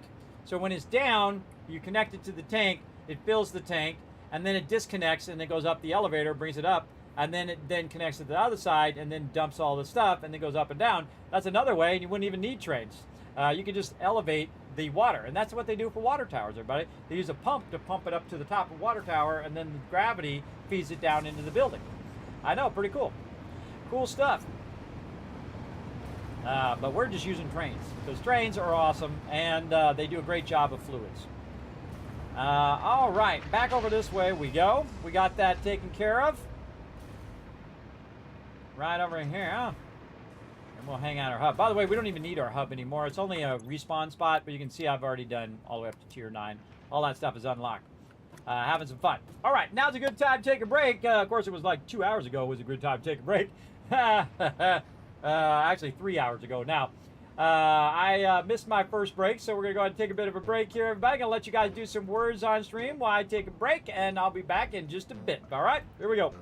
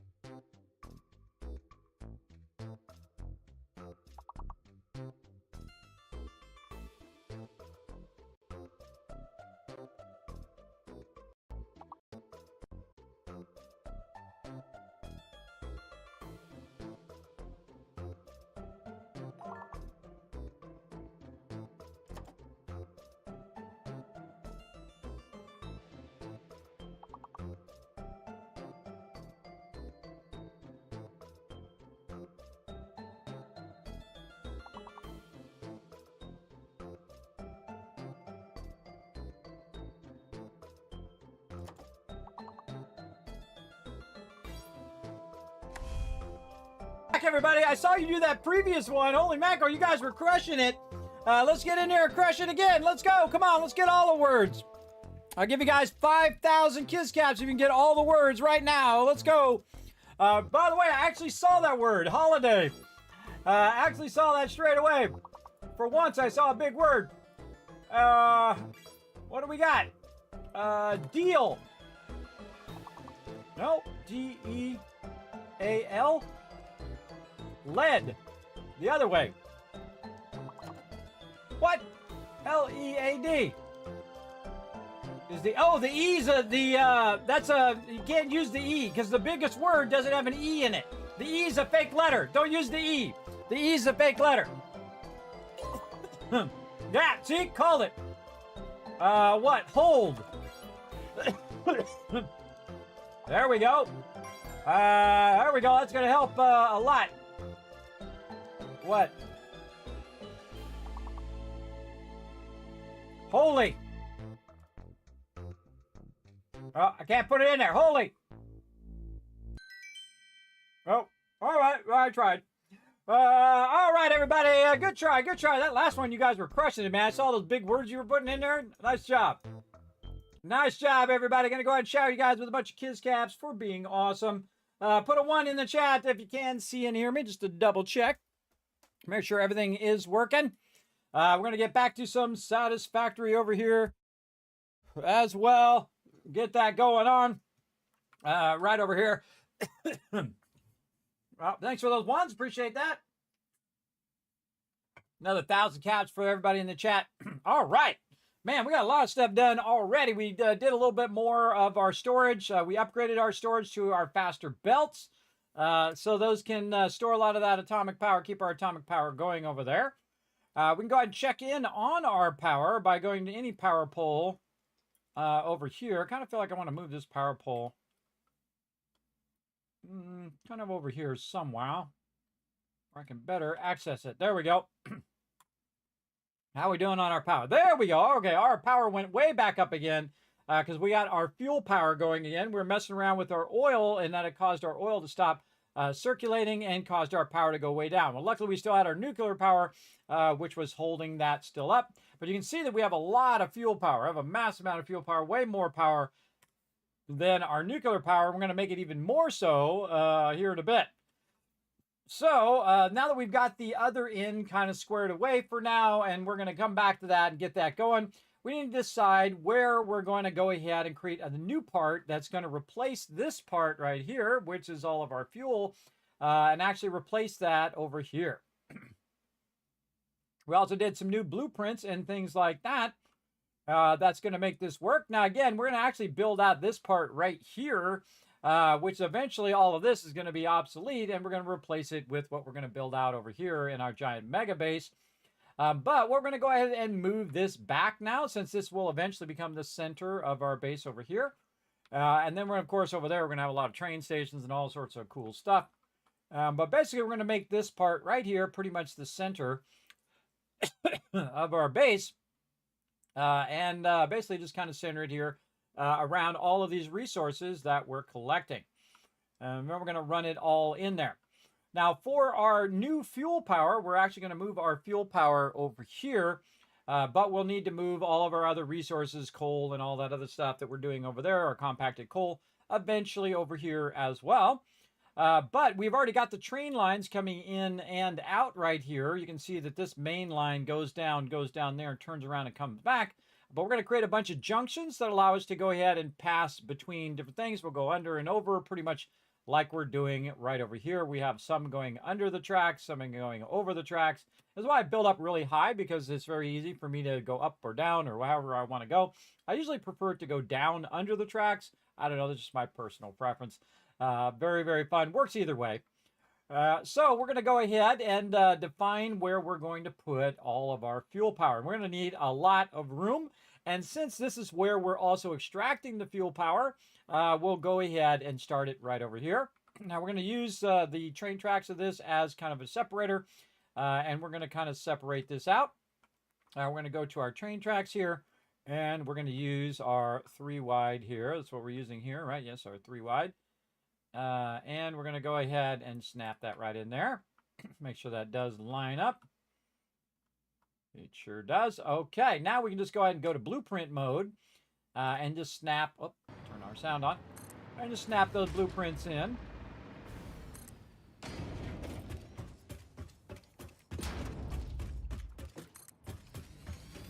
And just leave room for our train here. Now, interestingly enough, we'll eventually replace this train line here with this train line here, because this is what's going to be supporting our primary fuel power. We're going to build out here, and it's going to be massive, which is kind of funny because it's going to actually end up by where the actual node is, over here. Now we've got our water coming up over on that side, and we're going to massively expand our water because we're going to need our water. We're going to need oil. We're going to need all of that, but we're going to leave ourselves lots of room where we can go ahead and work through here. Now, another thing that we want to do on top of our train, which I use red for trains, and this is kind of like pre-figuring it out. So you just say, okay, I'm going to run trains here. I'm going to do roads here. I'm going to do all of that. Well, next to the train tracks, we're going to have a road. And those roads are where we run our power along there. Now, I usually use yellow for roads. And so we're going to go ahead, there goes our train, and we're going to make basically a road over here using our roads here. And now this one is tagged in yellow, so I know right where it's going to go. Now you can see it's kind of offset a little bit because I did do that at 3 and not at 5, and that's okay. Because that leaves us the room to expand our train area if we need to put a train station or whatever we need to do. Now we want the arrow to face away from us so that we can go ahead and have this consistently going the same distance.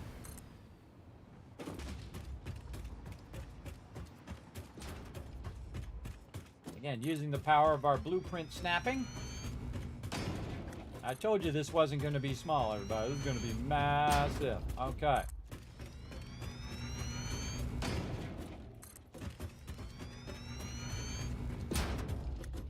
I always like to incorporate extra room when I'm doing a lot of building, especially for train stations and such.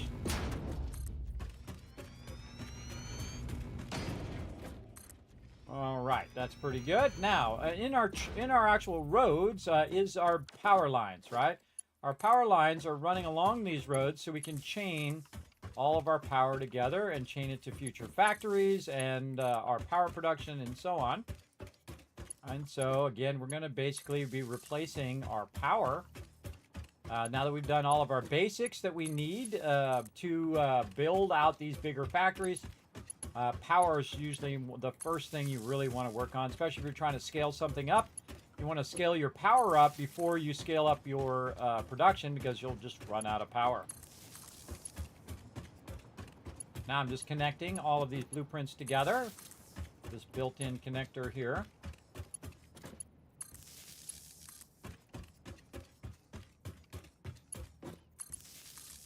Go. Very nice. And then we can also connect it into our primary power, which is running along here. Now we have some power over there, and we can go ahead and just align these to the tracks themselves. And you'll see I'll just run this to here, just so I'll have it on that side. And then also we'll run it over to the center of this, so we'll have it there. And we'll just run this down the line here a little bit. Actually, we could probably cross over here temporarily. Now, this is just temporary power. Instead of getting the power from here, I'm actually going to take the power to here once we complete this fuel station. So, we need to make this not as far. Just kind of maximize the distance there. There we go. And again, we're going to want to connect to our train station. Now, our train station is already providing power somewhere. Because it's actually powering this extraction node, all that nitrogen gas down below. So we can just look for where that power connector is, which is right there. Very nice. All right, and then we'll go ahead and see where we can kind of cross this over to the other side. Let's say here, and then right to there. All right, now we just brought the power from this train station and ran it right over to there. to basically allow us to have power while we're working on this. And again, all these power systems will be readjusted because the power is going to be originating from the fuel power. And that's where we want that to be. And again, we're going to have a center right here. I just chose it kind of arbitrarily, actually over there. Chose it arbitrarily of this area where we have a lot of nodes. And again, we have lots of water out here that we can utilize. We have a lot of pure nodes over there. So instead of just putting it directly over the pure nodes, I'm going to have it offset. We'll bring all those resources up like we're doing now. And then we'll run it to the central area right here where we have a lot of space. And we don't want to be too close to our nuclear power over there. So best to build anything that we want to be the center of the base away from the nuclear power, which is why we're coming way over here to do it. Now this should be our fuel power, and you can see we have lots of room for our fuel power. And again, we won't have to train our oil as far because we're going to build it over here by the oil somewhat. And then the rest of this over here will be the byproducts of all the stuff we do from the oil. One of the things, of course, the first thing we want to do is take that oil and convert that oil into something else. So while we're working on this, let's go ahead and go to this spot where we're not going to be building. Very important to do it where you're not going to be building. And we can just use our blueprints here. Snap that to the side temporarily. And we're going to, of course, be using our blueprinter. Now we want to remember to align our blueprinter to the grid of the world or to the foundations here. There we go, like we did earlier, so that we have it properly aligned in case we need to do some tricks that we might need to do. Okay, now we have some pre-existing buildings, as you see over there, that we did use for our previous builds or for getting to this point. And what we want to do is we want to think about our power, right? So we want to go ahead and take our power and we want to convert it in our fuel refineries and then in using our fuel generators, right? So we want to take that basic oil, convert it into our fuel, and that's the first part of our step. So we're going to go ahead and pull up our thing. It says, oh, this was made in a different designer, so we can't pull it up, right? That's actually only partially true. You can't pull it up directly, but you can actually take the blueprint itself, go to power, grab the blueprint here, the fuel refineries, and we can just put it down on here. Now you can see that we're making this in two sections. One section is over here, and then the other section we apply to the next of it. What do we got? Where this will not go to the corner of this. Sort of problem where it won't go to the corner, which is a bummer.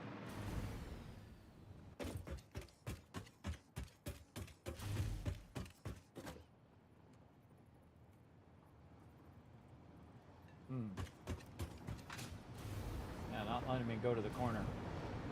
That's a bummer. All right, well, that's, we can try to hit hologram and see if it lets us do it.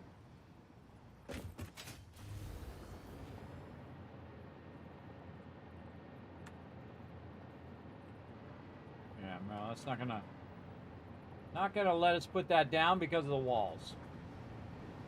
All right, how can we fix that? Let's do a little trick. Okay, over here, we're gonna go ahead and put some more foundations down. This is a great thing about blueprints. You can put a lot of foundations down. All right, so we're gonna get the Mark II blueprinter, and we're gonna stick that right over here. And we're gonna align it just like we aligned all of this to the world grid. And align that way. So. Now, another thing that we might want to do, because you can see my character dropping down like that all the time. That's my character. It's losing power because there's no power by these things here. So what I'm going to do is run the power right here. And here's a great little trick, everybody, when you have it up high. Instead of running it like this, you want to go ahead and just move this down to the bottom. Just run this underneath your foundations here.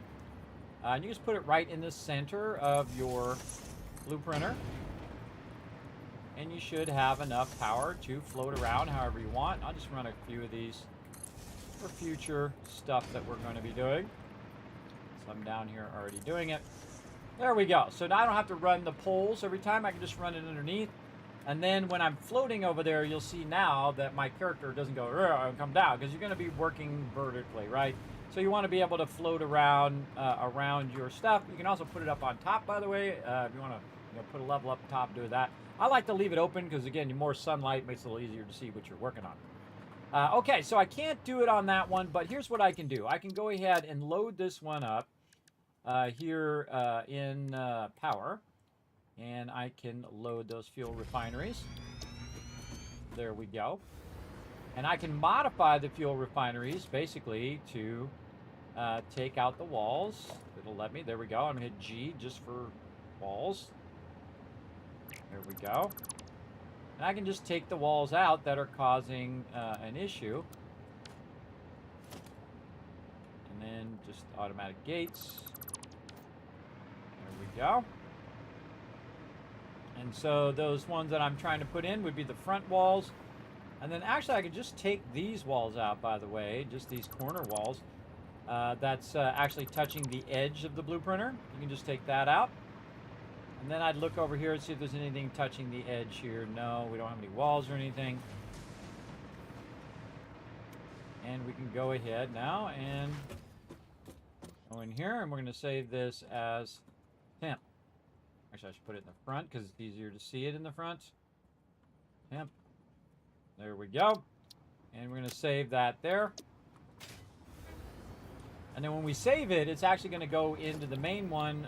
When you're doing your blueprints, it's actually going to show up right here in this upper left corner of the undefined. All right, let's try that again. Let's see if it was the walls. Let's see if it lets us just get right up in there. Oh, it is all the walls. It's all the walls that we have to take out. That's right, because we're pushing it to the edge of the blue printer where this is in the center. Okay, let's do that again. And we can take all this out. Just automatic gates. And take out this wall. All right, there we go. Try that again. We'll call it, make sure it's called temp. You're not saving over your original. Right there. And let's try it again.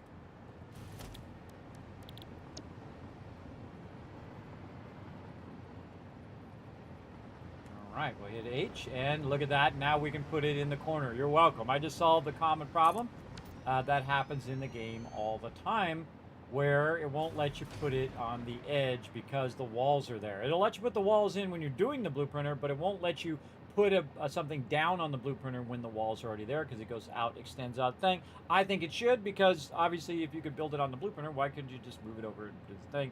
I don't have to go through all the effort of taking the walls out, and then I got to put them all back in again. Now, this actually is not going to work either because it is actually too far over. Now remember, this blue printer is bigger, and before we had one section which has two, like this, and we'll go ahead and clear this out of here, like that. And then we have another section that we connected to it. This is the, that was the 2 fuel refineries, right? Was that, I think that was B, and this is A. There we go. Yes, there's A there. So we'll just go ahead again and set it to basic wall. Take out all of our walls.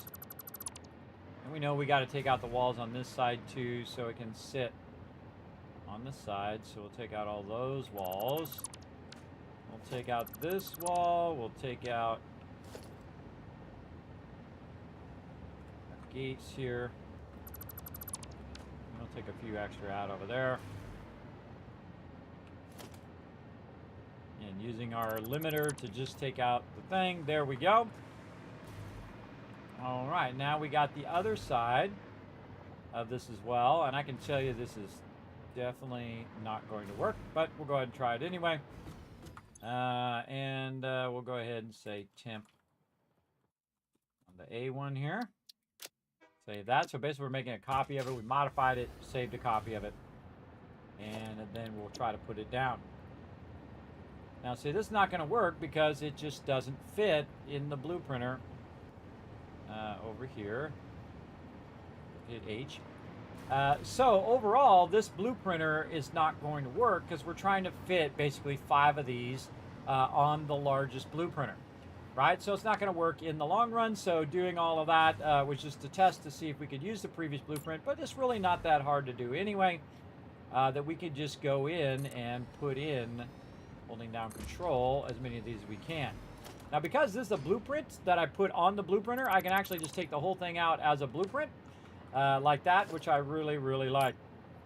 And then we'll turn this off of blueprint mode, middle mouse button this, and again, see if we can get these to go all the way across. Oh, so sad. So sadness ensues. Can't quite make it, and we can't put that off anymore. All right, so 4 of these is the most we could do in one of these. I wanted to see if you could get 5 across, because 5 across of these is the perfect combo of doing this. Now, here's another thing we can do. We can think both vertically and horizontally in this direction as well, and see if we can get another one in here. We sure can. Now, do we happen to move this one all the way forward? Let's go see. Let's go see what happens when we move this one all the way forward and we have the outputs. We'll hit H to nudge that forward. The output's on the outside. All right, now we're maximizing. Let's go ahead and take these out. And we're maximizing our space. And so on this one, we could get even more of these in here, and we could have our inputs match up like this. Very nice. And now, instead of just getting 5, how many do we get? We got 8 in one blueprint. Now, I'm not a big fan of smashing them too close together, but I do want to get at least 5 of them in there, because I always find what I call the optimum number, right? The optimum number is 5. And why is it 5? Let's go ahead and look. So if we're taking this, and we're taking the fuel, and we're going to take the oil, and we're just going to make fuel, right? And we'll get to turbo fuel and all the other fuels later. But if we're just trying to make fuel, and we have 60 crude oil coming in per minute, how many of these we do? Now, we already know the number because I just told you. But if we take 60 and we times 60 and we times it times 5, it's 300, right? Now, I'd love to get 600 worth of oil in a single blueprint, but the blueprinter is too small for that because we're not going to get 10 in a blueprinter, right? So 5 of them is optimal for that 300 in, because normally you're inputting at 300. Why are you doing that? Because it's easier, because it flows better, because that's as much as the blueprinter can hold. But I could create 2 of these, 5 in one and 5 in the other, and do it that way as well, and combine them into basically a mega version of my smaller version, which is exactly what we're going to do. So that means we're going to have a part A and a part B on the 6x6 blueprinter, which is pretty epic amount to do. So what we want to do, though, is we want to make this so this is a bit more optimal, plus we're going to make it fancy. That's right. So we're going to make it fancy as well. We'll take all of these out, like, oh, just the things, thank you. Then we're going to put this one right in the center, and we're going to move it forward, and we're going to work with the 2 center ones first. And we're going to optimize this like this. Now, if I do that, then what's going to happen is I'm going to have to manually put in all of the outputs, or I could make something that's just going to attach to the front, run a few pipes, and then it will run those pipe networks, which is pretty much what I'm going to do. I'm actually going to have my pipe networks be separate, where I can see the pipes and see what they're doing, and kind of do some cool enclosure of pipes and all that kind of fun stuff that we're going to do. But we need a total of 5 of these per blueprint. Now, again, we could do 6 if we want, or 8 if we want. But we're going to do it just like this, and we're going to have this here. And then the front side of this is going to have the 3, and then the back side of this is going to have the 2. Now, another cool thing that this lets me do is actually build in my storage for this particular resource.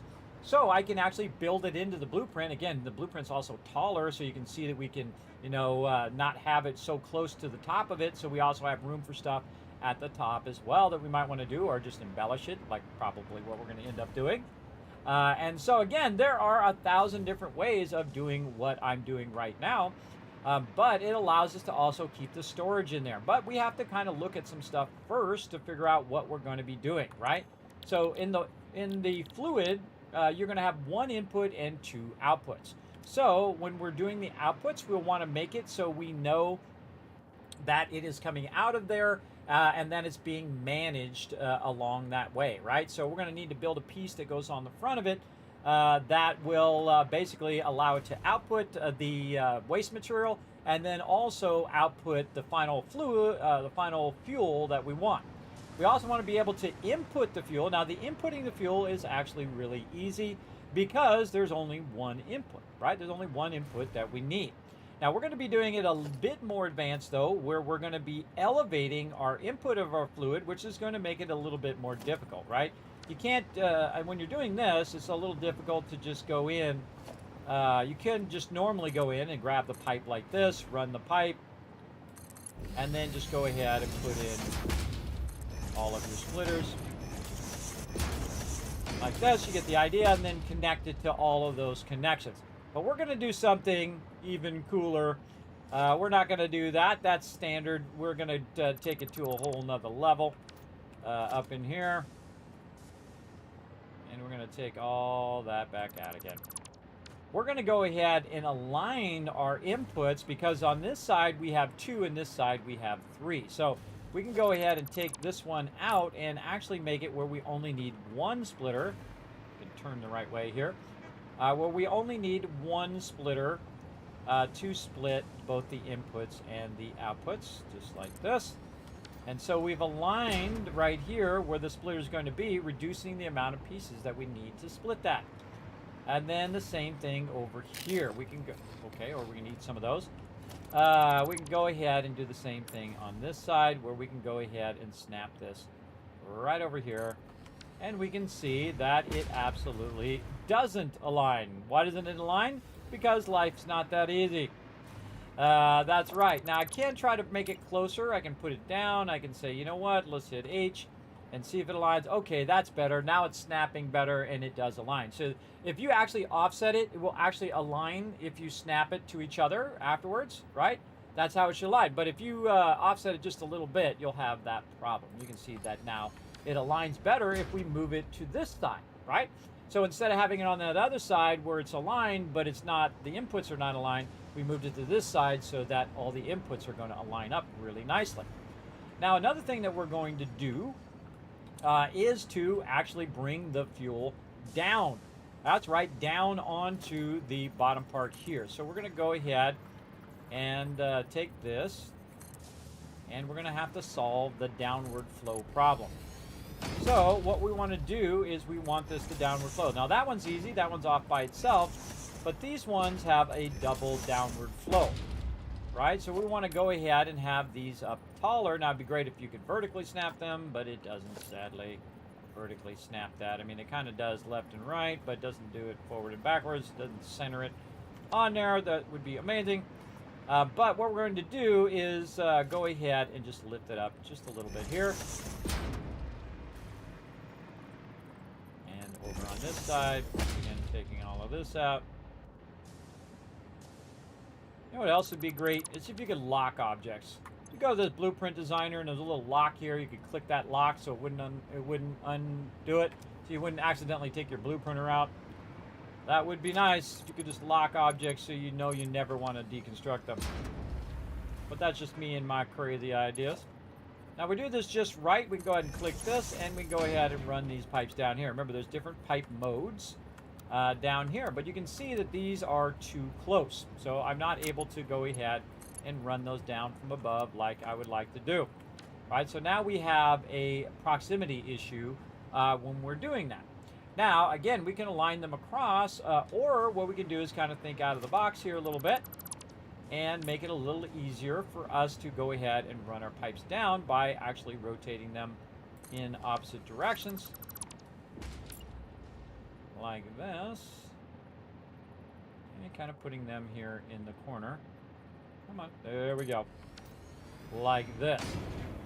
Now if I do them in the corner like this and align these two, same kind of thing right here, and we'll put this down and we'll run it way over here. you can see that the piping is offset again, right? So it's offset from each other. And even if I did go in and elevate it, it's going to have the same issue because guess what? The distance between here and there is the same distance between there, that side, and this side, which is 6, right? So we're going to have the same issue if we have the elevated pipe, that we won't be able to run the pipes down. So we need to think about a way of solving that issue if we want to elevate our pipes. Now this, we know that this is a bit too close, right? So where's the first point at which we could move this where that's not going to be that close? So we're going to go ahead and just hit H to put it in hologram mode, move it over just a little bit, just to kind of get the where that is. Use the other one as a template. And then we'll use this support as a template, hit H, use our nudging to nudge it in a little bit. And let's just go ahead and find the minimum spot that we need for splitting these out. By the way, they still do align even if they're up high like this. Just hold down control. All right, now how do we do? All right, so that does work. Auto mode, 2D mode, noodle mode, vertical to horizontal mode does work. And again, auto mode is really all we need. Okay, so we know we got those set up where we can run it in there, and that oil is going to flow downward into there like we want it to do. Now again, we have the issues of these over here. Now let's go ahead and grab this, and if we go ahead again, just turn this where it's facing outward here, and we offset this a little closer, say here, we can go ahead and run this one down into there. Now this one over here, we can also just run around down into that one. Just like that, right? Now that's not that beautiful. This one is. I like how that one looks. This one, not so much, right? That one's kind of going at an angle. I don't know. But we're never going to see it, everybody. It'll be inside the blueprint. And we're not going to see it in there. So if you don't want to, you care about how it looks. Now, of course, I like it to go ahead and 90 out and whatnot. And if we had the version 1.1, we could do that. But we're going to just do it manually. So I'm going to bring this down, and I'm going to rotate it, and I'm just going to make it look nice because that's just the way that I am. All right, maybe something like that. And then once we have it aligned here, we don't need this last piece. We can just go ahead and do this. And there we go. That looks a little nicer. It's not just going at an angle there. It's flowing downward and then flowing into the main pipe, which is awesome. All right, so now we've offset it like that. Now, ultimately, we'd want to have some storage in here of how we're going to do our storage. So we can go in and grab our blueprint we did earlier, and we can see if we can find it. There it is, fluid buffer with support, and we can try to put our fluid buffer in here, which looks awesome, by the way. See if I like that positioning. I'm going to go this side. Looks perfect. All right, there we go. And that, because we have that thing there, we can see that it doesn't clip too bad right in there. And now we have an elevated input. So now we can input the oil here on the side, and then just have the oil flow down into right here. So right here, we have this pre-built. And now it's going to flow downward and feed all of those pipes just like that, everybody. No, pretty cool, right? Pretty quick and easy that we figured out the solution to both have storage and the 5 that we need to use up all 300 is what we're trying to do for each one. Now, again, we can connect this one to the next one simply by having this go down and then connect across and end up connecting to the other one there. But I'm going to go ahead and base all of my factories on that 300 speed. Why are we doing that? Because we are going to split our 600 into 300 and 300 because it flows better. It flows better, I find, when you're at that 300, even when you're using 600 pipes, or you could just use 300 pipes.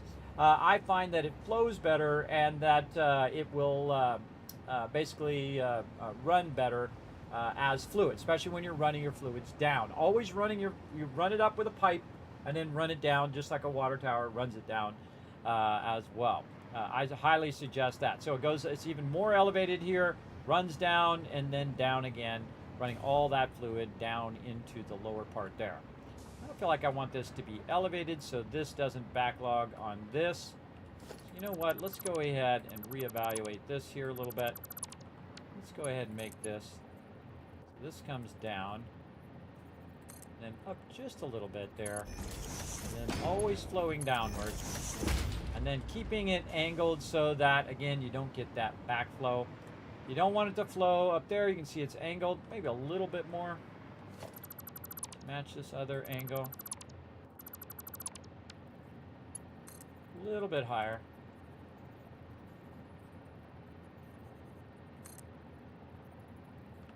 That's actually bringing it up a little too much. There it is. Have that nice downward angle. There it is. There it is. All right. So again, we have that downward angle. Don't like this corner though. Corner needs to move forward a little bit.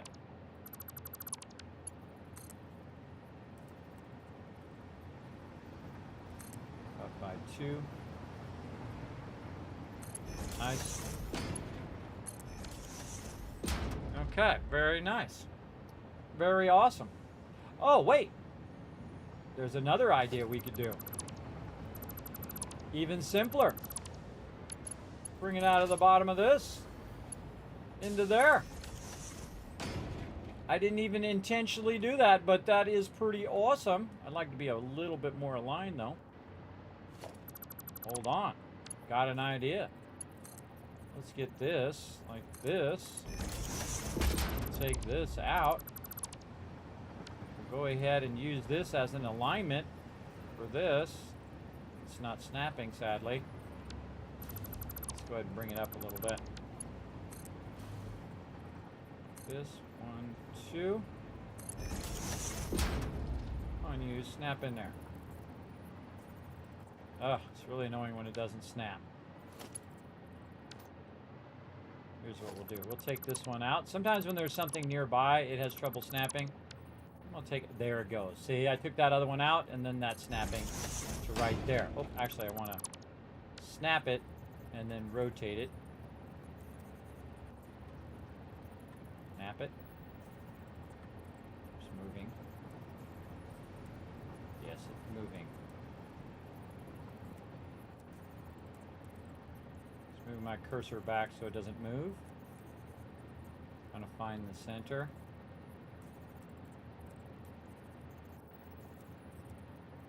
I think once I snap it there, it shouldn't move at all anyway. Moving to the left.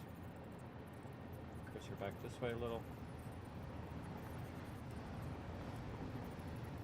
Oh, that's tricky. That's double tricky. Make me want to do that. And then this. And then take this, snap it in there, and then rotate it so it does that. So it's snapping to the one above it. There we go. All right, that's some tricky stuff right there. Tricky. Now we have our downward spiral and then our perfect 90 out to there, and that works double duty there as well. So again, feeding the one at the bottom as well as doing that one at the top. I like that. All right, very nice. Nice piping there. And again, everything running down except for this one kind of goes back a little bit, so we might have some backflow there. How can we make that better? I say we just go ahead and do it the way we were going to do it. Like this, the way that it snapped before. Have it come out. Go down. Just go ahead and do this. That snap in there. And then run this down. And then this can just go around over to that side. Like that. And then this wall won't backlog up that way or backflow. It'll flow only downward. Now I could put a valve on here to keep it from backflowing and all of that, or a pump. But I like that. I feel like this could be a little nicer as well. We make this a little nicer. Again, it'd be nice to have those 90-degree pipes right now.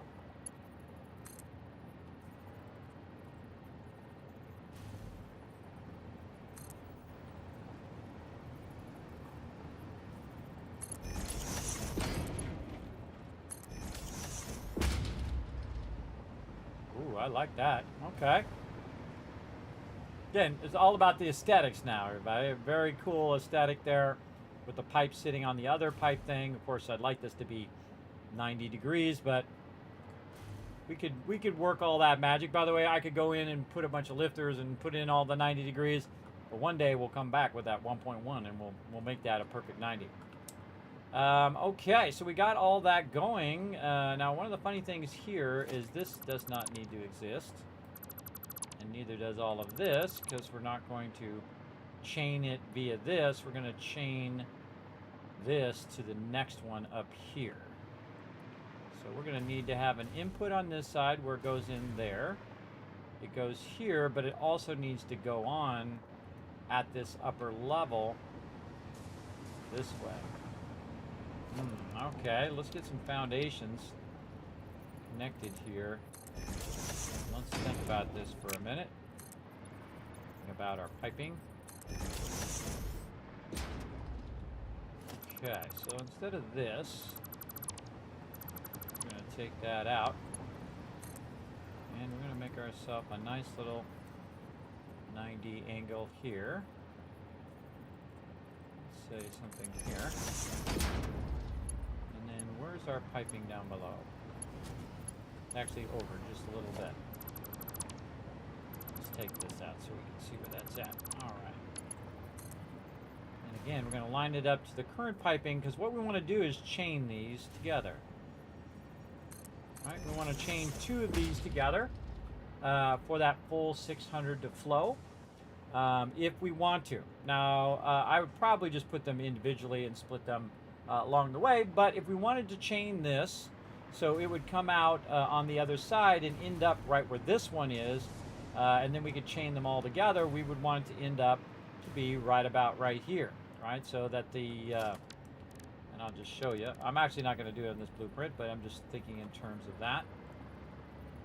And then that's sticking out of the blueprint. That does not align to that either. Gary. That does not align to our walls. Did I get that? That's from that over there, so it's not snapping properly to those rounded ones, because we've offsetted. That's probably why. Let's get these all properly in here. There we go. Yeah, see, this one, that one's not going to line up because it doesn't have a foundation under it, where this does. Interesting to know. Good to know that we'd actually need a foundation to bring that up to the height to run it if we wanted to run it to the other thing. So we should probably put a foundation under there, but you get the general idea that we're going to take it and we're going to line it up to where that one is. So run it to about right here. Again, not letting me do it because it's too close to the machine.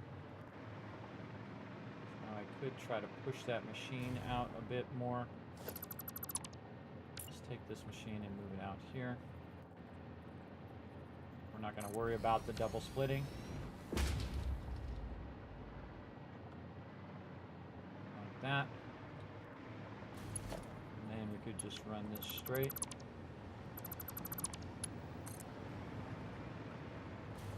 Yeah, just run that straight. And then we could then chain it to the next one. That would be just like this one, and then input. And you could chain all of that down the line. I personally feel like it doesn't need to chain. I feel like it's an easier way to do it, to chain it that way.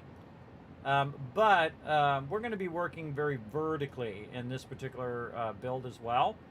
And actually, we're going to be working vertically down. Eventually, we'll have elevators, which I can't wait to use. I'm going to actually use them in this build as well. But we're going to be working vertically downward because all of our fuel stations are actually going to work down and up if we want, because again, we have all that room underneath as well. We don't have to just go up if we don't want to, but we'll probably work in both directions just because it's fun.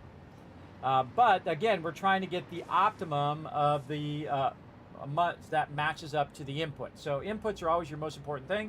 300 input, processes all 300 into fuel, and then outputs the output to the next thing, right? So that's what we're working on right here. Now there might be a way of doing this where I could back this up and try to get the outputs going as well. Let's see. I do have a little bit of room there. Let's go ahead and see if we can take this, nudge it.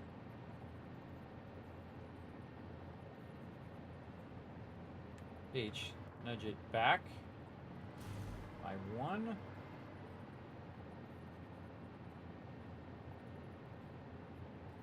It'd have to be 2 because of the lifter. Or we could just go straight to this. Or we could use a lifter to connect it to the outside. Like that. Kind of really close to the edge. Again, we could use the lower side. Use the lower side for this. And then what we want to do is combine all of the outputs so that they are a single output. And so again, we're trying to think in a more advanced way here.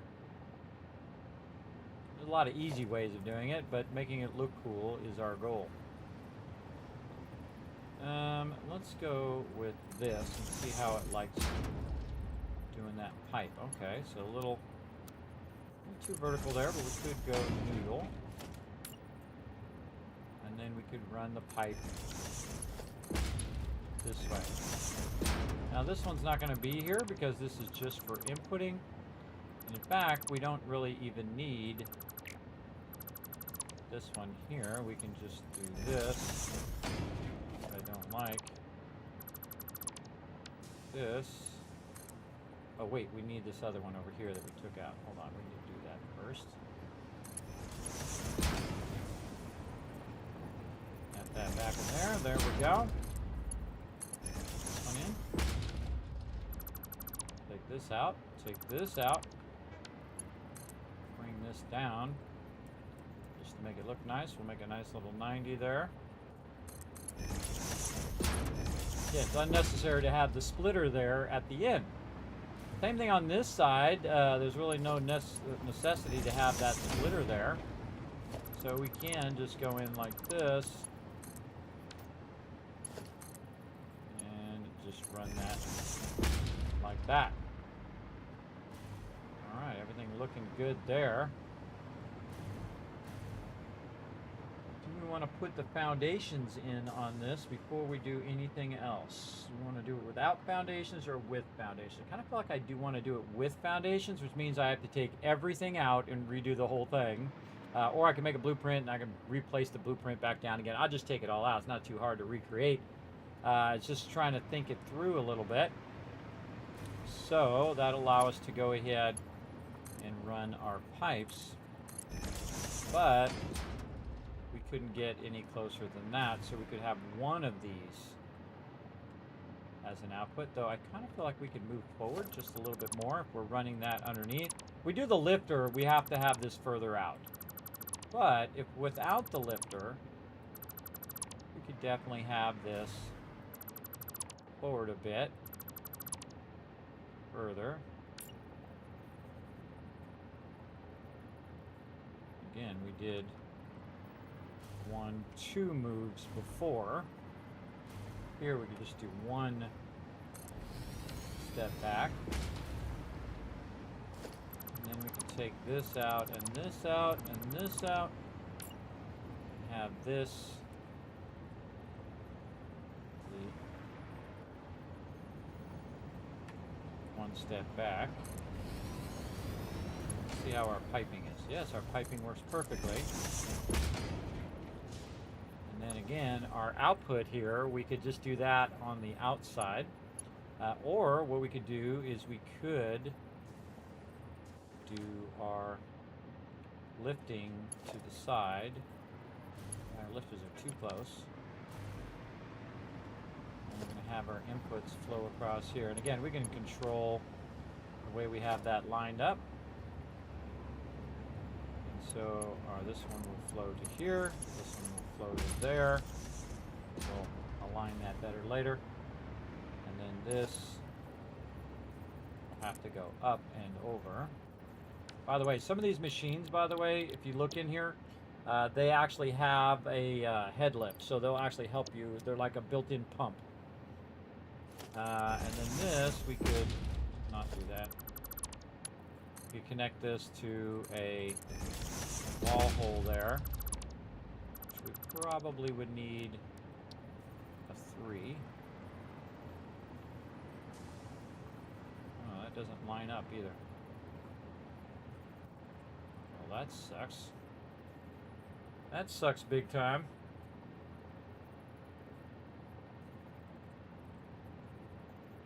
And we can't nudge it any further that way. So we would need to do it over here where we could control where that output is. Now we're just problem solving.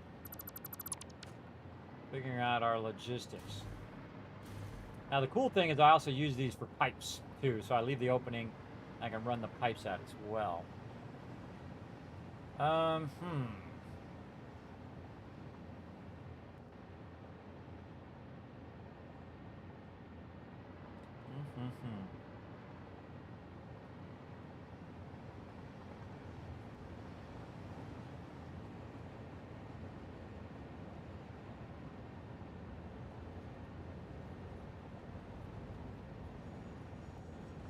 Down to a splitter.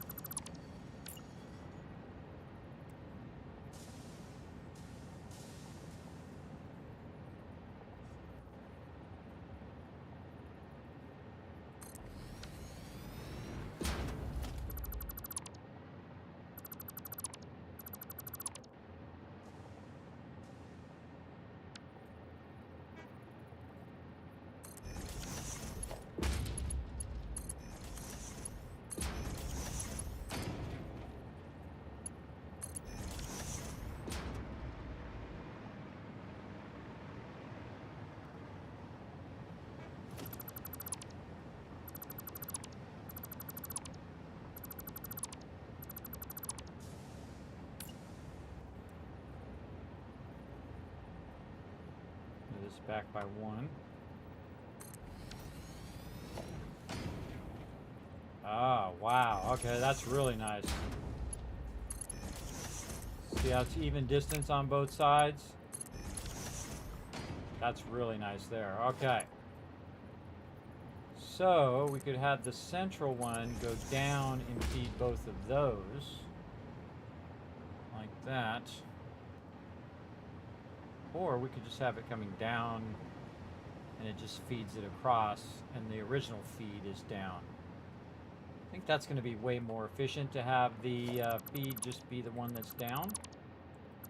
Be the up. This one right here is what's doing the downward motion so it doesn't backflow up to there. And if it backflows the extra into these, it might just be fine. So let's do that. And we will take this. Turn it this way. Take this one out. And we'll just do the same thing here like we normally do where we run a line there. That is not centered there, so we take these out. Now again, I'm trying to accommodate the outputs as well. So we're really getting into the weeds here now. We're accommodating the outputs and lining up the inputs. Just taking the minimum amount of space. Alright, looks good. Like it. I could even move this further over. Just have this on one side and then my inputs. Wow, look at all this empty space over here too. Have my input the other way. Again, to use cut down the amount of space that I'm using. So you could have it this way, right here, and it doesn't really clip. Vault-Tec calling! Whoa, Rotisserie G, bringing in some Vault-Tec. helping us get to the next level here in the stream, everybody. How'd we get? Thank you.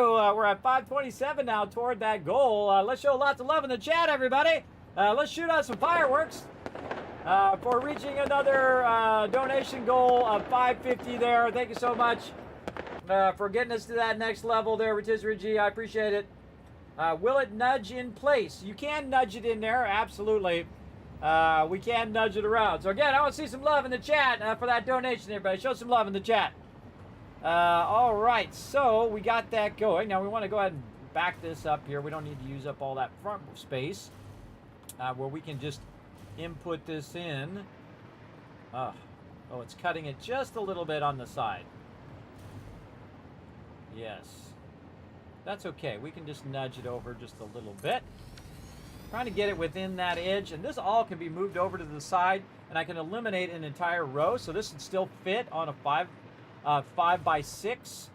See, it's the length that's really helping us. And then the width we could cut down into 5 by just moving this stuff over. Again, we're just theory crafting right now. And it is very, very fun.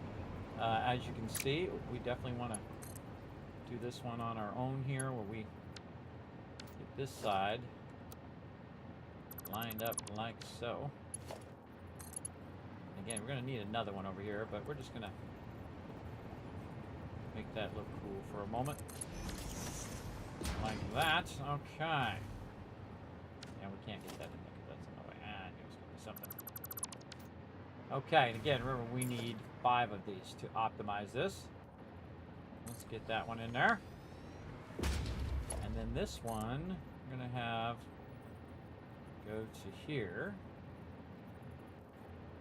Oh, and then we could put a pump in too. I like that. I like that. All right, we could do this. And then we can have what's known as our pump line. Our pump line is where you just, I'm just going to run it all the way out. Where you put the pump on this side. So you already have a natural downward flow, but this pump is going to cut it off so it doesn't backflow. And then basically we could just have it go straight down from up here to down there. That vertical and horizontal style, because that looks cool. Like that. And then it goes down. Again, it already has a downward flow. So it already has a natural help of the direction. So water, when it connects to each other, will pull the other water down. And the same thing with fluids. Fluids pull on other fluids and pull it downwards into here. And then we can split it in there. We split in there. I like that a lot better, a lot cleaner, and also allows us to do the output as well. These outputs, I feel like I'll just do the outputs on the outside so that I can see the outputs running out there. Now, they oh, it does align. Okay, for some lucky reason, we got that to align to the outputs of that one. That one's not aligned, and I don't think it's going to. This is definitely not going to align. We put another one in here. Take all this out because of the way that it sits on the blueprinter. So it has to be in just a little bit. Well, I don't know why they did that. That is a very sucky thing because it doesn't align to the output grid. So we will have to leave a little bit of room there if we want to align the output grid. And some of these will have to have a little bit of a gap in between them because this one will need to go this way a little bit. So we're going to take this one out. We're going to reverse engineer this here. All right, so we're going to take this one out. We're going to put it here, and then we're going to nudge it like this so it has an output. Then what we're going to do is we're going to use that to adjust the other side over here. Or actually, no, we should use this one. We should use this side so that we can see the maximum distance we can go this way. Yes. Yes, yes, yes. The one that's the furthest this way is the one that we want to align to this first. So let's do that first. All right, so this one will need to go. Again, we want it to be back by 1. Oh, we're going to hit hologram. That's going to help a lot. Hologram. Okay, so back by 1 so we can still use the pipelines. And then over so that it aligns to this. Again, our pipe should still fit in here. very close to the wall, but they do fit. I definitely could live with that. That looks pretty great. Now we can't just run it across like this because it's going to run into those other outputs, so we'll have to lift this up, and that's going to be an issue because we're going to need a pump. And we're going to need to put this right up on the edge of this.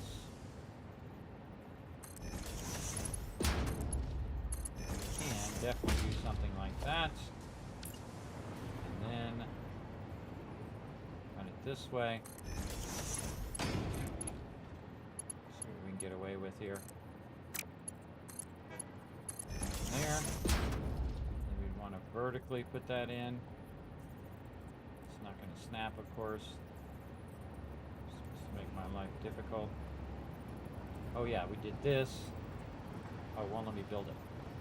Close enough. Alright, we'll go with that. Can we get this one to go in here? No, it is not going to go. What if we lifted it up higher?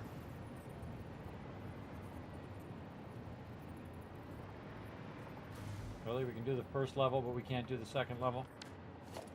Take this wall out. Okay. That's how we are today, are we?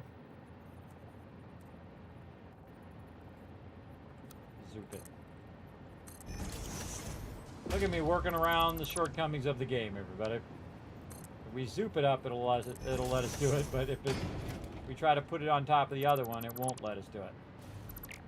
Again, this is working around the shortcomings. This here. It's vertical. We'll just eyeball it.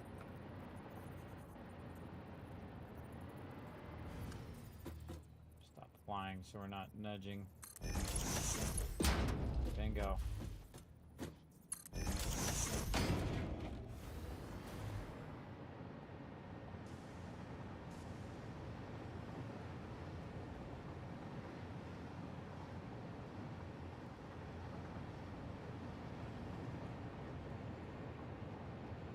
That way. Gotta pump that way. Yeah,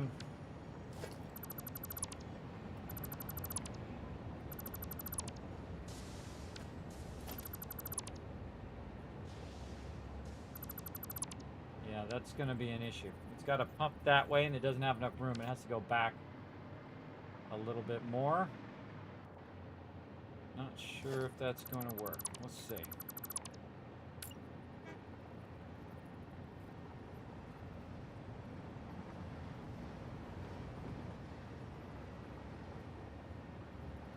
Right up on it, but in theory it could work. That's where we had it before.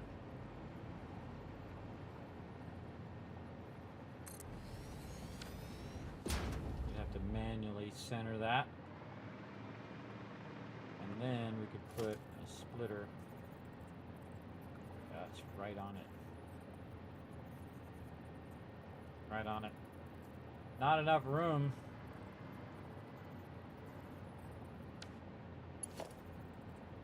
Let's do this. Nope.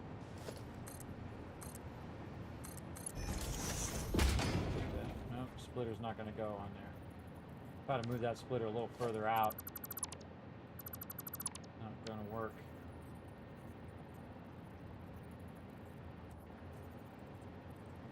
Go here. What are you doing, game? Come on.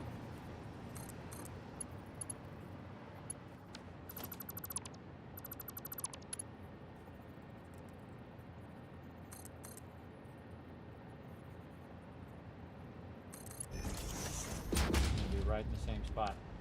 Okay. Got a problem with our output.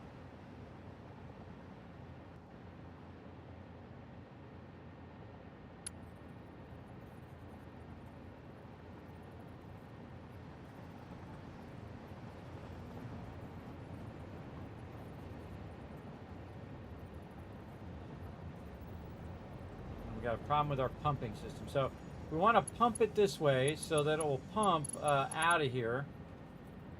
But we have the outputs that are going to be in the way. So we can't just run it here because we don't have enough space to offset it forward, which is normally what we do. Offset it forward and then have the lifters, because the fluids are better run at the lower levels. You bring it from up above down into the lower levels. But in this case, we need to think of a solution that fits in the spot in which we're running.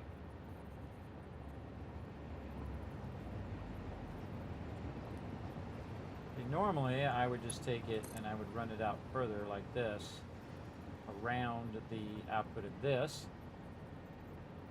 but we don't have enough space there. Not enough space.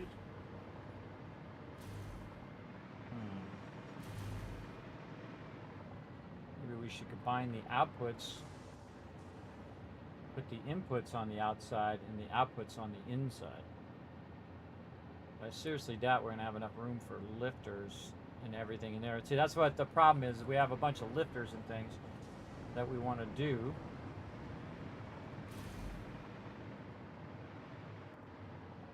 It's really the output that's the issue.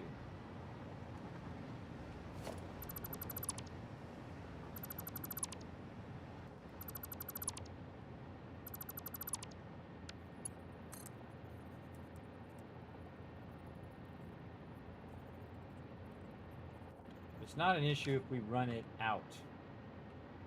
If we run it outside, then we can fix that issue of merging it. Yeah, I think it'd be better to build something that we just attach to the side like I originally thought to run that out. The problem also is these don't align where I want them to align. This one does. This one is fine. This one's not going to. This one we need to take out and get it aligned like this. We can just bring this forward. We should probably get it real close. Like that. And then we have our output here. And then our pipe output, will run out to something I'll connect to the back there, which will just be those on the other side, and then I'll have a whole system of how that splits and lifts all of that. Again, you can build blueprints in different steps, right? So step 1 is you got the thing. Step 2 is how you're going to do all of your logistics. It doesn't have to all be built in. It's nicer if it's built into one blueprint. But again, when you're crushed for space like this is the tricky part of how to do this. And I could turn, let's take this out for now. I could turn one way to accommodate more space. So we can accommodate more space by having one be over here, like this, and then the other one be offset in the other direction.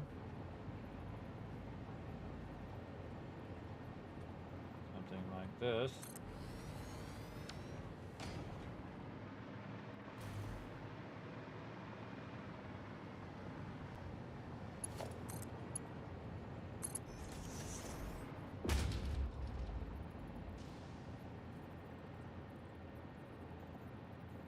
So that's kind of cool. Like that. Input both of those like that, which then gives me more room to do outputs over here. Again, they don't quite fit 5 across as well.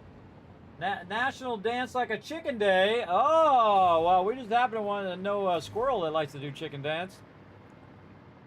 All right. And again, we have this 6x6. We're trying to make this work within a 6x6. We're trying to optimize it for 5 of the things here.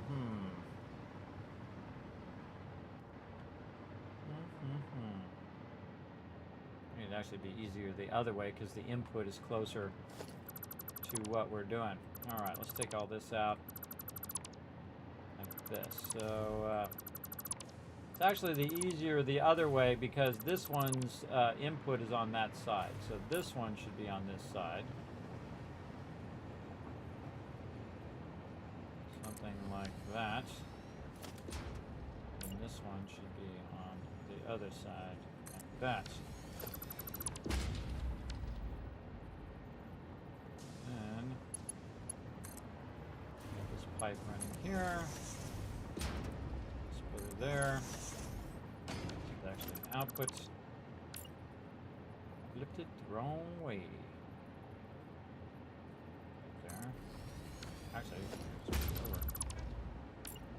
And fix where the splitter is. This. That.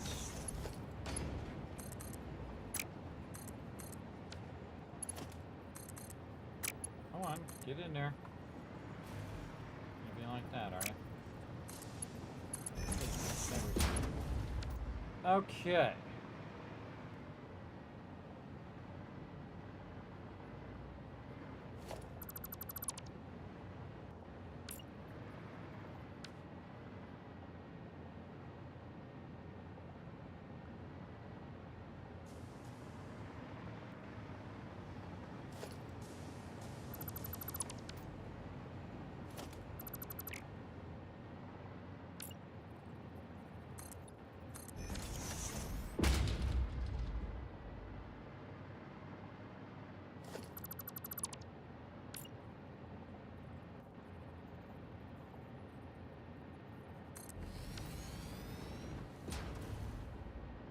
If I move it over any more, then one of the two inputs can't come out of there.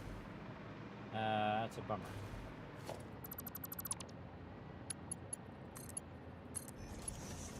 That would have been nice if that lined up better to the external things.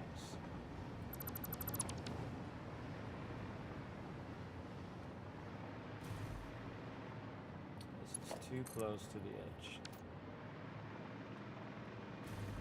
Thinking of some ideas here.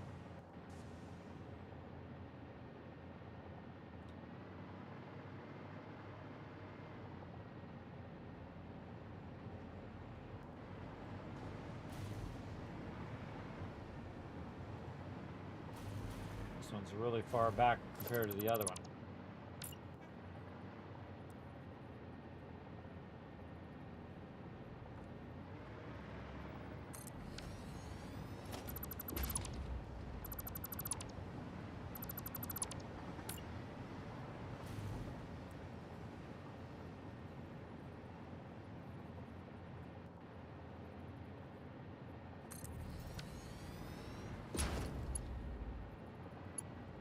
Better.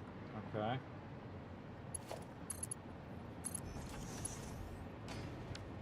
This is gonna flow out that way.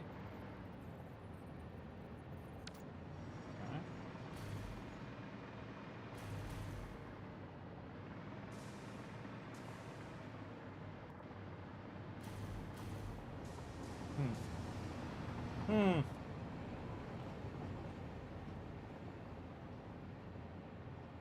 Just don't like it.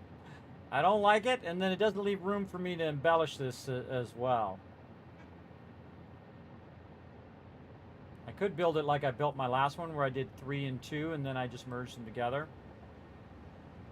We're going to try to get this all in one thing. It's really the inputs and outputs that are causing us grief right now.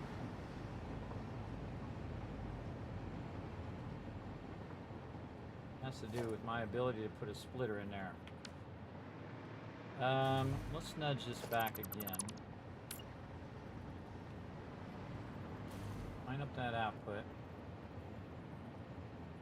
Yeah, we went all the way this way. They would line up, but they don't. So we're going to go here and then nudge it back another one. We could output this one. Run it back along here. Like this.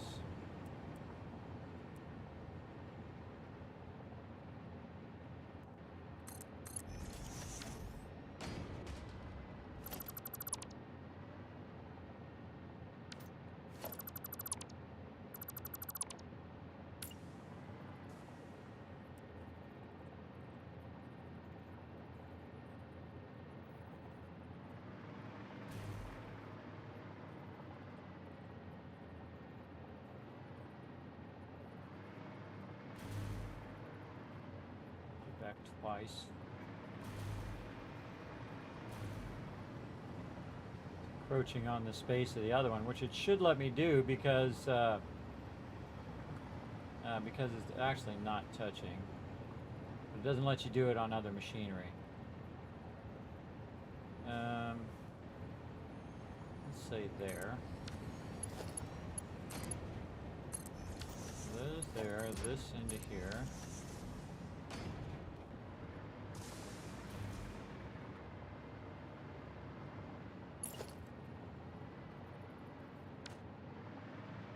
Yeah, it's not going to let me encroach on that one very much. Yeah, see, it won't let me do machinery. Machinery has to be apart from each other. This definitely needs an input, but it doesn't need... Oh, both of those don't need to input. So we could... Oh, okay. We could do something like that. Because all we really need is this to run along here and split right here. Be offset forward a little bit. Come around like that and like this. Yes, because we don't need those inputs. All right, now we're getting somewhere. Then we need to put a splitter here, not enough room. This one here doesn't need to be split, so this one can move forward. We'll work it out one problem-solving thing at a time. Again, we're going to turn it this way. We had it here, but we want it there.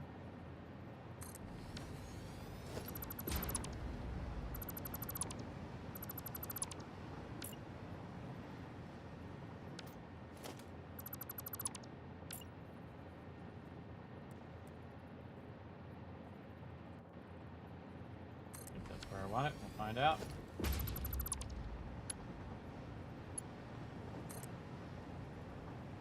Splitter here, this to here, that to there. And this coming back around.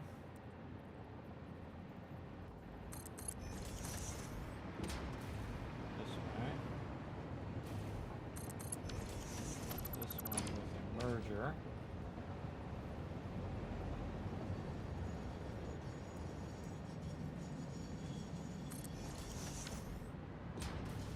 Yeah, again, the more I do this, the more I realize that this really needs to be merged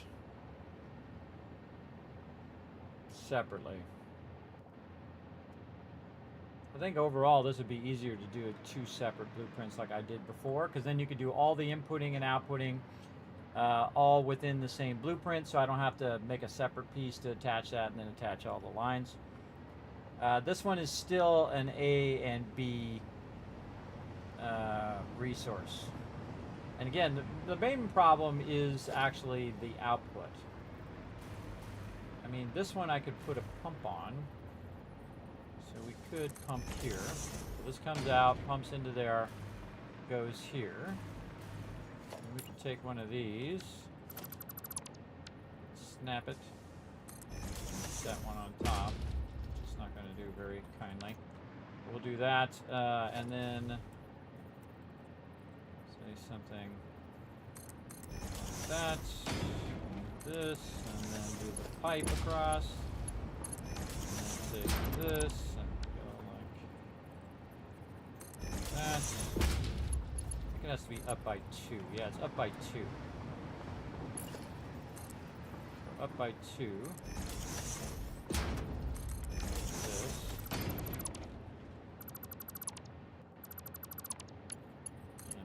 Figure out the logistics of the inputs and the outputs. And then this has a pump, so it'll pump it up through there. But this one does not have a pump. So that's the problem. I mean, I could make it go up, but the fluid coming out of there would have a little bit of trouble. Though a lot of times it actually, the machine itself, again, if you go in and look at the machine, the refinery, it allows fluids to be transported 10 meters upwards. So it actually does have a built-in pump. So it will actually pump it up into that at 10 meters. Now right there, that height right there is how many meters? Well, we can go get a foundation, and we can see that this is 4 meters. This is 4 meters. This is 8 meters. And then half of that would be 2 meters, which would be a total of 10. So it'll pump it up that high out of the machine. So that will work. Do I like it? No. Will it work? Yes. Would I prefer to have a pump pumping that up there? Yes, absolutely. I much prefer it coming through and going down too, down into the pipe down below. So let's go ahead and look at that. I would much prefer that because you have a pump behind there basically pumping this one up and over and down. And then ultimately we'd want it to be stored up as well. So this one,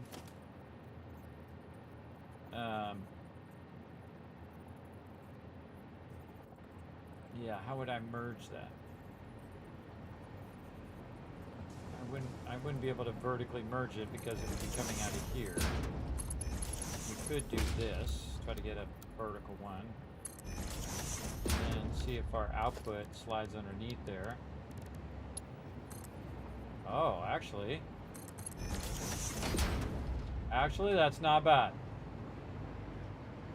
That's very not bad. All right. We got that to work. Probably bring that down. Let's do vertical to horizontal. Oh, it's not vertical enough, really. Yeah, it's not vertical enough. Okay, well, fine. Make me do it this way. Okay. So again, they have 10-meter pumps built into them, so they can pump up to that higher level without an additional pump. But I don't like it because it usually gets screwed up.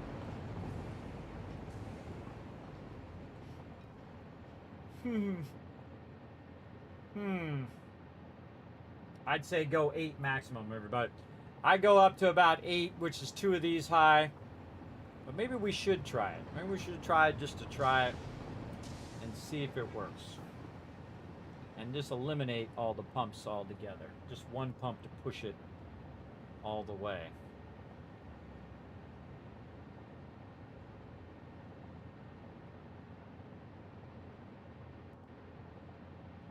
You know what? I am going to try it. Let's give it a go. Come on, we're trying new stuff. Let's do it.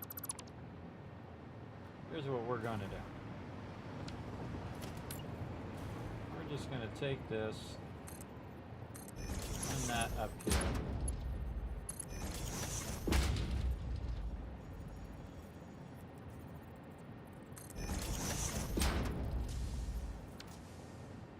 Oh, maybe I should do it this way. Do this one like that, and then when you go to do the top one, does it snap vertically? Oh, okay. Can't quite get it to stay perfectly vertically snapped, but I can visually align it. Go down, guys. There we go. The one underneath it. Like that. Alright. Close enough. That is actually pretty nice. And then horizontal, vertical. And we're going to have that pump up above, and then our output here. Okay.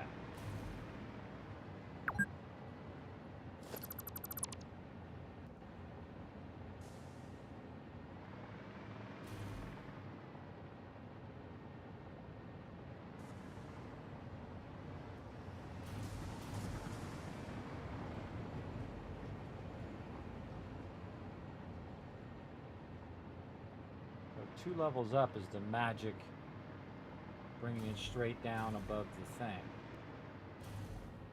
Can we put it closer?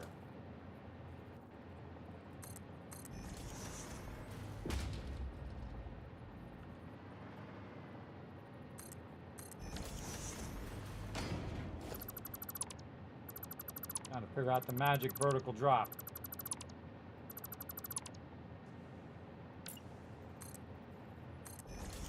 Two up.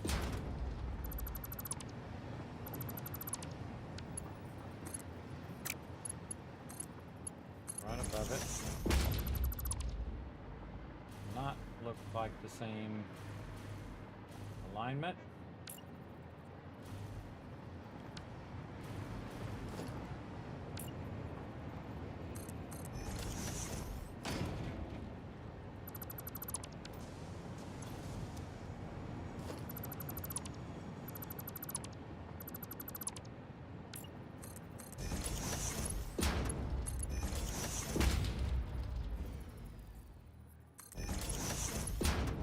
Still works. All right. Yeah, so we moved it in a little bit. Now what that allows me to do when I move it in a little bit like that is to run my my line on the inside like this. So we could run a pipe where it is pushing that fluid up out of the way instead of using our lifters, right? See, this is a revolution right here, everybody. We don't have to use our lifters, which makes it so you need a lot more space in the front. You can just use your pipes if you know how high you're pulling it upwards, right? So we're pulling it up, let's call this 6 meters up, and it can push 10 meters out. Again, and if you look on the thing, by the way, it doesn't tell you on the machine. It tells you here when you're going to put the machine down. When you roll over the refinery over there, it says allow fluids to be transported 10 meters upwards. So it has a head lift of 10 meters. So it has a built-in pump. So you don't need that extra pump. Less resources, less power you have to use, and kind of a bit of a more advanced way of building. But I would still have a pump that pushes it forward once it's lifted up. Because otherwise it's just going to come up and it's going to backflow in two directions where you want the thing to actually be pushed in a single direction. So you only really need one pump. That makes that work, which is pretty cool. So using the fluid as the one that's being lifted above as opposed to doing the resources, which is what I usually do. And we know that if we double lift like this and then run our double lifter across, we can go ahead and put a vertical lifter in position like this. We don't even need the output there.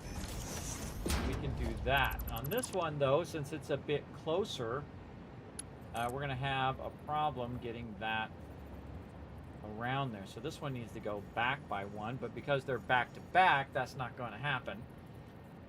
But if I offset them from each other and then move them, I should have that vertical play because I no longer need to align to the outputs because I'm not going to attach a piece there, right? See, that's what I'm trying to eliminate is that external piece. So let's do it like this. I'm digging this. We're going to give this a good try, and when it fails, we'll just revise it.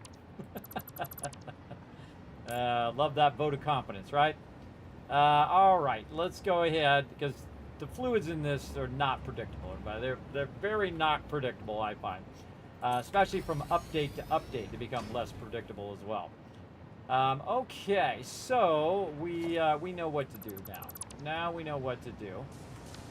We need to have this offset back a little bit more. All right, we're going to take this one out. And this one is what's known as your Rosetta Stone, the one that starts all the rest of these.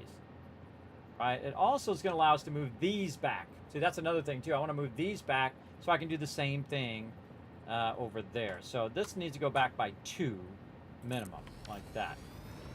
And then over here on this side, same thing. We'll go ahead and basically make this go all the way to the front or the edge of the blueprinter. And we'll align it long ways so that we can nudge it backwards. Oops. Like this. Again, we don't really want to line that up like that. Oh, we got to go in the wrong way. The inputs are the other way. There we go. Inch that up here. And then 1, 2.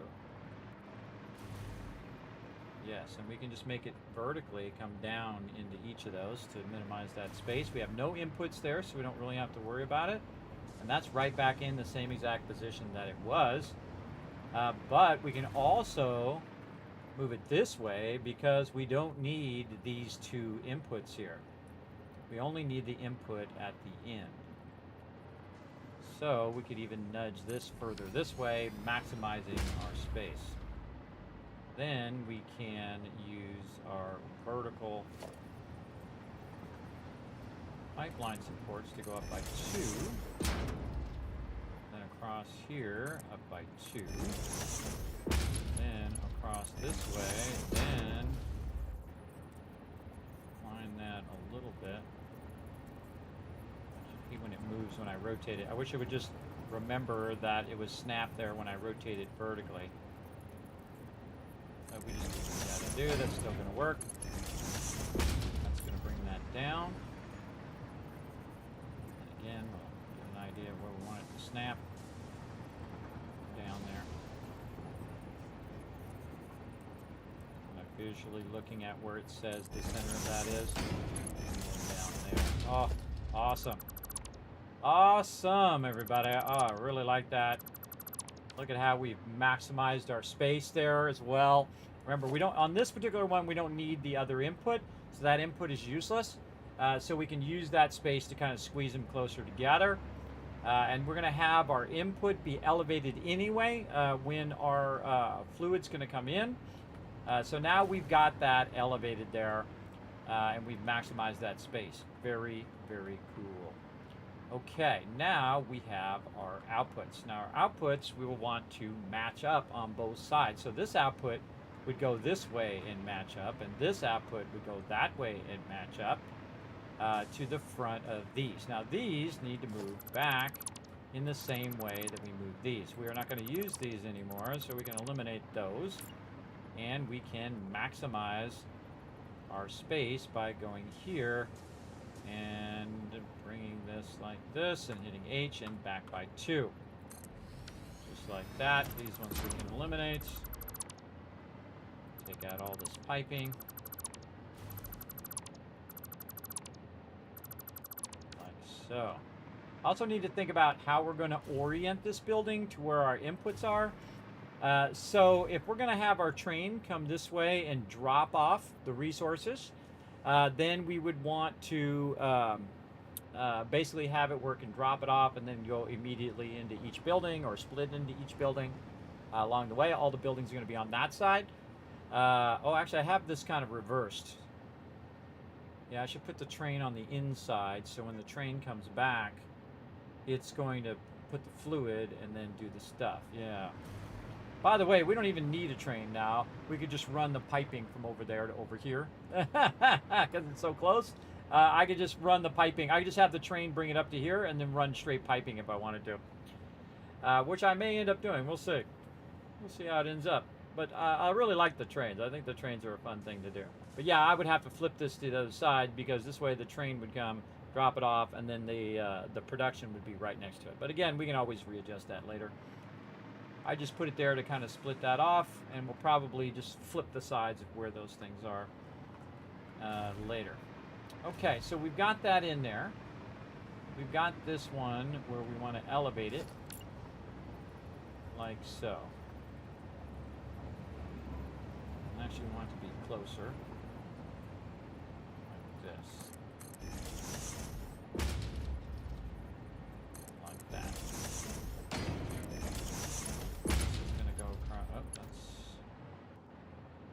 High enough. This is going to go across there.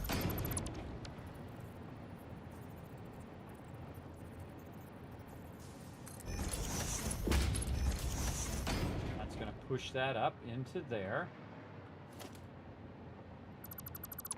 Eliminate all of this. So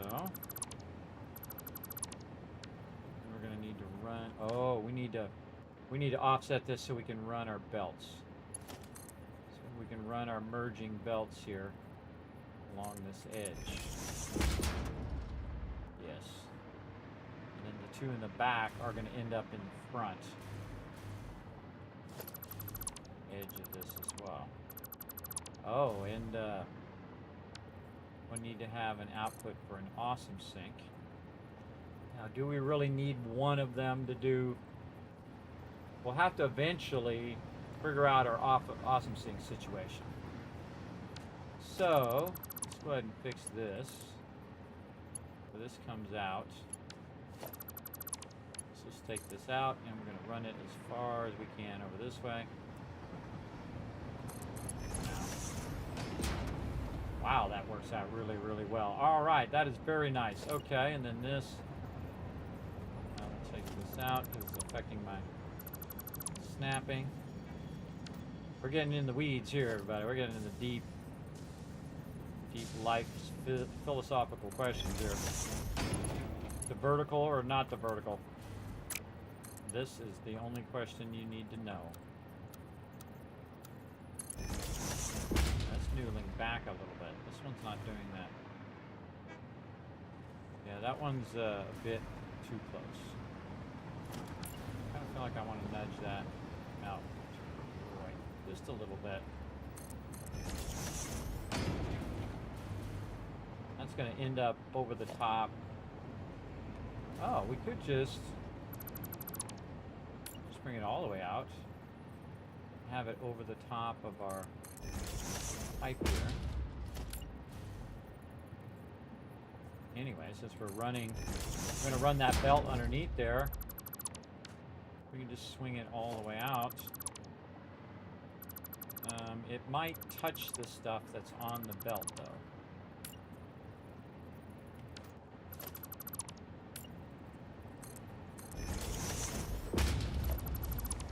Zoop that in there, or it doesn't let you do that. Doesn't let you put it on the edge unless you zoop it up like that. You got to do that in one motion, or it won't let you do it. Sucks, but such is life.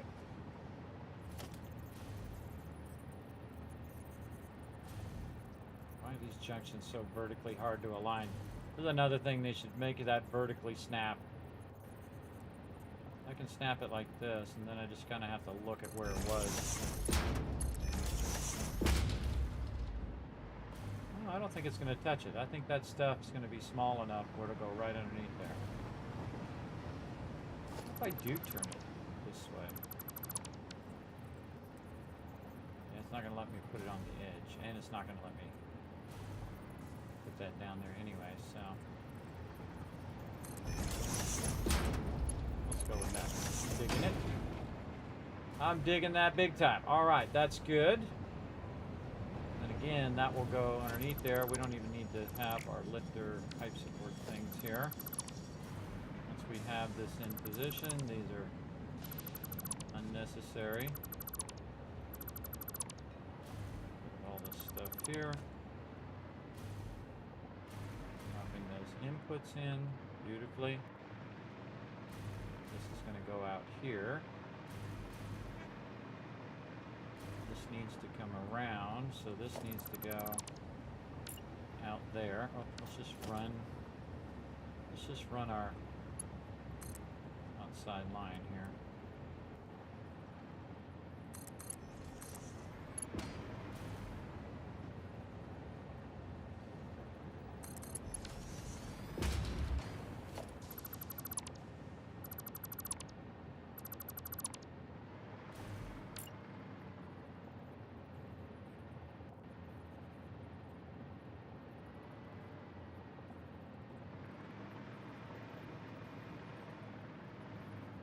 The ladder in the belt. We'll go with that.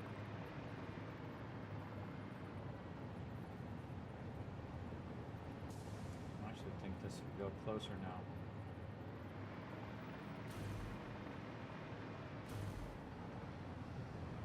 If I move it closer, that thing's going to touch the stuff on the belt a little bit more, so I think I do need it back by 2. This one's back by 2. Yeah, let's just do it back by 2. So, I mean, all of this, everybody, is just cosmetic, by the way. It's just me making it look nice, where it is completely unnecessary to get this valve. I could have made it work about 15 times already. But it is about the aesthetics of how that all of it works together, right? How it all stacks to one to the next to the next. And that is a tricky thing to do. So we want to do this, and again, we want to set an area for our actual fluid input that we'll do. Okay, so you know this is going to come along, and this is going to need a merger. That merger is not going to fit there. Okay, those are not going to merge. So these have to go back even further. So merge those both sides. So back one more. Take this out. Accommodate the first place where we can put a merger, which is right here. And it's going to go in this direction.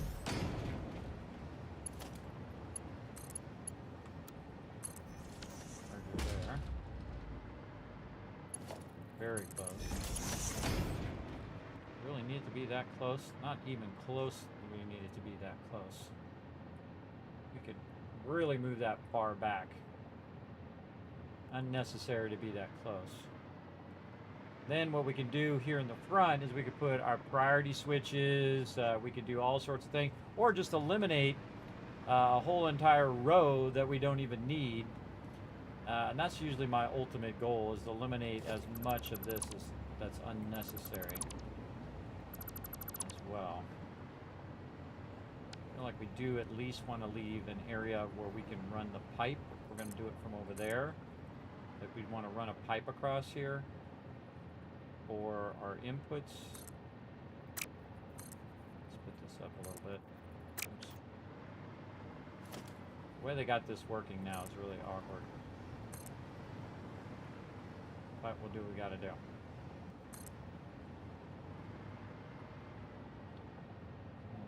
2, 3 up.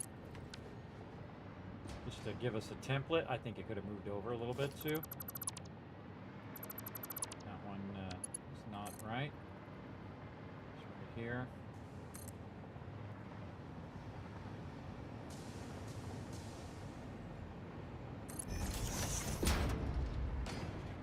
Okay, now we're just going to say that's it. Why are we struggling for so much room when we could just push these way back and have those basically input from up above? Like that. Vertical inputs. They were thinking in a vertical way, everybody, flowing the stuff down into the stuff down below. Very nice. Okay, now we do want to make sure we're using this very consistently, meaning that we're using these things and not the built-in ones, because those actually run at different heights. So keep that in mind. So we know that the 2 up is the best way to vertically drop stuff in. So we'll go ahead and vertically. It's so annoying that it doesn't. Just remember. Nice as you can. All right, there we go. Still looks good. So, and then also here we could chain this to the next one and so on and so forth. But we're not going to do any chaining. We're going to split it before it gets into the building. Okay, now this one actually, we don't even need to do this. This is the final one. So this one could just go like this. This way up like this. Just terminate at the end there, like that. Remember, you don't, at the end ones don't need a splitter, but if they don't need it, don't use it. Right? Like here, this is the really of a merger more than a splitter. And is actually unnecessary on this one as well. So unnecessary splitters we're going to eliminate. We're going to do something like this. Again, just giving us an idea how we could run these. And that's going to run up there. Like that. All right, much cleaner. Look how clean that is. Nice. Same thing here. One does not need to be split. It just needs to be run down like that. Okay, again, think that stuff through, everybody. It's very, very useful to find ways of eliminating stuff that you've already made. And nudge that over.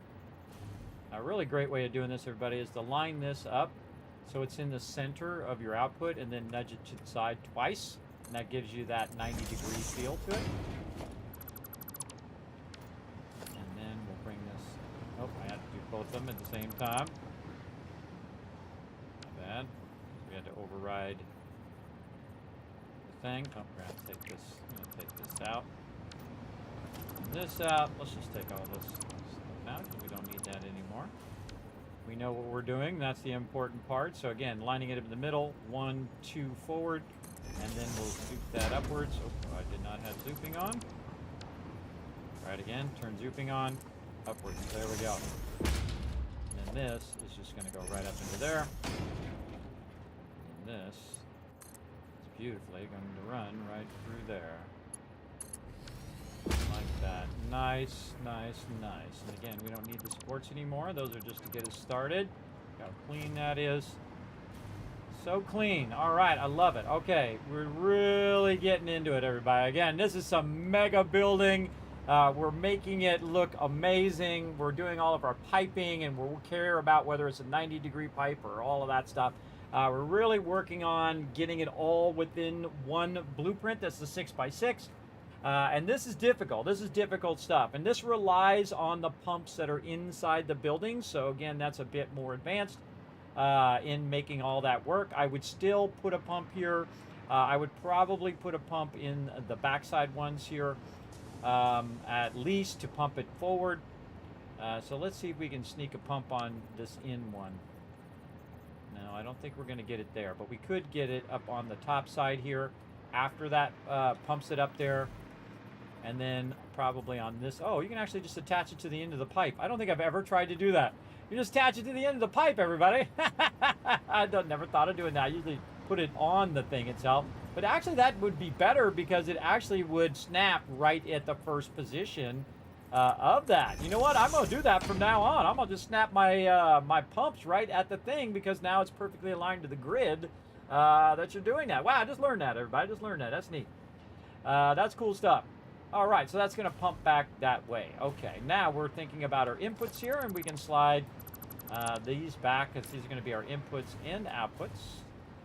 And so we'll slide this back to compress the space a little bit, and giving us more room to build other things.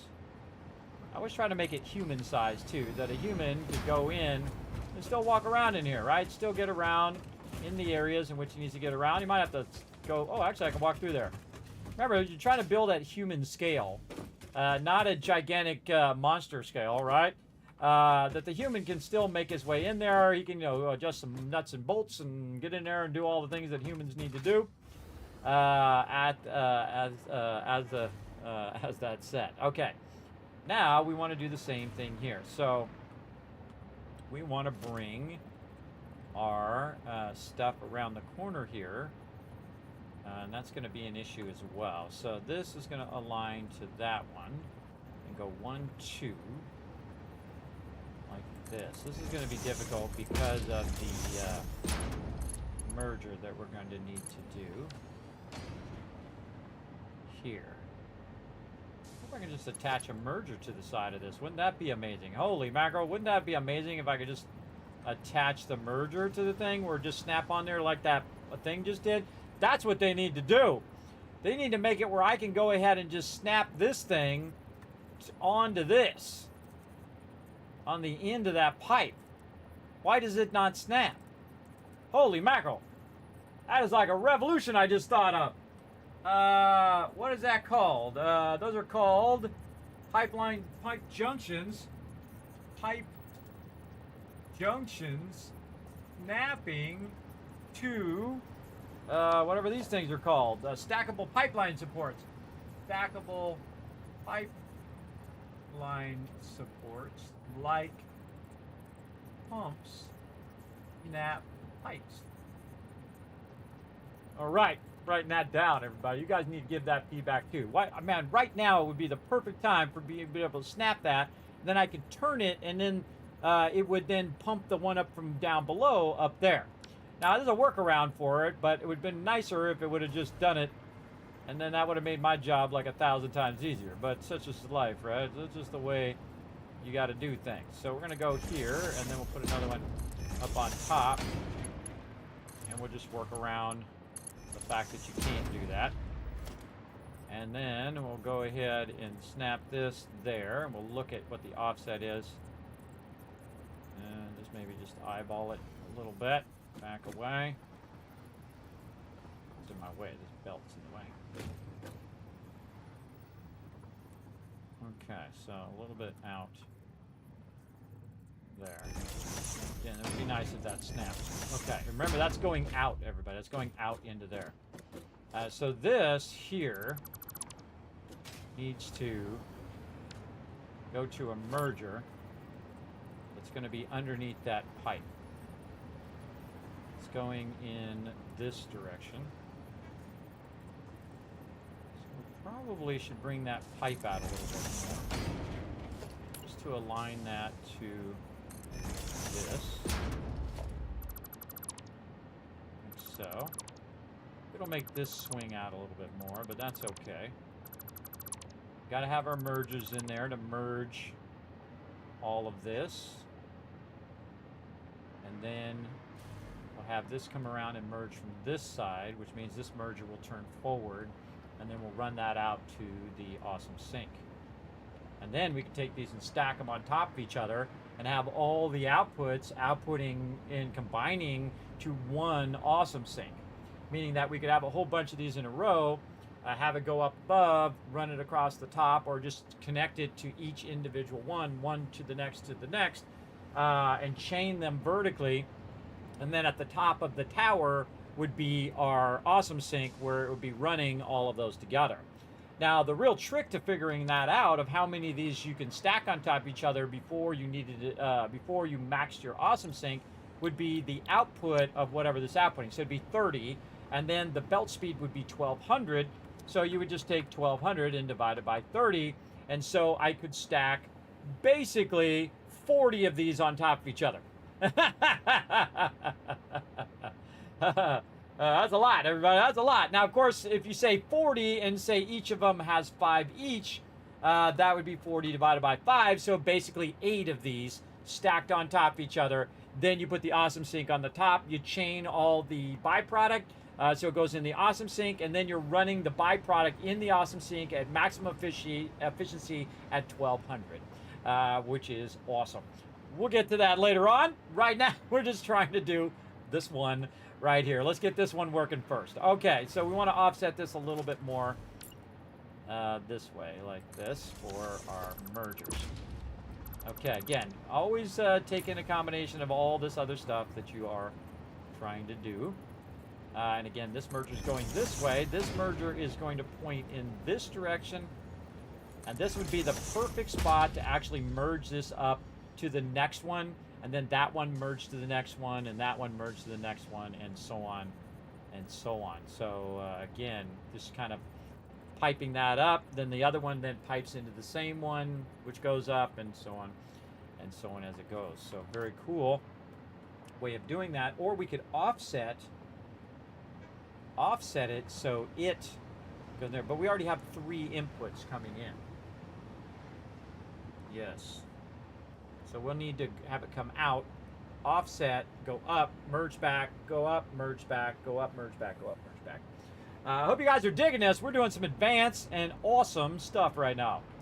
All right, this one's a little offset. Speaking of offset, we need to move that there. There we go. And then we can merge this from 3 directions.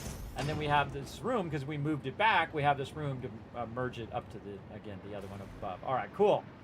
You get the idea. All right, and then our pipe from here is running to this here to merge together with these ones over here.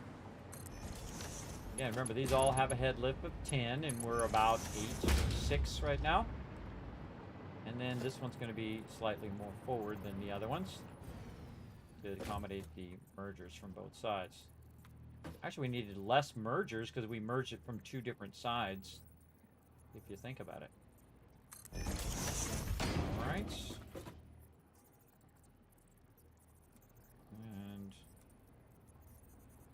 Letting it show me where the actual snapping is, and then I kind of eyeball it.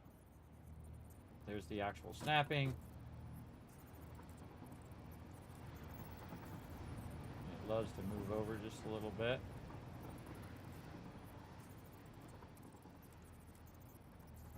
Yeah, so I don't know where those bolts are. good. All right. Down in here. Actually, it's going up into there, by the way. And then this is coming around. Probably do this all in one belt. Just trying to get it. All in one belt. Yes, beautiful. Using our straight function, which does our perfect 90s. Nice, right underneath there. Oh, that is a thing of beauty right there. That is going to be a beautiful blueprint. All right, now one of the things that I didn't think of until right this second is I might need to put my foundations in there so I can align everything. But I think we've got that kind of figured out and how we want that to be. And that's going to work out awesomely. And then this one, we take this one out and we bring this into here with our 90s. And that runs that beautifully there. We've got our space right here for our water, or our inputs, our oil. Fits there perfectly. God, it was like I made it to go there. That was amazing. It was almost like I did that on purpose. Almost like I built that on purpose, isn't it? Sometimes you're just lucky, everybody. Sometimes you're just lucky. I kind of feel like I want to center it, but then I also feel like I might want to put this way toward the front. Maybe even clip that a little bit just so the input is a little bit easier. Looks like we're going to input these from this side. This is going to be our input. And then our byproduct is going to chain upwards. Where are we going to do our output? I have a feeling if I put this here, I got to take my pipe. Get this pipe to line up by going like this. Again, eventually you'll have the 90-degree pipes, everybody. Sadly, I don't have it yet because I'm not playing 1.1. When I do, we are going to celebrate good times. 1, 2, and then up by 2. You got to use your zooping to get that to work, as I discovered today. And then we'll go here. A little bit of clipping there, so I kind of feel like I'll push that back. This comes through here. We have the built-in pump there as well to make sure it gets pushed all the way this way. Double storage each building. Double storage.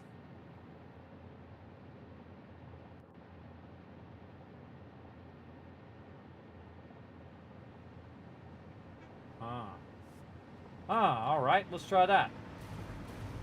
I don't think I'm gonna get it in there. That's a lot to get in there. Okay, so we go ahead and use our storage here. I don't know how we're going to get that to go out of there. Could really squeeze that in there like that, and then just run that sideways. Like this. And then could move all this piping forward to do a double.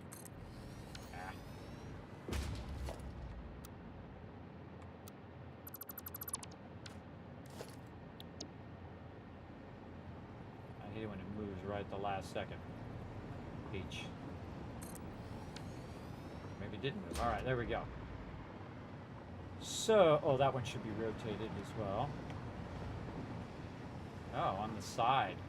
Inputs and outputs on the side. Yeah, on the side. All right, we got to accommodate 2 of these because I just thought of a cool idea. And cool ideas are cool. Okay, so put this, oh, we should have rotated it first. Put this here rotated. H to nudge it around a little bit to line up to those pipes. And now this one is going to end up going this way into that storage. Oh, we could just accommodate that through there. Oh, you know what we need? Oh man, I wish I had some shapes for that. Rounded shapes with a hole at the end. Like this. But it would need to be an edge like this.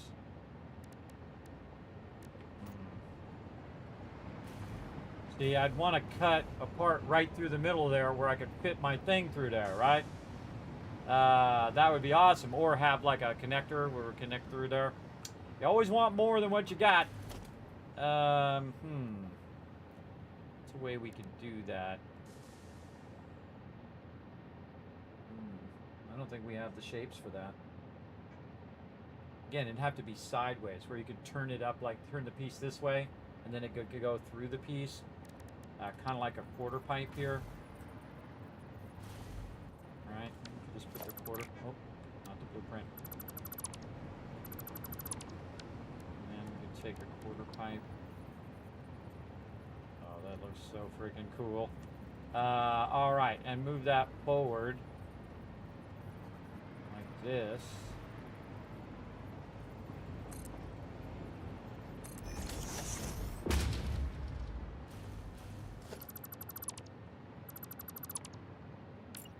So it still looks like it's legitly holding it up, basically, is what we're trying to do. H there, nudge this forward. Ah, come on. Am I zooping off? H and forward. They're going to clip through each other just a little bit at the bottom. It's not perfectly aligned in the center. How can that be? Why are these two not aligned? That line there should be the center line. I think it's because I have to offset it in. It should be centered like that, but then it doesn't look, oh, it does look like it's holding it up. Okay, so I had to move it one to the right. Okay, yes, it looks like it's sitting on there. Again, we're thinking about the aesthetic things of everything, everybody. So yeah, I like the half pipe. Very cool. I'd like it better if the outside was rounded. Or it just had a vertical, just a flat piece and a vertical down.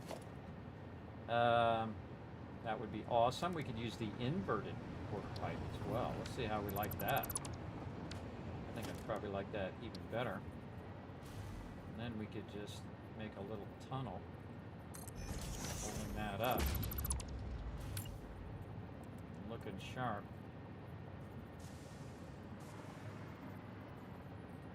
That. Hardest thing is seeing whether it's lined up. Sometimes it's hard to tell. Yeah, this one's lined up, the other one's not.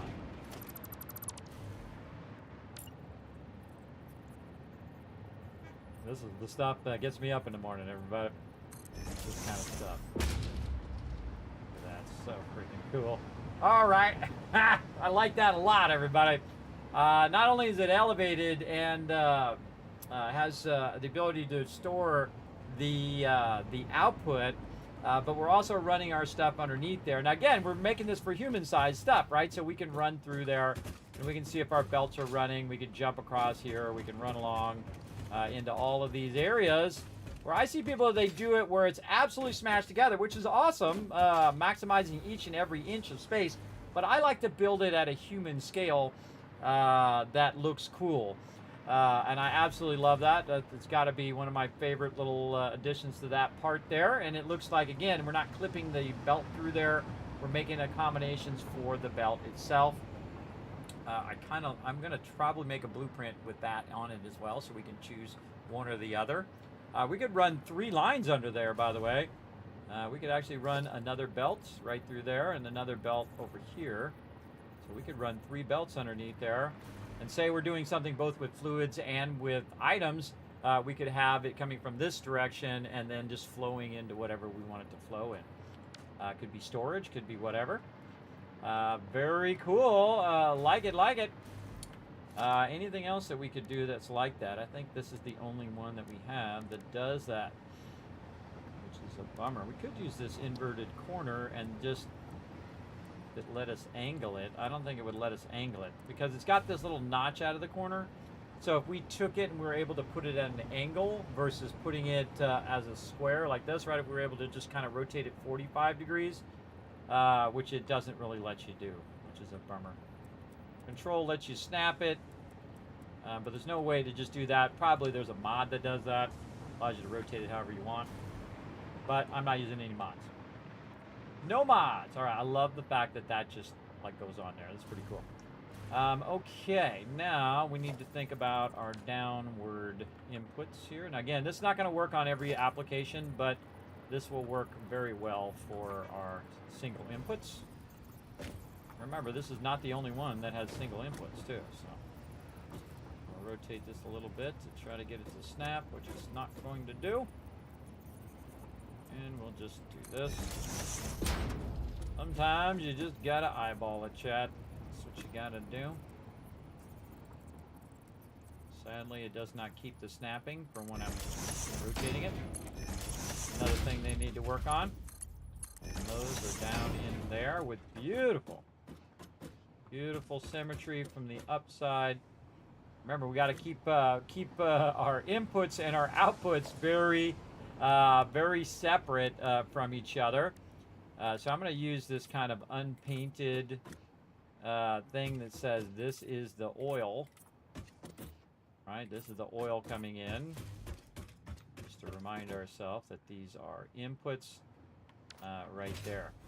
And then the outputs is going to be fluid, which I'll probably just leave orange or turn to yellow.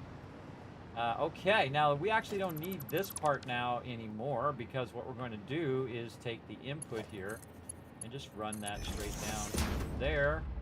And by some incredibly amazing miracle, that actually just fits right in there beautifully.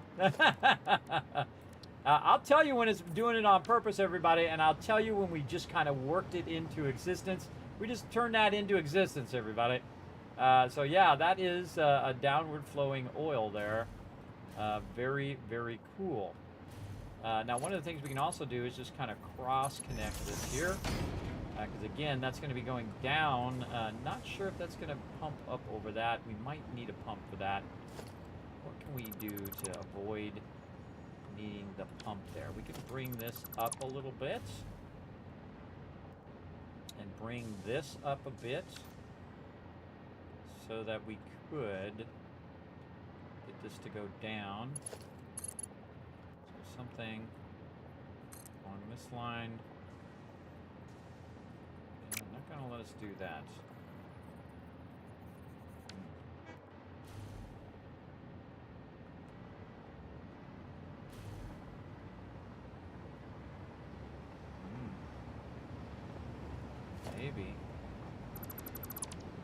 Maybe like we did before, where we just try to squeeze. Now it's going to clip there. It's too bad, and that's going to be too close, probably. Get this to go into there. Even in our noodle mode. All right, we're trying some stuff. We're giving it a go. And I like the downward flow.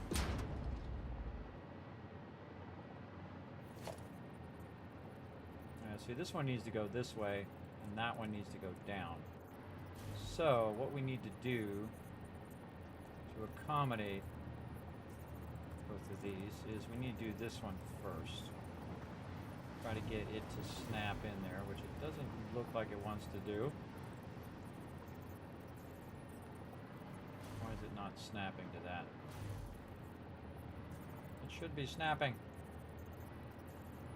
Alright, just land on the thing. Alright, we're just going to eyeball it. This to here.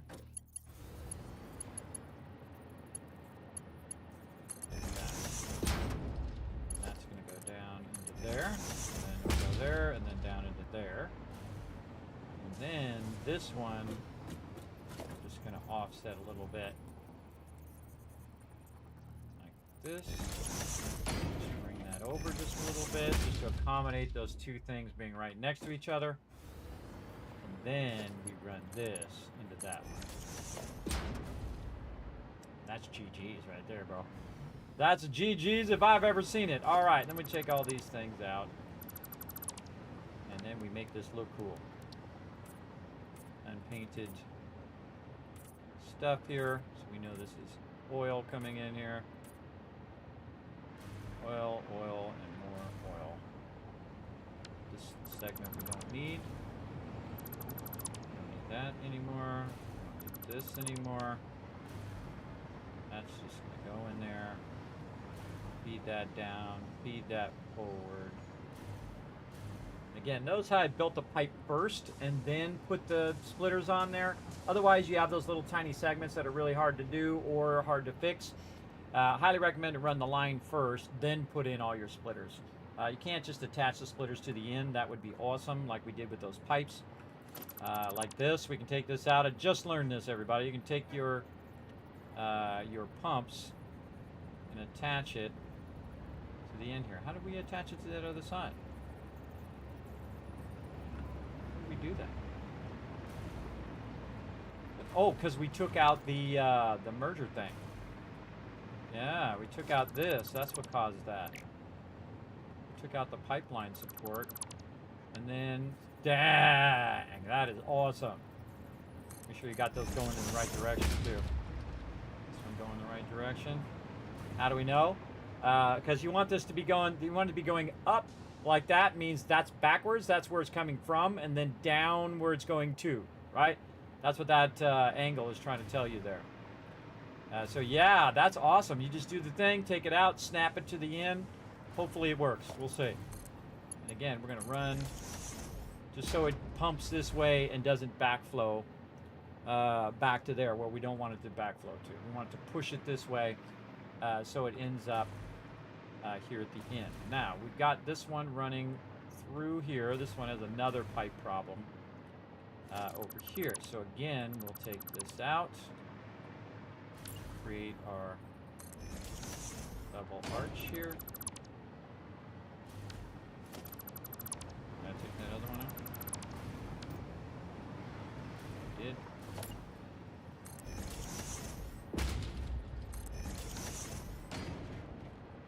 And that keeps our pumps from getting flipped. Awesome. Okay, and then the output of this goes into here. I wish it could do a better 90, but such is the way it goes. All of this is going to get pushed up. Now this is the problem up here, right? That this is probably at that max distance, right? And this is why I'm putting the pumps in. I probably only need one pump, but remember this is 4, and then this would be 4. Wait, no, it's 10, right? It's 10. It's coming out. Look at it again. I thought it was 10. Yes, 10. Okay, so this is 4, 8, and then 9, 10. I was right. So we put a 2-meter foundation here. So it's going to push it a maximum of this distance. And you can see this is right at that distance. So I would call that the top part of that. That's probably what they would consider to be 10. But I would probably consider that, you know, say 2 more than 10 or 1 more than 10, maybe 11 or 12. I wouldn't risk it. I just put the pumps in. Pumps don't really use that much power for how much peace of mind they give you. So highly recommend just using a pump. Now on this one, we could think this through and actually put this through here maybe, or over the top of this, and then we would only need the pump on the one side maybe. Not enough room on the outside. Could we run it under here? Doesn't look like it. Can we run it through here? Our minds want to know. Doesn't look like it. And we're trying to avoid clipping.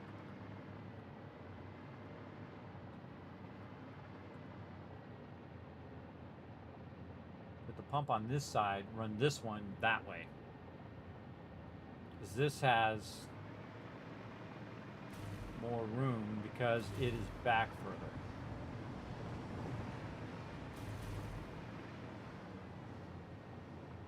Well, why do I have this one forward?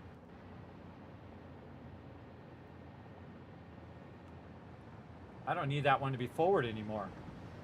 Oh, because I had it there because of the splitter, but the splitter's up high now. We don't need that to be like that anymore. Oh, look at that. All right, we got some more space.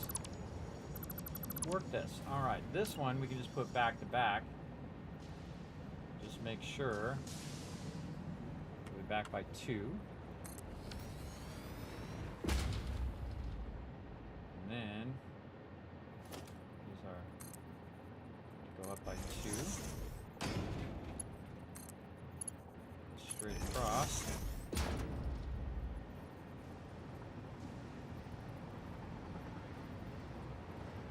Why does it make it so hard to see down there?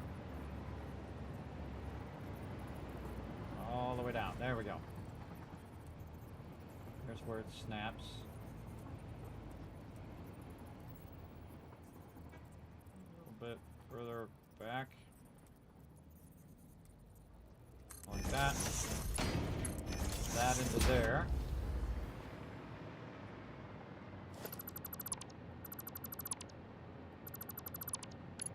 That down into there. Oh my god. Okay, awesome. Just got more room. Just made some more room there. Very cool.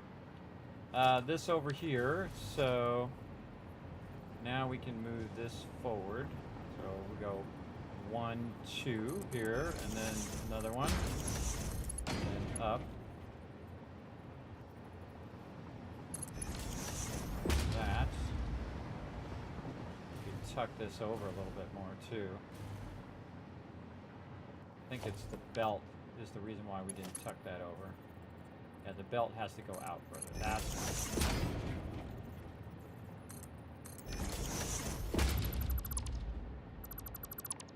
Blame it on the belt. Okay, and then pipe to here. Take these out. Look at all that space right there. Look at all that space to run that across. Awesome. We don't even need to run it this way. You can just run it from the back. We don't need this. We don't need all of this.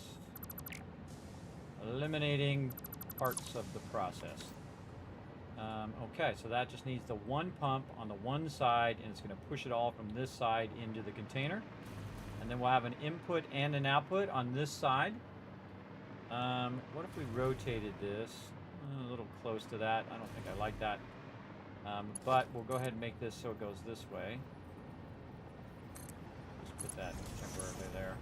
Same thing with this. We'll have them both on the same thing, and then we'll color code them. Which ones are inputs and which ones are outputs. And then we could merge it upwards.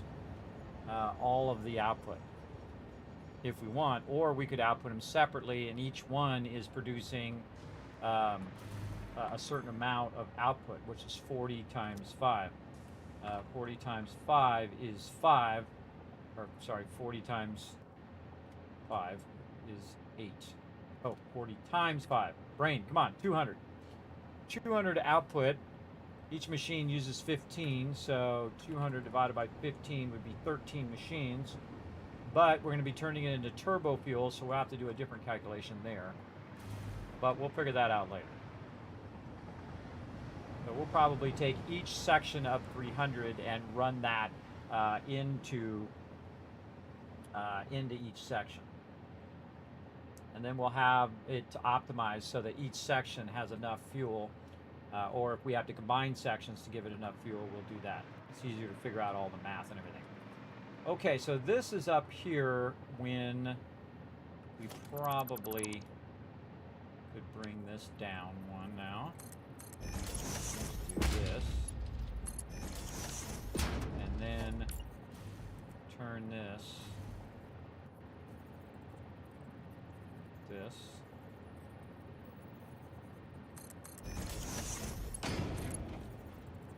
Too close.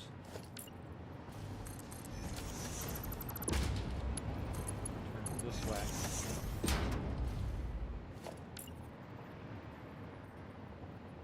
Awesome. Run that under. Run that up. Here. A little further.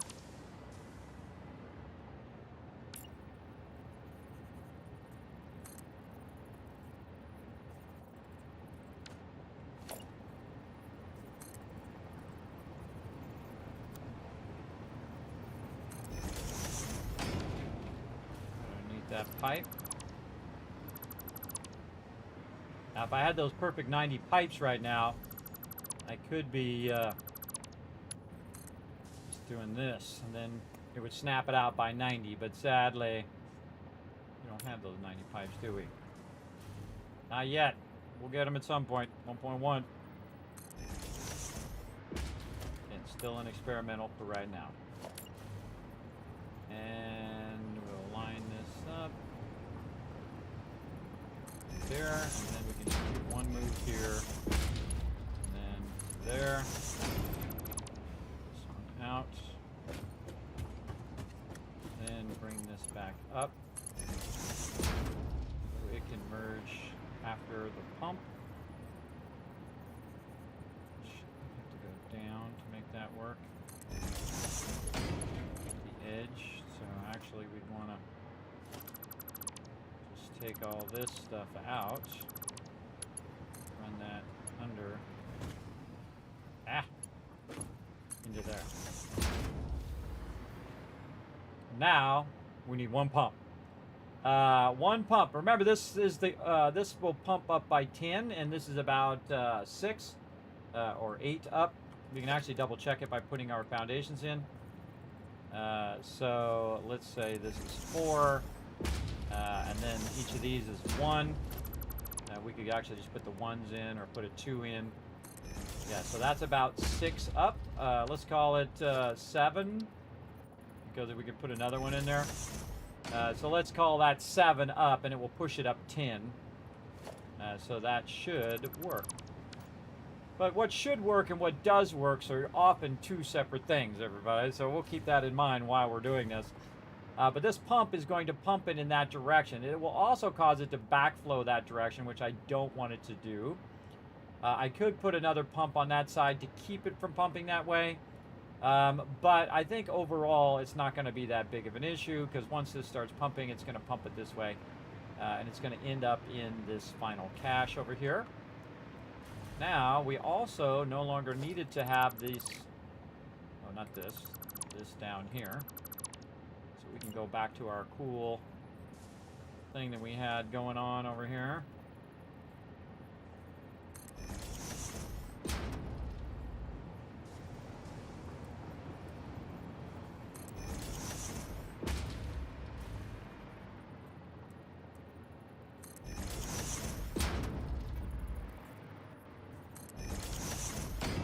Okay, cool thing going on. But we still need this for our merging, which is still cool. Using our straight function, it's going to give us our nice 90 there. Nice. Wow, that's a lot of engineering right there, bro. That's a lot of engineering. All right, and again, we're using our fastest level belts as well. We got all of our belts in there. Got all of our highest level pipes.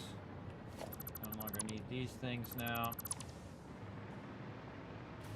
Got that figured out. Got this all figured out. Need those inputs there. These are outputs. Just going to push that up all the way up into there.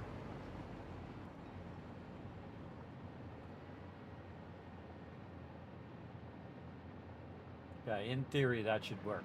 When in doubt though, add more pumps. Okay, and we don't need this because now this is being merged back there, leaving us a little bit of space here. Great little space to build a little inlet where I have like signs and things like that built into it, where I can set the signs back and will basically tell me what that building is for. Very cool. If you didn't know, by the way, you can actually nudge these right here. In case you didn't know, you can hit H and you can just move the walls back. You can actually move them at different intervals, like little quarter intervals there. along that thing, which is pretty awesome. Actually, I think it'd be an 8. 1, 2, 3, 4, 5, 6, 7, 8. Yeah, like an 8th interval. Where you can just move those along that edge. So if you want this to be set back like that, which is what I would do, set it back and then build a wall there that just has like a little notch out of it, and then had the stuff in it. So first we want to try to get all the stuff we want in there, and then we're going to come back and we're going to embellish it and make the building look cool after we get what we need in there. Okay, so, and this is going to be yellow. Let's see if we can just change this to yellow so we know this is fluid. This is all yellow. Again, this is all of our output fluid. Yellow pump. Also use yellow for sulfur. And we have 2 unnecessary pieces here. This one. And this one. Remember, the only person who's really going to be looking in here is you, so keep that in mind. Alright, we color-coded that. These are fuel ones, so we want to color code all of these to yellow. We want to go ahead and put this as our full unpainted oil going in. Okay, and this is oil in. And this is going to be fluid out. Right, and then we'll just make these kind of, color is this, like a bluish.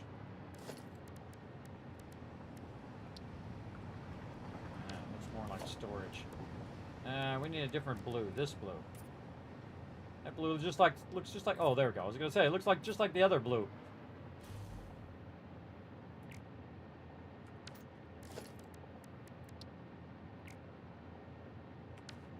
Why is that one a different color than those two? Oh, oh, the lighting.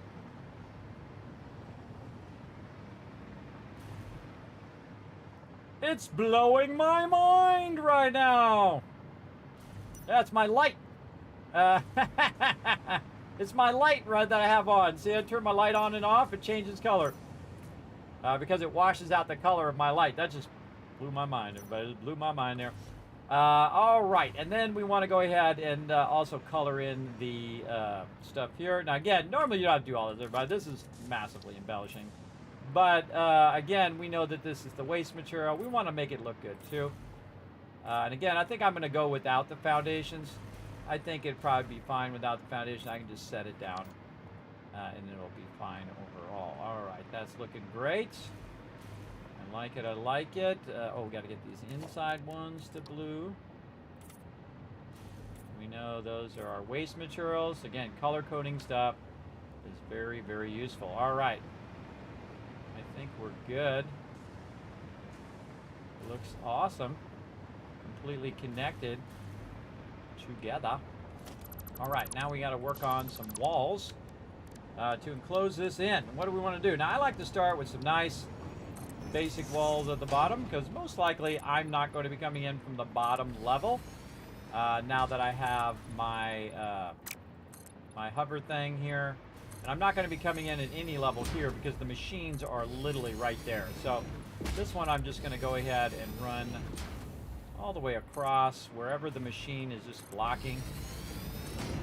Right here. Like this. I'm a little tempted to leave that outside the thing there and just put the foundation up here. Let me see where that kind of goes through there. Yeah, perfect.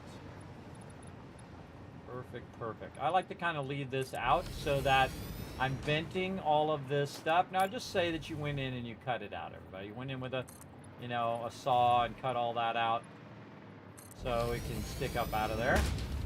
And then, see, I can access the refinery from up above. And I can see if it's running. I can see if the little lights are on. I can see if the puff of smoke is coming out of there. That's why I do that. I can also access the fluid buffer and see that. It's really for my convenience as the builder for the human size stuff that we're doing. Okay, we probably just want to work on our power now.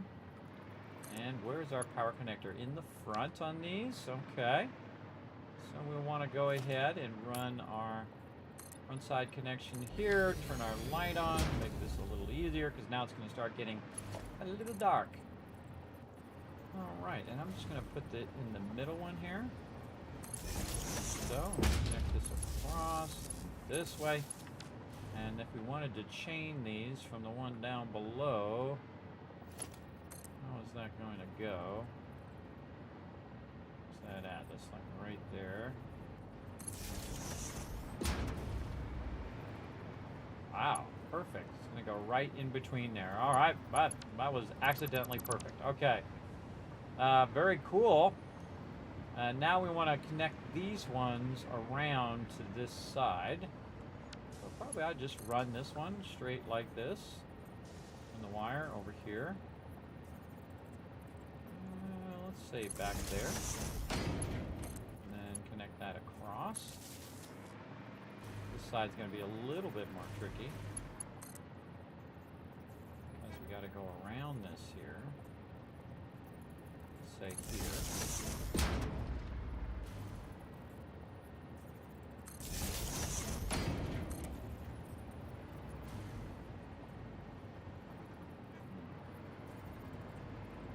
Too many connections.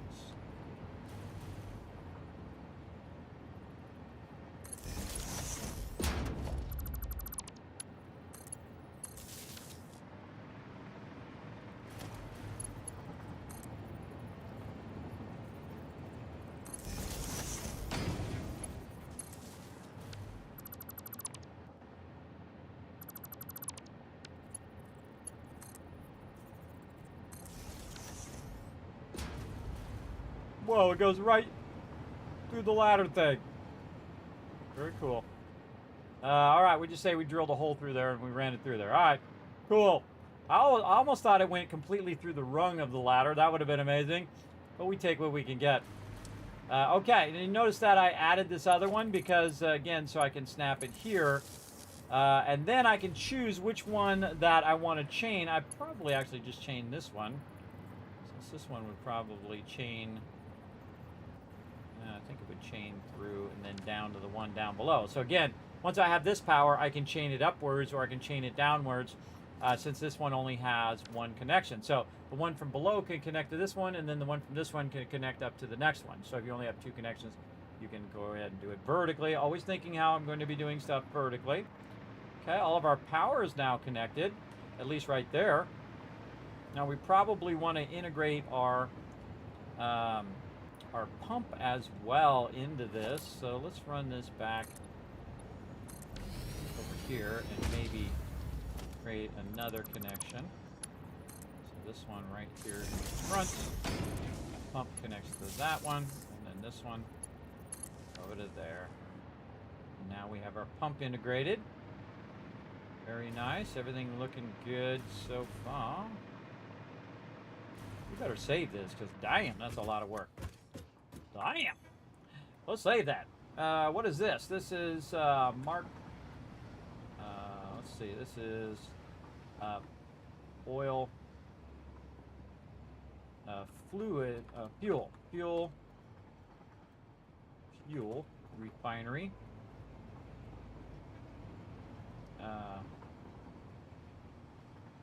Mark 3 blueprint. Everybody knows the blueprint. I didn't put that on there. This is 5 R2 pipe and Mark 6 belts.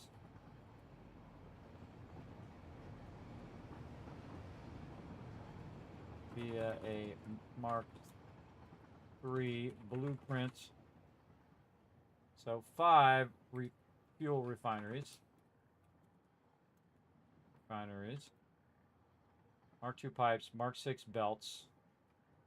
Should we just go MK6?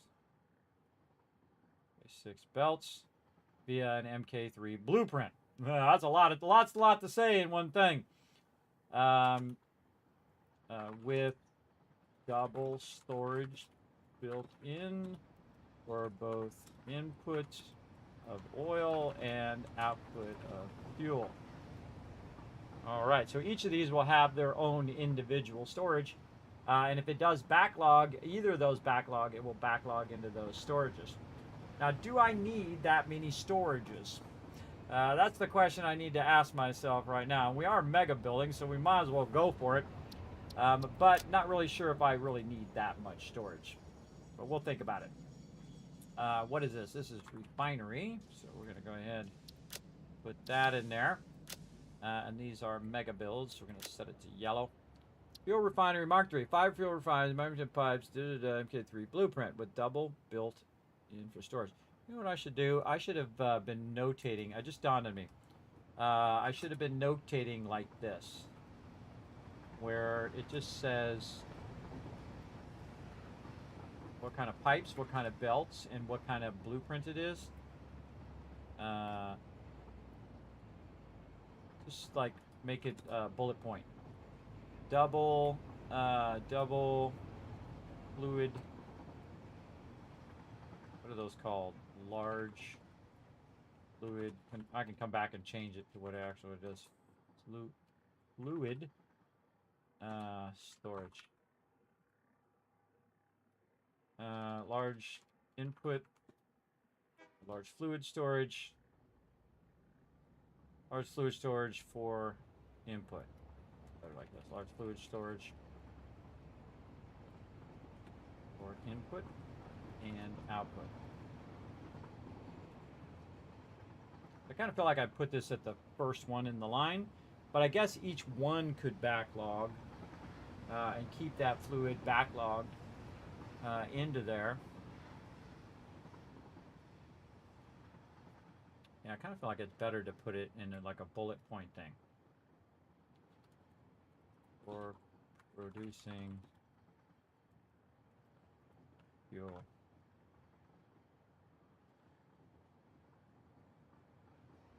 What's it actually called? I forgot what it's called too. All right, we're going to save it. We're going to figure out the actual names of all these things. Industrial fluid buffer. It's the first one. Names go out of my head whenever I'm typing this. Industrial fluid buffer. 2 like this. Industrial fluid buffers for input and output storage. 5 fuel refineries. I'm gonna start bullet pointing all of this stuff. I think that's better. Just gets right to the point. You know, and then it's easier to read. 5 fuel refineries for producing fuel. What kind of fuel? What's the actual fuel called? Let's go find out. Do we actually even switch them to fuel? Because we turned them on and off. It's just fuel. Okay. So we want to copy all of this and make sure that we put it on each one. Paste that fuel. Fuel. I like to open them up now when I go to paste it, just so I can make sure that it does actually switch. And actually, I find with the window open, it's easier to paste than sometimes when you're trying to select the object and it doesn't really paste in there. So yes, okay, those are all set to fuel. Awesome. Get all that looking good. And more saving. Save. Okay. Nice, nice. Okay, now we're to the point that we made it work. Now all we gotta do is just do our inputs and outputs, and the functional part of it is done. Then we just want to go ahead and work on our embellishment of all of this as well. So let's go ahead and get our wall hole in here and try to figure out kind of at the level that we want to do. Oh, it's not going to let us do that, so we're going to need to inset that. Nice. Okay. Yeah, we can do that. Inset this like this. Inside. So we'll take this wall and we'll hit H and we'll nudge it back by 1. Like that. So inset that so we can go ahead and put that in there. Like this. Beautiful. Alright. Beautiful 90 there too. Same thing here. Now once we have this wall, by the way, we don't need any of this other stuff. We can take all this out, and we can actually just do this, because we know inset is the thing. Oh, a little too close on that inset.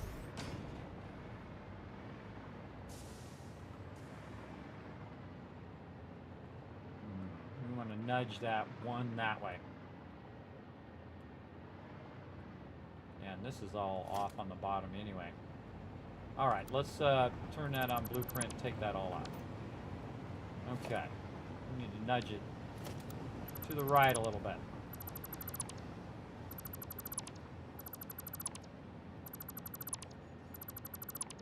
See, we're using a blueprint within a blueprint, and that's pretty cool.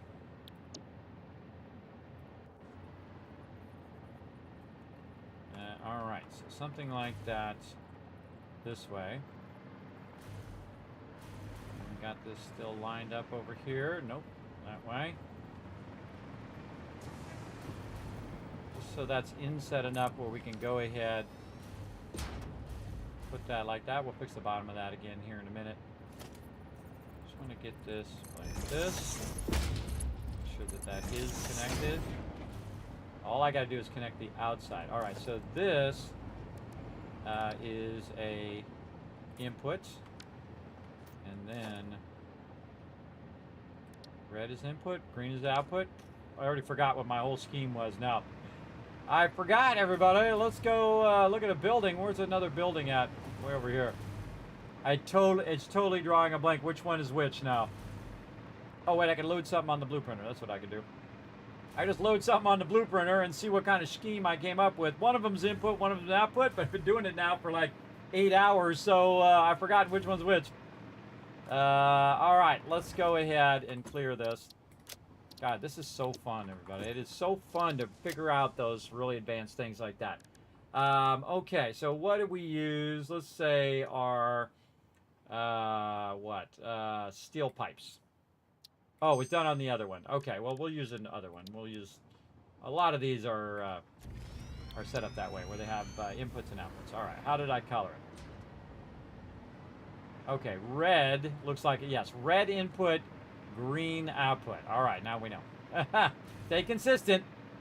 Red input, green output. All right, so red is our input. If you didn't know, you can actually color these, everybody, and green input. There we go. Very nice.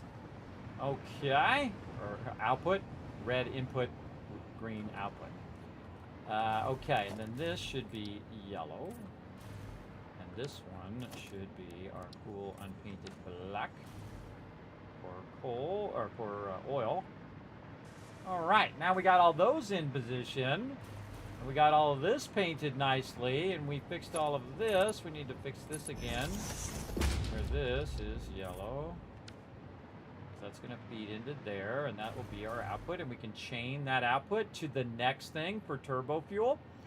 Or we could put the turbo fuel on top of here, by the way. We could stack this and then stack the turbo fuel above. Now, speaking of stacking, we'll want to go ahead and find a way of taking our output of our thing here and stack these like 8 high, so that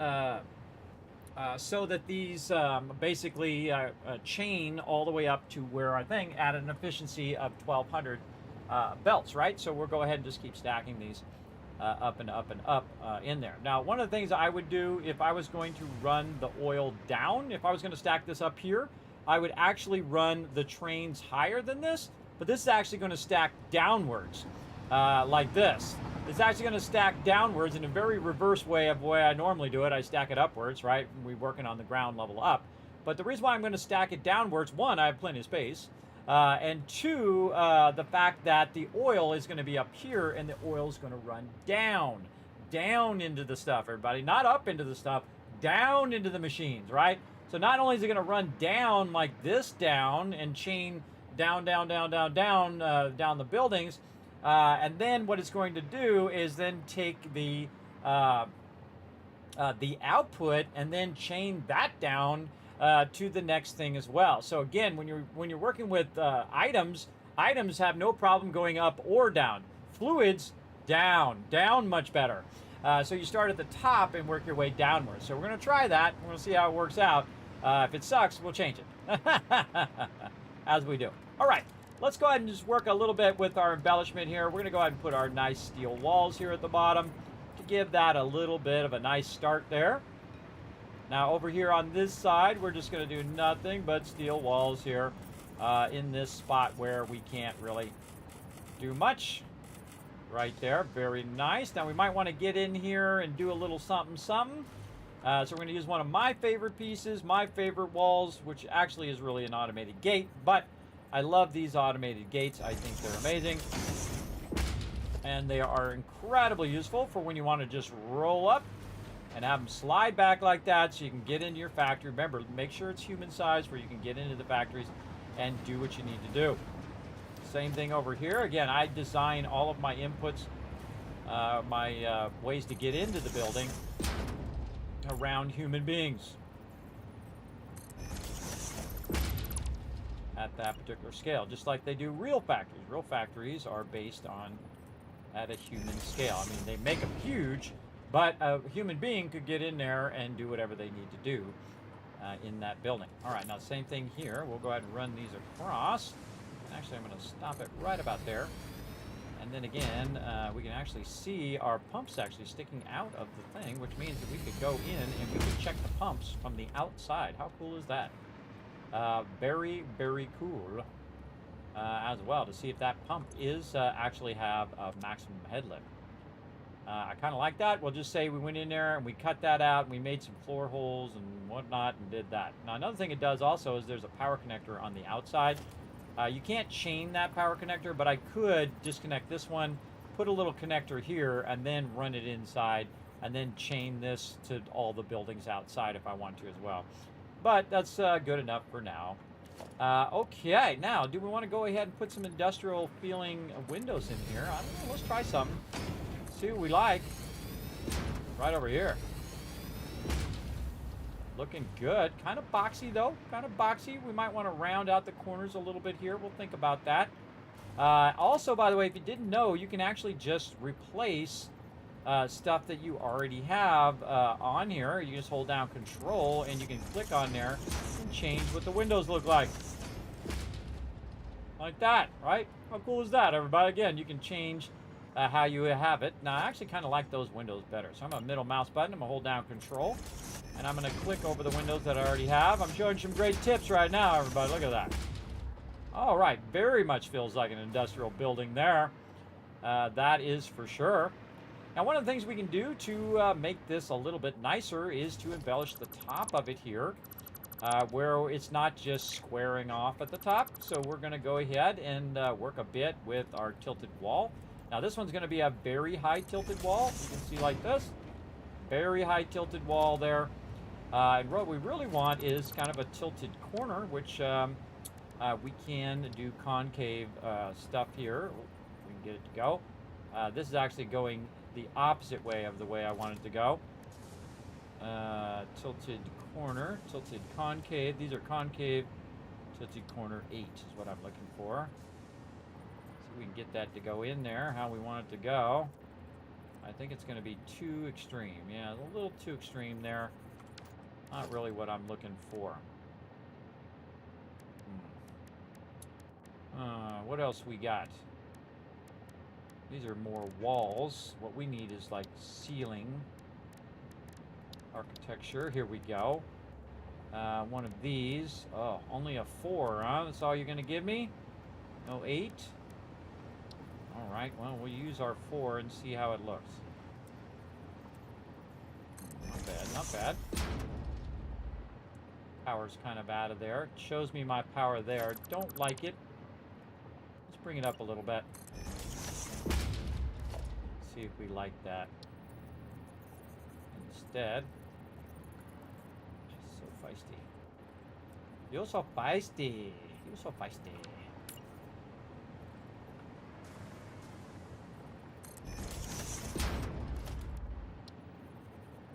Corner. All right, yes, we can still see our thing there. Very nice. And then we're going to say glass roof, and we can just look right in there. Very cool. Look at that. All right, that's a good start right there. A very good start. And now we're going to take all of these out for now, and we're going to go ahead, and now that we've already started a precedent, everybody, we're going to go ahead and work with the rest of this. And again, bring up that wall just to temporarily work on this corner.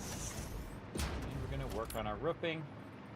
Again, I usually don't spend this much time doing all of these fancy embellishments. But the only problem is I have to aim right here to get that refinery, but I still can get the refinery by getting the little thing, and I can see whether it's working or not. That's the main thing that I want to see, is that it is actually working. All right, and then we want to get the same kind of corner. We have a 4-meter corner here where we want to have this same kind of edge like this. If it wants to go, we'll aim at this instead. There we go. And again, we want to color it in with that material for glass, and now you get the general idea. Now we can just aim at this. We can just zoop these across like that. And we'll say we went in and we cut out those things and we made that go through there, and so on. We could try some, do we have any rounded objects? What do we have that's rounded? Painted beam is the only thing that we could probably get. It looks somewhat like that. Let's see, how are we going to get that painted beam to be in the center of that pipe? These are good questions. Huh. Over there, okay. I'm going to get that to go in the center. Get some foundations over here. See what we can do.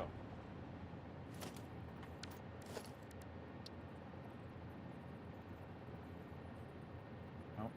Not going to let me perfectly center that because of the way that it is. I'm going to think about some workarounds that we could do. It'd be nice if you could hold down Alt and then it would nudge even less. Right, so when you're nudging it to the grid like this, if you could hold down Alt and it would do a half nudge. A half nudge right there would work perfect. Half nudge, and then it would be right in the center. And then what I do is basically just put a cap around the bottom where it transitions from the one down below into through the glass, like it's a little piece that fits on the glass where it's making its way. Or it's making its way through the glass, right? So again, it's just an embellishment, just to make it look cool. Let's see if we can do something with our beam connector. Can we get our beam connector on there? No. Maybe a double beam connector, rotated, and then just try to hit H to nudge that. Something like that. Maybe just connect it on both sides.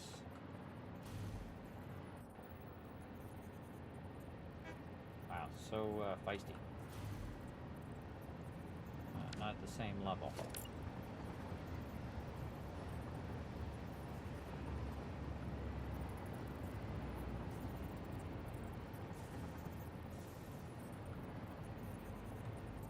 Don't even snap to your own same piece. To manually adjust the height. There we go. Then move that in.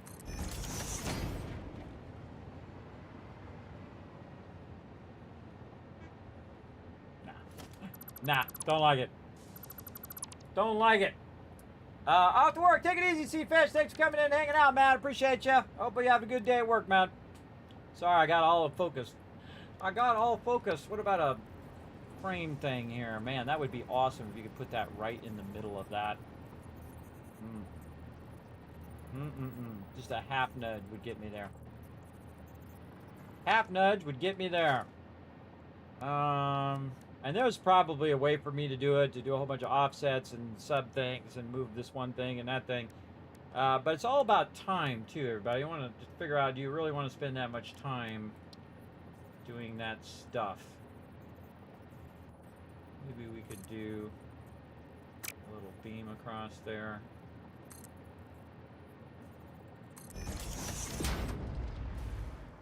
See, it centers that way.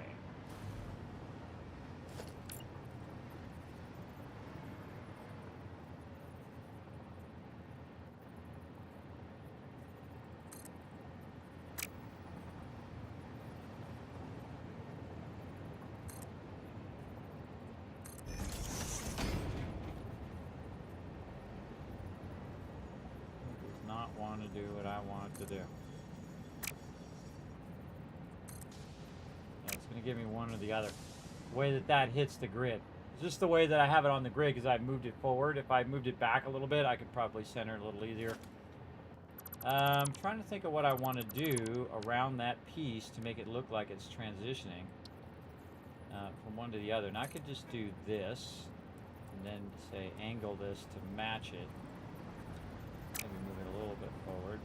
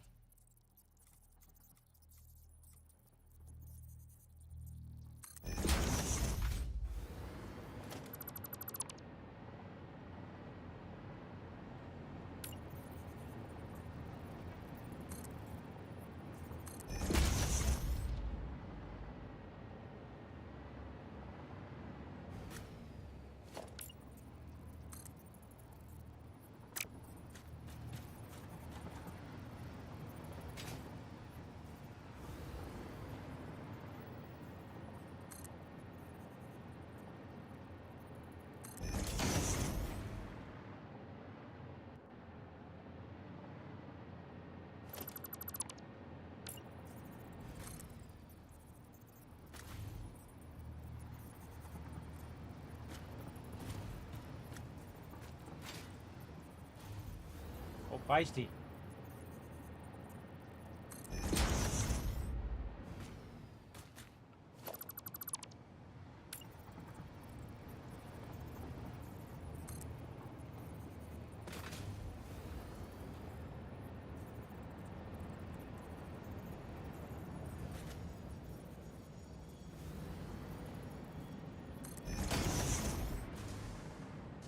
Trying to make it look like a chimney built in there.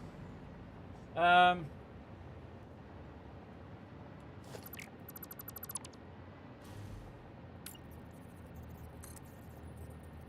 sure I really like it. This one's up too high.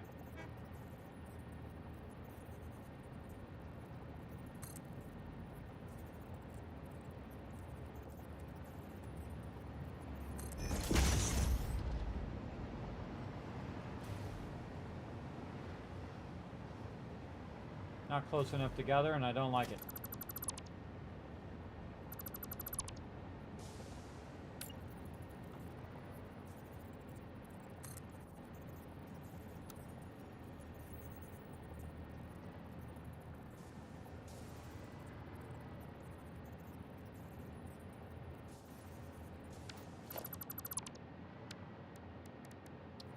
Getting there, little by little.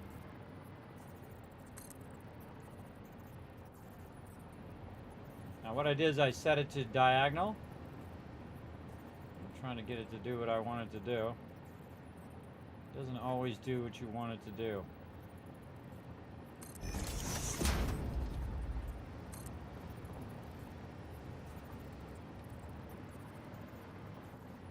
Come on. Oh. Alright, getting somewhere there. Again, it's like a piece that's attached to the ceiling, which is causing that pipe to transfer through. That I'm trying to do. And then I can go in and I can cap that piece with the double connector here. You guys know I was going to do that? Did you already figure it out? You're like, ah, Kismet, I already knew, bro. I knew exactly what you were going to do. You guys were already 10 steps ahead. That one does not want to sit how I want it to sit.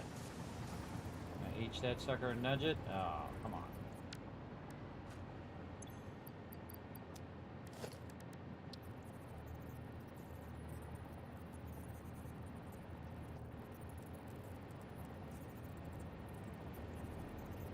Why won't you sit like the other one? Why you gotta be like that, bro? This game. This game, I tell ya.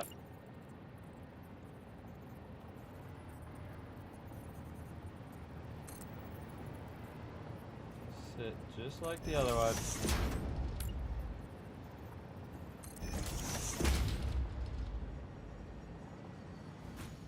Look at that stuff. Look at that stuff. Ugh.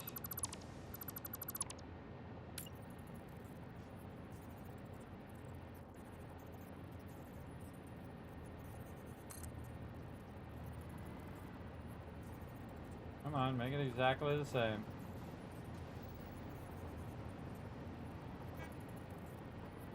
I think I did better coming from the top down.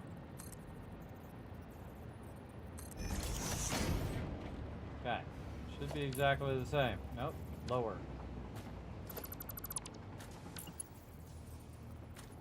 You're not making this easy, game. Not making this easy. Ah, voila! Aha! Look at that, everybody! And then we take these out.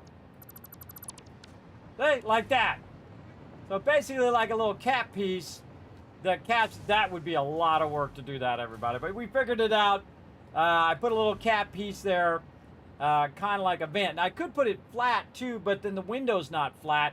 So I wanted it to be at an angle, at the same angle of the window. So the way I did that, everybody, was painted beam. I matched the angle. I put it on diagonal mode, where you can put it on diagonal. I matched the angle of the window. I put the two caps at the end, and then now it looks like one of those things you find on the top of a house, which are typically vents, by the way. If you didn't know what those are on top of your house, the little things that are spinning, that's venting the moisture out of your house. If you never knew that. And it's also there to keep animals from getting in your house. So you want to make sure those screens are always covered and whatnot, so that animals and bugs are not getting down in your attic. But that's what those vents are typically for venting the top of buildings and moisture and stuff. So yeah, we could go through and we could do that. I'm going to leave that one on there for now, because I am not going to do all of that. That's a lot of work. All right, we need some more ceiling action going on up in here. A little tempted to do some catwalks up here. Kind of feeling my catwalks today. A little tempted. Yeah, I kind of feel like doing a catwalk right in the center. Like this. Yeah, it's going to be real awkward real quick, though, when you center it like that. Those get really messed up. Let's do our walkways. Maybe. This is not a really great... There's a great place for a walkway there, but let's put our walkway here. See how we like that. Catwalk.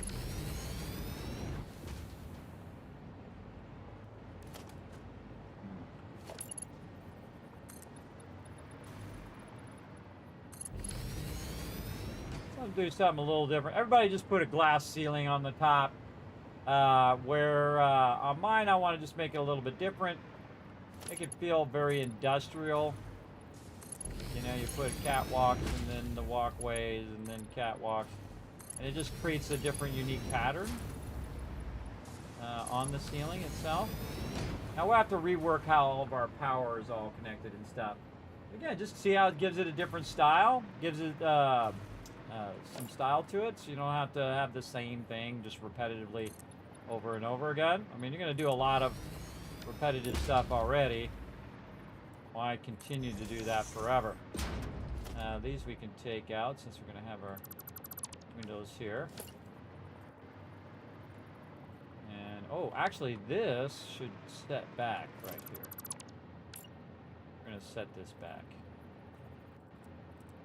Like this. take all this out.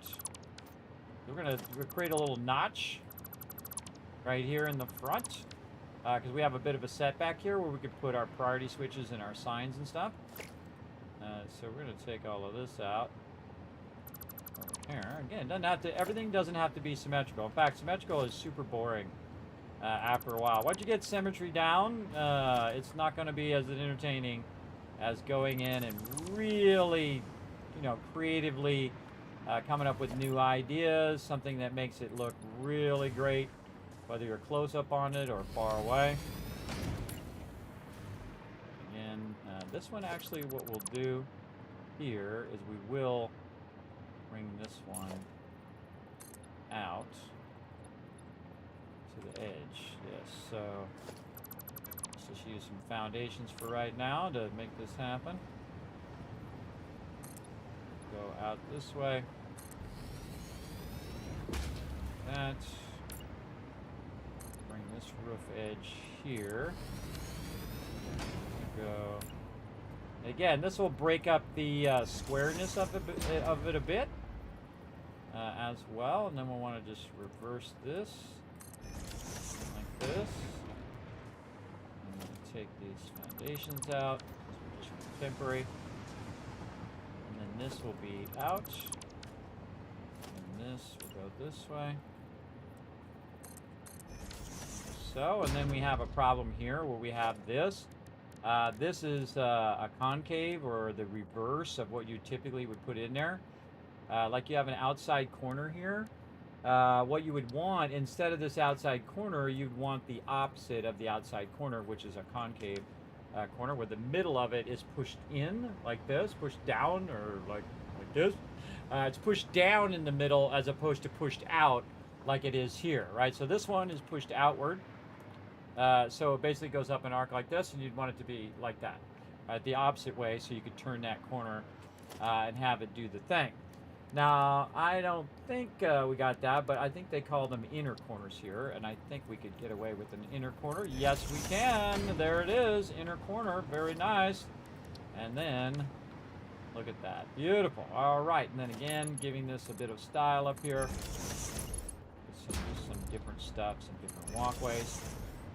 Like that. Oh man, that's coming along. Now when you feel like, oh man, I sure did a lot of work, go over here and hit that save button, everybody. Hit that big fat save button. There we go. Nice. Okay. Now we want to go ahead and embellish this a little bit here with maybe some rounded stuff to accommodate this rounded corner. Let's see what we got on the hopper. We got this outside corner that we could use to round out this edge a little bit. What we really want to do is have an outside corner like that that doesn't have the inside. That is just all outside corner, which just has a, just an arch there. That's what we'd really like, but sadly we don't have those pieces. I don't think we do. Let's just give it a good once over. If you've seen that piece, you let me know. I haven't seen it. It would be really nice right this second so I could round out the edge of that building. But what else can we do? We could go ahead and do some fancy stuff like this. And kind of do this. That needs to go to the right a little bit.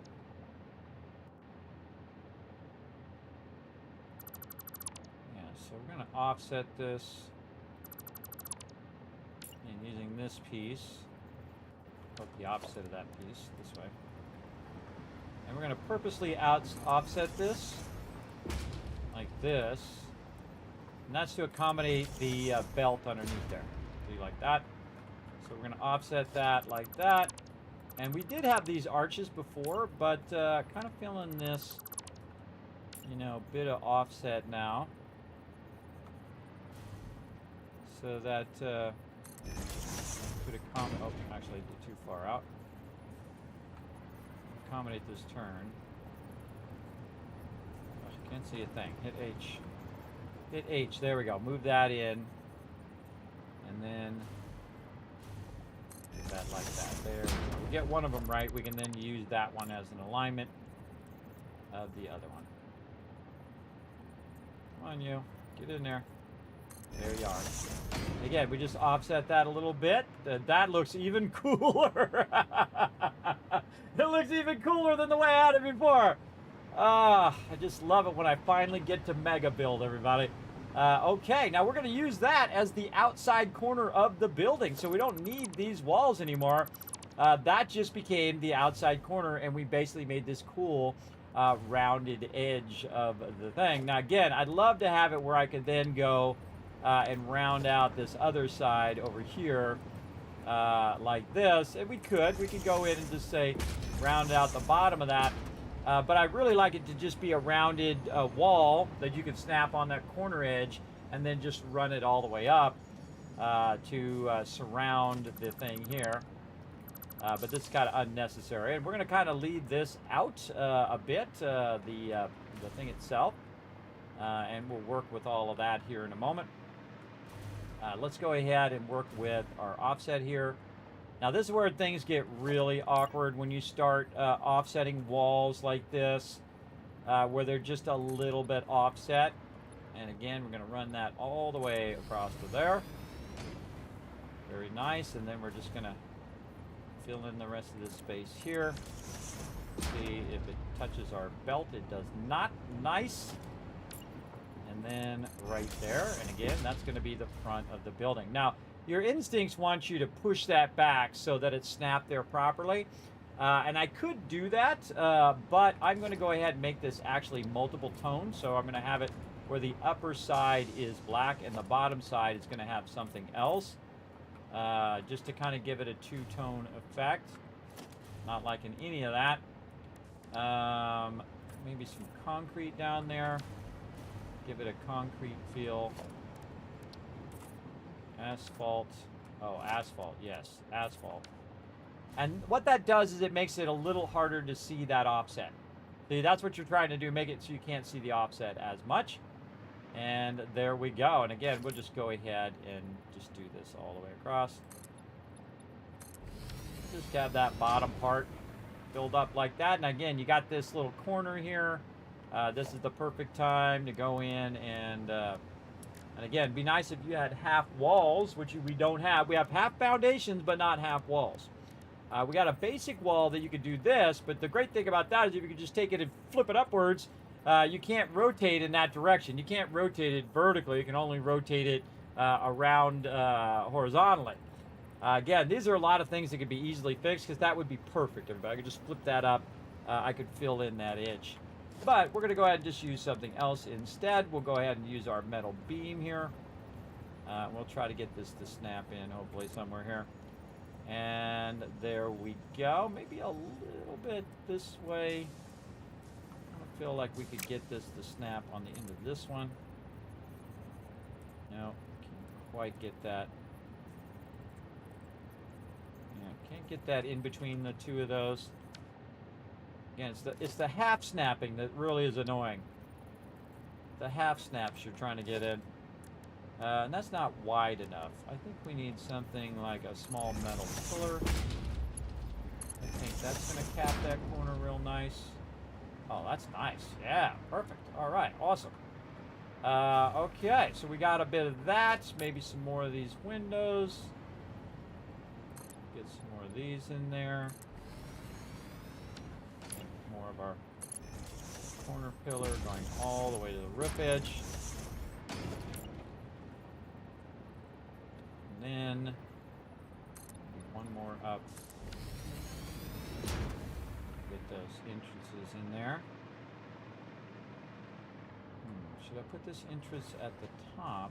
Yeah, I think I should swap that. This entrance just at the top edge. Because again, most of the time when I'm going in and out of there, I'm going to the top. Now, of course, most humans will be going in via the bottom part here. Like this, and then running through here and getting into the bottom part, which we can do as well. So maybe we'll put one on the top and the bottom, just to give it that human size feel. Found walls, and then automatic gate. I like to have my gate move away from the direction in which I want to go in. So if I go in now, this is actually going to be in the way because this edge is in the way. So I would really want to come through this edge, go through here, and go in here. So in this case, this one, I would actually flip the other way. I have some automatic doors in one of these. Where did I put those automatic doors? Let's see, in any of these? Nope. Apparently I took them out. All right, or they're called automatic gates, actually. And the side with the light is the side that's going to open. It's going to slide from the light side back to this side, and then that last panel, it's like the panels go inside each other, so when it slides back, you still have that in panel there, and it's just easier to get in and out of there. And then we'll do the same thing, let's say right here, which would be a great little entrance. And I'd probably put the side over there. So we'll go ahead and do that. That'll again back away a little bit, so it'll activate. Yes, perfect. All right, so again we get in and out of there very nicely. And then also way up here at the top, we'll do it the opposite way, because this way when I come in, I would be flying in and want to get to the top here, so I could check this or check this. I could also just be going in to do whatever I need to do. There, okay, very nice, like that. So we'll just kind of do that on all the corners. Kind of feel like that's the way to do that. And then we'll also take the top part out here, so we can glance in there if we need to. That's the top here. Again, giving it just a different style. Everything doesn't have to be the same. And you can try to eliminate the boxy part of it. Again, if I had a rounded piece that would just go around right there, I would use that right there, because we'd have just enough space to round that corner out and whatnot. So it's starting to have its own style, as you can see. Maybe 2 levels of windows here. Kind of like that. Maybe 2 levels of windows. Again, you want to vary the style, give it a different look. And we've kind of established that we're going to do windows. Now I'm going to put this on the front and the back and not have entrances on all the sides. And we'll also say that the top 2 levels are going to have windows. Oh, we want to adjust this to here. So we're going to set this back and just have this round itself out. This would be another good time to go get our little beam. So we can use our beam to fill this little corner gap. This is going to be a good one. Yeah, how to get that to go in there with all that stuff going on. Let's hit H and see if we can just nudge it in there. It's a lot of stuff we have going on there, and to line that up is pretty tough. We'll stay there. We'll just zoop these up. There.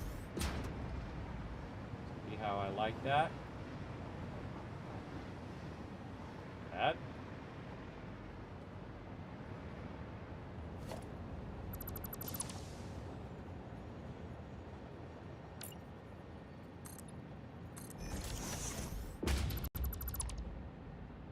Giving it a bit of style here. Oh, that one we definitely need to keep these ones at the bottom.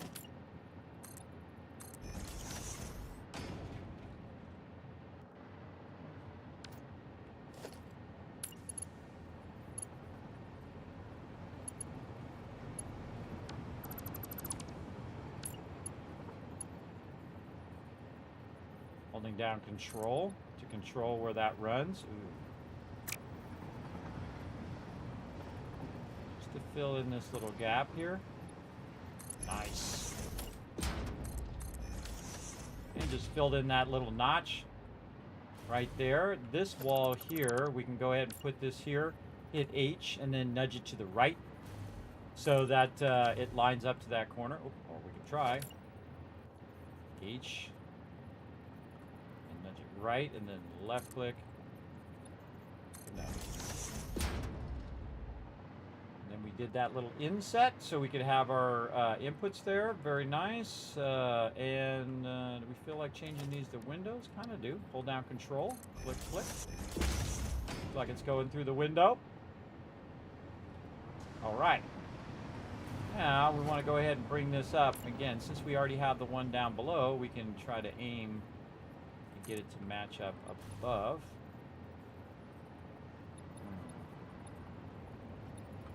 Quite matching up. I have to try to zoop that. I'm gonna have to take some stuff out to make this work. Alright, we're gonna have to take that out so we can aim at the top of this. And then run that wall like that. Then take this. This is build order, everybody. So I had to take that out so I could zoop that up where it's in that offset. And then I could run that up. And again, it looks like we built the wall around the object. Again, it's clipping in there, everybody. But just say you went in with a saw and you know, a little metal, and you cut it perfectly to fit your industrial buffer. Look how cool our industrial buffer just sticks out in the front there. Very neato.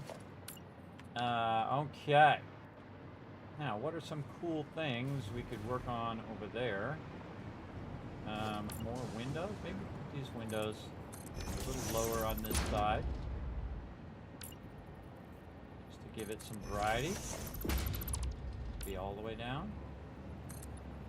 There we go. Maybe here on these offsets. Oh, I should have left one. I can use the one from up above. There we go. Here, there.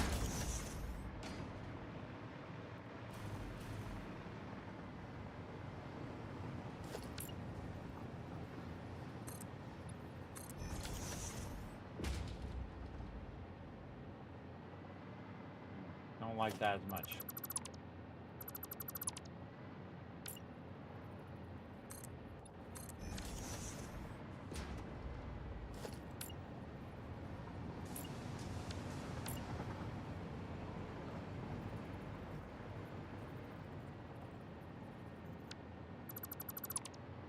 Difficult. All right, we got to zoop that. Got to hit this one and then zoop it upwards. Get that to go in there. Definitely want an entrance in the front. I would probably put it in the center. Most likely I'm going to fly right into there.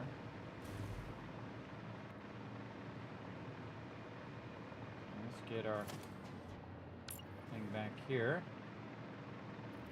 Still a little boxy, but we're giving it a little bit of something. And I kind of feel like this way.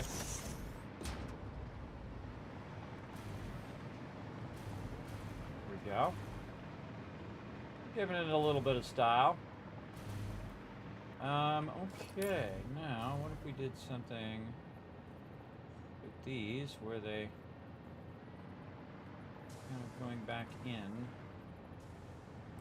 These to go back in, or do we gotta put some foundations there, or what do we gotta do? No, they don't automatically snap underneath there in the opposite direction. Interesting.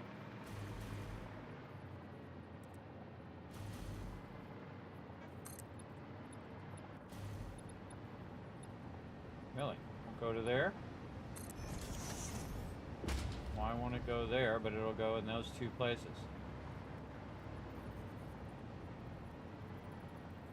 Oh, because it's not... Interesting. It was not aligned to the actual roof edge.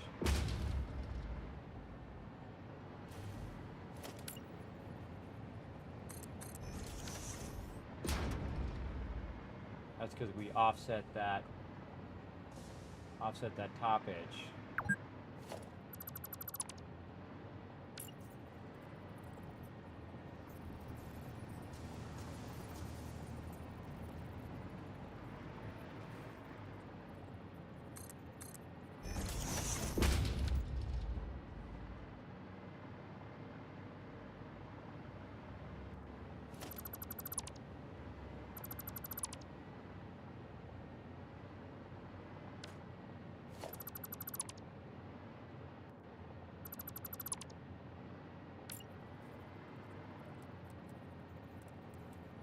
Wrong one.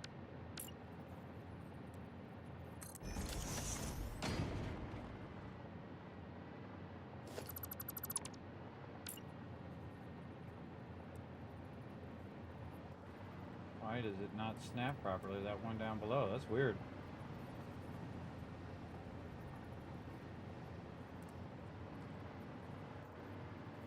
Right there, bro. There it is. Yes, okay.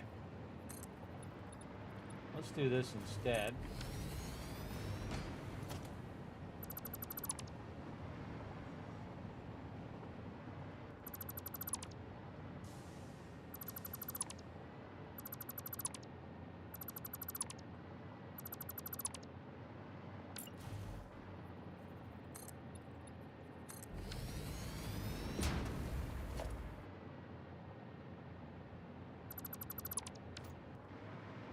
So we can access each of the things. So we're going to take that, we're going to move this back into this corner. That's a tricky edge, this way. That. This is a window right here, or a wall. The other way.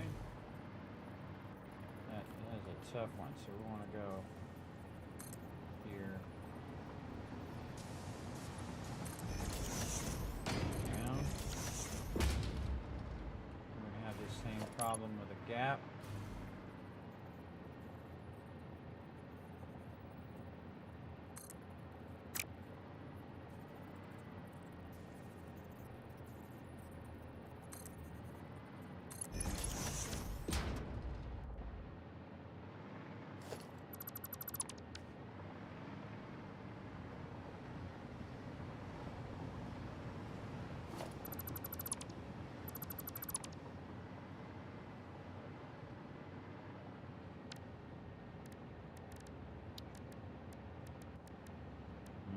Don't have the things for the roof.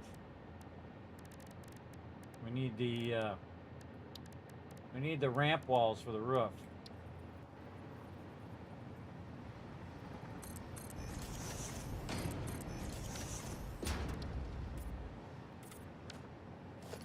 Yeah, I can't use glass there, which is what I really want to use. That finished that out.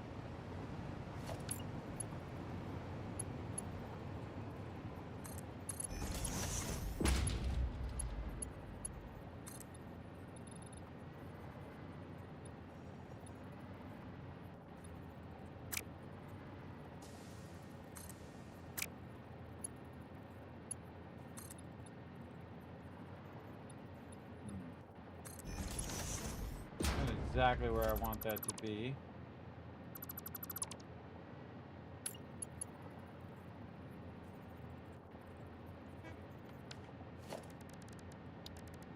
Tricky.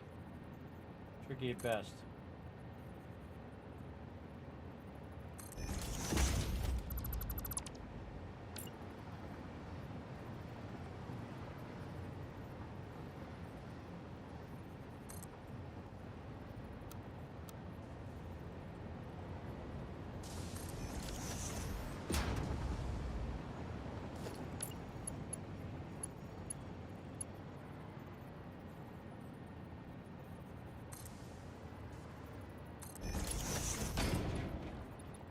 Perfect.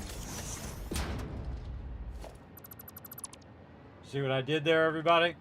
I used the painted beams as a template so I could hold down control and slide that small metal pillar into the position I wanted to go, and then I only need 2 small metal pillars to fill that little gap that I was missing there, to fill in that little edge so that you're not looking down into that gap. That's some tricky stuff right there. Tricky. All right, and then we want this to be a different color. So what do we want to do on the outside? Maybe yellow. Let's see how we like our yellow of our windows here. Yeah, maybe a little bit more subdued yellow if we have that. Maybe something along this. What do we got here?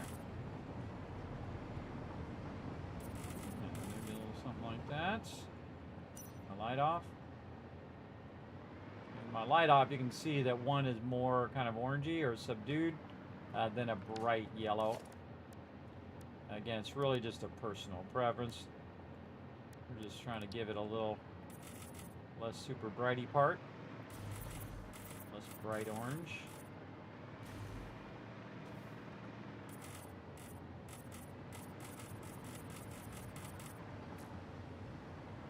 And it looks yellow anyway.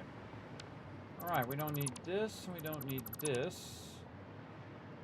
We need an angle piece from right here. Go right there.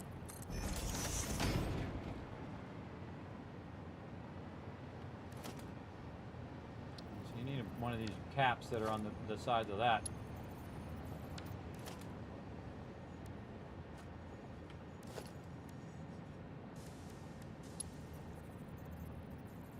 You couldn't make the small. Too bad you can't make the metal pillar. You got the small metal pillar, but it just stacks in segments and is less like the painted beam, which just kind of go. You can set it to any size you want it to go in 1 meter increments. But your small metal beam and your small concrete pillar, you can't do that. It just makes 2 of those pillars. That's why this and the metal beam are some of the most unique pieces, because you can actually do them in 1 meter increments. Also great for using it for offsets and things of that nature that you might want to do.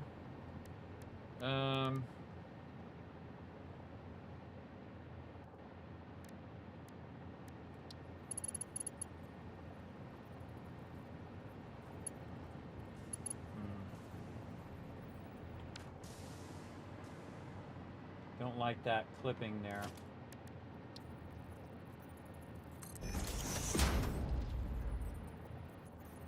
Bigger one.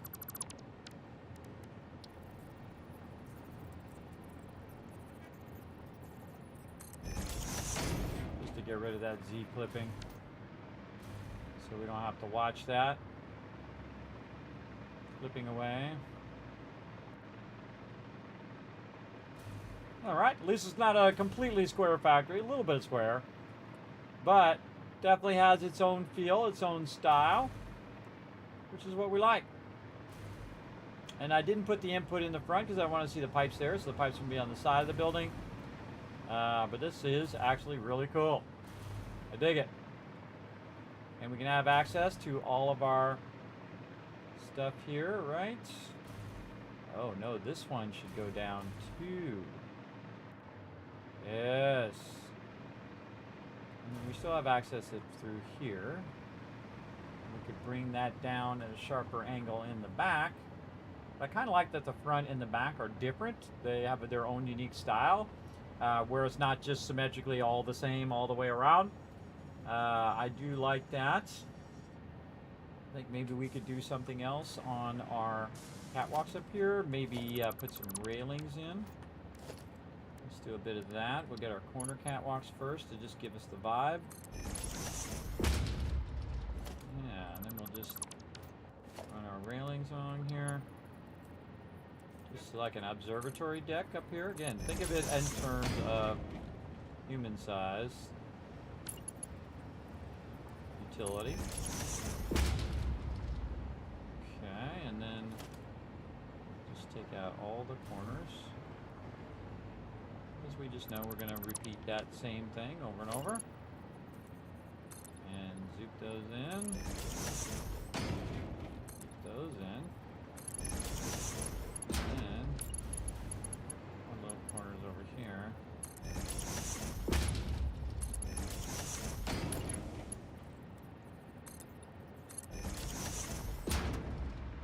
Ah, with the little things, very nice. Not quite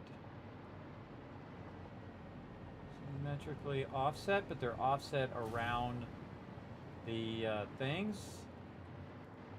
Yeah, oh, I really like that too. I'm a little tempted just to put that all the way across there. Man, why can't I rotate that? Oof, would have been great to rotate that. Yeah, see, now I only need to do the 3. That's why I didn't go do them all, because I knew that at some point they would get changed. I really like this up here. What would I put up here? Probably the awesome sink I would put up on the top here. So let's see if we got room for the awesome sink right here. Awesome sink does not have enough room. Probably run it this way. So maybe we should just accommodate an awesome sink by moving that to the side and adjust this. So this comes out.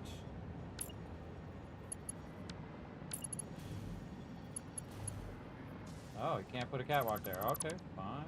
Let's just do it the old way. Like this. Square this out a little bit. Give us some room for our catwalks. And we'll take the corner one out. We'll bring this all the way out. This one here. Sometimes you just want to put stuff in temporarily so you can align all the other stuff.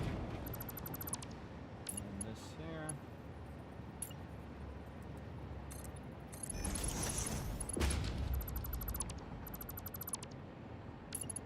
Have each one of these have the ability to put an awesome sink on the top. This one or this one? This one.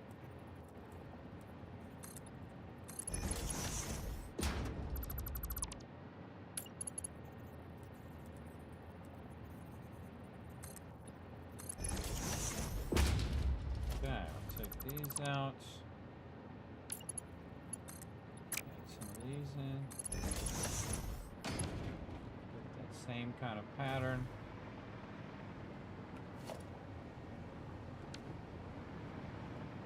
Here, or actually, we'll do this without this. So this, we know, is just here. This is just here to hold the awesome sink. And that's, you know, something that we use for the machinery over there. All right, awesome sink. Yes, it absolutely does fit right there. That's just lucky. Back a little bit, nudge it in. Perfect place for an awesome sink. Beautiful. Right there. We could actually put that in the blueprint if we wanted to, but we'd want to stack these on top of each other. This would probably be the top. The first one that I put down would be this one, and then every one of them underneath would be flowing up to this one. This way I could access the awesome sink from up here. So very cool that we accommodated the awesome sink in there as well. Now we got some more pieces we need to put in to make this happen. I'm going to go ahead and flip this around. No, we need to be the inverse way. We need the inverse ramp here, yes. Then we're going to make this look industrial strength at the top, so we're going to do this. Inverse ramp on this side. Hope you guys are liking all this advanced building. I told you we're doing some mega building. We've been mega building for about 9 hours. Every time I play this game, everybody, always a long stream. Every time, and I have every second is fun. All right, not gonna give it to me, are ya? Gonna give me the stuff here, huh? Not gonna let me put that wall in there? Put it in this side, no problem. All right, well, while we're thinking about how to get that to go, let's put that steel wall in there. We'll just put in a foundation for a second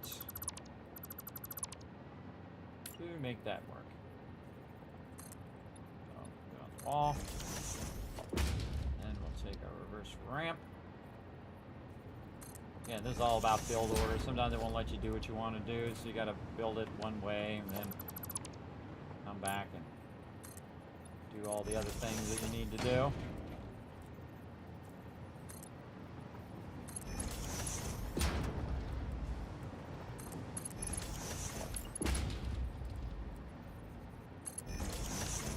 Awesome. Awesome. Okay, now we need to think about running our resources. Wow, that looks cool, everybody. I think that's one of my favorite factory or refinery builds that I've done. Again, it has a lot of visual variety.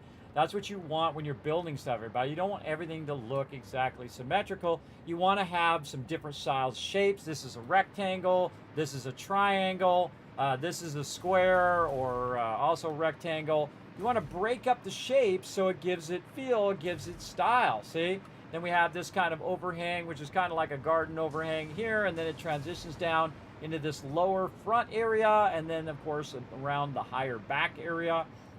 Giving it its own individual feel each time. So, again, we can also say that we cut this out and whatnot. We could really get into that, everybody. We could make like little things where it's cut out and it looks like it's through the thing. We could really get into it. But we're going to go ahead and leave that as is. Okay, now we want to kind of fill this gap a little bit too. So we're going to use, again, one of my favorite go-to items, the painted beam right over here. And we already have this thing here, which is going to help me just run that across there to fill in that area. Put a cap on both sides. And then this will go ahead and give it something, say like carbon steel. It doesn't really stick out. We don't want it to stick out. We just want it to make it look like it's filled in that gap there. So we don't have the gap in there as well. Of course, we could go with our Criterium thing again. See how we like that. It's not bad, but I kind of feel like we just want it to not be seen. So we'll go with the carbon steel finish there. Okay. And we definitely know this is our fuel thing. Oh, I wonder if we can color in these to be yellow. We sure can. All right, let's color those all in to be yellow, so we know it's our fuel factory. Nice. Also, warning. Man, that looks good. Come on, chat. Put a 1 in the chat if you like it. If you like what I got going on up in here, let me know. I build this stuff for you guys, everybody. I already got it built right here in my head. I don't even need to build it, really. It's already right here. I don't really need to. I think I'm going to put my door down here just to not mess with the style up there. Again, I told you I was going to go in, everybody. We're going to go all in on this playthrough. Let's just put that door right there where we can just go ahead and open this up and we can fly right up in here like that. You know what I really like is that's going to be awkward with that thing now. Let's put it over here.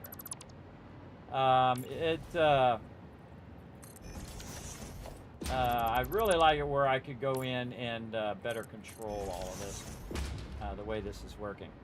Okay, now we do have one thing that we do want to kind of run outside. It's right over here, and if we were super lucky, it would have lined up to one of these, but I seriously doubt it. So we'll give it a try, see what happens. Yes, definitely not lined up. I could move all that around, but I'm not going to.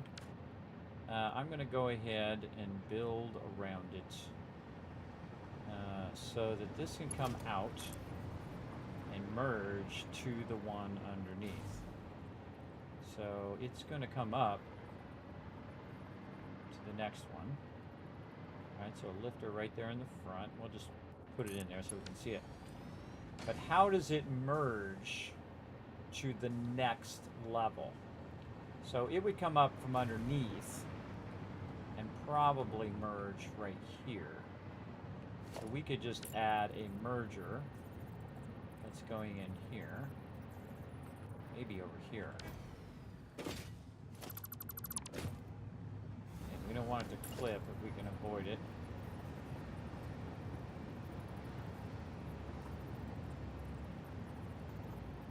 Yeah, don't like any of that. What about merging it on the side over here?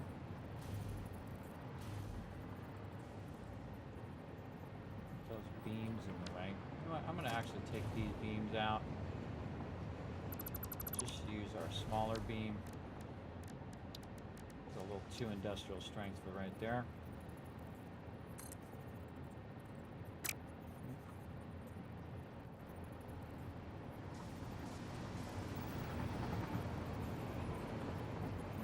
Okay, we're going to have to reverse engineer this. All right, bigger beams. All metal beam. Left that one in now. Holding down control to move it down. There we go.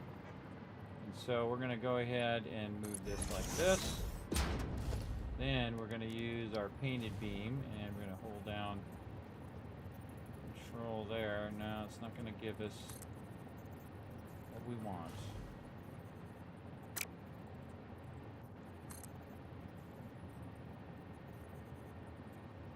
Again, that vertical nudging right now would be great. It would be awesome. How to offset that? Good question. This. And that.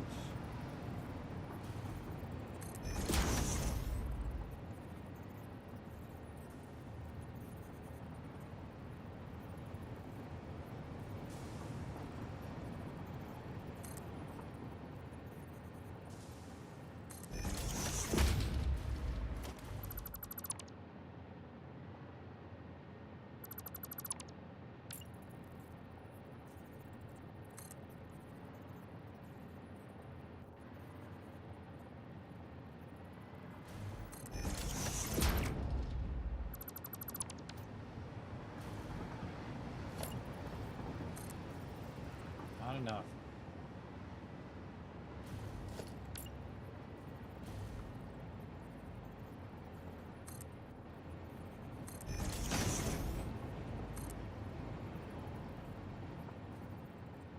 Maybe just run 2 beams. Just run 2 beams. Try to finish that out. Inner and an outer beam.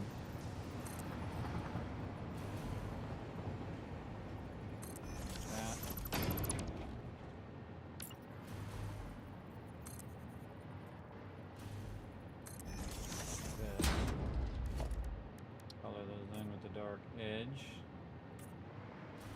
like that to cover that up, and then cap them. Not what I wanted to do. There. I always like putting caps on the end of the beam connectors. I think they look really great. They're just sometimes really awkward. All right, yeah. Okay, we just double cap that. I'm looking to see where I could merge, potentially on the side here. Could definitely merge it there. I could merge it on the blueprint, but I'm trying to think of where to merge it when I run it, because we're going to have another one of these underneath this one and underneath the next one and so on. So really it's going to be coming down, but this is the, right here. You can just use this one because this is an input and this one is an output. Duh. But yeah, we can just merge it down like this. So we can run this up, and then the one up above, we just run into here. And then that merges down, down, down, down, down. Or actually we want to merge it up. So we can merge this one up into this one. Because it's going to be the bottom one is going to bring upwards. So we're going to have 8 of these. So 8 of these underneath each other. I think it was 8 or 5. Let's figure it out again. What is it? What is the output of the thing? 30.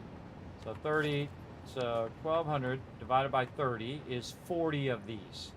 And we have 7 each. So 40 divided by 7 is about 6 of these that we could do.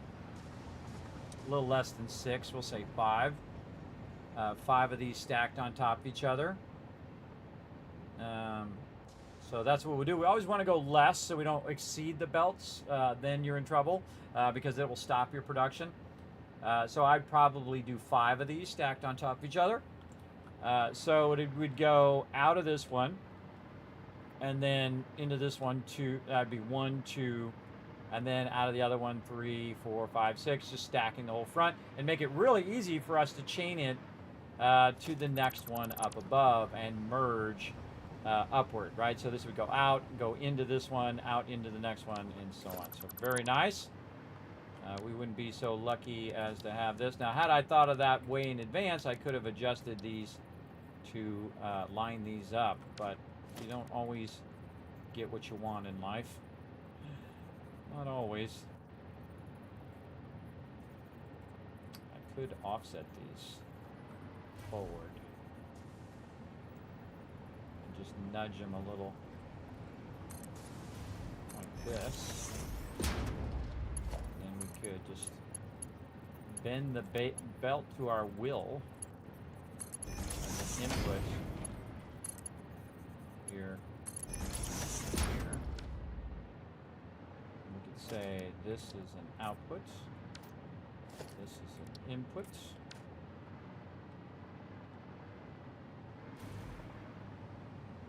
Absolutely. We're going to use a half foundation here.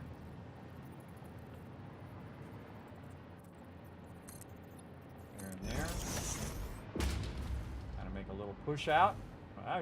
Again, this is how the cool things happen. Berlin Paponi. Greetings from Berlin. This may not be a wasteland, but you're still the tycoon, I reckon. Yes, we play. We're gonna play some later today, by the way, depending on your time zone. If you're in Berlin, I'm sure you're. It's almost nighttime for you. But we're gonna be playing some Fallout later tonight, 10 p.m. Eastern Standard Time. So whatever it is time for you, in about 12 hours and 20 minutes from now, we're gonna be playing some Fallout 76. So definitely come back for some of that. I don't know if you'll be asleep at that time. You might be.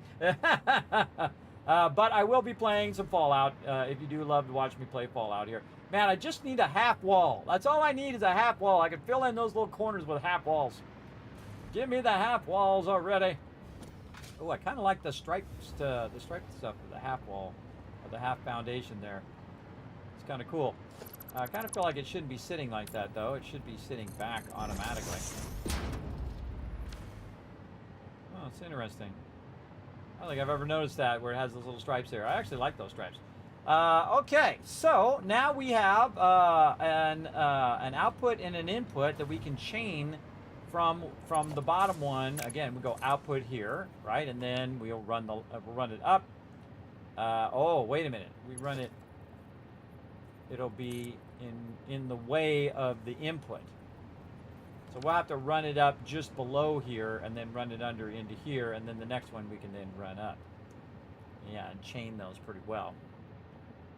And again, because we pushed everything back, so we have this extra area in the front that we can work with, which is pretty cool. And again, since we can just set this down on any foundations that we want, and what we'll really do is snap the blueprints from the one up above to the one down below, and we'll make it where we can align the blueprints to each other. And then we can just make 8 of them, run all the stuff, done. Again, we're really embellishing this too, everybody. Normally I build a square box because that's the most efficient thing to build, like that over there, right? That's efficient. That's 20, 30, 40,000 powers, all you need, you finish the entire game. I know, I've done it. In fact, I could probably do it with 20,000, maybe even 15. Maybe even 15,000, I can finish the entire game because I have the power of time. I can let it run on the server, and I can make an infinite amount of resources. That's the amazing thing. Be a bit harder in a solo play, and I'm very tempted to do a solo play too, to see what the differences are versus playing on the server. What about using a half foundation, kind of like a half wall? What about a quarter? Do we have a quarter foundation? That's what we really need, a little quarter foundation. Outside corner. That's not bad. Some vertical zooping. Oh, I kind of like it. Oh. Yeah, and then you go in and you just paint the materials to like an asphalt, and then it will look like all one piece, and you won't see that going through there. Oh, that's cool. I like it. I'm gonna do it over here too. Absolutely. Actually, I'm gonna take this up first. Then I'm gonna do this rounded corner right over here. Inset that a little bit. And we'll take this and we'll put this back in. Yeah, look at that. All right, nice. Yeah, we finished that out. Very cool. I like it. I feel like it should be darker, though. Maybe some more of this carbon steel stuff. No, we can't do that. Bummer. What is the material that we need to do that? Coated foundation.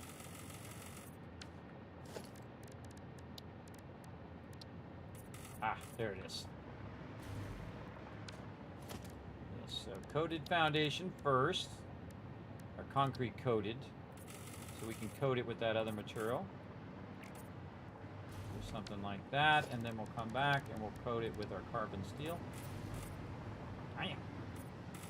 Damn, that looks good. Looks good, everybody.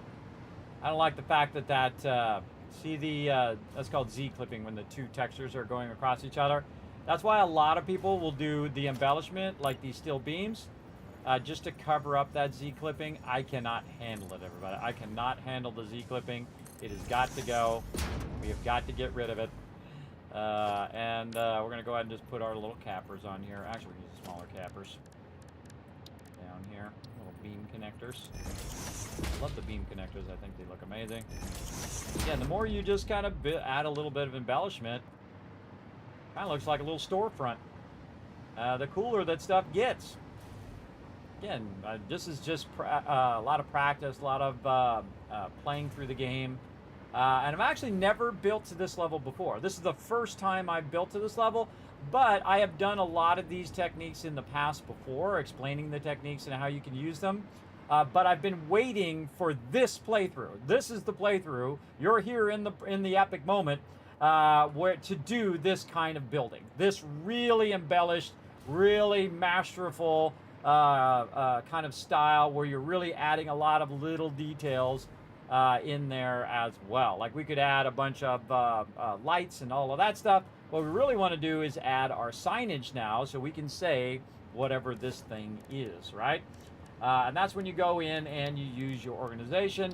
Now I've got a really large billboard that I could use. Kind of tempted to use it and see what happens. And put it right there and then tell it to be the one thing right over here. And then we'll say that this is oil production right here. How does that look? It's pixelated. Got to get back far enough. Oh yeah, that's cool. All right, I dig it. Now the other thing I would do is I would make a smaller one that's going to tell us how much of this is being produced right here. So this actually is wrong. This is actually not oil. This is actually fuel. Duh. But I do like it, so we're going to do the same thing, but this time with fuel. There we go. Yeah, really low quality stuff there. And then we can just go ahead and copy this from another blueprint that we have that we built here. Let's go over here and just grab one of our other blueprints. Oh wait, we can't do it because we got to do it on the Mark 6 over here. We need to definitely save this. All right, we definitely need to save that because that was a lot of thought went into that for sure. To give it a different feel, especially like this right here where it just pops out and has those inputs and outputs. Instead of building a separate piece, like I said I was going to do, I just built it into the actual blueprint itself and whatnot. Now, what we want to do is think about when we go to stack these, right? Like, how are we going to stack these on the top of each other where they will align to each other? That's the most important part that we'll need to figure out next. So, we'll get that going here in a minute. This looks like it's set forward a little bit. Get that to set back a little bit more. Let's go see. In fact, we could probably remove the walls and just use the billboard itself. Put it on the wall like this. We'll hit H. Nudge it this way, and then we'll nudge it back. Nope, not going to nudge for me. Nope, you are certainly not going to, are you? Sometimes you got to do it twice. That's what makes it nice. All right, come on, nudge backwards. Nope, not going to nudge backwards, are you? Fine. You're just going to make me build two of them now.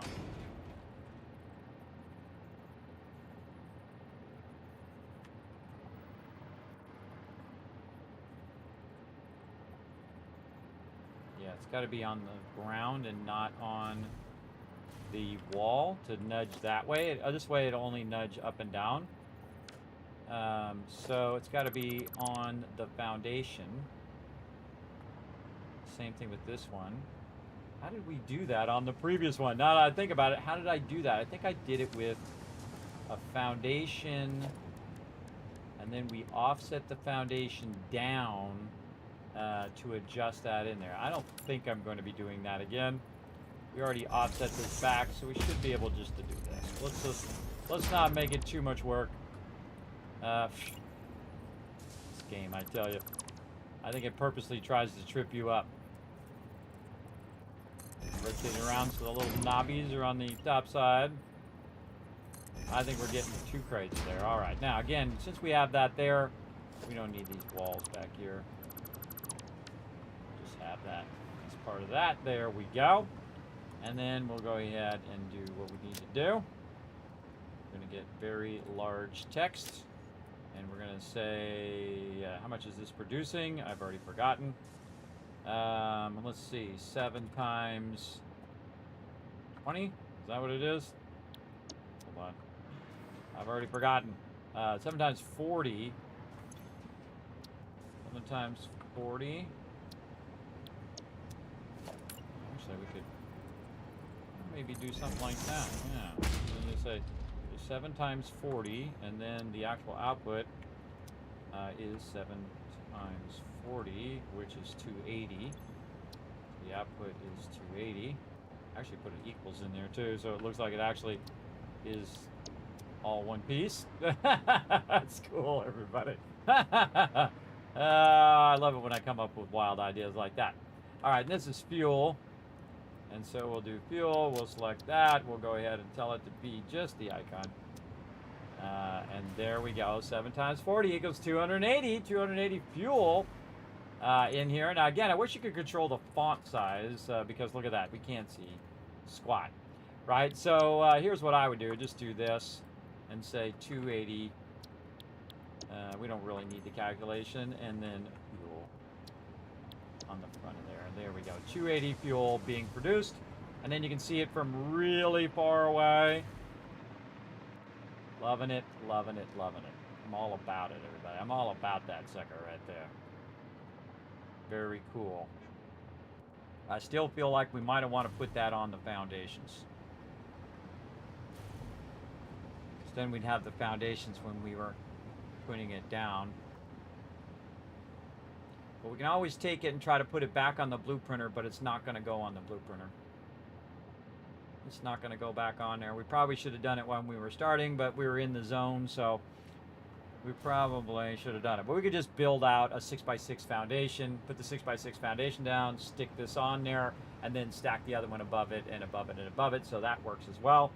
There's always a way, everybody. There's always a way. You just have to work at it enough to unlock that ability, both in life and in game. There we go, the guy. You like that, huh? You like it? Again, this is a lot of fun embellishment here, everybody. Again, normally this is super inefficient, everybody. Super inefficient to spend this much time doing all of this stuff, but it is very fun. You know what? Maybe I feel like putting that other one in there. Let's go ahead and put another one in there. And then we'll go ahead and say, we'll grab this one over here, copy, paste, and this is 7 times 40 equals 7 times 40 equals 280 fuel. Nice. Again, we'll go in here and double check. So again, 7 times 40 equals 280 fuel. Oh, and then another one we want to make sure that we do here is resin. Not what I wanted to do. Resin. This is none. And then just copy it from up above. Like this, and then little things in the way.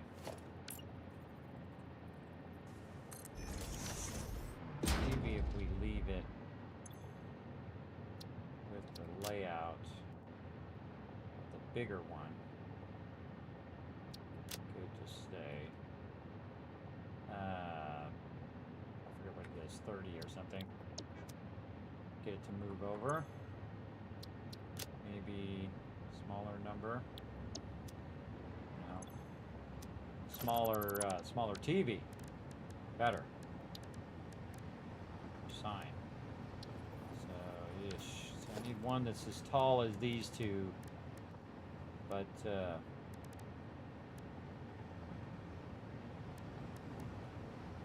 meters display sign.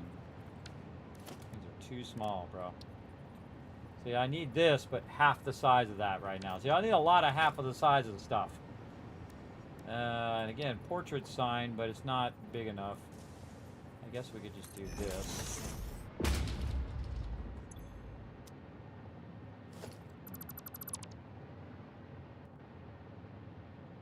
Put a sign on a sign.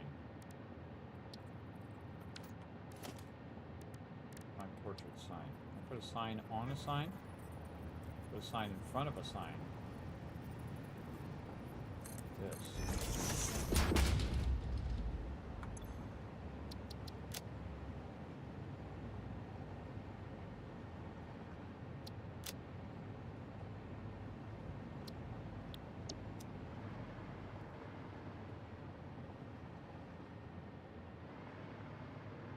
Just make the font a little smaller.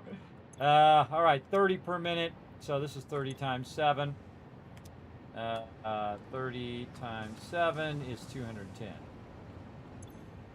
This would be 210 of these. Just love to adjust the font size, please.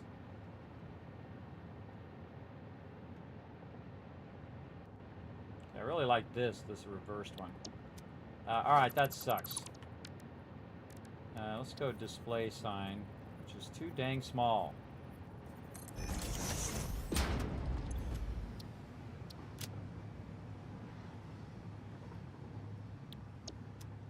It's upside down.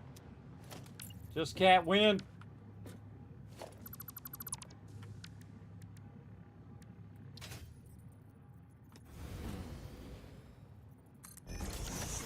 Put that through the other one. Just feel like it always is trying to sabotage you. It's always trying to sabotage your wins. Right here. So go like that. This. 210.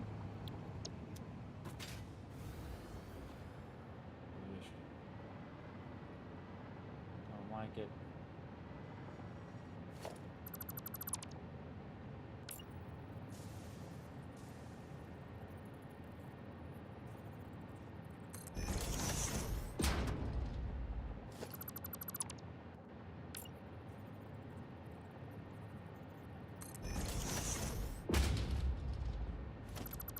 Outside the box, doing an angle.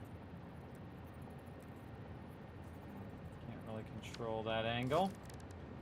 We got a way around it. All right, let's go ahead. Or diagonal in. Diagonal like that, but we want to freeform it. Across here. There. Sign and hold down control. Gotta go this way too.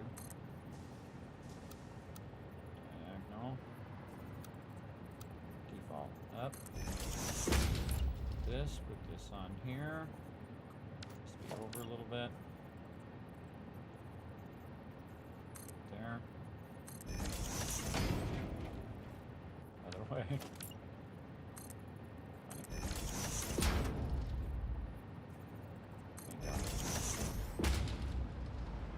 I always find a way, everybody. I always find a way. Look at me go. Look at me with my bad self, doing my bad self things.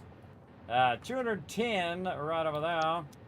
And then I'm going to copy. I'm going to pasta. And then I'm going to change it to whatever that stuff is. Blue stuff. Name of it. Oh, man. What's the name of that stuff? Right on my set. Right on my head. Resin. Eat that when you're trying to think of stuff and it just goes, nope. Nada. Boom. 740 times 40 equals 280 fuel with 210 resin. It'd be nice to put the word resin in there too, but I think I know what it is. I kind of feel like I want to move that over just a little bit too.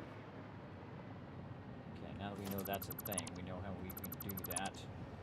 So let's go ahead, put this one here, copy this one, paste that down there, take this, change this. Oh, no, select icon. Resin, this one, that, this.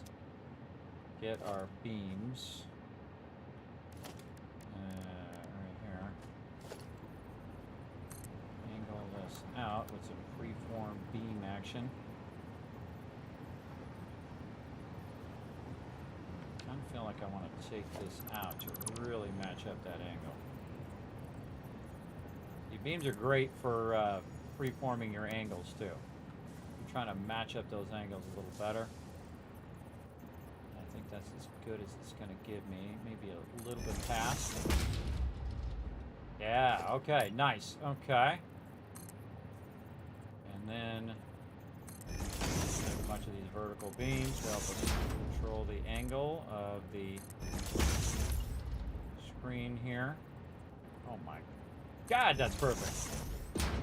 Wow, wow, wow. All right, that is awesome. Now, there's some stuff we don't need now, by the way, down in here anymore, like these edge corners. Oh, actually, I could just leave the one. Yeah, just leave the one. And then we'll take all these out. I don't think I need them all the way down. I don't need this cross beam. I don't need any of this. You're not going to see anything in there.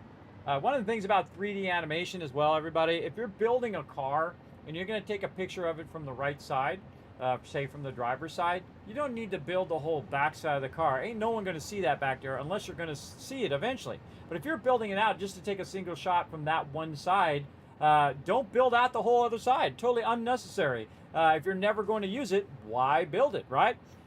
So if you're never going to see that part right there doesn't go all the way down, it doesn't matter that it's not there. Now, if you look this way, you can see that it's there. But I would actually say that this would become our actual wall. And we wouldn't need this or this one here. And then now what we need to do is some trickery here, though, where we can go ahead and connect some beams across here, give it a nice diagonal or freeform across there. And so now we've got that beam across there, again with our nice little carbon steel, with our little attachment at the end here, and just kind of fill that back in. Actually, I kind of feel like I want to move this connector a little bit further over. Let's take this out, put that back in over there. No, I think that's all we're going to get. All right, well, we'll take it. I mean, I could work it into existence, but we're just going to do that. And then now we have this back corner edge we want to fill. That's not going to fill that. What we really want is this, but down flat. I don't think we have that. We've got a corner. Probably work in there. Here. Really?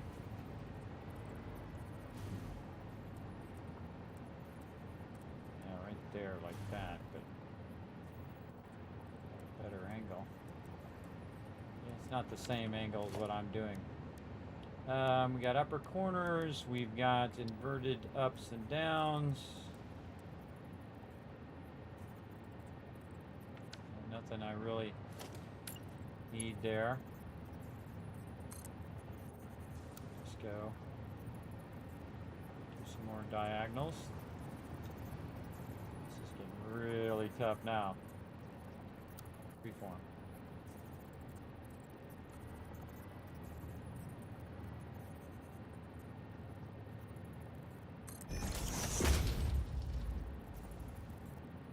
quite long enough.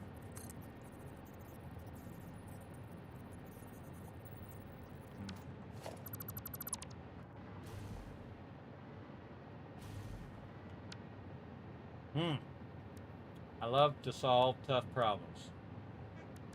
Let's get it figured out. No.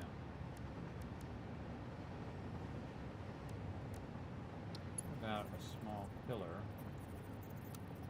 Yeah, see, small pillars, you can't do the same thing you can do with these beams. You can't freeform the angle. Alright, we're going to have to go inside. Make this a little easier. Okay, so we can freeform this across.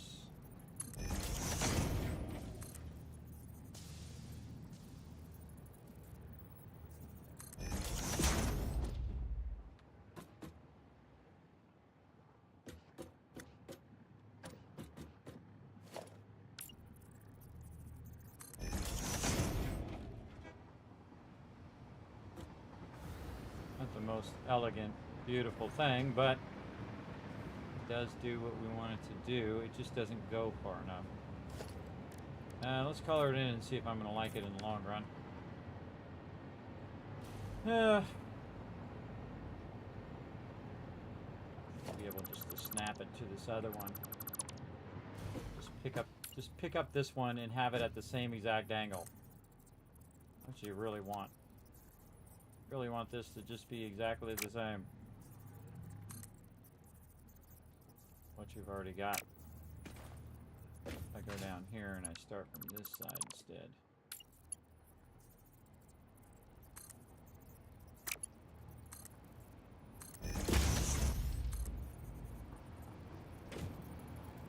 Oh, much better.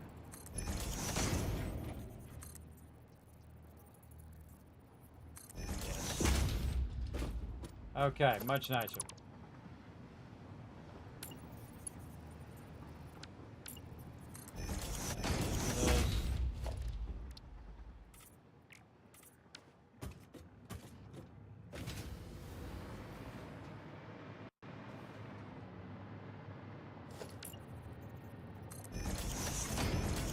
Make it where it's more visually easy to see or less. It looks like it's more visually, so I'm going to take that out. Oh, a little smoke coming out of there. Looks fine. I would actually give that, instead of it being that, I would give it a more of a flat paint so that it wouldn't shine as much. Color these? No. Can't give those any textures. Nope. Bummer. Bummer Rooney. Alright, let's color that back in. Alright, that's good. Good enough. There's some points, everybody, where you're good enough. Just fill in those little gaps. Just so you can't see in there when you're up here, because then it'll be very visually noticeable that it go in there. So you're just trying to hide that visually as well. Yeah. Again, it'd be nice if you could control the angle of a thicker wall. Nice to be control the angle of these metal pillars too, where you had like an angle mode like you do with these.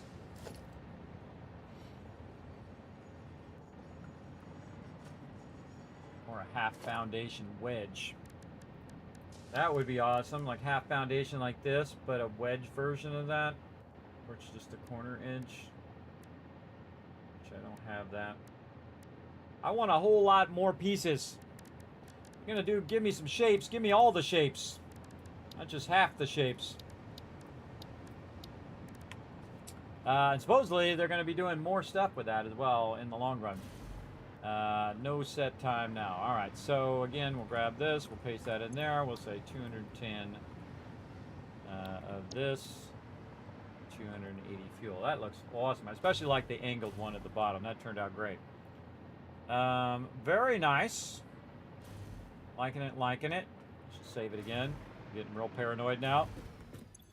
Now, when we get this done, everybody, then the whole process of this is just do these a whole bunch of times. Just do this a whole bunch of times and GG's. Okay. And again, this is where we're going to input on the left. So we'll bring our oil over here on the train. And then we will offload it. Maybe I'll leave a gap in between for where we're offloading. Because the thing is on my trains on the other side, I have these built in on each and every area. But on these, it's actually going to be built into the actual building. So I don't have to have them sitting right by the train station anymore. That's the whole point of what I'm doing, everybody, is so that I can incorporate everything I need for that refinery, for oil refinery or fuel refineries, in one. And this is what it's really doing, taking oil and turning it into fuel. And basically turning that into a completely self-contained thing. So both the input and the output are already have a buffer.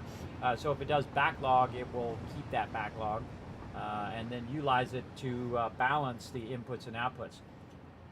So awesome. Awesome. Yeah, so we can input there. And then input here, and then we run the next input down to the next one, and next input, next input, next input. Now the output, that's a good question. What if we want to run the output back up to the top for the fuel? But we don't necessarily want to do that. We want to take the fuel and actually merge it downward so that it ends up in the turbo fuel, or we can make it go sideways into another thing where we could have all the turbo fuels very much like this, but the turbo fuels are next to it, and then their inputs are on the opposite side over here. Or we could take this and we could just flip it around the other way if we want to, but make a building that's flipped the other way, because we could just easily just flip it the other way because it is somewhat symmetrical, and have those inputs. Or we just run them underneath and just have them connect, or run them over the top and have them just come down. And this have a whole row of fuel, and a whole row of turbo fuel, and then a whole row of rocket fuel, and a whole row of the next thing, and the next thing, and the next thing. That just kind of change from one building to another. And this is modular building. This is blueprinting and modular building, where you're thinking of all the next steps that you're going to do, right? So you're going to take this and then merge it into the next step, into the next step, into the next step. And just basically keep those steps going. And then any other resources that you need, like in the case of turbo fuel, you would need your compacted coal. You would also add stuff for compacted coal. Only thing we need here is just run the crude oil in there, and bam, we'd be producing fuel and our byproduct, which is resin. You can take resin and use that in future processes. I don't. I just take it and I run it immediately into the awesome sink. As well. And how many of these are we going to need based on how much fuel we have? So we have 600 plus 600 plus 600 plus 900. And so we have 2,700 oil going to be brought over here. And 2,700 divided by, what is the input? You know what? We should probably put inputs and outputs. Something like this. In is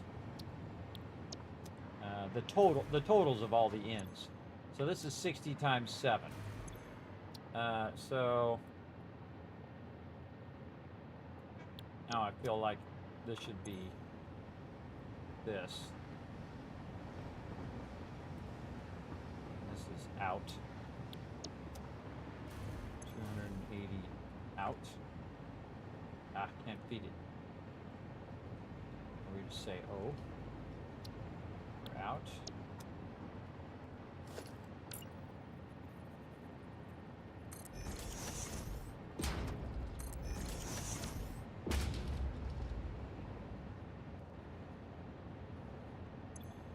And this is 7 times 60.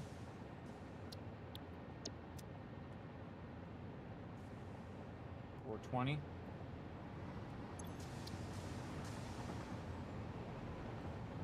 I for in. So now we got all the calculations on the front of the building.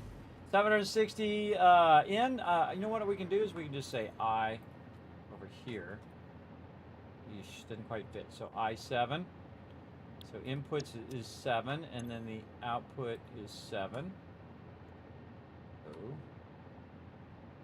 Yeah, see, you can't control the font. I want to control the font size. Irritating. Yeah, just do it the way we have it. Irritating. Irritating. Da da da da da da da da da. Alright, so actually this we could just put the yen in there just to make it a little easy to understand. Oh, actually we could do our symbols. So you want this arrow with text.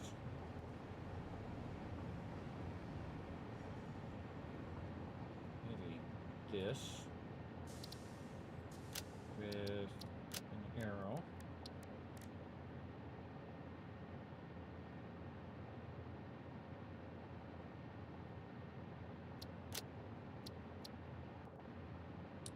Um,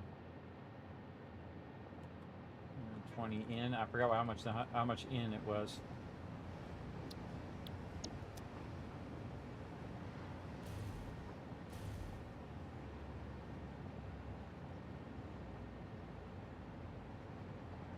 Nah, I liked it the other way.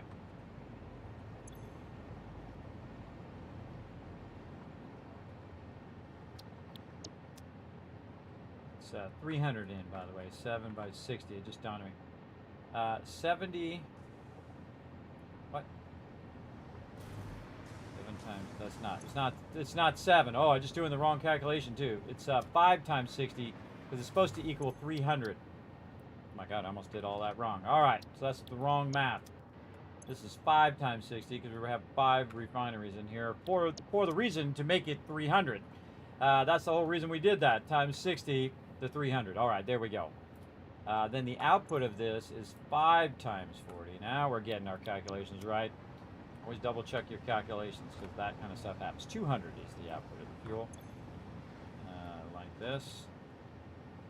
200 out. There we go. Very nice. And then over here, this would be 5 times whatever it is. It is 30 per minute.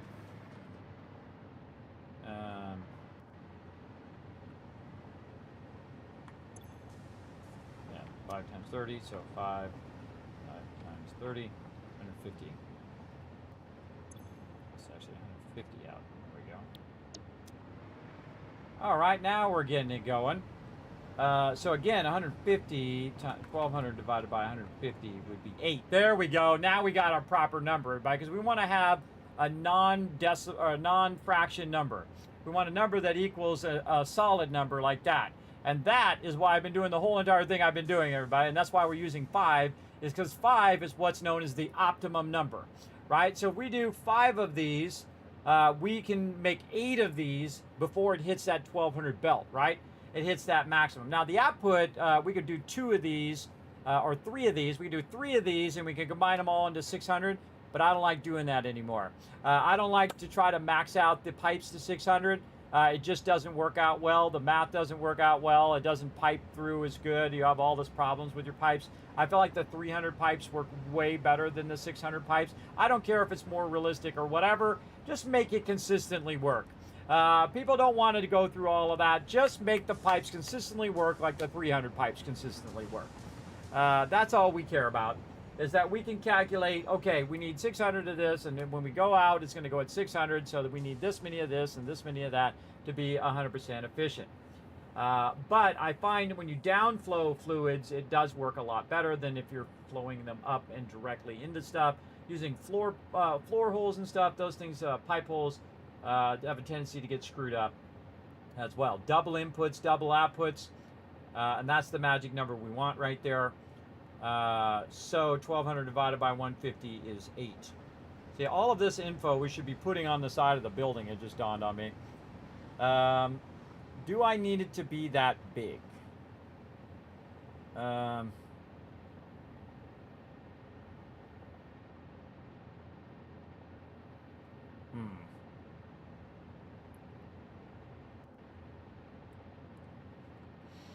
I think I want to do this and this, and then say oil, and then just put the calculation. So, or the finished calculation. So, again, 5 times 60, 300, 300 in. Just put the word in right next to it.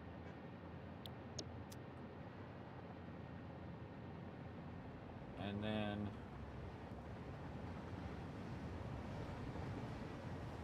let's say oil in here. Let's just spell it out. 5 times 40. 5 times 40 is 200. Fuel.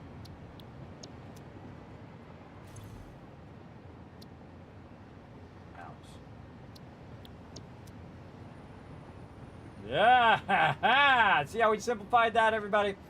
300 oil in, 200 fuel out, 150 of our byproduct down there. And again, we could put in that those are resin, but we get the idea. I guess I could go in and make this a double stack where we name this properly.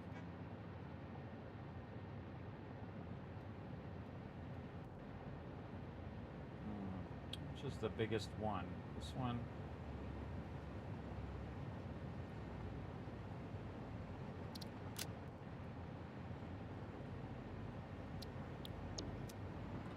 Bah. It'd be nice to just fill that to the thing. Fill that to the size of the thing. Don't like it. Don't like it. Alright, I know it's resin. That's what's important. So 300 oil in, 200 fuel out. And I think that's what we're going to do on the front of this factory, is just spell it out. Reverse it. Yep, that's what we want to do.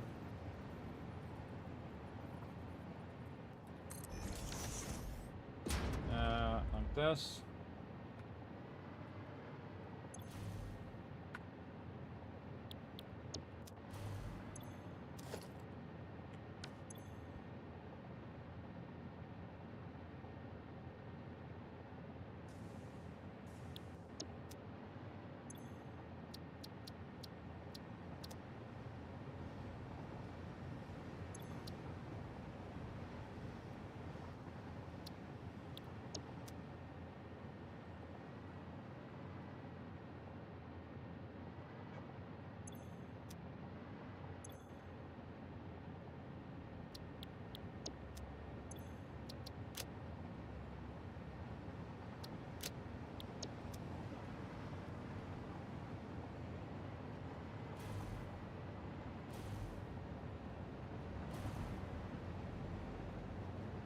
It's just not aligned.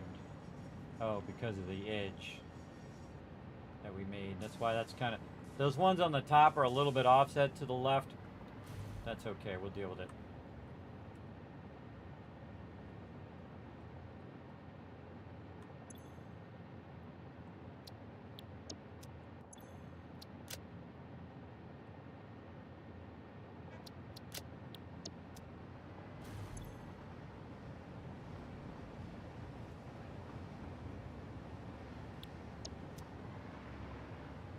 Let's just spell it out, everybody.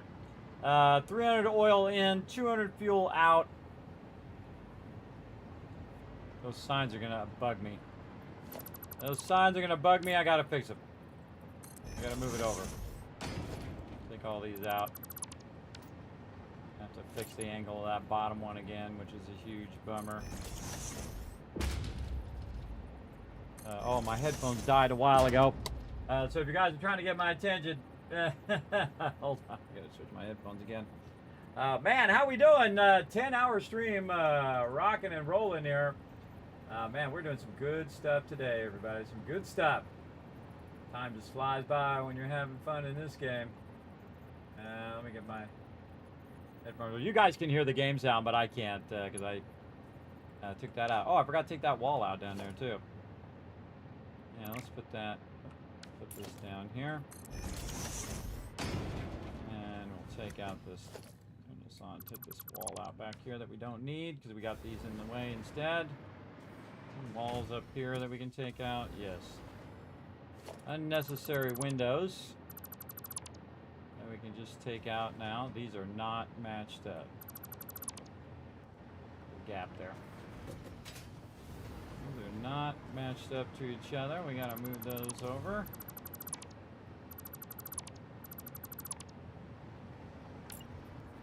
So you can match them up to the side of the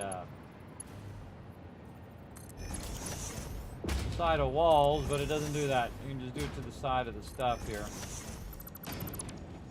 Take all these walls out. Come on. Go away. Unnecessary walls.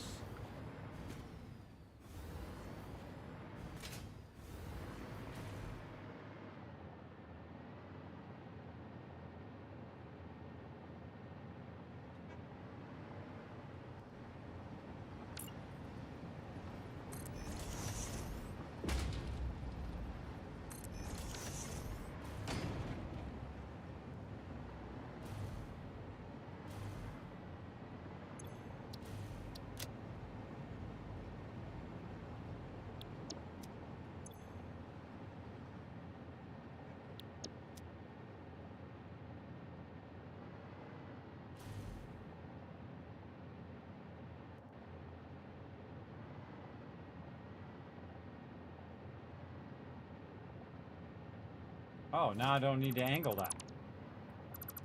Yeah, I think we just improved again on our design. I don't need to angle that anymore. I don't need all that. I can just put this right here.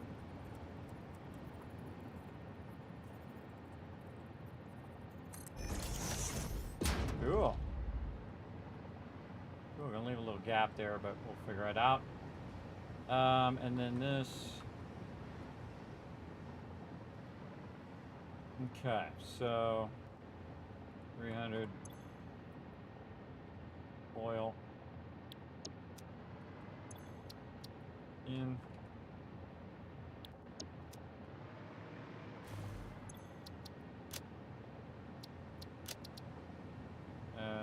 Icon.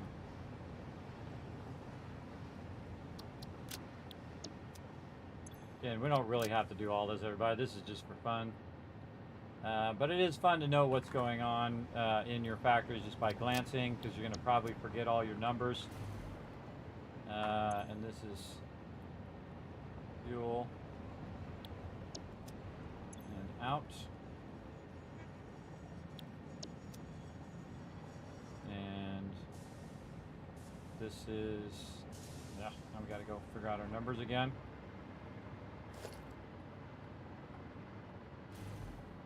Over here. Now we need our door back. We took our door out, I think. Alright, we took our door out of there, yes.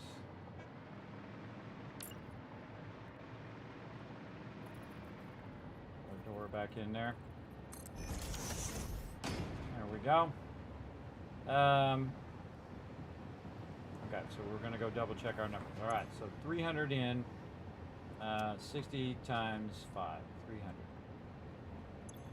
And then output is 40, so it's going to be 5 times 40, 200. Could have just done this on my spreadsheet. 200 fuel out. And change this to green. And we'll change this to red. Like a red. All right, in, out, and then our byproduct, 30 times 5. I just want to go back and do this on all my other ones over there too, and just label it all out. 150.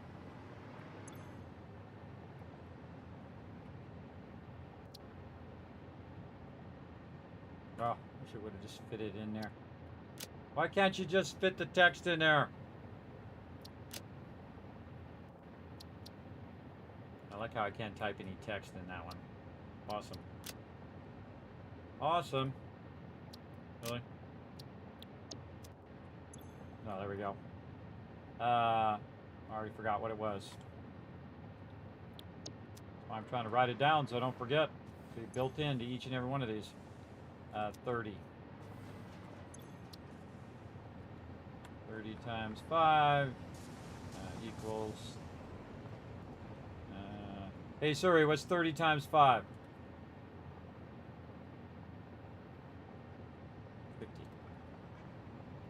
Resin.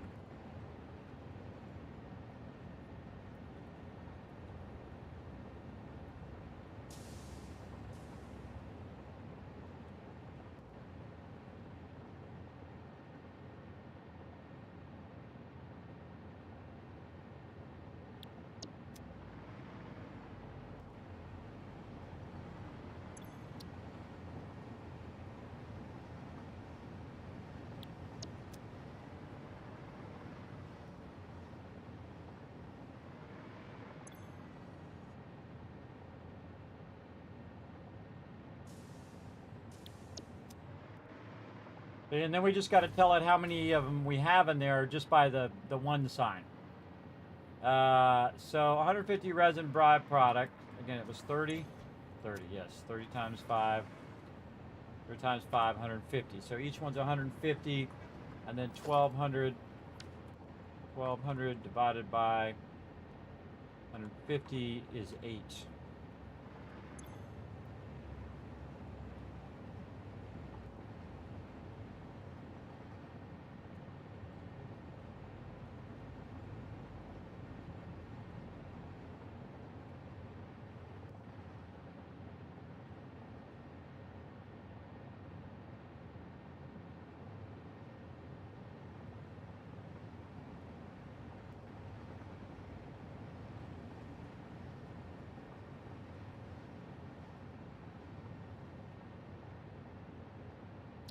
Okay, 3 times 5 refinery is 150 resin byproduct. 150 times 8 equals 1,200 for awesome sink. So basically, total of 8 of these. So again, instead of just keep doing that calculation over and over and over, I'll just build it into the building. I kind of like that. I kind of like doing that on all my buildings. All my processes will have all of the stuff, the inputs and outputs in there. And then when you use my blueprints and put it down, you say, oh, I need 300 oil, okay, and 200 fuel. And if I make 8 of these, okay, I combine those. And look how easy I just made it for you, everybody. I just spelled it out for you. I just spelled it out so you don't have to keep doing all that math in your brain like me and hurt yourself like I did. You get that Dane Bramage. Got to watch out for that Dane Bramage, everybody. It's the worst. All right, I'm just going to put a pillar right there to cover up that little hole. There we go. Very nice. But now, I'm going to put this over there. All right, looks good. Looks good. Looks good. All right. Anything else? And then I color-coded it too, so red in, green out, which will allow you to very easily see over here. I kind of feel like I might want to change this to green for out. And then go in here, change this to red for in. Yeah, I might start doing that all the time too. I like that. Is it real easy? Oh, there is an extra door here. Hold on, let's get rid of that door. There we go. You don't need no extra stuff. Okay, more saving of the stuff. Man, we're adding a lot of features to this sucker.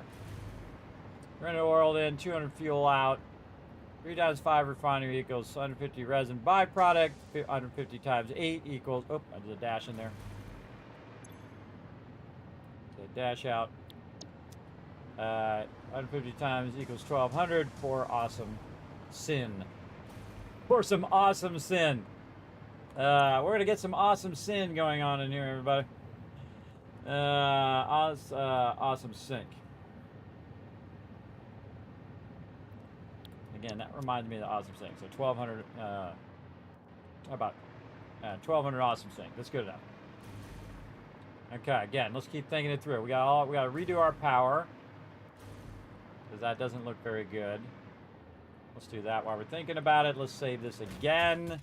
Man, there's so many features in one blueprint, everybody. But it's just going to be plug and play now. You just plug in the power, turn it on, GG's. That sucker's just going to run and run and run. We're also going to go ahead and put a priority switch where we can control the whole line of that particular thing. I kind of feel like I want to put it up on the top here, kind of up here on the ledge. I don't know, just because that would probably look pretty cool. Just sitting right up there against that backdrop. I don't know. I'll think about it. All right, we got to redo the way we have our power here because this is ugly. All right, let's de-ugly our power here. First thing we're gonna do is we gotta switch our thing back to power line. Okay, so we'll just grab one from over here, and what we'll do is we'll attach it to the front edge of this. Like that. And then we can take this connector out. And that's all still good looking. It's all good looking there. Touches the front edge.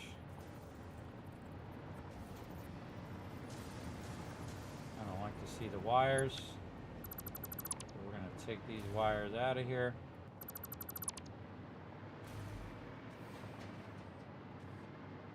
Run this wire under there. And we're going to run this in the middle of both of these, right under there. This one down, that one down. We're running it from over here. We want to fix this as well. So we're doing this back here. I feel like we might be able to bring that over now. Bring that over the top of that. Yeah, that would be better. We're taking out the right thing. Because we extended the ceiling, so the ceiling's higher now, so it makes it a little easier to run that power. No power poles. No power poles. No. Don't you even. Don't you even. There it is. All right. No power poles. No power poles. And then we'll run this down. Come on. Go underneath. No. Go there. Fine. Run that there. Okay. So now we got both sides, and then we can just chain it like we were going to. In the corner, except for this has too many connections here.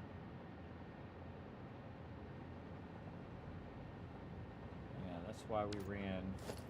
Oh no, we're going to run it in the back here. Well, that has 3 connections too. This has 4 connections. How many connections has this one got? 1. But it's right in the way of our stuff here.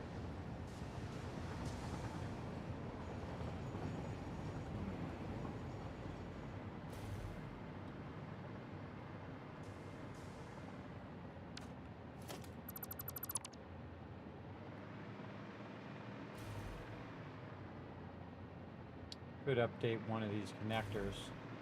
I think this is the most obvious one to use to chain because it only has 2 connections.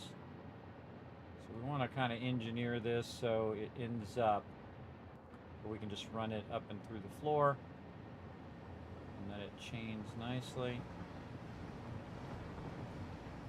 What do we have this wall here for? We don't need that wall anymore. We can do our angle.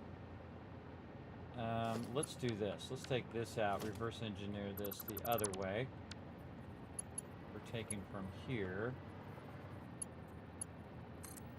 running this to there. Oh, wow. All right, thanks for that, bro. Right when I clicked. Get in there. Nice. Okay, so that, and then we're going to run this. Just take this completely out. And we get this to run over to this nicely.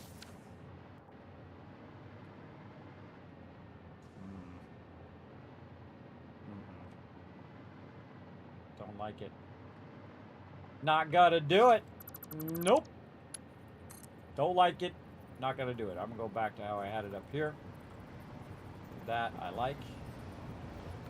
Wants to let me do it. Get up there.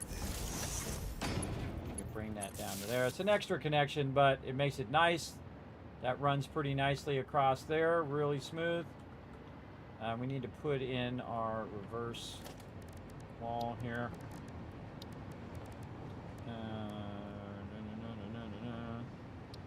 This one? Yes.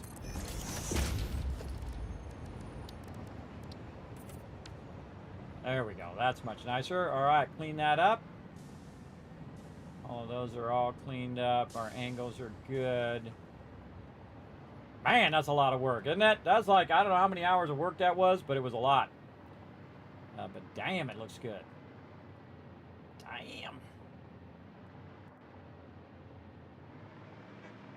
Wish you had it where you get up here on the top and the thing just opened up and you could fly out and then it would close. I want a lot of things, everybody. I want a lot of cool things. And again, we're just going to say that we cut that out and whatnot. And same thing here. We cut this out so this would fit out of there. Our goal is to make things cool. It's coming in and doing that. Maybe we just put another foundation on the top there. And then colored that in. That carbon steel.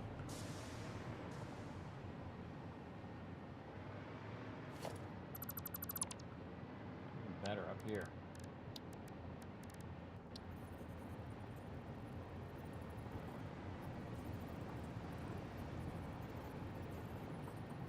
Come on, let me put that power switch right there. That would be the absolute perfect spot for that power switch. Oh. That power switch right there. Right there. I want it right where I want it.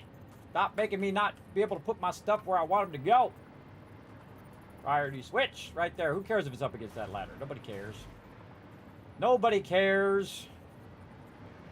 I don't want it floating off the end. Don't like it.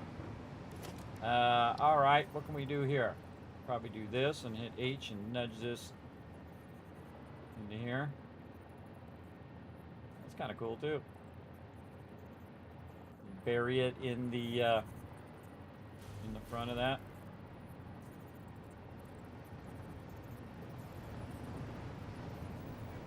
That's kind of cool too. I actually like it where it's buried in there.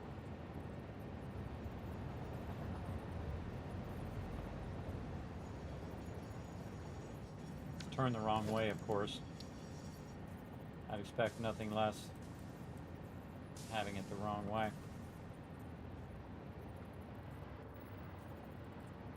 Yeah, I sure do. I sure like it buried in there just like that.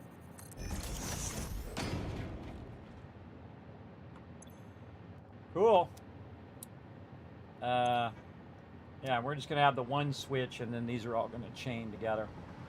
What if we put it as a yellow? Priority switch. Yeah. Cool. With the priority switch buried in that thing. All right. Like it. All right. More saving. We're doing a crazy ton of stuff today. It's all going to pay off, everybody. It's all going to pay off massively when we go to get all of our fuel. Now, I was going to make a whole bunch of trains and all of that stuff today. I don't know if I have enough time. I got to come back later, play some Fallout 76. But we are making some big strides here. But I really enjoyed this factory. This one turned out really nice. Everything's included. Inputs, outputs, all the power's already run. Very, very cool. Speaking of power, though, we do need to take our power and run it out of here and run it in so it's connected in here and is connected into the rest of it. can run that up something like this. That's too many connections. That's going to be our connection that we don't want to do, so we can chain those. Right over here, this has 3. This is something we'll have to do when we do our foundations, so we can run this down into the foundations, run it underneath, and then run it up on the side. That's one of the benefits of having the foundations already built in, is that you can do that. But we'll make some 6x6 foundations, pop the foundations first, align this to the foundations, and then just do that over and over again as we go up. That'll make it way easier to stack these. Again, sometimes better with the foundations, sometimes it's worse, depending on what you're doing and how you're lining it. Look at our train coming through. Been slowing it down. Get in there, train. Look at all our trains going up our spirals. We got trains coming and going all over the place. Too awesome. Too awesome. And we're gonna go get all of our other oil, and we're gonna bring it over here. We're gonna build this. This is just one node worth, everybody, one area worth of oil. We're gonna go get all the oil and bring all the oil over here. Yeah, it's gonna be crazy. It's gonna be crazy fun. And this area right here, by the way, is gonna be probably a train depot on this side. All right, trying to think of anything else I need to add to it. I think everything is pretty sweet there.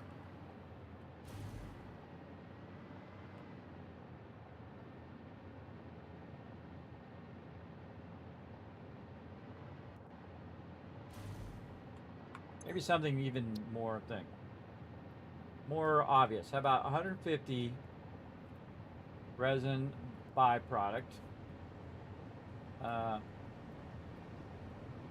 8 total factories equals max belt speed 1200.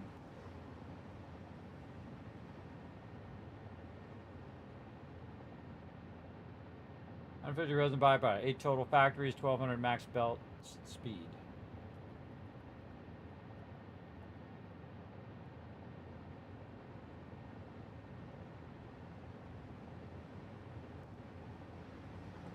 Mark 6 belt, 2 awesome sink. It's going to get cut off. Yeah.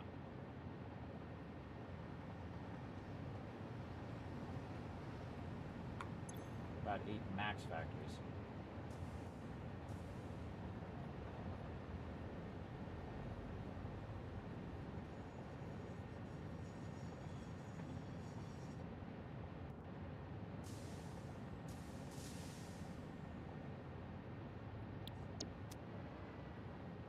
$150 resin byproduct, 8 max factories, 1200 MK6 belt to awesome sink. I think that spells it out a little bit better than doing all the calculations. Yeah,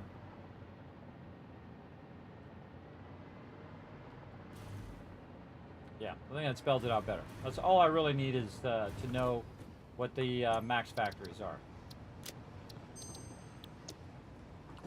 Okay. Can chain max 8 of these factories to reach max MK6 1200 belt speed to awesome sink, aka 5 times 30 equals 150 times 8 equals 1200. Let's check that math. Cancel. Save. So 5 times 30, 150. 50 times 8, 1200. Yep. Okay, and again, I'm just putting a lot of notes in here. So again, if you guys do use my blueprints, you'll have all the notes in there.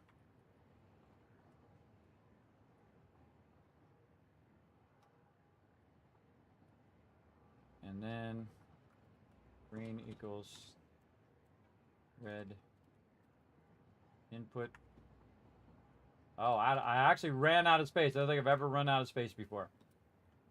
I can do this. Green, red, output. Just trying to spell it out. Green. I know it because I'm the one that built it. But if you didn't build it, then it's going to be hard to understand all the deep detail. But all you really need to do... Start output. 2 fluid blows for input and output. Green.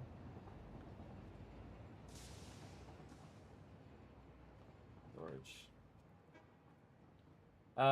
There we go. Let's just spell it out. Put all the math in the actual blueprint itself. And then just kind of what the final result is, right? All you need is put 300 oil in there. You know you're going to get 200 fuel out and whatnot. And so that's basically 3 of these can be combined into a 600 pipe. But I'll probably combine 3 of them together and then split it again into 2 600 pipes that are actually going to run 300. And of course that can cause sloshing and all sorts of issues, but I think the best thing to do is to combine and split it again to just make sure that that stuff is flowing beyond its max capacity.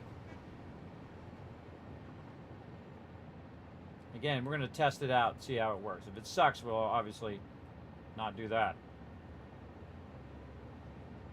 Okay, well, now that we spent all this time doing it, getting it prepared, I'm going to save it again. Better paranoid than having it lost. Now we got to go and we got to fix this. I think we want to flip this the other way. What I'll do is I'm actually just going to go ahead. These are the 3 wides. Where's my 2 wides? Foundations and blueprints. Foundations. Maybe we'll just do the 5 wide here to maximize our space, or just 5 wide at the end. These are good questions.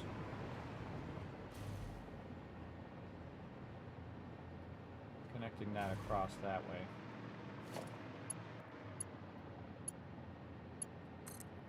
Let's connect it across this way because we're about to take a bunch of stuff out. And we're going to lose power. I hate it when it does that. Costs me little bits of my time that add up over a long period of time. There we go. The mouse problem more than anything else. Okay. Oh, we can just do this connection here too. And remove that connection. Okay, so we wanted to flip this the other way.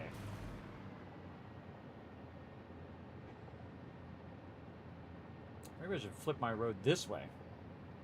Run it this way and that way. Yeah. This is going to be our main train line through here. How wide is this? This is 3 wide.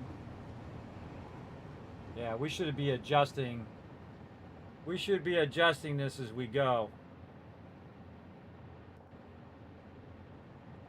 So we can add more train lines as well. I'll probably actually add the train lines in this direction. And then the power in this direction. We could just accommodate that now.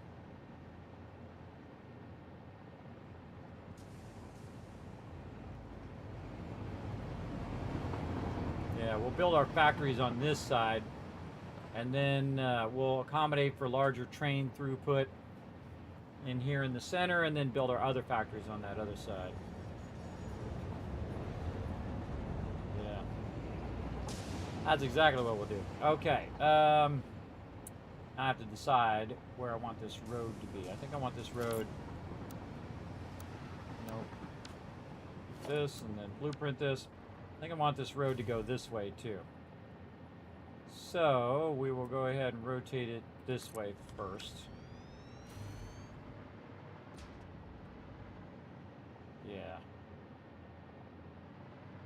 then... Oh, we could be doing this as 6x6s now. Let's upgrade our foundations too. Hold on, let's do that too. So we're gonna save one more time.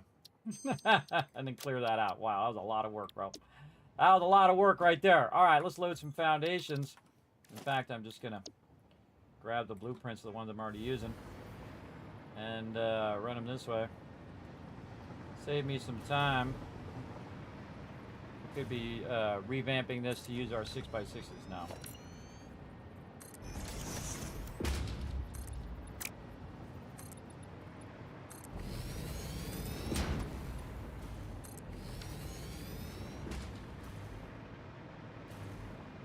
Okay, new foundations going down. 6x6 or 6x1 meter. How many is this? 36 foundations. 36 basic. 36 foundation. Basic foundations with no coloring or quick building and quick building. That's good.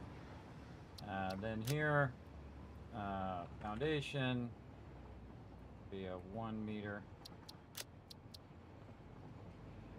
dash in there too.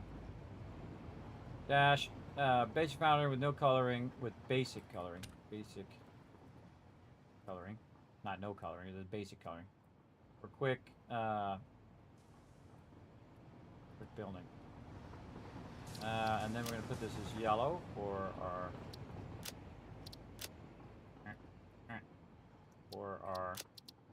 mega building.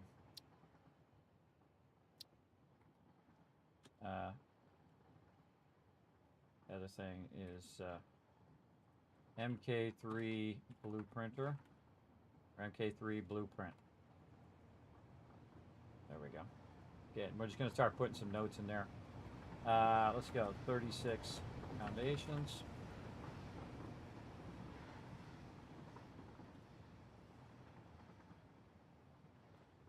Six by six.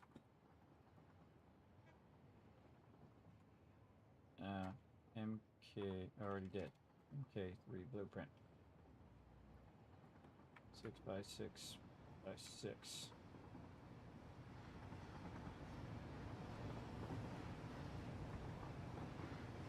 Enter.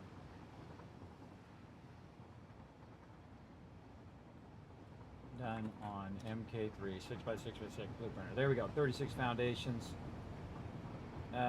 Basic coloring. What else can we say? 1 meter. 36 1 meter foundations. At 1 meter foundations. Trying to make this much easier to understand instead of writing out a whole paragraph. Basic coloring.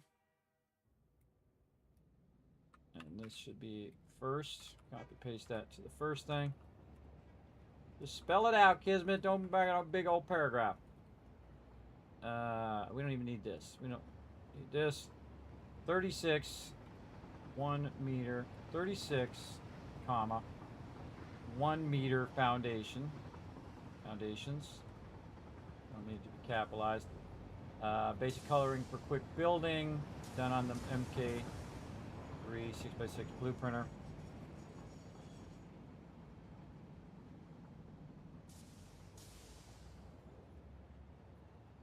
Six times 1 meter. No. It should be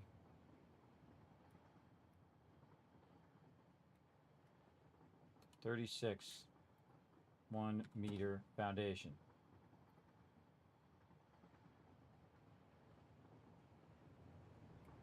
That's what the dash should be. 36 1 meter foundation. Just trying to visually make it easier to understand. 36 1 meter foundation. Basic coloring for quick building. Done in MK blueprinter. Awesome. Basic foundations. 36 1 meter basic foundations. Save. Okay. And now we're going to go ahead, color them all in with red. Now we're going to make this bigger. And these are going to be our train ones. Do we want to put it in a different style? These are good questions. We want to put this in a coated concrete.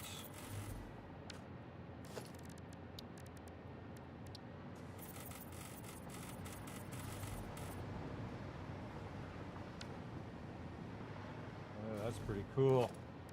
That's pretty cool. Well, let's just do it in a bunch of different, we'll do it in a bunch of different styles. All right, let's just do it in a bunch of different styles. All right, the first one is going to be the basic foundation. All right, let's just take a look at the different styles. Then we'll take this one out. Actually, we'll just do this. Let's take this foundation swatch.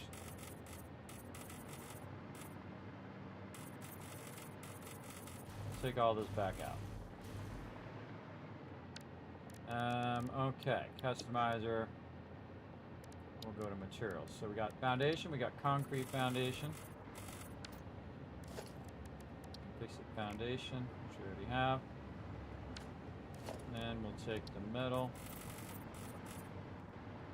And then coated concrete. And then the asphalt. Okay, and then we'll take it and we'll try to color it in with red. You see that one colors in. This is what that one looks like in red. That one doesn't color in. This one does. That one doesn't color in. Okay. That one. I can tell you already. That was exactly the one I'm going to use right there. I do like the metal foundations. I wish I could color the edges of them. I just leave the metal part in the center. But I really like this one here, which is your concrete foundation. Concrete foundations are usually all around good ones. So we'll go ahead and put the concrete foundations in over here. Change all of these to concrete.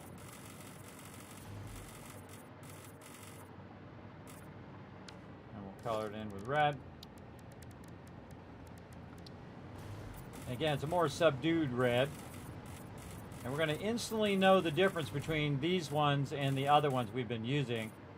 Why it's a good idea to change the look of it now. Because this will be our mega building foundations versus the other ones. Which are the other ones. So those are going to be for our trains. So again, we're going to say 36 train foundations. Right there. And this is red coloring. For train rack and station building. Change the color to red so we know it's for our trains. Save. All right, now we're going to load that other one back.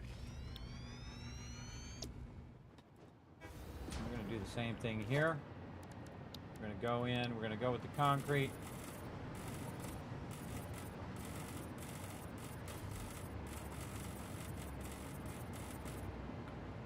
See if we like it. Now, I actually like to use the basic ones to look like this and probably just leave those the way they were. But that's okay. We're going to do something else on this anyway. We're going to go ahead and take the yellow. That's not the one I wanted to get. Yellow. Maybe it was the one I wanted to get. And then we're going to make this. Normally I make it 3 wide. We're going to make it 4 wide.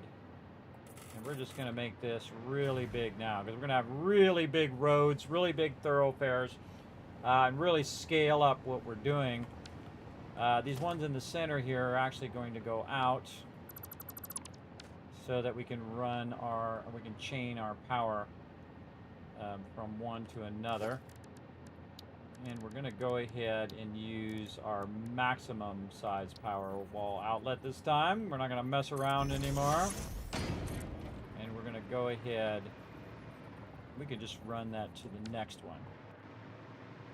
That's going to give it its maximum distance. Can we move this any closer to the edge? I don't think we can.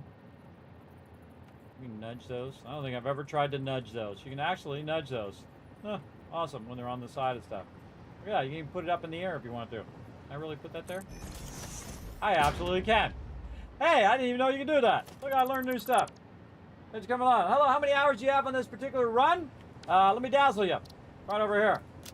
This particular run, 4,000. We just clicked over to 4,000. Well, that's on the server anyway, not me. I haven't been doing it for 4,000 because I work very, very efficiently. What I do is I could crush this whole entire game with only about 20 or 30,000 power. You know how I know? Because I did it. I finished the entire game. Easy. Then I came back and now I'm doing a mega playthrough where we're just embellishing stuff and we're having a great time. I've been waiting for the release before I really went hog wild. And that's what we've been doing today. Just going crazy today. Just going crazy. Big time. So yes, on the server it has 4,000, but for me, this is probably a couple hundred hours. Because I work very, very efficiently. And I work on stuff. I backlog a bunch of resources. I pull all that stuff out so I don't need that for power. I go ahead and do the higher end stuff. I pull all that out, and then I do the final stuff, and bam, done. That's it. I win. But in this particular build, we've gotten to this stage, and we're at the end of the game. We could finish the game if we want to. But we're actually building it for the fun of building, to make it look lavish, to make it look amazing, right? Because there's like the first way you play is typically just to learn how to do all the stuff. And then there's the second way you play where you try to build incredibly awesome buildings and shapes and things of that nature. And that's what we're doing on this particular build. But again, because it's on the server, I can let it run 24/7 for 4,000 hours so far. And it will just keep making resources and keep running and doing all of those things, which is really, really fun. All right, back to game over here. Now, what we're doing right now, we're in the Mark III blueprinter, and we're replacing all of our stuff here with these larger 6x6 foundations that we're building in power. And I kind of feel like we might want to go a little bit where we double up on where the power is hitting. So let's kind of think about this so that we have more connections as we're going along. And again, we're just going to go ahead and use our larger connector now. So let's say this is this, and then when we connect this, it'll have another one on this side, so that'd be a 2-gap. There's a 2-gap here.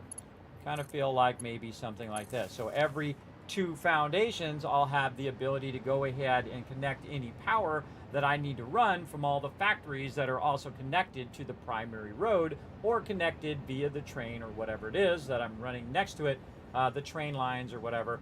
And that's why I build this first, and I build in all the power into the foundation so you don't see it. So you don't see it run. Like Greg's example, you can see it over here, but again, we're embellishing it now, making it pretty nice.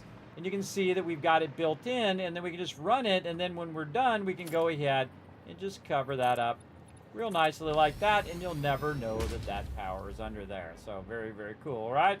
I think it's cool as well. Now, one of the things that I do want to do on this particular one is I want to know which one of the foundations it is under.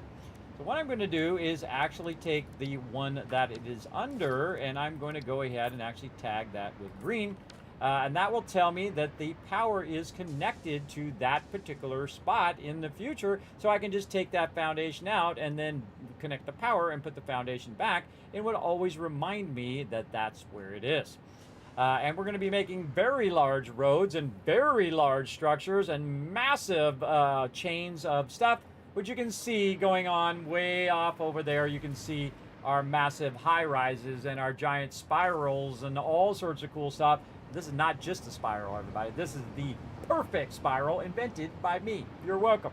And of course, if you want to watch it, you can see me building it at the beginning of this VOD, and I show you exactly how to do it. And of course, you're one of my patrons. You get the blueprints, and you can go ahead and use it for your perfect spirals, and you can embellish it and make it even more awesome than even mine. So there we go. That is going to help us a lot. So this is going to be 36 road foundations. And again, 36 1-meter foundations with road coloring right here. We know it's for quick building. We can take that out now. And there we go. So save that blueprint. This is one of the first things you want to do with your blueprinter, by the way. The smaller blueprinter, the medium, and then the large one, Mark 1, Mark 2, and Mark 3, is to set up your foundations. Because, again, they can build 36 like this. Now, I've been playing the game since it came out. And there was no zooping in those days. There were no blueprints. There were no nothing. You went and made these foundations one at a time. And I have done thousands upon thousands upon thousands of foundations in this game, all one at a time. And I had a great time doing it, everybody. Absolutely. All right, let's go ahead and take this blueprint out, and we're going to go ahead and use our new ones now. All right, these are our road foundations, and we're going to turn them sideways first, and we're going to try to align them to the grid that we already have, since we have already established this particular grid. And we're just going to go ahead and run those foundation lines right here. Now we're going to go ahead and also let us know that we want to actually take out these over here and these over here, because those are blueprints as well that I used in the past, and this is going to be what's known as our Rosetta Stone, the center of all of our other foundations that we're going to create. So we're going to go ahead and utilize also our train one, and we're going to snap it because they're blueprints and they snap to each other.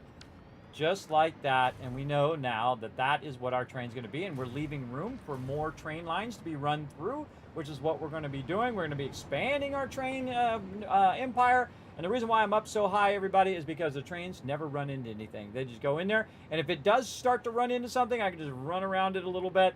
But pretty much the only thing that it would run into in the entire world here is this one thing over here. And if I can't route a train around that one thing, then I got problems. Other than that, I don't have to worry about it. It also allows me to build vertically up and down, so positively or negatively in the vertical direction as well. So let's go ahead and put in some more of these foundations here, our roads, so we can run a bit of this in here. Oh, we've got a blueprint, and we'll disconnect this.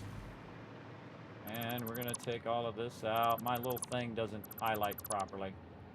But such is life. All right, and then we can hit F like we're going to take it out, R to go to blueprints, middle mouse button, and that's going to pick that up. And now everything else that I build is going to be based on these foundations right here. Look how nicely that ends right there, where our train can come up and down as well.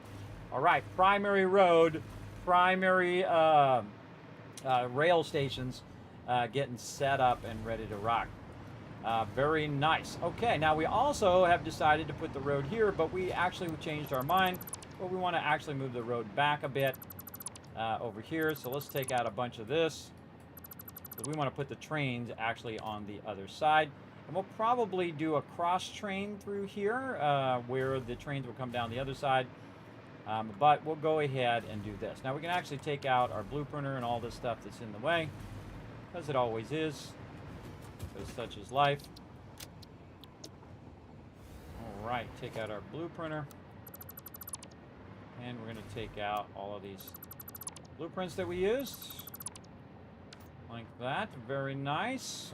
Okay. Very good. And, oh, we still have some connections in here. Hold on. We got to go take this back out. And we have a connection there. We got to be careful when we're taking these connections out, because we're going to drop like a rock. So we'll take that one out. And then we'll have to back up over here, pull these back out.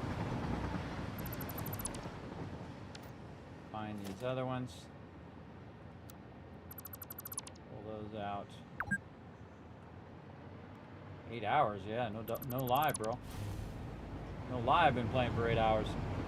I've actually been playing for 10.5 hours.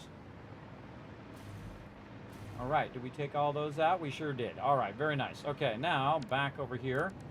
We're going to go ahead and switch our number 7, which is down in my bar down here, to our blueprints. And now we're going to go ahead and align these. Now again, you want to get your power on the same side so you can chain it along there. And there we go. And now this power that we've been using over on this side, we're going to actually chain it to the road itself, so we can utilize that while we're over here working. So we're just going to go ahead and then chain all of these together real easy. Get that. Oh, so nice. So nice. Using the larger blue printer. All right. Very nice. That's good there. And again, we're going to go ahead and start our road, I think, way over here on the edge of this other blueprint. And just so we have it properly aligned, we're going to rotate it like this.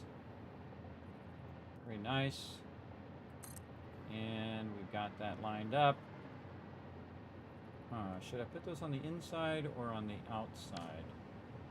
See how we have all the green? That's showing me where all the things are. I might want to flip them the other way so that we're going to have our factory on the inside here. So we'd want to have our power probably on the inside. Don't need it right here on the train lines. So again, you want to think all this stuff through before you make 500 of these, you know, because you're going to be like, oh wait, I put that on the wrong side. I got to go take 500 of these out. And again, we'll just back channel all this stuff and pretend like we're taking that out. Middle mouse button. Again, I would like it if it actually picked up the orientation of the stuff you picked up. That would be incredibly helpful. But once you got it oriented and you do it over and over again, it actually remembers your orientation, which is great. Again, we'll take our power here, and there we go. Now we can see our power being run as well. Wire's a little too long. Oh, good. No worries. We'll just go right here and connect it over here temporarily. Now, all this other stuff, everybody, everything except for the stuff I'm building right now is all going bye-bye. All of that. We're going to revamp all of that, redo it all. And right now, we're also setting up for very large building. Massive building now. So get ready. Get ready for some serious, serious, massive building over here. And again, we're just starting with our fuel here. Because that's our power, and that's what we're going to need. A lot of power. Okay, take all that out. We got our road set up to go that way. And then next to our road, we're going to go ahead and do our train foundations, blueprints. We're going to put that as number 8. And then our train foundations, we're going to turn this way. And we're going to bring our train in right here along this road. And then this train is going to bring in the oil eventually. So we're going to divert the oil from there. It's going to come up that spiral. It's going to go this way. It's going to come down here. It's going to drop off the oil. And then it's going to go into all of our production that we're going to be using. We got lots of vertical space, which is good. Now, we probably don't want to put it right here in the corner because we have this cliff. But we'll probably push it out a bit here like this. And this way we can build 8 of those downward. We'll get into it. All right, see how I lost power? That's why we want to run all of our power lines again so that all this is connected together like this. Now, our power that we're going to run down our train, we don't necessarily need to do it on our train tracks because the actual power, the train tracks themselves run power. But when you're over here running along the road, you'll want to connect a whole bunch of things like factories and things of that nature together, which I typically have along the road here. Along my primary roads.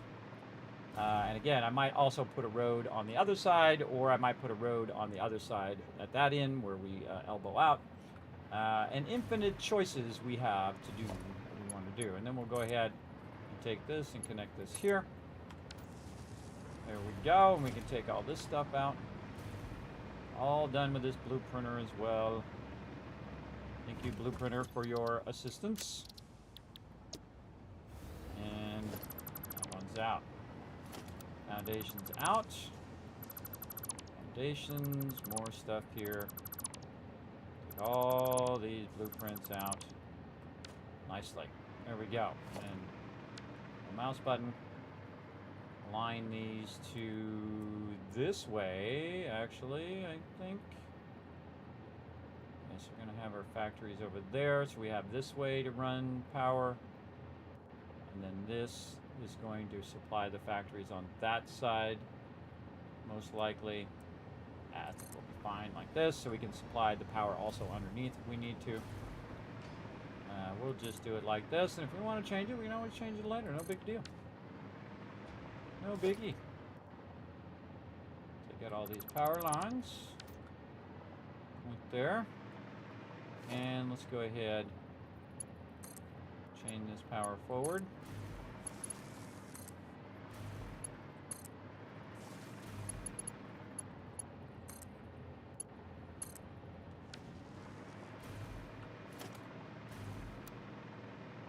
Let's go way down here at the end. We'll take out these ones on the end and just work our way backwards.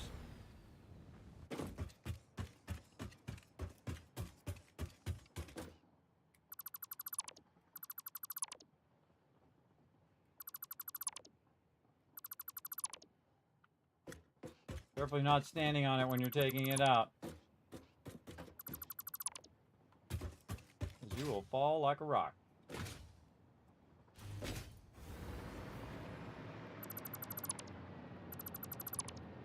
As if you don't have any power to help you float in your little hover pad or hover pack. There we go. Nice. All that taken out. And again, we're just basically strategically setting up our base now. And we'll put in some more of these. Again, having it set to blueprinting makes it so much easier to snap those foundations in. Like so. Lots of room for our train station to come in. Put our train station in. Offload stuff. All that stuff. Give yourself lots of room at this stage. For sure. Okay, that's all looking good. Now we need to think about our factories. So we'll want to probably start with some more basic foundations here. Do we want to change the look of these foundations for the factory areas? Now, actually, I should also make a blue one as well while I'm at it. Now, let's take out the rest of these foundations over here. Like this, and then we're going to go ahead and use these new foundations to get our blue printer back on there. And then blue printer Mark III H, and then we'll try to align the blue printer to the actual foundations themselves. Because a lot of times when you're trying to set things up, that's a good idea to have those aligned. Well, I'm in the way. I'm in the blue printer. Don't be in the blue printer. That makes it a little harder. There we go. And then we can see that the thicker lines line up to the middle of where we have stuff there. Very nice. Okay, and there's the big boy blue printer there. Now we're going to be doing a lot of stuff over here, so we're just going to go ahead and slap down all the blue printers. We'll go ahead and put the Mark II in here. This will be our central blueprint area. Try to align it this way. There we go.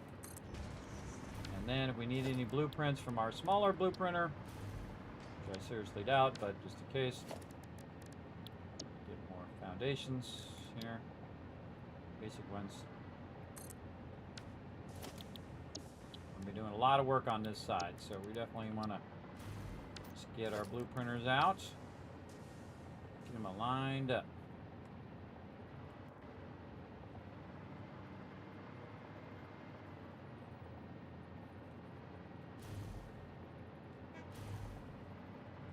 Lined up that way. Let's go to the right just a little bit. All right, all of our foundations lined up and ready to go. Also, since we have the power running down the middle of the road, is helping us with our blue printer. So you can see I can float, but if I get too far, but just about perfect distance, by the way, when you have it along one of these roads that I made, so that it actually supplies power all the way over here. Plus, we also have power there, and we can run power underneath. I highly recommend running it underneath your blue printer. I don't know if a lot of people saw me do it earlier. But I'm going to go ahead and run that power underneath here just for the extra bit in case we get a little far out or a little far up, which could happen. Just run it right underneath your blueprints. Make your life blue printer just to make your life easy. Just like that. Okay, so now we got all of our blueprinters. We're ready to rock and roll. We need to go ahead and reload, and we need to do a blue set of foundations. I'll show you why. Let's get our road ones up. Actually, we don't need the road ones. Probably just do the train ones. All right, now we're going to go ahead and decide. First, we're going to put our blue in here. Now, I have color-coded each parts of my base, so yellow equals road, red equals trains, right? So it's almost like you're playing a little Sim City right now. I know, it gives you Sim City vibes, doesn't it? I'm going to put down some commercial right now. But we're going to go ahead and make the blue foundation, and this is for my storage. Whenever I'm building storage, I typically have blue foundations. In fact, I should have probably made my foundations blue when I was doing my other storage things, now that I think about it. But if I'm going to build some storage in that area, typically I use the blue foundations. So we're going to go ahead and just make those. Now, I don't use it all that much because I usually make existing buildings. But we're going to say blue coloring right here while we're at it. Blue coloring for storage areas. There we go. Oops. Nope. Not want to do that. Just trying to change the name. Screwed that up. All right, that was a big fail. And then again. Man, that was some sketchy clicking right there.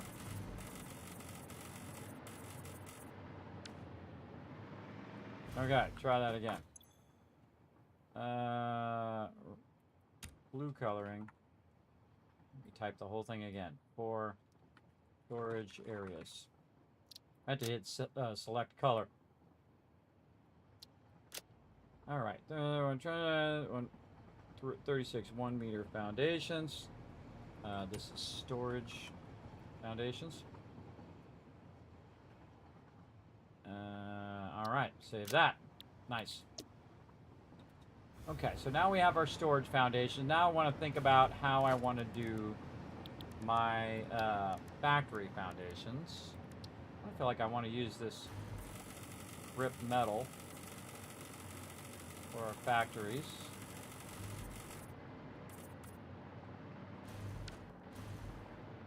Can't really color it though.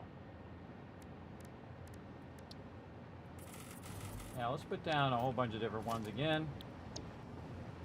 Clicking the wrong thing. Alright, so fix it foundation. All the wrong buttons today. Concrete foundation. Rip metal. My brain does not want to deal with this today. Alright. Coated concrete. Asphalt foundation. Okay. The reason why I like these ones for your factories is that it still has the outline of the block itself. But the sucky thing is you can't color it though. I can't give it any finishes. I can give this a copper finish. Over there. Carbon, cerium finish. Give it a green look.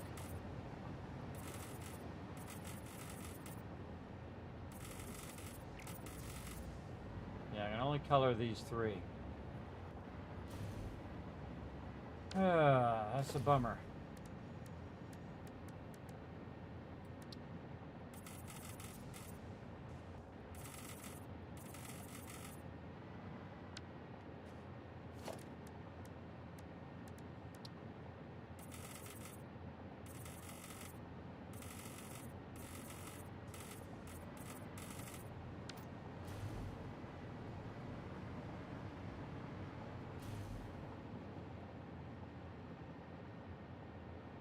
I'm going to use it anyway. I'm going to use it anyway. All right, we'll go with the grip metal foundation.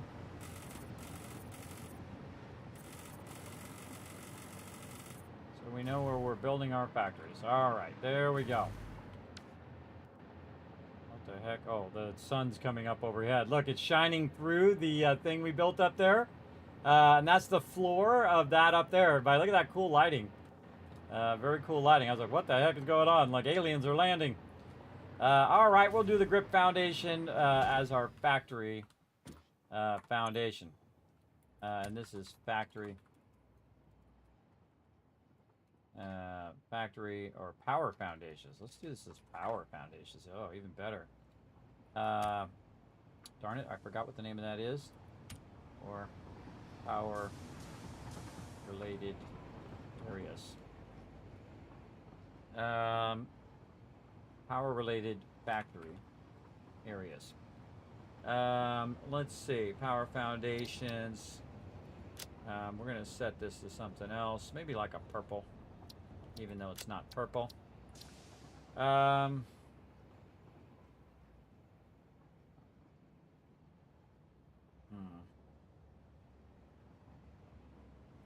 know what, we could try a trick here too.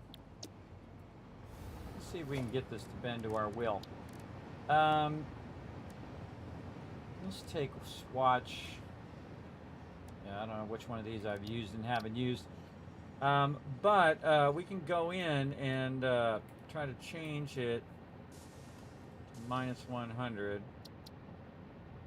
+100. Use this swatch. Oh. Oh, laggy.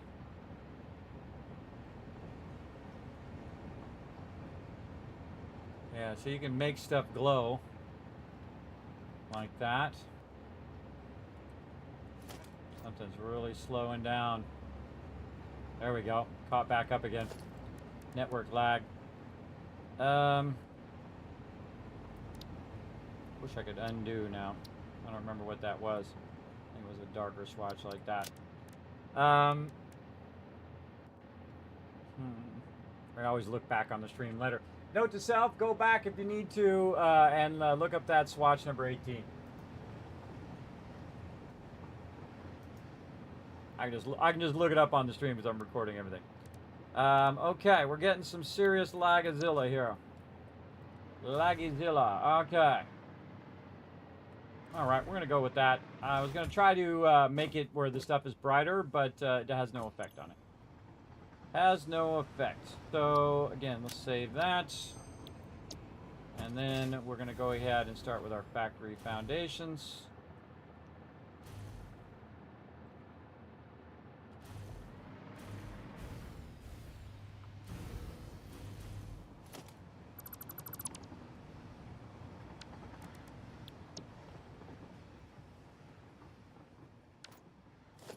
So let's put this as number 9.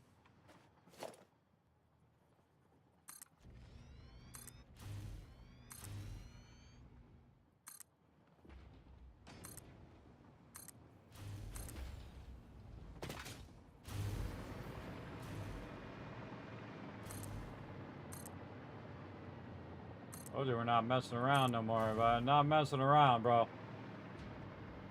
Like, Kismet gonna use up all your concrete. It does that. Does that little bit of thing there. Okay, so you're like, use up all your concrete. I have 24 boxes backlogged of concrete. If you didn't notice, everybody, that my concrete filled almost back up again. It's almost full now because it's uploading at 1,200 per minute. So basically, all I have to do is wait a few seconds, and it will be completely filled again, or a few minutes, or a minute, and it will be filled completely again, a couple minutes. It'll be all good. All right, more trains out this way. So we can run a lot of trains down this one main area that we're going to be utilizing over here.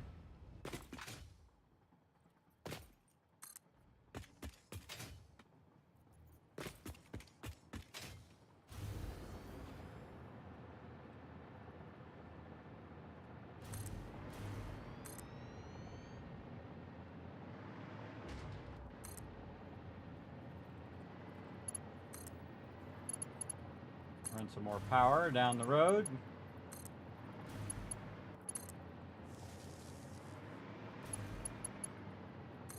So easy to chain power like this.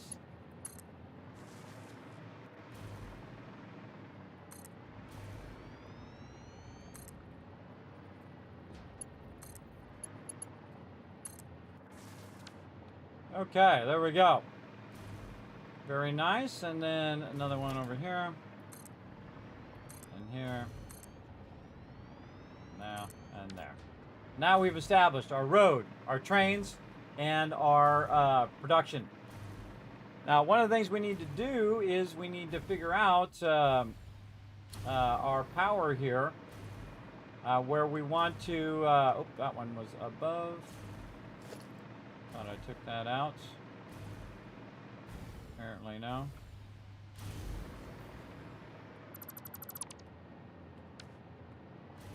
All right, take that out. We want to figure out where we want to put our factory over here. And again, it's going to be based on what's underneath.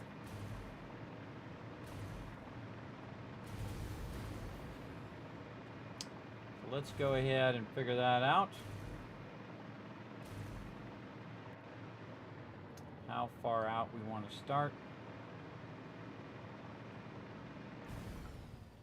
I'd say about right here.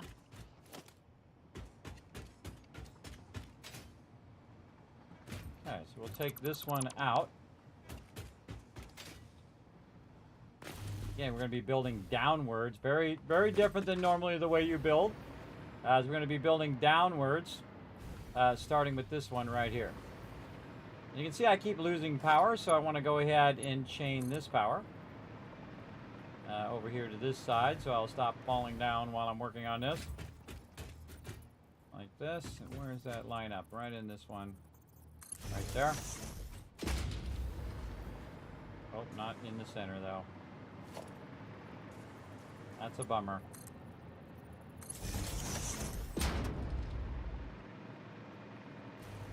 Let's just make it nice.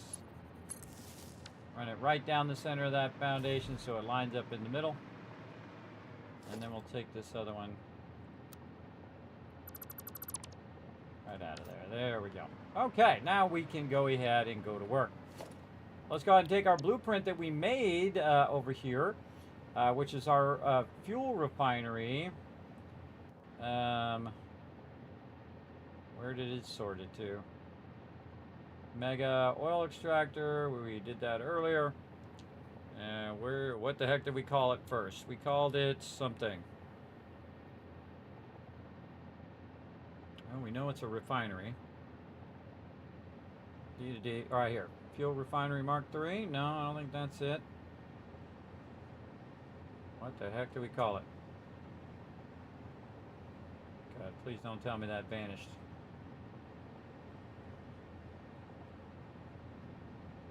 I don't see it. I must be going blind.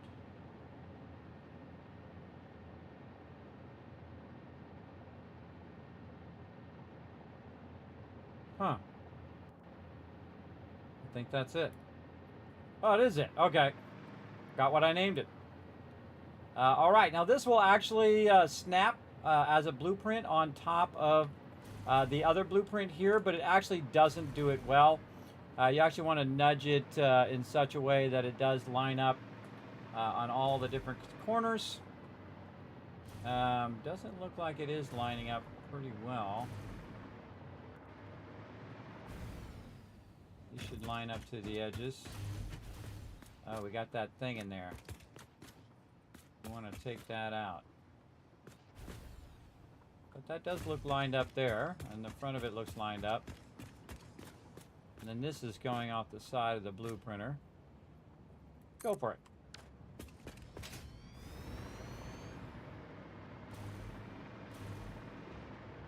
That's cool every time. All right, nice. I like it.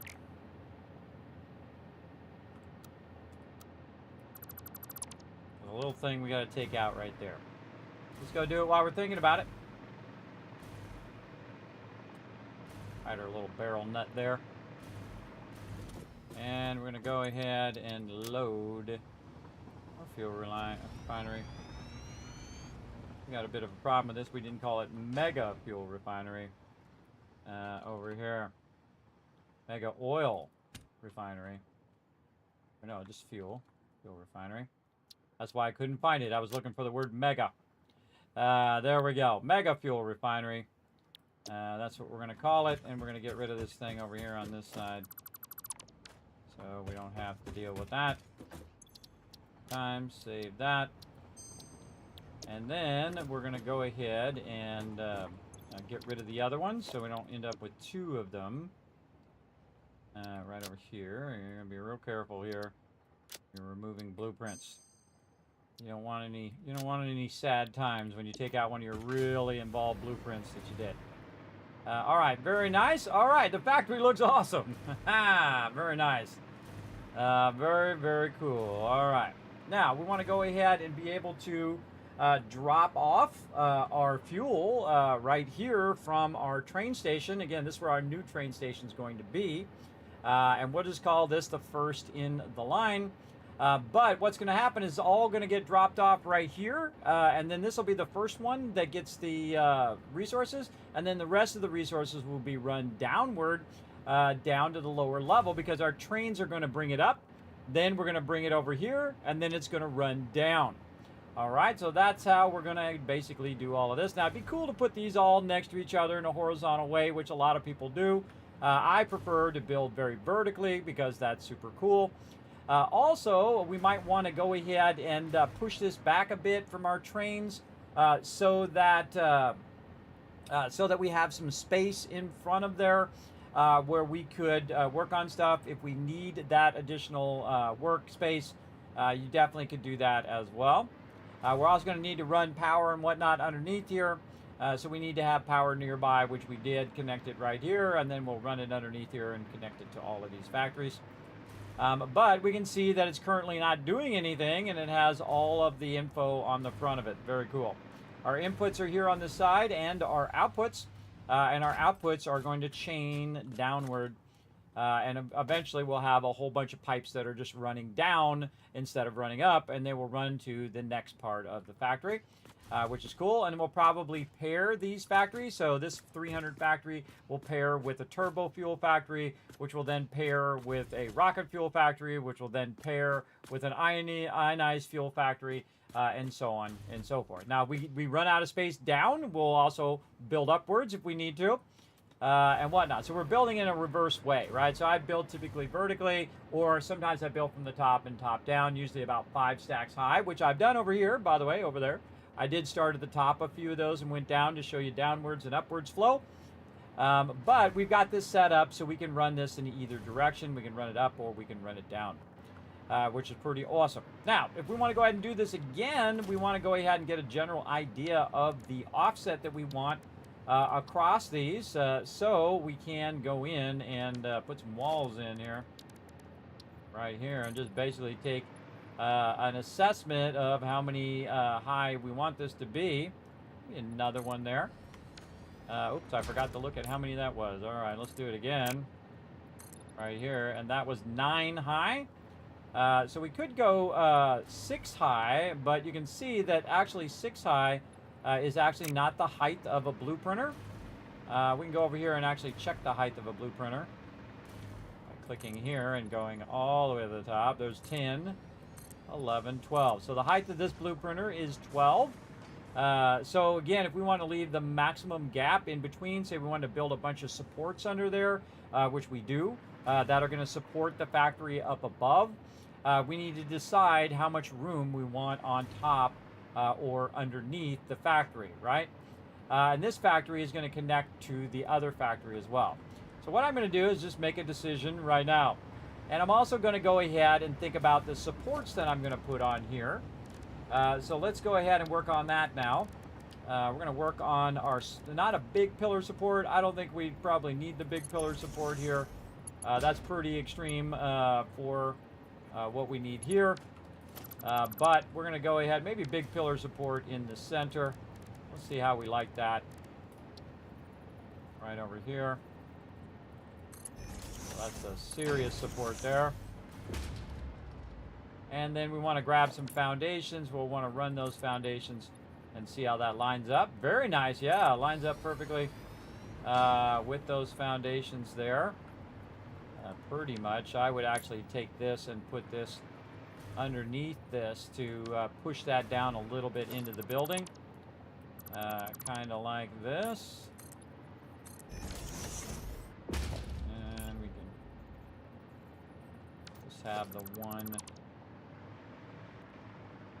the center. Not quite in the center there. So we'll have to kind of offset those a little bit.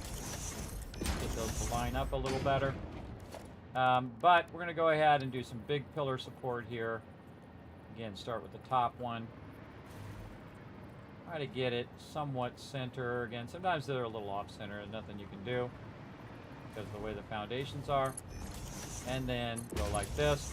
And then that actually is built into the bottom of the thing there that we can do. Or we could just do it the opposite way. And again, have this out of here.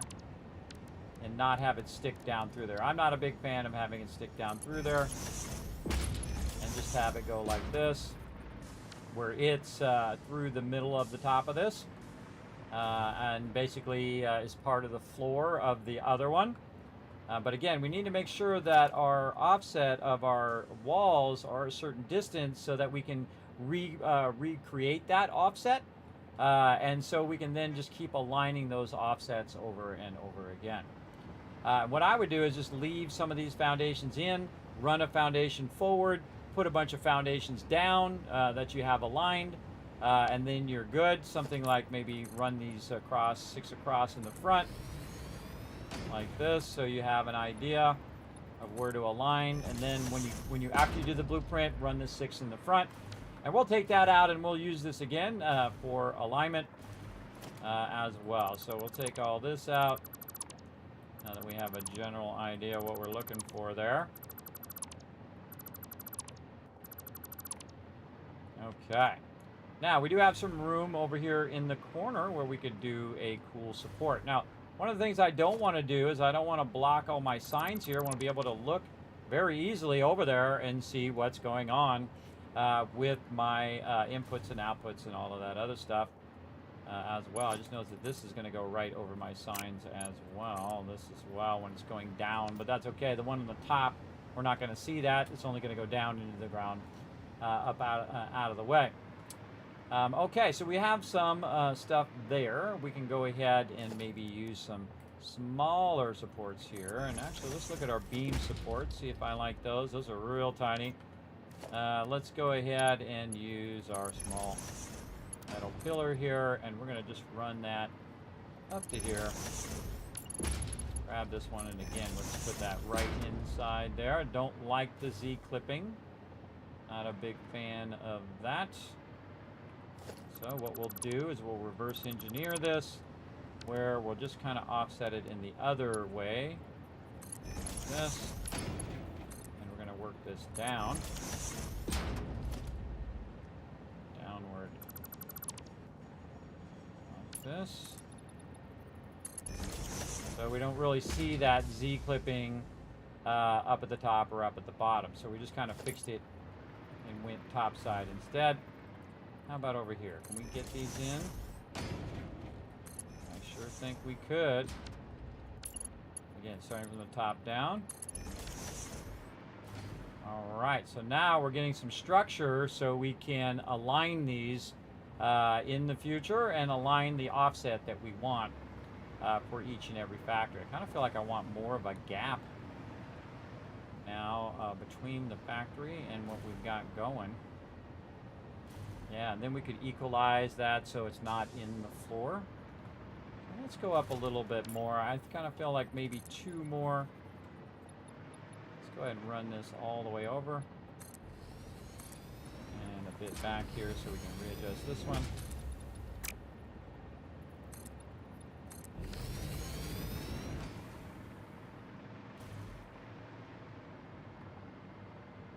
These are going to be like hanging in the air. That's going to be cool looking. It's going to be cool looking. All right, so yeah, I like the smaller supports. I think those are fine. Now we need to integrate some of those smaller supports into our building back here. Let's fix these top supports first, though.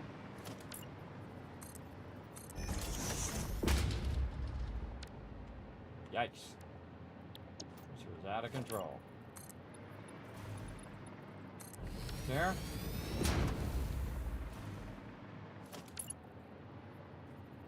Start with the top one. It's going to be way easier.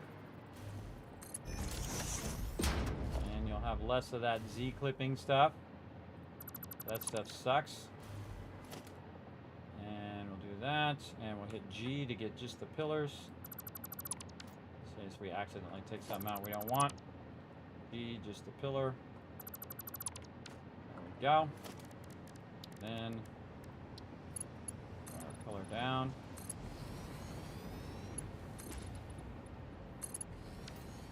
There we go. Pillar's looking good. We don't need this anymore. Need these. Again, this part here is just going to be for alignment. Make sure that you're using the same thickness as the thickness of your foundations. I don't use thick foundations anymore. I used to use 2-meter foundations because I felt like they were more industrial strength. But I just use the 1 meters now, everybody, and then just build supports for it. It'll look awesome. Okay, now we're going to do something a little different on these over here, just for funsies.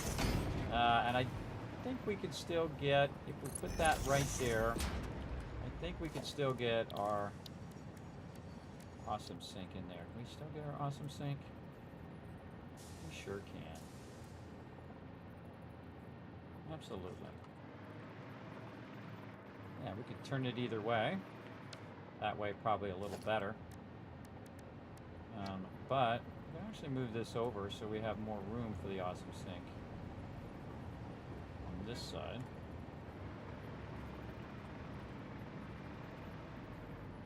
I think I also want to take out these here. Put these in. If this is going to be over the top of these, I probably just want to take all this out. Just unify all of this. That's the same thing. Take this out. Take all of those out. Just unify all this. This is all going to be covered up anyway, so all that embellishment is not really going to be seen. Okay, and then we want to go ahead and align our upper big boy support, which is basically going to use the building itself as a central support. Actually, we should probably do this first. Maybe this.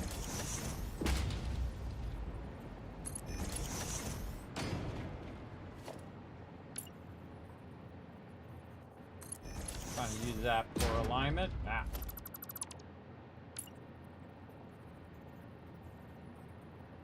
Hit H. Nice.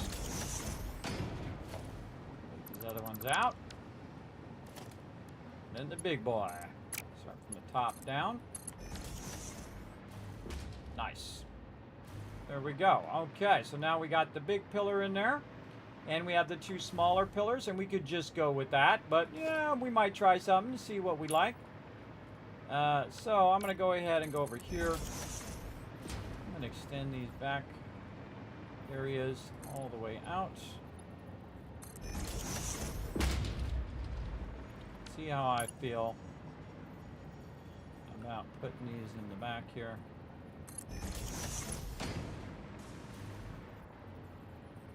To give it a little something.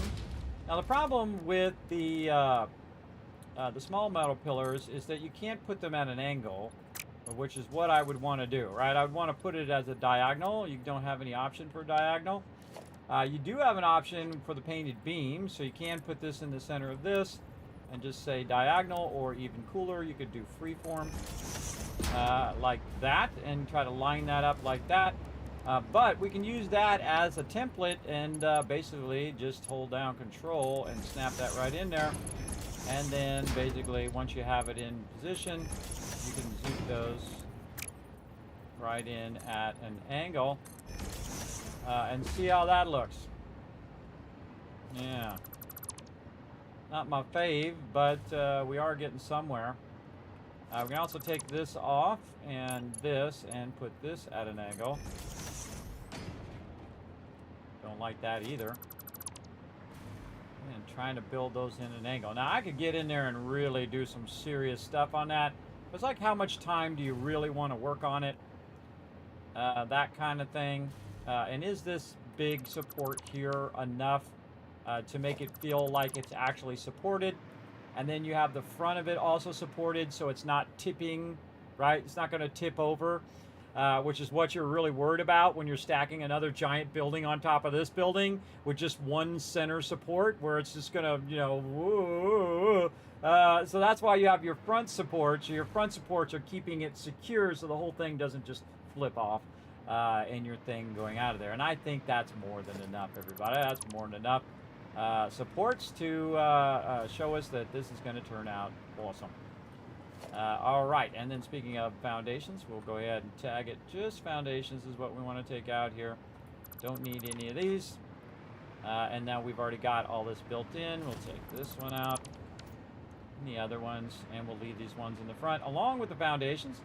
Because again, that'll allow us to build the front of this, and then we'll be able to basically align these to each other underneath, right? That's pretty cool. So we're going to basically be able to take this and snap it to the current foundations over here and just snap it all the way down. And that's going to be crazy, everybody. It's going to be real crazy. And a little difficult to do. We're going downward. But again, we can use our walls to help us align those as well by running those walls down and then using that for alignment as well. Okay, so I think this is good. Now we don't need this one for right there. That's going to be the main one, and then these will be stacking downward as well. So modifying B, and then this one we'll give it thing. We'll go in here and write it down. Oh, we're out of stuff.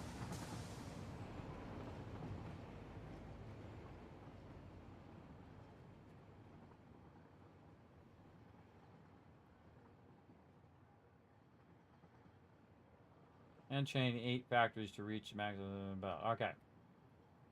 Stack downward. Oops.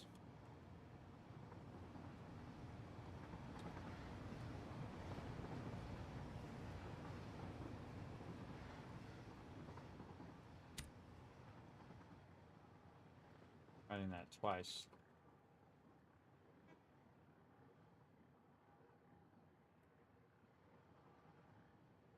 And chain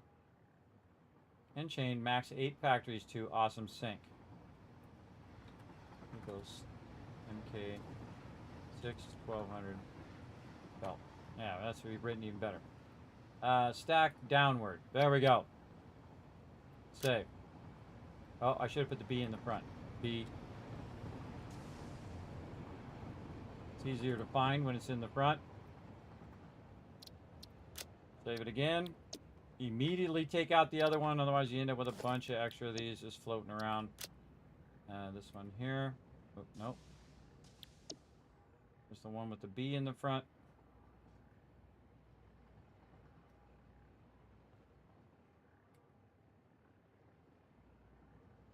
Oh, I don't see it. There it is. All right. Okay, so this one is the one that we want to remove. Be real careful we don't accidentally remove the A one. And then this one, apply changes. We'll want to load that one. Load this one. And now we want to add an A to this. A to this, and probably should have copied the other one. Actually, let's load this one. Copy all this over here to change the text. And then we'll load this one again. And then paste that in there to better explain that. First of stack. There we go. And then this is A. Mega fuel refinery. Save. And then now we have 2 of those. So we'll want to go in. Come on. Oh, not going to do it now, huh? Oh, here we go with the whole key thing goes wild. Come on. Nope. Open up the thing, please. Open up my building. There we go. All right. And then we're going to edit that, and we're going to remove this one. Again, this is so that when I give you guys the blueprints, you don't get confused as to why there's 3 of them instead of just 2. Okay, so now we can go ahead and try to align the B1 to this. Okay.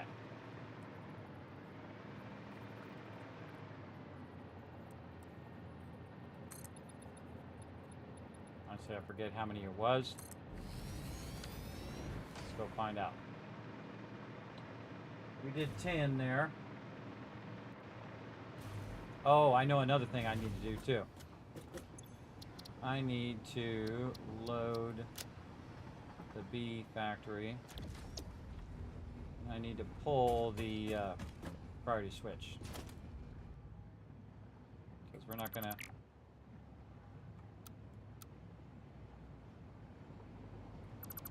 We're not going to need a priority switch on the second one.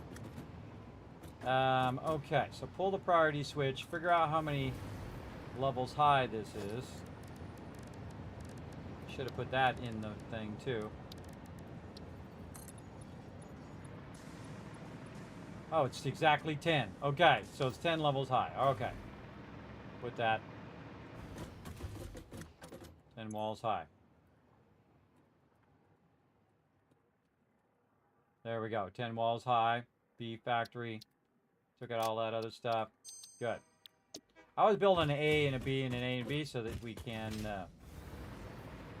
set those up. Okay, so now in theory, we can go down here, 10 down, and we can go ahead and put in our factory foundations, which is number 9, and we can snap those right in here. We're going to turn the blueprinter off. See how well it's not going to snap. It's going to snap very awkwardly, so we're just going to make some foundations on this side. Make it easier for us to snap. And we're going to go up here and try to figure out where it starts. Okay, we did it right where it starts. Oh, look at us go. All right, that was very smart.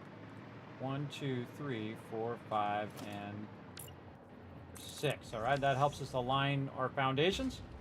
And then now we should be able to just align them like this. Boom. Okay, and then we can just take our B factory and hit H. Line that right up. A little bit this way. Looks like, yep, looks good. And go. And we should see all of our stuff line up perfectly, and including our foundations to the foundations up above. We're just going to take these ones out.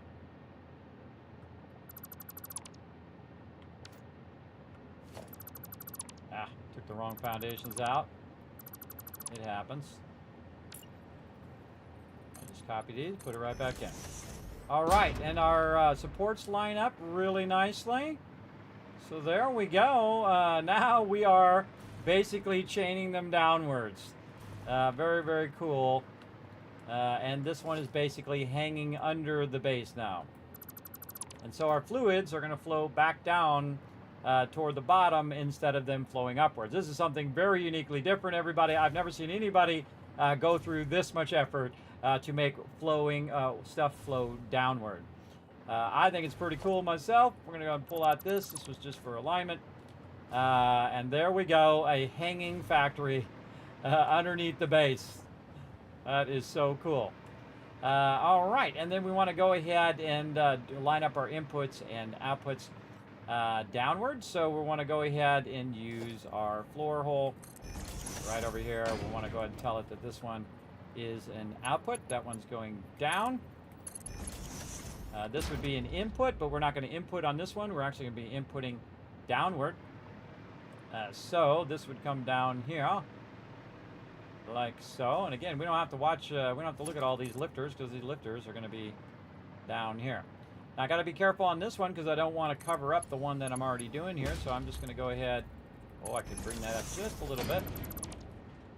And go ahead and work on my chaining of my stuff from up above down to here. Like this. Again, this is going to merge all of the byproduct, which is the resin. And it's going to merge that resin downward and then keep merging it and keep merging it until it gets all the way to the bottom, which I'm going to stick an awesome sink right here at the top. Wonder if it'll still fit under here. Let's go see.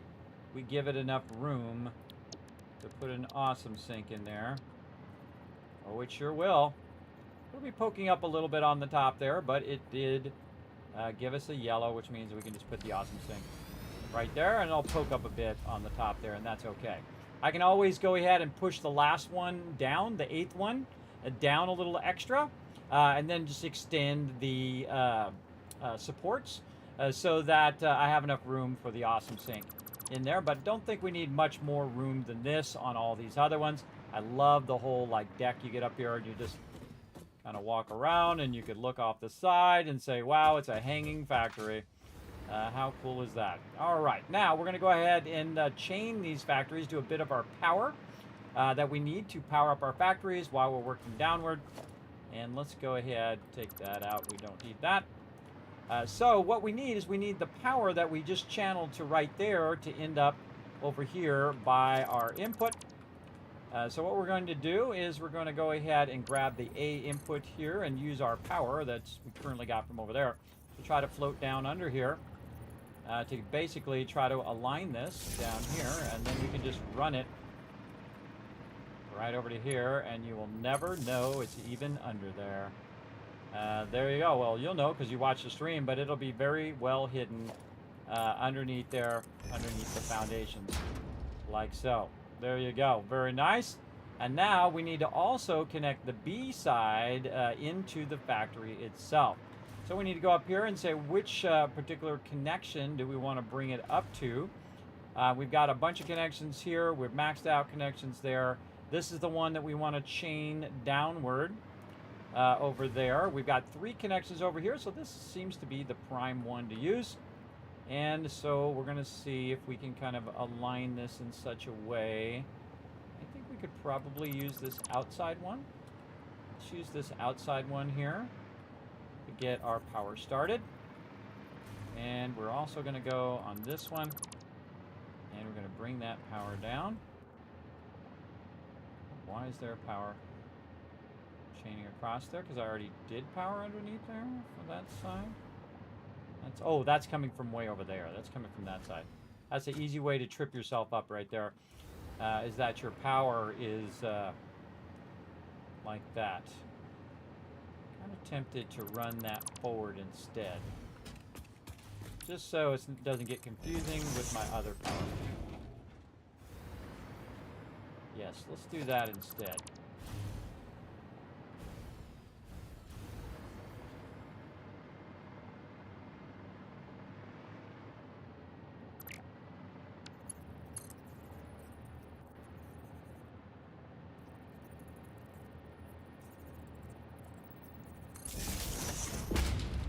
You can see the cable a little bit more, but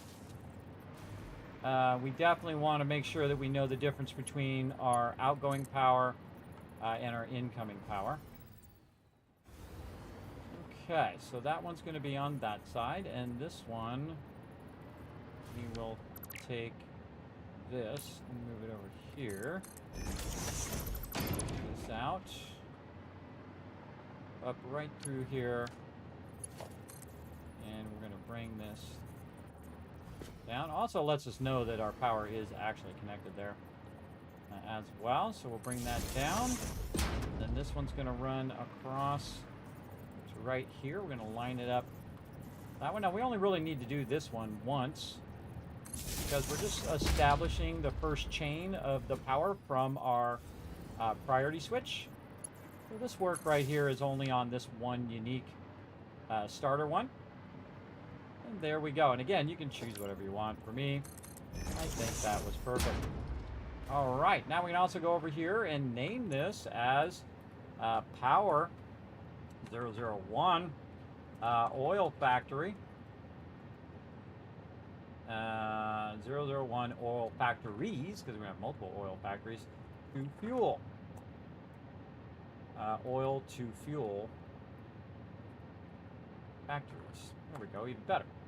Then we're going to pull the switch, and away it goes. And what is it doing?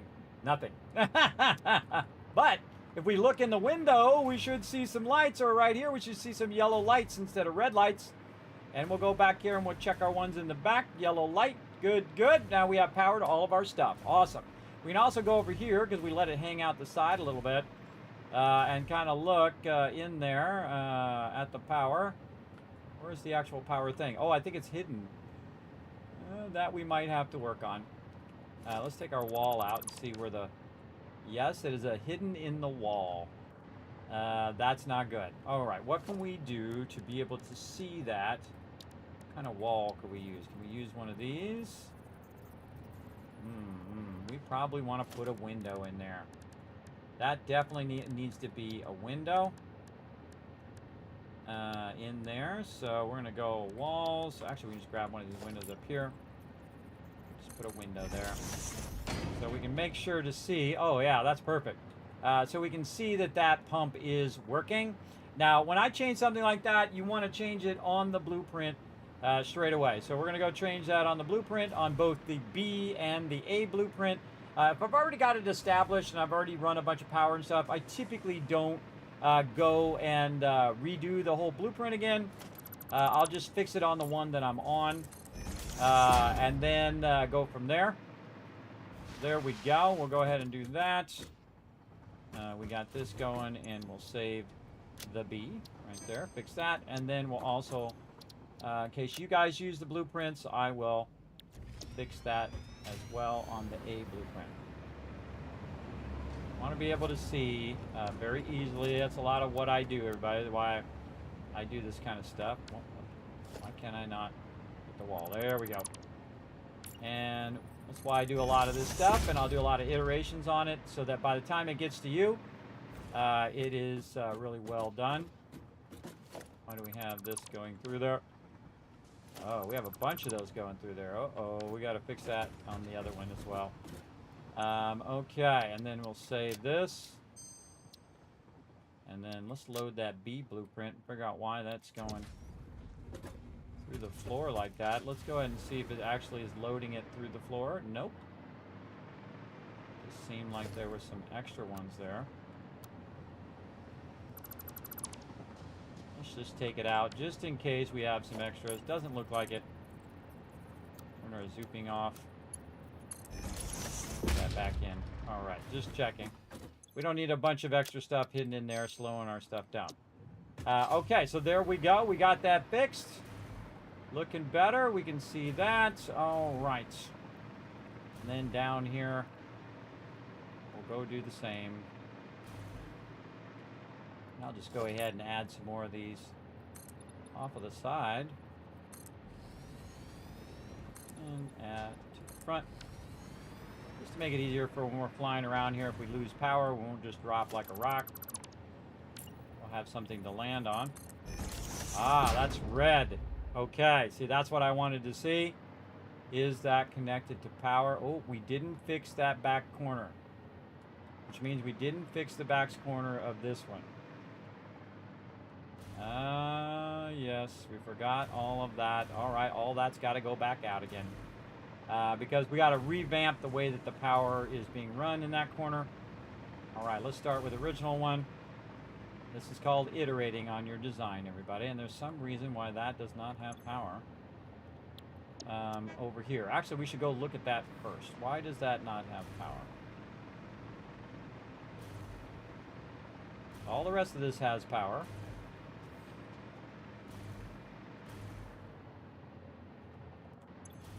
No, it has power. It's just not doing anything. Yeah, there we go. Now it's yellow. Okay. So for some reason, it just wasn't showing. But we didn't fix that when we changed the roof. We got to go in and fix that.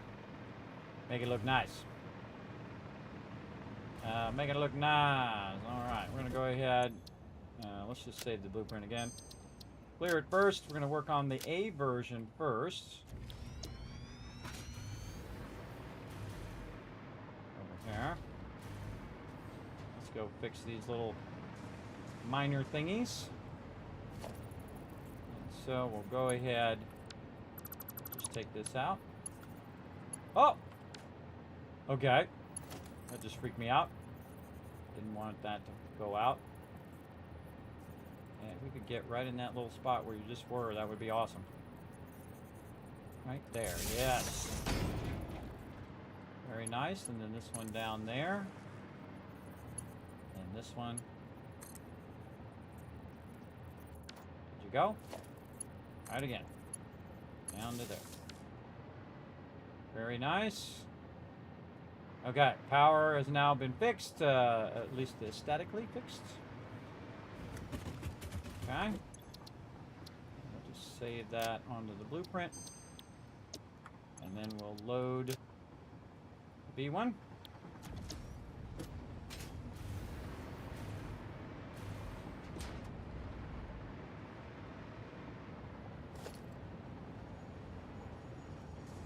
Good highlighting. Stop it. Okay, it's really scary when that just disappears.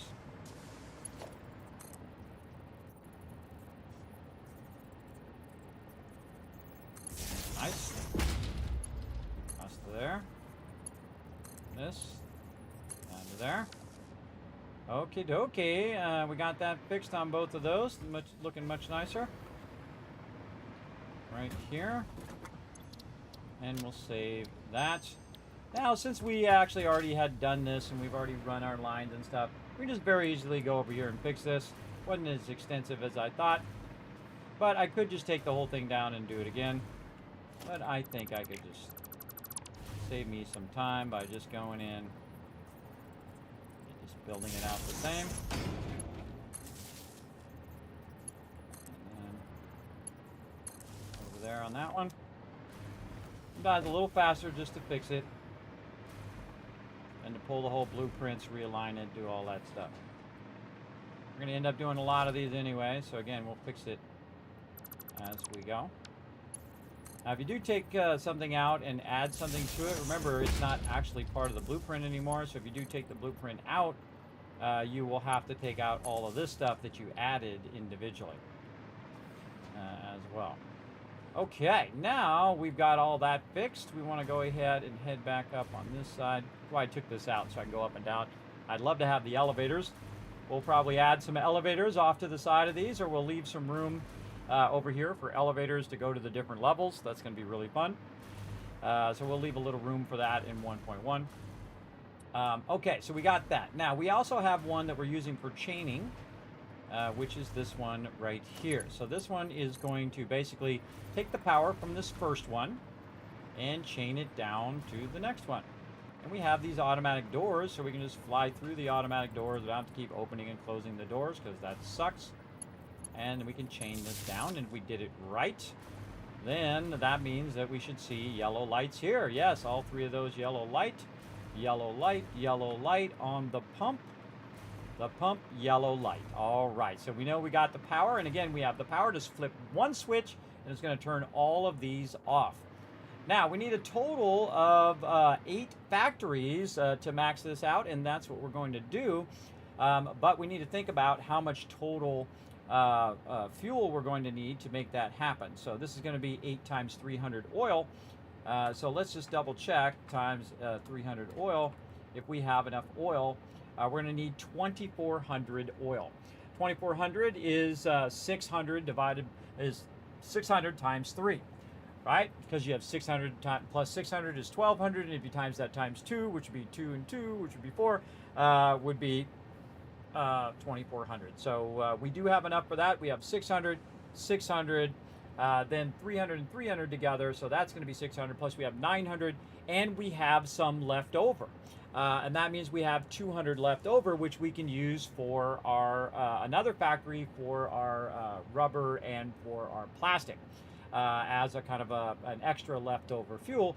Or even better, we can just leave that as an overflow, meaning that we have 200 extra of the oil that we can use if the factory starts to run down, which means we could connect all of our oil together and let that 200 fill in wherever it needs to fill in, as opposed to running it at exactly 100% efficiency. I prefer to have a little extra resources. It's not like you don't have enough resources in this game, everybody. Look at this. This is all the resources in the game. You've got a lot of resources. All you got to do is get it from wherever it is to your factory, or build a factory by wherever it is, whatever you feel like doing. Like over here, there's a lot of oil over here. So you can build a big old oil factory over there if you want, and then build a big old stuff with copper or coal over there, and so on and so forth. You get the idea. We're going to try to tap every node and build on every node. Okay, so there we go. We got that done, and we know just what to do. We're going to go in here, and we're going to go ahead and make 8 of these factories. We're going to use it for our fuel production. So there's there's 10. We should have done it. Oh, we did do it on the corner. And then down here, we're going to go ahead and go this way, and then we're going to go by 6. And then go ahead and grab that B factory. Line it up over here. Turn the arrow toward our... Oh, we forgot to put our foundations down first. Hold on. We got to do our foundations. And can we snap? Nope, no blueprint snapping there. So we're just going to align it ourselves like that. There we go. And then we're going to go ahead and bring up our blueprints. And we're going to set this as 0 on my hotbar. So I can just go ahead and line this up again. Like so. Now remember, this hangs off a little bit off of the thing there, so we just wanted to make sure that it is centered and looking good. Okay. Then we're just going to work our way down as we go. Look at all the supports automatically going in there. Very cool. And you can see, actually, that one is moved forward. We added this extra row. Oh, my bad. We added that extra row because I can see it's flashing. So I can actually make these move forward if I wanted to. I don't really want to do that. I'll go ahead and take that out. And I want to align this actually back here. So we want to do that. Let's go ahead and take this whole blueprint out. And we're going to take those foundations out. Let's redo all of this. Hate this where it just stays weird like that. I wish they would fix that in maximum haste. It really trips me up when I'm trying to build. And then this is actually part of the blueprint. Actually, want to go down 10. There we go. Down 10. Like that. Okay. Now we're getting somewhere. And then this. Come on. Line there, and we're going to go 6 wide.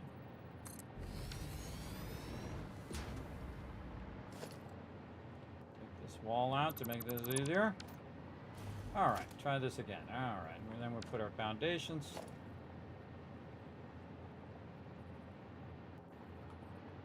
Make it awkward. Make it as awkward as you possibly can. All right, there we go. And then factories. Down. Centering it a little off the side there. Make sure our supports are in the corner and that they are lined up to the edge. And that should align us from above to down here. Take that out for now so we'll know where we're at. And again, we'll have these up here. I feel like I don't really need these anymore. Like we had gotten this down now, but we know it's 10 down. But we could probably remove these now. I'm going to use those for aligning the top side, but don't really need to. I feel like we can just go ahead and take those out. Just use the 10 down method.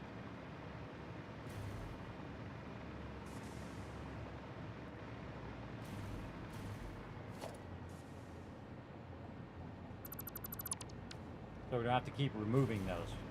Want to eliminate steps that we have to do over and over again. Alright, and then we'll save over what we got. Alright, there's 2 hanging factories. and then again, we're going to go ahead and run our power down to our next factory.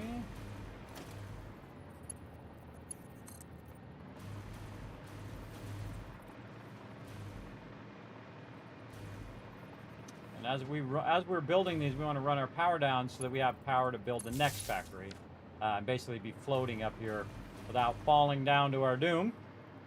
I just want to see if this is actually going to fit in here. That's the coolest thing I want to see. All right, we're just going to keep building. Let's go. Again, down 10. Remember, it counts for you, everybody. You can just use the built-in counting thing. Then some basic foundations.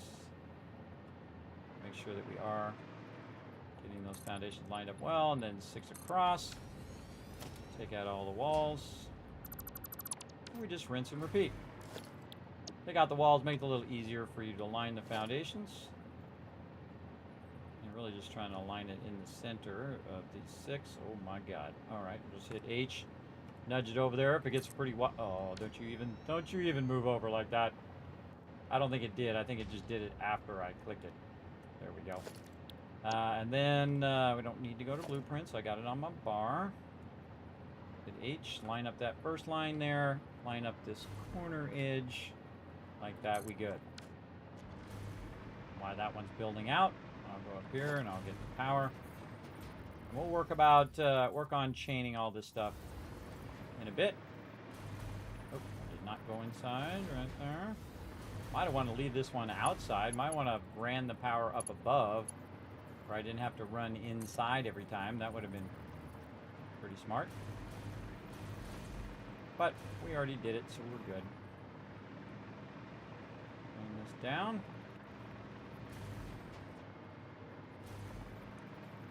And there. Now when you start to get in a groove, one of the things I suggest you do is start to count. And I'll show you what I mean. We're going to go all the way back up to the top. Right here. And we're going to think about how to do this. Let's see. So fuel out. We're going to fuel in. 0, 1, or 1 here. In 1. That's the best place to put it because it has room. So we're going to put in 1 there.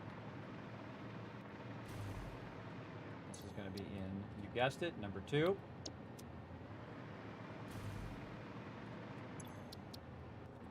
This way we're counting as we're going, right?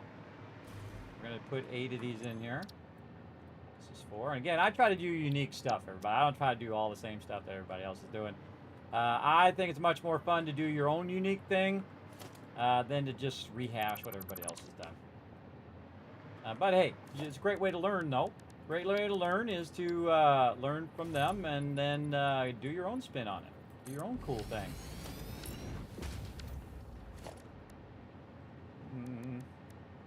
Let's actually put our basic foundation. That is not what I pressed. Okay, 5. All right. And get our number 8 back again, which is our 36 train things. There we go. Okay. All right, down that way we go. We take out the 10 walls. And we put in our foundations. Hit H. Line them up nicely. Hit 0 to bring up our other thing. Which is already aligned. Forward. Check that corner. Oh, hanging off the side. Give a little left side nudge. And good. And while it's building, we'll go get the power. That's why we spend all the time doing the blueprint, everybody, because it is saving us a tremendous amount of time right now. If we were individually building each one of these factories, it would be 10 times longer than it took me to build the blueprints. At least it should work out that way. If it doesn't work out that way, well, that's life. That's how it goes. Okay, and again, you can see I'm doing this very systematically, one at a time, just so I don't make a math error. At least I hope I don't make them out there, but if we do, such is life also. 6 across. Just get the walls. Walls out. And foundations. Again, you can see we're getting in a groove here. Hopefully we have enough room. All right, did we number this one? We did not number it. This is number 5. Oh, that's filling in. We'll call this number 5. I'm very interested to see. Ooh, I think it's going to be kind of close. We'll see. All right, run the... Oh, we got to put the thing down first. We got to put the factory there. Oh, 0. There we go. And H. Line the front line. Line the corner edges in. Look at the power line. Definitely should have put that power line outside, so I could just chain it from the outside. Would have been awesome. Future build. We'll remember to put the chaining power ones outside. That down. Under there. And this one is going to be number 6. Ooh, I think it's going to be close, but I think we might have it. All right, 6. All right. Yeah, very close. All right. And then walls. 10 walls. This is what you want, everybody. You want to get to a point where this is just repetition, where you did so much work up front that you don't have to do all the work as you go along, right? You basically did all the troubleshooting, you did all of that stuff ahead of time, and then now you're just reaping the benefits of your hard work. Kind of like compound interest, everybody. Keep rocking that compound interest as much as you can, because that's a good thing. There you go. You don't know what that is? Look it up. Go learn about it. It's awesome. Right over there.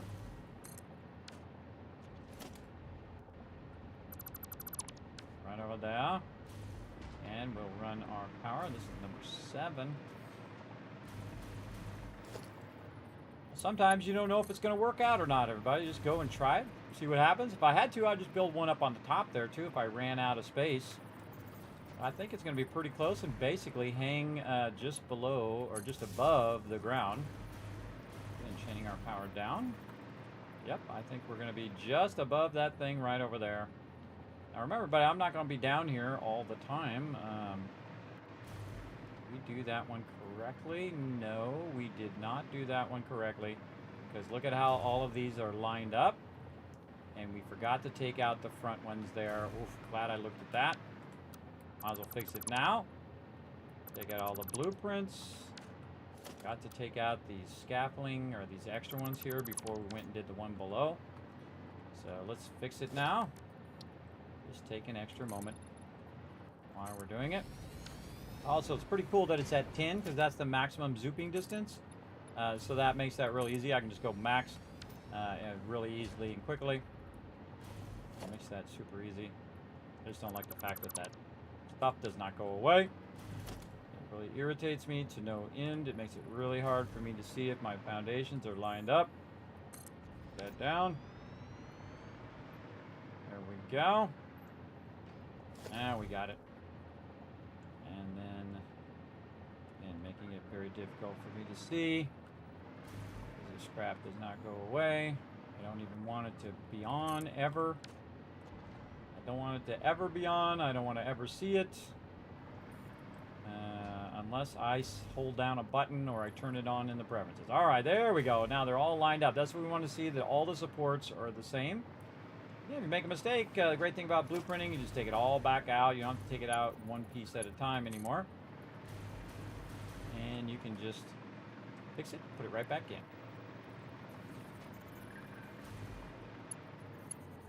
There we go.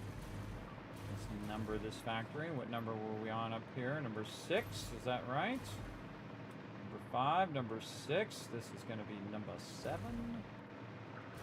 Almost done with this. Nice. 7. And one more to go. Now we're going to remember to take out our scaffolding this time. There we go. And then with our 10 basic walls right on the corner. And then you get good at it toward the end. But you just can't get good at it toward the beginning. But then again, you haven't learned what you need to learn yet. That's why you haven't learned all that stuff yet. It's the journey. It's learning all that stuff. This time I'm going to take this out straight away. I don't forget to take it out. And then our factory H. Nudge that in position. We can see right where our supports hit those corners. Very nice. Go up here. Change that power to our last one. So yeah, vertical hanging factories.